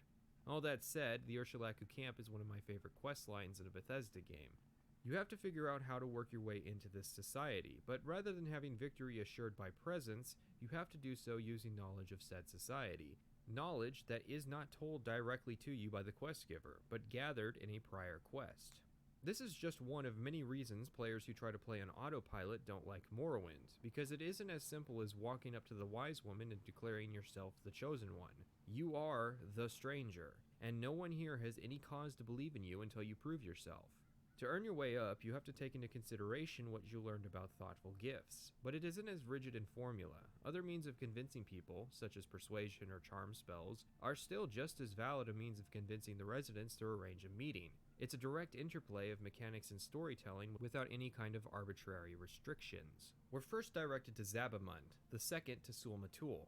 He needs to be convinced, and there are a variety of options. You can try to intimidate him, which is dependent on your level. You can try to boast of your deeds, dependent on your reputation. You can offer a tribute, or should you be practiced in speechcraft, you can speak of what you've learned on your way here. This is one of the few moments where the writer, Ken Rolston, demonstrated an understanding of just what the text-based dialogue system was capable of in terms of skill checks. Unfortunately, it was underutilized, and ironically, it was Douglas Goodall who criticized Bethesda for not using skill checks and choices in Morrowind, despite himself never actually using them either. But I gotta cut him a break because he wrote enough material to fill 2.5 hours of video. Zabamund, once convinced, sends you to meet with Sul Matul. He says in order for him to adopt us into the tribe as a clan friend, we need to pass an initiation rite and recover his father's bow at the Urshalaku Burial Caverns. It's interesting to consider how the ancestral tombs are advanced versions of this tribal burial cavern concept. It's the little details that make this game great. The caverns are a fairly complex dungeon, but you'll eventually find the ghost of Sul Sinapul, who on his defeat drops his bow. This makes us clan friend, and Sul Matul permits us to speak with the wise woman, Nabani Mesa. And so begins a long dialogue with Nabani. She has a great deal of important insight that plays into the story, a bit too much. So much in fact that Nabani even offers to cut to the chase and answer if we are the Nerevarine. She figures that we are not at present, but may become it based on some of the qualifiers and the prophecies that she knows.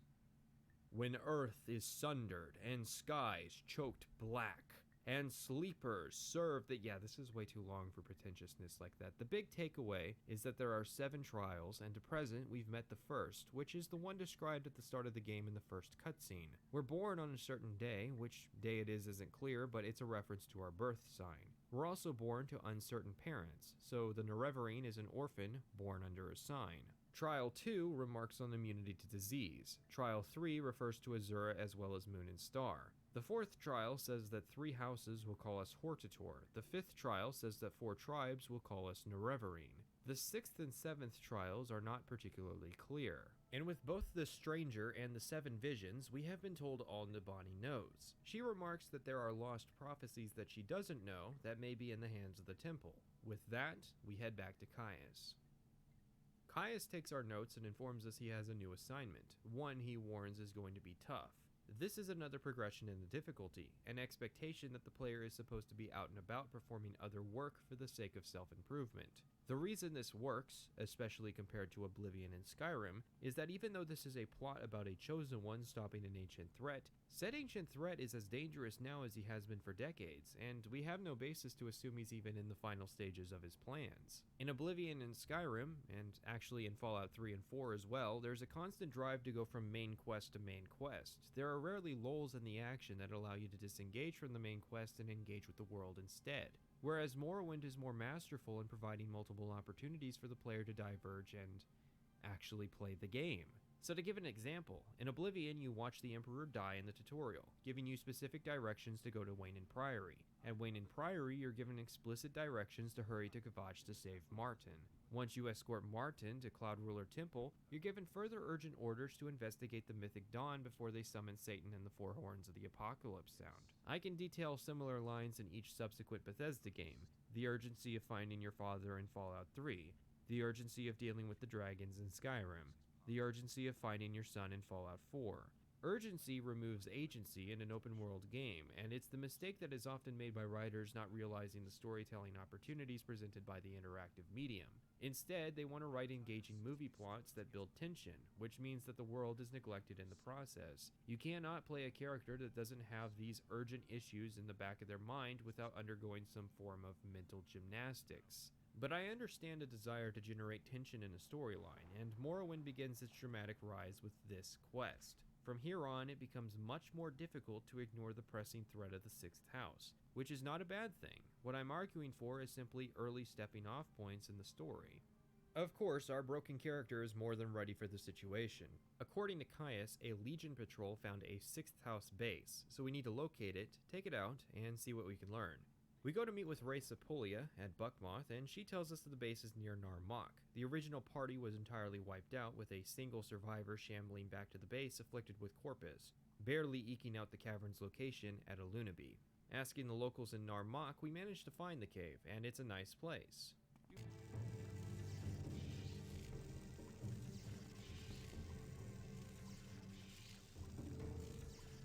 This is Dagoth Garrus. He's an Ashghoul. Garrus tells us that we should go to Red Mountain and meet Dagathur with open arms, and that the 6th house will continue to be at war with us until then. Then he attacks us. He's a tough cookie, a fitting challenge to the rising escalation, but with his dying breath he curses us with Corpus, an infectious, incurable disease that will gradually deform us into a zombie. Caius figured this would happen, and refers us to Dr. Fear, the principal researcher of Corpus on the island. There's a missed opportunity to have fast travel services refuse to serve you, diegetically reinforcing the seriousness of this infection with a mechanical inconvenience. Divith Fear is interesting. He lives in a remote area with his 4 clone daughters and contributes to society by caring for the victims of and trying to cure Corpus disease. But, while he hasn't cured it yet, what are the odds of him curing it in time to save us? I mean, it'd be a bit contrived. Go down to the Corpusarium, meet the last living dwarf, ask any questions you want, take some levitation potions up to Divith, get a potion poured down your throat, and while not getting cured, the negative effects are removed, rendering us immune to disease. Okay, there's a lot going on. Divith Fear is an ancient Dunmer wizard, hence his skepticism of the seriousness of events. He lived to see the fall of the Dwemer, the rise of the Tribunal, and the change from Resdayn to Morrowind. He's seen his share of wars, occupations, and the occasional Daedric crisis. We also meet Yagrum Begarn, who claims to be the last living dwarf. He says that while he was out in Oblivion at the time of the disappearance and spent a great deal of time looking for his people, to no avail. Eventually, he was afflicted with Corpus and found in the full thrall of the disease by Divith Fear, who restored him to some partial sanity. The Corpus affliction, for both him and us, is a bit advantageous. While it causes less than desirable growths all over the body, and mental degeneration similar to dementia, it also stops the progress of aging. This renders its victims effectively immortal, one of the reasons, despite Yagrum's health, he is so long-lived. Obviously, there are some questions. No, the treatment we are given doesn't work for others. If you return to Divith, he will remark that it killed the other patients he tried it on. Even if it had, our objective is to stop the source of Corpus, meaning that its applications as a reproducible way to become immortal are non-existent. We might have gotten some more info in the years following Morrowind had the Redcon year never happened. As to why it works for us, I'm just going to assume divine intervention from Azura. Just keep this little Corpus thing in the back of your mind moving forward. On our return to Caius, he informs us that we're being promoted to Operative. This is the highest rank he can afford us at this time, as he's being recalled to Cyrodiil City for events possibly related to Elder Scrolls 4. But not to worry, Operative makes us the ranking Blades member in Vardenfell, at least to Caius' knowledge. This marks the beginning of our operations as an independent agent. This is one of the big reasons I like Morrowind, because as the Chosen One, we don't have to answer to a boss, like the other games. Oblivion was absolutely terrible in this regard. Skyrim was a bit better by turning our bosses into mentors, but let's be honest, we still didn't have any agency. Caius' final standing order is to find the lost Nereverian prophecies and bring them to Damati Mesa. Our first step, then, should be to meet with Mera Milo and Vivek again and share what we learned from the Urshalaku Ashlander tribe. However, Mera is missing, and in her quarters she has left a note to Amaya. My brain's on autopilot. I don't remember what Amaya is supposed to mean. What do? Well, luckily we have the journal. I may hype this game up to be hardcore and require some serious mental firepower to solve mysteries that only smarty pants, big-brained boys like myself can do. That's not really true. The designers were generally pretty smart about using the journal to relay critical information to the player, or you could just be lazy and use the wiki. This creates a near constant sense of dramatic irony, where the player character is remembering and intuiting information that the player might not. I didn't use the journal a lot, but that is owing to my experience with the game. Occasions when I did use the journal were immensely helpful, especially since the player character often notes down directions to places in the journal. One problem I do have that was introduced in a patch for Morrowind is the quest log. This allows you to keep an active tab on all the quests you have at any given time. It's pretty ubiquitous for role-playing games, right? And it makes sense. Finding journal entries for a quest you accepted 2 weeks prior can be difficult. But I suppose it comes down to a difference in philosophy to me. I tend to play very focused characters, doing quests in order of urgency and often saying no to quests that are out of my way or are uninteresting. Most people seem to rack up a great number of quests simultaneously, accepting every quest that gets thrown at them. So for most people, a quest log is necessary to keep track of all that information. I think it's irresponsible to promise to do quests only to just let it sit in your log for weeks if not months. Are you really gonna let that rancher's guar get attacked by mud crabs while you work on your dissertation on the dwarves? I think the topics system they also introduced in that patch was a much more effective means, as it allows you to find all the information you have kept entries on in one location, giving the player easy access to old information without making it too easy for players on autopilot. Anyways, Milo's missing and we need to find her. Her note is pretty explicit. She's tied up at the Ministry of Truth. She left a few levitation potions for me and wants me to bring some divine intervention scrolls. We also get directed to speak to Alvela Saram, which is one of the door guards. So, where is the Ministry of Truth? Oh, it's the currently crashing meteor hovering above the city. You know, it's a very Dunmer idea to imprison your thought criminals in a giant floating meteor instead of maybe gradually mining the thing out of the sky. This is a stealth mission, as indicated by the stealth equipment Caius happened to give us before he left. Or rather, this would be a stealth mission if anyone other than me were playing it.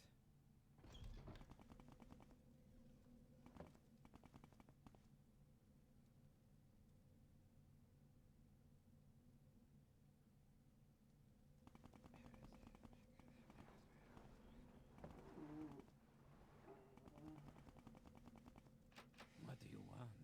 What do you want?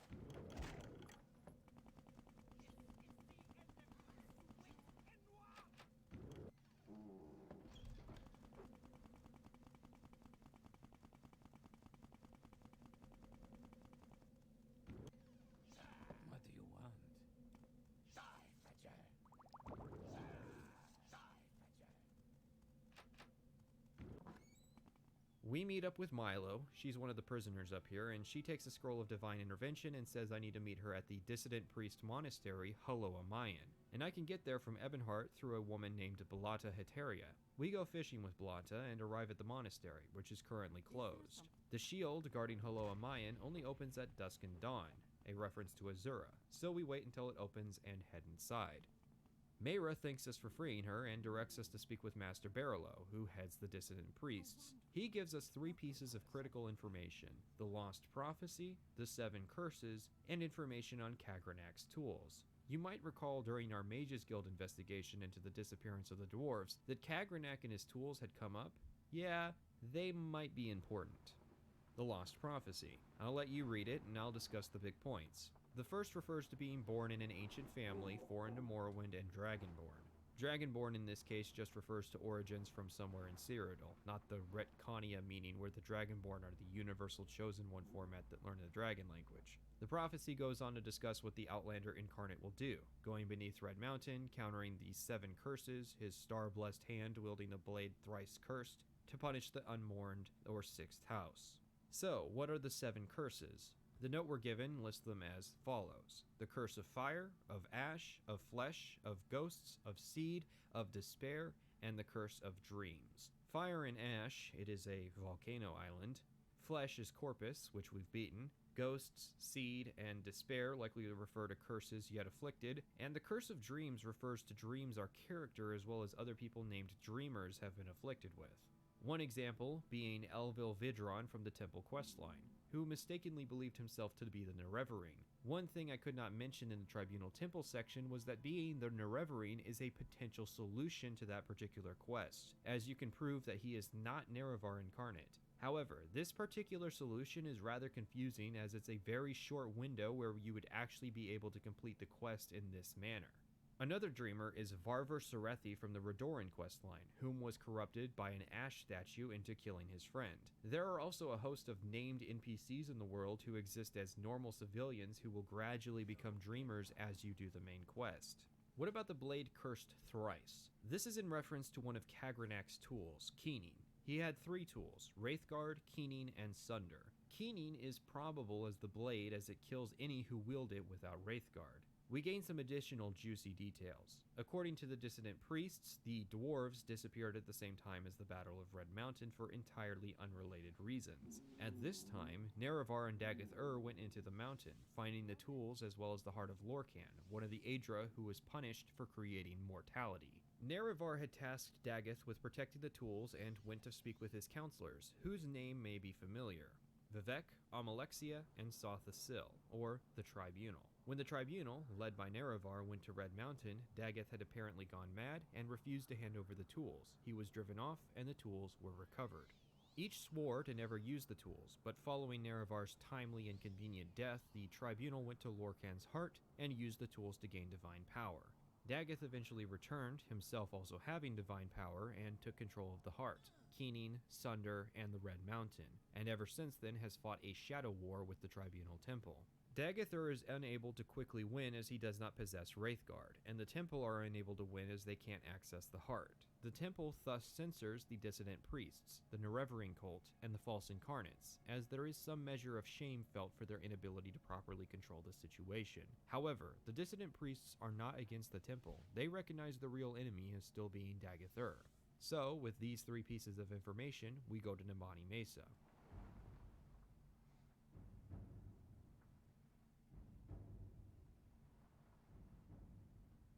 This is the beginning of the second act of Morrowind, and it begins with our return to the Ursulaku tribe.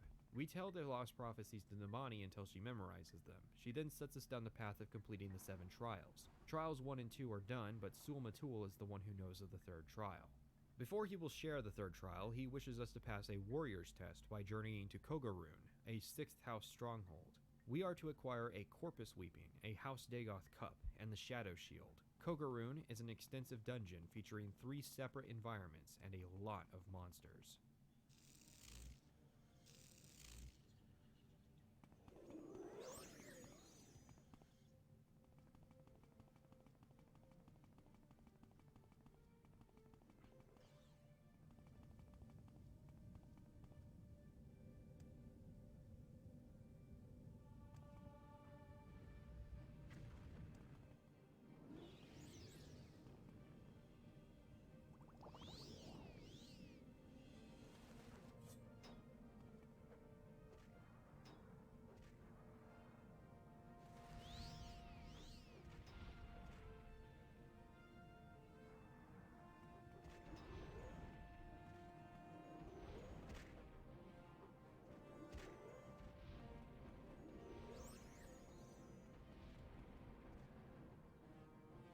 Kogarun is a logical progression of difficulty from Alunaby, being longer, more populous, and far from resupply. I suspect many will have given up on Morrowind long before now. If Alunaby was the final test, Kogarun is the job you get after graduation. It really is a great dungeon.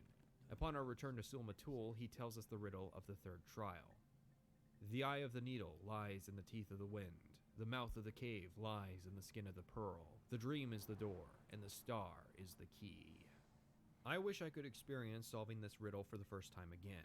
Unfortunately, I know exactly where this riddle ends.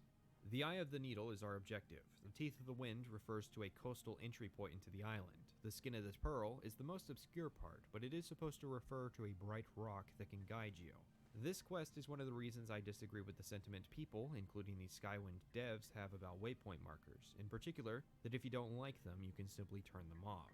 The problem with that sentiment is that when games get frustrating, if you suffer through, there is an eventual sense of catharsis at solving a puzzle. However, if the option to have the answer shown to you is always available, then when the moment of frustration arrives, rather than earning that sense of catharsis, you take the easy way out.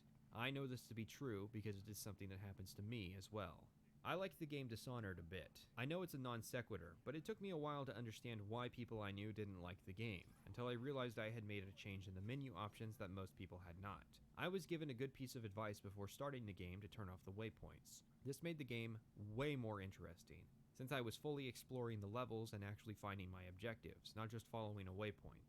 The only reason it works for Dishonored and not other games, however, is that Dishonored is a fairly linear game that also specifies directions to locations in the game, whereas most modern games rely on waypoints because there simply isn't time to do that in development. Now imagine Morrowind with waypoints.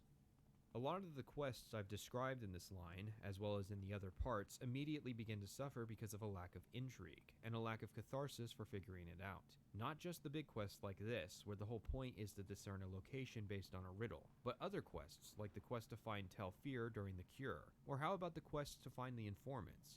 They become a lot less interesting if you have a waypoint leading you directly to the source. The Cavern of the Incarnate, once found, can only be entered at the hours of dusk and dawn, a staple for Azura. In the dawn hour under Azura's star, the door is opened. Inside is a statue of her and a ring within her hands. This triggers a cutscene. Nerevar reborn, incarnate.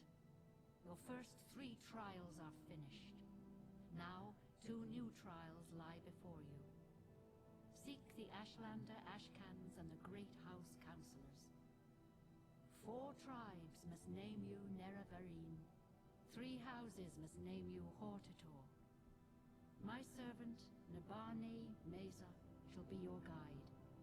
And when you are Hortator and Nerevarine, when you have stood before the false gods and freed the heart from its prison, heal my people and restore Morrowind. Do this for me, and with my blessing. Sadly, Moon and Star is somewhat underpowered. It's a constant effect that fortifies personality and speechcraft 5 points. It's meant to signify 2 things: Nerevar's supernatural power of persuasion and proof of identity. Most people won't care or acknowledge if we wear the ring, and said supernatural power pales in comparison to the power of the bribe. I mean, really, you couldn't have afforded the legendary Ring of Nerevar to be absolutely ridiculous, like 25 or 50 points fortified? There are random items given to us by previous incarnates who were not the Nerevarine, with more use than Moon and Star, like these levitation pants. From here on, Morrowind's questline becomes non-linear. The next obvious step in what I did would be to return to the Ursulaku, inform them of what happened, and seek to be declared their Nerevarine. Sul-Matul grants us this title, and Nabani, although Azura labeled her our guide, only really has some basic information for moving forward, after which we never have to speak with her again. Important to note, however, is that from here on, the temple and House Redoran becomes somewhat hostile, as we are being persecuted as a false incarnate. Thus, let us begin the journey of becoming Hortator and Nerevarine. Starting with House Halau, I ask about the Hortator in Balmora and get given a book with all the council members listed, and for a 50 gold bribe, I get directed specifically to Uncle Curio. These Hortator quests are going to have a lot of overlap with the house quests themselves. I enjoy this aspect and appreciate the effort. Whether or not you are a member of one of the houses, or even its leader, has an impact on how these quests proceed. If you are the leader of a house, then you are pre-qualified to be their Hortator. But remember that they are also exclusive, so you still have to experience the other 2. I go to meet Crassius Curio and ask to become Hortator. If you have a disposition of 70, something I was just too short of, What is it, peasant? I am not amused. He is willing to vote for you in exchange for a kiss. Otherwise, it costs 1,000 gold. What I like about the Hortator quests is that it introduces you to the cultures of the factions you're meant to be representing, in a way that is consistent with the culture of the faction. Halau in particular will involve a great deal of bribery and political manipulation, something that also happened a great deal to Rethin. One thing I had considered doing for this video, since I was on PC and have some experience with the editor, was making a small mod that put my custom characters as faction leaders who would name us Hortator in order to skip any redundancies, since for the most part the Hortator process is nearly identical to the endgame questlines of each great house. Becoming Halau Hortator will entail finding the counselors and gaining their vote. Drambero will vote for you if you manage to find him, although at least this time we don't have to bare-knuckle cage match his pet Nord. Yingling Halftroll asks for money, which I oblige him, but Crassius suggested we kill him. The remaining 2 counselors, Navana Ules and Valanda Amani, are under the control of one Orvis Dren. This part of the quest will be new material since my conversation with Dren goes a bit differently than Rethin's conversation did. I tell him I want to become Hortator to defeat Dagoth-Ur, and he attacks me, saying the Tribunal betrayed the Dunmer when they signed the armistice with the Empire, and that Dagoth-Ur had already made him a better offer. You can actually convince Orvis to peacefully support you, but considering Orvis Dren is responsible for a lot of suffering on Vardenfell, and he doesn't recognize that Tiber Septim was as powerful as the Tribunal when they signed the armistice, my decision was easy. There is no escape. Die. After which, Ulas and Amani are receptive to the idea of supporting us. And with that, Crassius names us Hortator. Something I'll note is that each of these Hortator and Nerevarine quests gives a unique magical item, like the Halau Belt of the Hortator that gives a constant 20-point magicka bonus, but a lot of them aren't really notable and I did not use them. Our next stop was to House Redoran in Aldrune. I know it's kind of late to ask, but is the correct spelling with an apostrophe or a dash? In order to become Redoran Hortator, we need to figure out if any of the counselors can get our foot in the door. Most will be hostile to the idea, but through process of elimination, you'll eventually meet Athen Serethi, who will say that all but one council member will support us, Bolvin Venom. But first, he wants us to rescue his son, Varver Serethi, from Venom Manor. This is similar to the Redoran version of events, except I was a lot more violent than Jibindaris was.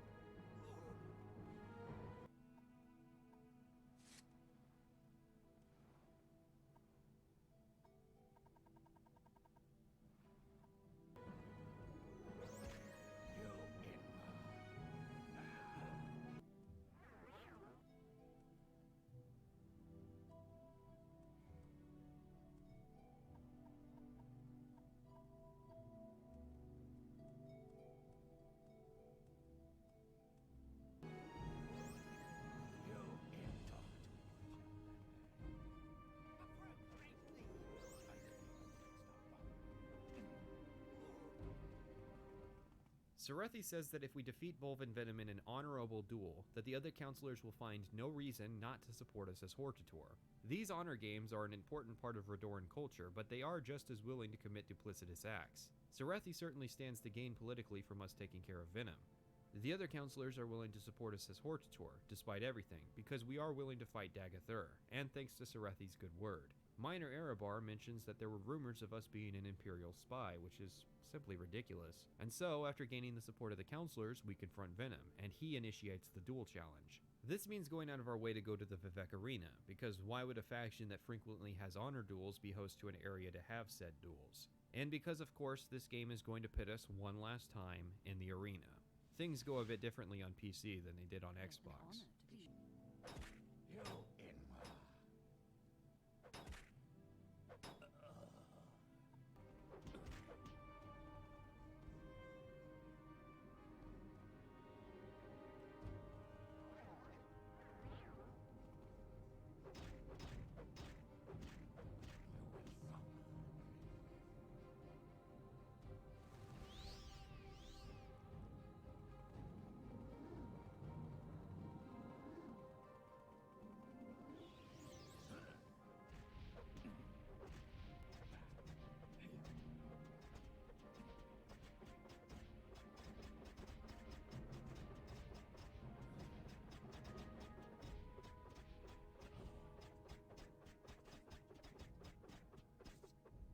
Anyways, Serethi now confirms us as Hortator and gives us a sealed package. The note basically says that while we are committing high acts of heresy, the temple holds that if we are acting in the best interest of Vardenfell and are able to become Hortator and Nerevarine, that I can present myself to Archcanon Serioni for a private meeting.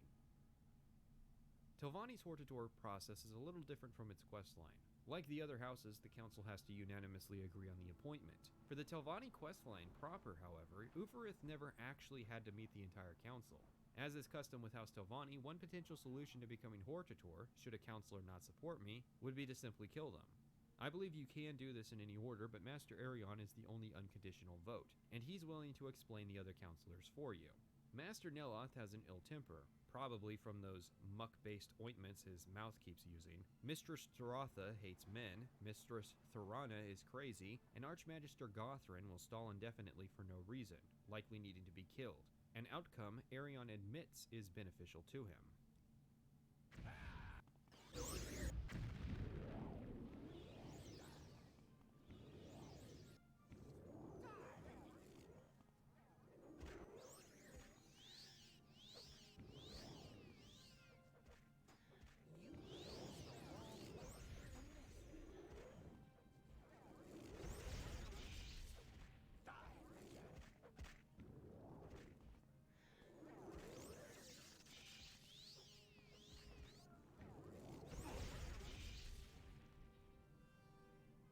I've already said this before, but each counselor lives atop a tower that can only be accessed with a levitation effect, so even without doing the Telvanni quests, you have to engage in this quirk of Telvanni society. Neloth is receptive to us being Hortator in exchange for a 1,000 gold bribe and also us going away. Thorana confirms us as Hortator provided we perform a party trick for her. Drotha, even after a few thousand gold in bribes, isn't too receptive on account of our masculinity. Now you die!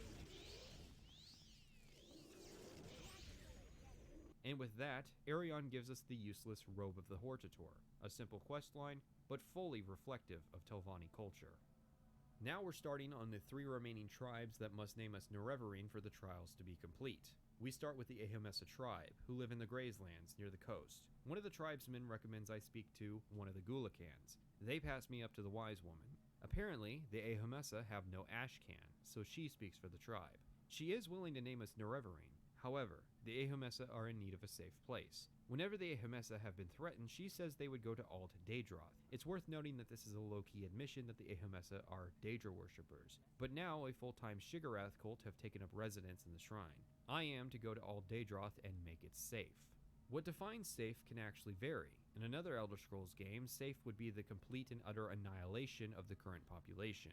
Alt Daedroth, much like in the Temple questline, is currently in a state of war between a group of Ordinators and some Shiggarath worshippers. I love when the game intersects questlines like this. It just as easily could have picked another unused Daedric ruin to set this quest. You want another one? Well, one of the later Mages Guild quests has you setting up a meeting with this same Ahomessa wise woman. Here I run into and have to talk with Ordinators who want me dead. What makes this quest interesting is that I can speak with the leader of the Shiggarath cult, and he can be convinced, or coerced, into allowing the Ahomessa to use Alt Daedroth as a refuge. In fact, all these Shiggarath worshippers are named NPCs, unlike other games that would simply name them cultists or bandits or what have you.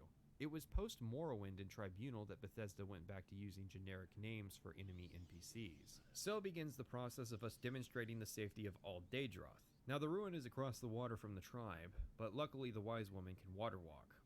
Funnily enough, she's also a spell creator, and since I know Fortify attribute, I cook up a little Fortify speed spell to make this go by quicker. This proceeds to immediately backfire when she gets distracted by an underwater enemy she can never reach and goes sprinting off into the sunset at high speeds. Welcome you, my sweet assistant friend, to this later destiny. What you come unprepared. Never a bar, friend, or traitor, come and look upon my heart. I wait for you, help the sages on your next sweetheart. What a grand innocent. Get the pulse under. So naive. Shame on you, moon and star. I'm Big Arthur, and I'm a dog. There's no escape. So come to me and bring Rhaegar through fire and war where we last met.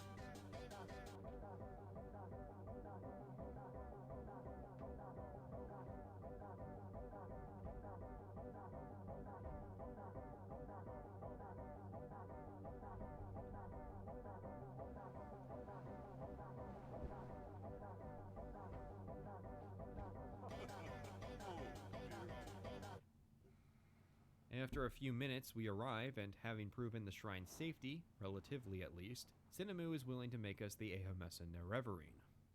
Deeper into the interior of the Grazelands is the Zainab tribe. To quote one of their own tribesmen, "Our great chief does not stand on ceremony." Indeed, the Ashcan doesn't care as much as others about going through the Gulakans or thoughtful gifts. We met the Zainab during the Halau questline. He's skeptical of the idea of an outlander being the Nerevarine, so he dispatches us to deal with a vampire named Calvario.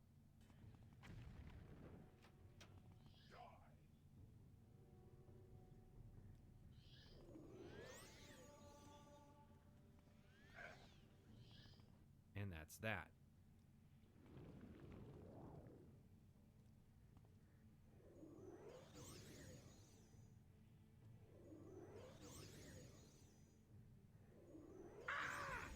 I have no more quarrel with you. Open NW, way more stable than vanilla. Anyways, Kashad is thrilled we killed Calvario and, sensing the opportunity to take advantage of an unwitting hero, something I'm surprised didn't happen more often, gives us his most ridiculous request to mind. He wants us to find him a high-born Telvanni bride, a pretty one with big hips, and bring her back for marriage. He suggests I go to the Telvanni lords, well, the ones left anyways, and inform them of the significant political opportunity of marrying off one of their daughters. He wants us to consider the many daughters offered and choose for him the finest, and suggests we consult the wise woman to learn of his tastes. Sonamu, the wise woman, is realistic. No Telvanni lord is going to marry their daughter off to an Ashlander, Ashcan or otherwise. I don't think any of the Telvanni lords are even specified to have children. Instead, and I want you to listen until I say otherwise, instead, we are to go to her friend Seville Amain, a slave mistress at Tel Arun, buy a slave, dress her up as a member of high society, and bring her back to the camp and present her to Kashad as a highborn Telvanni bride, because he won't know the difference. Alright, you can pause the video and leave your comments now. Of the more morally dubious things we've done in this questline, I'd say this is about as worse as it gets. And it's kind of unnecessary. Of the Nerevering quests, this tribe is the longest, most intricate, and pointless. You already had the Calvario quest, just make that one more complex. I guess the point is that in order to save the day, we have to engage in a little local culture slavery. Anyways, the slave in question doesn't really seem to mind the situation. We get her some nice clothes and Telvanni bug musk, which fortifies personality, and escort her back to the village. She's happy to have nice clothes, and she is technically going to be set free, even if that is into a life of rearing children. Kashad's impressed, and names us Nerevering for our work. I think this is what Goodall was complaining about when it came to Rolston's writing being more grounded in historical parallelism.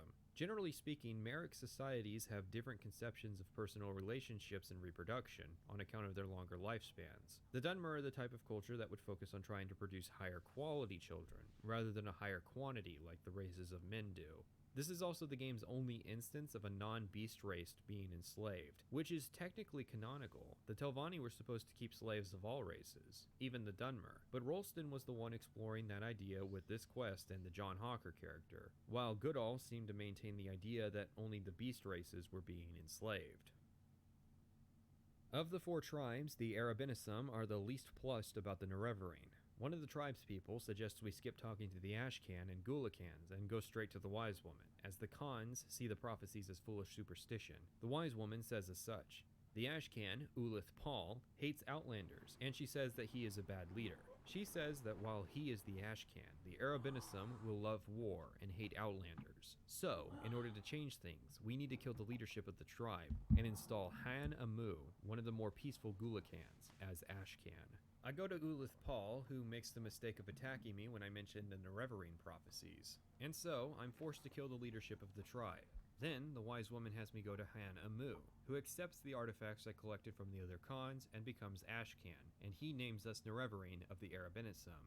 What I find funny is the bleed over of gameplay elements into the story. We give him an axe that boosts his strength, an amulet that boosts his willpower, and a robe that boosts his intelligence, and then boom, he's stronger, bolder, and smarter. That said, this is also the most undercooked of the Nerevering quests. Its simplicity, I suspect, can be owed to the remoteness of the camp, and the general undercookedness nature of the region the camp is in. The only real crossover with the tribe is the Legion quest, where they let a missionary get kidnapped by the Mabragash.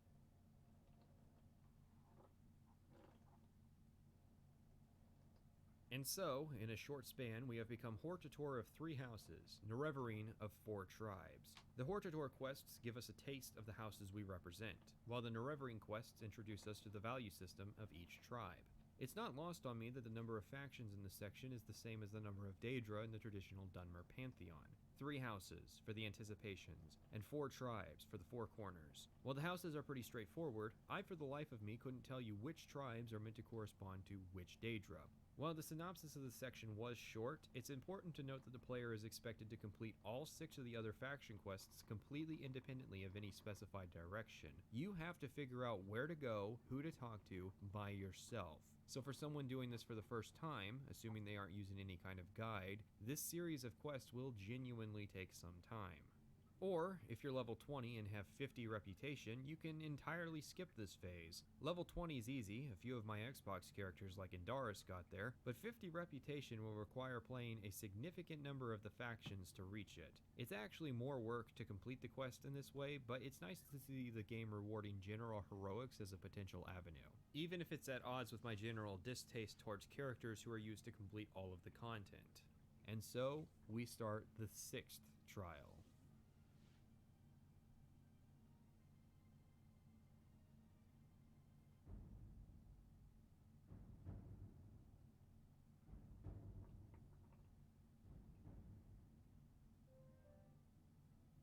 Kicking off the beginning of the third act of Morrowind, we start by heeding the message of the Archcanon and meeting with Dancel and Dolus, who informs us of a method to sneak into the private quarters of the Archcanon Tholer Serioni. The Archcanon lays out the situation. The temple is duty-bound to oppose false doctrine, and our association with the Empire has hurt our credibility. Yet we have been chosen Hortator and Nerevarine, and the temple is now in crisis with Dagathur, failing to protect Vardenfell from the growing 6th House threat. This is represented by the number of Dreamers across the island, and the number of quests and other factions that involve the 6th House. The situation is bad, and Serioni informs us that the best person to talk to would be Vivek himself, and warns us against encounters with the Ordinators. Keep moving. As you can see, open hostility. Thus begins our conversation with Vivek, and there is a lot to unpack here. He starts by informing us that he is ending the persecution of the Nerevarine and the dissident priests, mentioning that it was the zeal of Beryl Sala that led them down that path. A fact it's confirmed still raining in the and Household it's quest cloudy, line. so why is Vivek it will so proclaim us fucking Nerevar bright incarnate to all of outside? Morrowind, and he is doing this whether we like it or not. Second, he proposes to give us Wraithguard to do with what we wish. Under oath, we are free to break to defeat Dagathur and preserve Morrowind. Vivek gives us a simplified plan. We go to Red Mountain, we acquire Sunder from Viminal, and Keening from Adrosal. Take Keening, Sunder, and Wraithguard to Dagathur, the location, find the heart of Lorcan, and sever Dagathur's connection to the heart, ending the Blight. To do so, we have to strike the heart at least once with Sunder, 3 times with Keening, while wearing Wraithguard. Vivek is then willing to host a great deal of questions about Dagathur. For starters, he has 7 brothers who share his power of immortality, resurrecting after death at the heart. Dagathur was of the same age as Lord Nerevar. He is highly intelligent, but extremely delusional, able to invade dreams to influence the lower ranks. After the defeat of Dagathur, Vivek will have a great deal to say. For now, he is focused on protecting Vardenfell. However, there is another path that must be discussed. Morrowind has no essential NPCs. This means that any NPC whom you desire dead, or dies by some circumstance is, well, dead. This can pose an obvious problem if quest NPCs die, but isn't too big an issue because it is an exceptionally rare circumstance that an NPC's life is outside of the player's control. This circumstance I refer to are the 2 instances in earlier quests where we escorted an essential NPC through a hostile area. When people complain about essential NPCs, I understand both sides of the argument. There's a degree of player freedom that is lost when you're unable to kill whom you choose. This is especially bad when what the player considers a valid choice are told that their choice is invalid because, for the moment, that NPC is invincible. However, the other side of the issue is the more dynamic NPCs of a post-Morrowind Elder Scrolls game. A lack of essential NPCs worked for Morrowind because, again, the player has total control over when NPCs die. This is fundamentally untrue in something like Oblivion, where NPCs are beholden to schedules, or more complicated quests, such as battle scenes. It is disingenuous to make the statement that Oblivion, Fallout 3, Skyrim, or Fallout 4 are better games with one simple fix, said fix being the removal of all essential flags. That said, I will say that it should always be within the player's hands to choose if NPCs may live, even if it functionally breaks the game. I would propose this be as simple as NPCs being unable to be killed unless the player delivers the killing blow. I can already hear the counter-argument. Yeah, but what if the player missed a blow and accidentally killed an important NPC? That's what saves are for. Or you can live with the consequence of being terrible at the game. Besides, such circumstances would be much, much rarer than the current situation of players realizing they lack freedom when an NPC is simply knocked down instead of killed. However, a critical piece of the design that comes with total player freedom is what I will call the Quest of Last Resort. In Morrowind, it is called the Back Door. In Fallout New Vegas, it is the Yes Man route. In Fallout 4, it is the Minutemen. In Morrowind, if an essential NPC dies, a message reads out. With this character's death, the thread of prophecy is severed. Restore a saved game to restore the weave of fate, or persist in the doomed world you have created. This is an effective means of relaying to the player that they have killed an essential character without the hard limitation of stopping the player. However, even if you get this message, it doesn't actually mean you're locked out of ending the game. In order to take the back path, it starts with how much you know or can figure out about how to defeat Dagathur. We need to acquire the unique Dwemer artifact off of Vivek's corpse. The information you need to intuit that Vivek is in possession of Wraithguard appears as late as our encounter with the dissident priests, making the back path a possibility, but honestly I consider it a high improbability that anybody actually figured out it even existed without the editor. Anyways, assuming you have killed Vivek and found the artifact, you are not told what to do next. Consulting the Chief Dwemer expert, Yagrum Bagarn, is the next step. He will only help you if you have more than 20 reputation and will ask you to grab Kagranak's journal and plan book from 2 separate ruins inside of Red Mountain. But what if Yagrum Bagarn was the one you killed?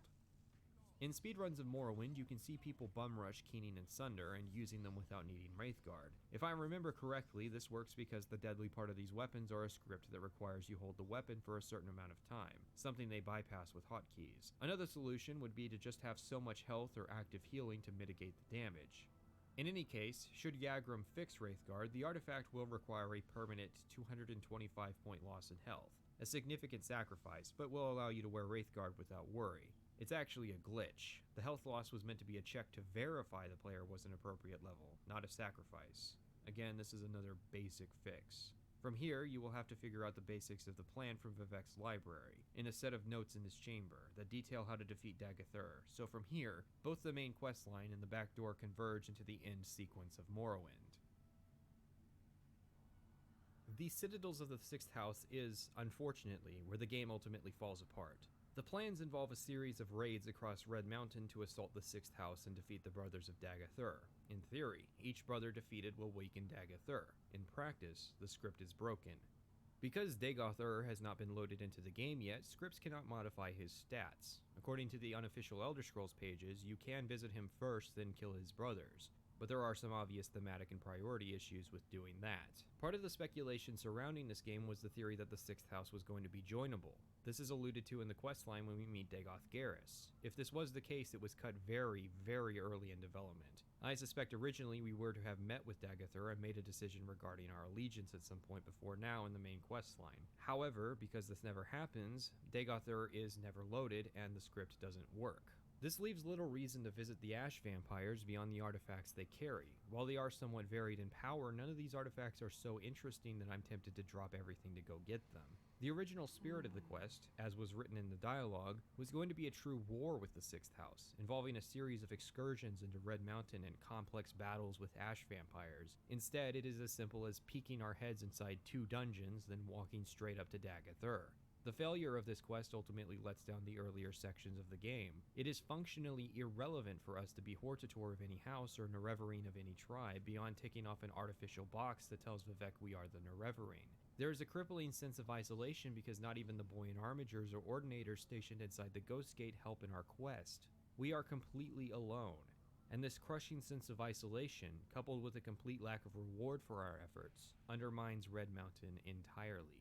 The entire game, this entire video, I have barely discussed the region that is Red Mountain, and now that we're in the principal part of the main quest, for which this large section of the map was reserved, I have almost nothing to say, because I honestly spent so little time here. In fact, I even forgot to meet the avatar of Tiber Septim that shows up at the Ghost Gate. I feel like I've automatically failed as an analyst for this, yet I honestly can't fault myself because of how disappointing Red Mountain is. If I was to propose a fix I may well work on at some point, I would start by giving the player the option to go to the leaders of each faction to ask for assistance. You could then assign each faction to one of the citadels inside Red Mountain. This would place a camp for each faction in front of the Ghost Gate, and there would be parties at each stronghold. Strongholds would be reworked to be high-level endgame content, and each Brother of Dagath would be a boss fight. By getting the help of each faction, NPCs would spawn in the stronghold to fight the forces of the Sixth House, and you may even get companions from each faction to fight alongside you for a boss fight.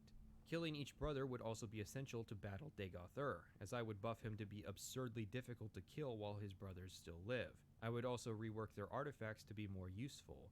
With these changes, becoming the wartime leader of each faction actually has a functional use. These are just ideas, so if any Morrowind fans have made it this far, please propose some ideas for me down in the comment section. And so, we go to the mouth of the volcano to confront Dagath. Come, Nerevar, friend or traitor, come. Come and look upon the heart and a Kulakan. And bring Wraithguard. I have come to the Heart Chamber. I wait for you there, where we last met countless ages ago. Come to me through fire and war. I welcome. Welcome, Moon and Star. I have prepared a place for you. Come, bring Wraithguard to the Heart Chamber. Together let us free the cursed false gods. Welcome, Nerevar. Together we shall speak for the law and the land, and shall drive the mongrel dogs of the Empire from Morrowind. Is this how you honor the Sixth House and the tribe unmourned? Come to me openly, and not by stealth. Welcome, Moon and Star, to this place where destiny is made. Dagoth is a location in addition to a god. Dagoth, the dungeon, is a sad dungeon, functionally being a straight line from the entrance to the man himself. After Arkanthand, Alunaby, the Ursulaku Burial Cavern, and Kogaroon, it's fairly disappointing. But remember that lever from Arkanthand? This is what it was preparing you for, an entire dungeon to teach the player to use a lever to open a door. Given this is our only chance to converse in the magnitude of the situation, Dagoth has been given probably the broadest and longest conversation in the game, in which a great many topics come up. He asks if we are truly Nerevar reborn. How you answer is up to you, and the spectrum of options is represented, from true belief that we are the Nerevarine to skepticism of the entire notion. He then asks for our intentions with the Heart of Lorcan. And finally, he asks that if he had offered to let us join him, would we have surrendered Kagranak's tools? After which, we're free to ask our questions of him.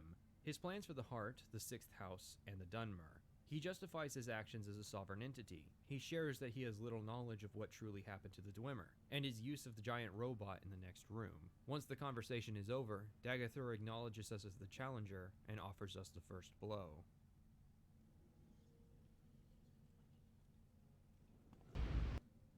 You couldn't even get that right. What a fool you are. Did you get the false copy of Morrowind? Dagoth is on the level of some medium-tier NPCs from Fallout New Vegas. It's hard for me to be so blunt about something I like, but it is true. It isn't until you get to Dagoth, with varied conversation response options and having responses to your responses, that the missing potential of the text-based dialogue system is fully realized. There is absolutely no reason that NPCs couldn't have had more dialogue options and responses baked into the game, because it is easier to write out dialogue in a text box than it is to voice act it. It is worth stressing that the topics in the dialogue menu are meant to indicate when the player asks something. While you can ask a lot of questions, it is sadly true that the Nerevarine, like the hero of Kvatch and the Dovahkiin, are another in a lineage of protagonists who are spoken to, rather than using an active voice. And so, Dagoth is defeated. If it seems strange for me to not comment on the boss fight, it's because there isn't really one. We still have to deal with the Heart. Dagoth opens up his console and types in TGM in this section, so we need to focus on getting to the Heart and, I guess, destroy it.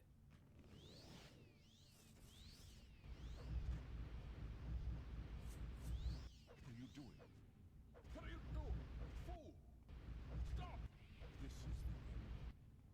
The bitter, bitter end.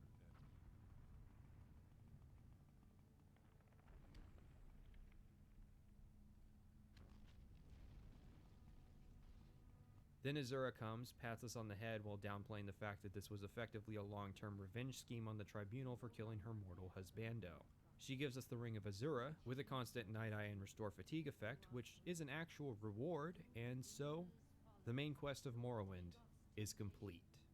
You no longer bear the burden of prophecy. You have achieved your destiny. You are free. The doomed Duima's folly, Lord Dagoth's temptation, the Tribunal's seduction, the God's heart freed, the prophecy fulfilled. All fate sealed and sins redeemed. If you have pity, mourn the lost, but let the weeping cease. The blight is gone, and the sun's golden honey gilds the land. Hail, Savior, Hortator, and Nerevarine. Your people look to you for protection. Monster and villains, great and small, still threaten the people of Vardenfell. Enemies and evils abound, yet indomitable will might rid Morrowind of all its ills.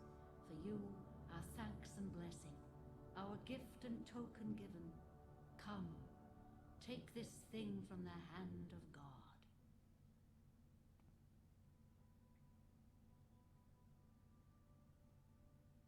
The Blight is gone, the Sixth House defeated, the Sleepers awoken, and the people of Vardenfell are thankful to us for saving them from Dagoth. And like most games of this formula, nothing to do now that you have won. It's kind of a paradox with these games. On the one hand, the main plot should have been done last, a final ultimate story saving the Baba world we Booey. spent so much time living in. But on the other hand, these main stories are usually Did you so really pervasive and urgent join you the can't rationally VC justify just to say ignoring them. Baba Booey while I'm Morrowind being half the awake exception for listening to reasons I've fucking already Morrowind outlined. analysis Here's video? a genuine question. Bruh. Would you prefer the start of a game that did everything right but blundered feet before the finale? Or a game that Right, barely stumbles its way in the beginning but competently that wraps note, up its ending? 9 o'clock. I say this because I almost. firmly believe if I'm Morrowind awake had enough to truly get up. delivered in its third act, if it had I should justified rallying actually- the people of Morrowind by showing them fighting alongside you Baba against Booey. the Sixth House, if it had scaled up its difficulty Baba to Booey, require Baba becoming Booey, godlike Baba in power, Booey, and in its Figaro. finale it drew into question everything you have been fighting for, then I would have no hesitation in calling Rise and Morrowind the shine, greatest bitch. We're game going to of all time. Disneyland. One of the mysteries of the game is the truth behind what really happens to Nerevar. The Ashlanders say that he was betrayed alongside my Dagothur by the glasses. tribunal, so that they My may hair seize flip. power from the heart. Vivek says that Nerevar had Turn on died the naturally, lights, and Dagothur says that Nerevar had betrayed him.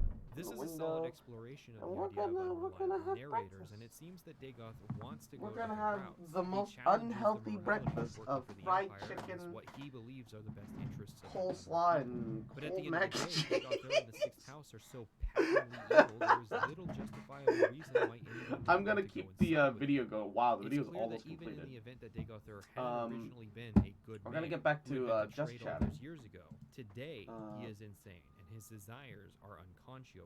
The intrigue of the main quest and the questionable gonna- actions from grave robbing What? to slave trading do not pay off in a reasonable or satisfying manner, and that is in part because despite the memes and despite the dissertations written on the topic, at the end of the day we have Good to morning, work with what we have, and what we everybody. have is underwhelming. The saddest part, I however, is hope, that Bethesda, hope securing their everybody success, have has never taken the has had opportunity a to good deliver night's on the vision rest. behind this I hope quest, no one rallying the people of the land, undertaking no one's ancient prophecies in a and making weird deals with whatever. people to affect the outcome of Butter the bro, war. thank you for the Not head a pats. final battle Let that me decides the fate scroll of the down. world, Oh gosh. an actual war. T-bone steak, thank you for the Ironically, the folly. closest this has come to being Hashida realized was in Fallout New Kaze Vegas, no and that yohoni, wasn't even a tsukimi Bethesda hara game. wo, padoru padoru, Natsuki Sipsi. Thank you for the folly. Hashira Sorio. Kaze no yohoni, tsukimi hara wo, padoru padoru, digital likely. Thank you for the folly. Hashira Sorio. Kaze no yohoni. Originally, I was not going to cover the plugins, and the reason is that I never really played with them outside of the Master Index plugin. But they are official Bethesda content, they're available for free download, and there is some intrigue to be mined out of them. So I booted up my main character back before we fought Dagothur. Two of them, Layfem and Adamantium, just add new armor sets for sale on Vardenfell. Adamantium armor is from I'm like Tribunal, while out of Layfem is water original. too. Adamantium was meant to Let me alleviate the lack of an BRB. in-game medium armor Let me set. stock up on some water. Endural armor is and then there, but I'll come ordinators back, are scripted and to then get mad I'll if you get wear it, food, even after being I'll proven chat, to be the reincarnation of the guy it was Bobby named da after by one of their gods. Both And then we'll Tribunal Baba and Blood Booey Moon would try to everybody. make up for this problem before the idea of medium armor was ultimately abandoned come Oh, it's oblivion. still I didn't fucking actually get raining. Layfem to work, so Oh, you'll just see some no. pictures. Oh, The it's plugin cold. was meant to add more Oh, armor no, options for my female sandals characters, are adding so 2 new sets as well as female versions of Imperial Steel, Imperial Chain, Steel, and Netch Leather. But then the plugin botched it and forgot to actually implement the new models, so Tribunal ended up being the expansion to actually do it. Which is why you might recognize some of these female versions even if you haven't used the plugin before. The 2 new sets are Domina and Gold Armor. We'll start with Domina, a new light armor set. It falls below Glass and the Dark Brotherhood set added in Tribunal that every character ever will have delivered to them in the form of an assassin. So, unless you want your character to look like a Moloch Ball worshipper, I'd probably pass on the set considering its stats. Gold Armor is yet another attempt to fix the issues with medium armor in the game, which is admirable, except it's not a full set. There's only 3 sets of medium armor in the base game that come with greaves, and for some reason Gold Armor came out from only the waist up. One theory is that it was meant to replace the Endoral chest and helm that get the Ordinators mad, which would be fine, but at that point you're just wearing the boots and arms of the Endoral set. And it gets better. The guy that's meant to sell it to you won't, because whichever intern they saddled this plugin on didn't set the merchant's inventory correctly. Okay, this takes some explaining. Merchants generally don't have the stuff they sell in their inventory. They instead use a container that they're flagged as owning. NPCs will wear the best armor in their personal inventory, and they won't sell anything that they are wearing, so if you add a character that you want to sell, say, Daedric armor to Side and Neen, and you put it in their inventory directly, they will equip it instead of selling it to you. What makes this even funnier, though, is that one of the goals of this plugin was to correct a previous mistake Bethesda had made with this same character. Cyrolus Sakis was meant to be a master armorer trainer here on Vardenfell, having a reputation as a famous smith from Cyrodiil. But they forgot to actually make him a trainer, and they didn't bundle the fix with the Tribunal, Blood Moon, or Game of the Year edition. But they did take the time to put the female armors from this plugin in. Like, what? The final armor-themed plugin is the Helm of Tohan, which was a pre-order bonus if you bought Morrowind from EB Games. Yes, a 2002 pre-order DLC. And all things considered, it's not bad. You ask for the latest rumors up in Dagon Fell, and you'll get a quest to go to Ernissaralis. Once there, you meet two brothers who have an argument that devolves into a fist fight. The winner is supposed to come with you, but the quest bugged out and both brothers ended up following me. Noticing a pattern with the bugs? Anyways, you clear out this fairly short Daedric ruin and find a chest at the end containing the adamantium helm of Tohan. The only point of this quest is to give you the key to this 100-point lock. As far as the helm goes, it's a standard adamantium helm whose sole notable property is its high enchant value, higher than even the Daedric faces, meaning that you can make it one of the most powerful artifacts with the right enchantment. The Entertainers plugin adds the ability to make a small amount of cash from providing entertainment to the patrons of the 8 Plates in Balmora, which is the same bar where Indaris killed that Halau noble. Considering the most you get paid is 100 gold and it's dependent on your skills and items, it's a neat concept, but it's not really a standout. Bitter Coast Sounds adds a bunch of sound effects to the Bitter Coast. Fuck! Ah, it's cold out though and it's raining.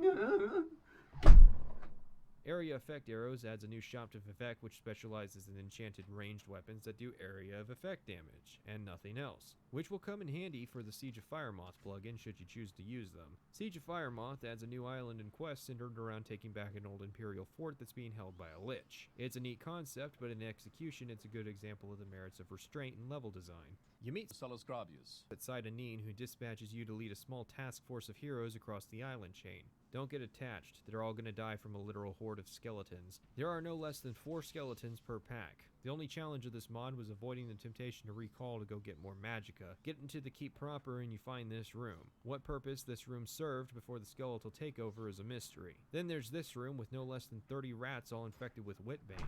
I think we caught Corpus last episode. You go through the caves with a ludicrous amount of ebony before arriving at the final boss area. This is an unbreakable force, unstoppable wall kind of situation. The Lich has endless health and magicka pools, and I have an absurd amount of spell absorption and magicka resistance. I can't do enough. I had the time to sleep, wake up, get to work, come back, eat lunch, shower, and wake up again. Oh, it sounds like you had a productive morning. of the time I absorb more magic pool than I intend to deal with.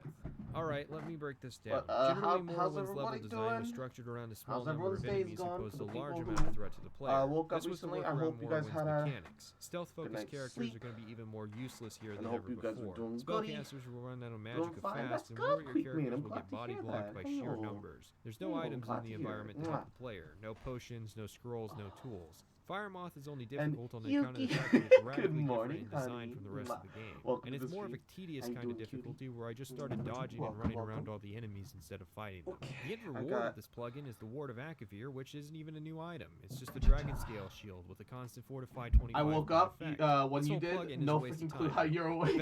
Dude, I woke up at like 7:30, and then I went back to sleep. Alright, now let's turn this around with a plugin that should have been in the Game of the Year edition. Surprisingly well. I slept very well. I talked about all the way back I think my headphones like kind of slipped off my head as I slept, but outside of that, slept very well. I woke up. Nobody ever explains. I think I'm not sure. I don't know if anyone was paying. I don't know if anyone was awake in chat either. But at one point I woke up because I was scratching my head in my sleep. I guess like half awake. And then I have a hair clip that I used to waking up. Directly to each index's My location. mic is still facing my Little bed. I have a hair clarified, clip that I the use quests to stand keep have my a hair out of little my more eyes since when the I player stream. actually having to figure out their Because locations. my hair's other been growing gripe is out a that little once you bit. turn in an index, it's gone. And even you were after making you me master notice index. while sleeping. So the old function And then of I telephoning felt chamber to something chamber hard, and I will be thought it was a replaced with big teleporting insect, caldera, and which I can be a panicked, problem and for the player I combat. didn't This rounds scream, out I the think, official Bethesda but I content did not panic. included My in the heartbeat physical Game of the Year raced edition. heavily. So let's get into the proper And then I expansion realized content it's my of hair this clip. game. You keep saying my name. G7. We're back to our main character following And the G-Chat, downfall of Dagoth. good morning. I How have are mixed you? feelings Welcome, on welcome. Tribune. When I think about it Not that casually, way. I have feelings of nostalgia about my time there. But when I think about it more analytically, I start to see the flaws really quickly. The first, which is an endless source of hilarity for me, is the issue with the Dark Brotherhood assassins attacking you literally out the gate when you start up Morrowind. This is actually fixed somewhat on the Xbox Game of the Year edition, where the events will only happen after level 6. Aha. But on the PC copy, to this day, it remains unpatched. But we do finally get to answer Coleslaw as to why the assassins and a are top of coming mac and after cheese. us. It starts with us reporting the That's not attack very of the cute of me. guards, who gives us some vague I turned off directions alerts to and some redeems, guy by the way, in they can't Lebanon. wake you up, did Ellis they? Medius is the man, and he appoints the mainland Oh, no. to be the suspects. Though he doesn't mention that the local Dark Brotherhood Thanks, chapter Ikuna. happened to get wiped out. I didn't realize that they was Anyways, we waking use me. a teleporter guide person who can I don't transport remember us to shit. Morrowind on the The mainland. hair You can clip get one is like the teleported only back thing at that I no recall. cost. It's a bit of a cheap workaround to get us It to is the the only city, thing but that I I'll recall. let it slide. It should The be first fine to striking turn thing them about back the on city now, is the though. But architecture. I'm gonna have some It's quite chicken. different, and I attribute it to the changes in color palette, from Adobe browns to brighter Oh, teal yeah. greens and maroon reds. You also Extra notice that the crispy. city is open-air interior Extra- cells, something that isn't present in the base game but would become a Extra staple of cities bread. in subsequent Elder Scrolls games. Is Tribunal an expansion or an extension? I think it's a good question. They I would bumped say you and you're like, Tribunal hey, is why the undeniably bump? Oh, an yeah, because I'm expansion, like, while some I'm opinions like, Master like Index half or Fort asleep. Firemoth are DLC. It would only be a few years later that Bethesda would be trying to sell horse armor and have 13 different pieces of DLC for sale in Oblivion. But is Morrowind just behind the magical distinction? I certainly remember Rock the days when this ASMR content was double made available breaded. physically. I actually had an original base Double game on breaded, PC, double and I cheeked remember up. seeing copies of Tribunal and On a Bloodmoon Friday? being sold in Hell yeah, stores. baby. My current copy is a slightly older Game of the Year edition, but yes, my Zoomer friends, there was an internet before 2007. I and left the yes, plastic content container with was my coleslaw downloadable. I outside don't overnight, think Tribunal and has it's a lot like of the almost freezing connotations cold. other DLC carry, even by Bethesda standards. It's We'll like I see. shoved it in the fridge, The but entire the fridge DLC was running takes too place in cold. the city of Too powerful. Yeah, that. Anyways, the city is divided into know. smaller districts. The main areas being God's Reach, the Great Bazaar, and the Temple Court. All I hear is Most of the nerd white NPCs have noise. really unique dialogue. In fact, a lot of people have voice acting relevant to their situation. I get why you sleep through this boring video, by the way. It's boring as fuck. Really? I think it's interesting. My master knew this man, but being an Ashlander and my master being I genuinely think that the video is interesting. Pardon me for being flippant, Sergio. His voice, though. I don't think they would be friends. That His said, voice a lot of is people boring. also really only play one part in one quest. Look, or I'm a inside the lore major whore, players in the alright? city. I don't find really things do that a whole other lot of people side don't. questing in Tribunal, so Is I'll your focus fridge on running? the You main better go Tribunal catch it. content.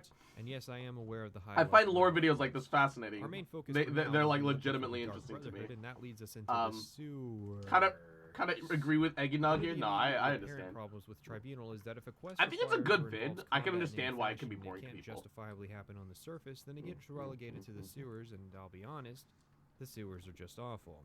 A detail about Tribunal is, rather than being scaled to Vardenfell, it's designed to be played by people who have beaten the main quest of Morrowind.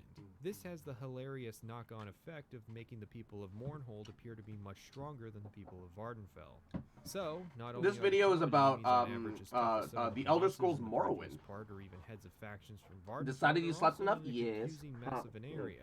The sewers are dark and enclosed, their layout is not intuitive, often the structured parts break off into repetitive cave networks. It is very easy to get lost, and if something involved the sewers, I would just consult the wiki.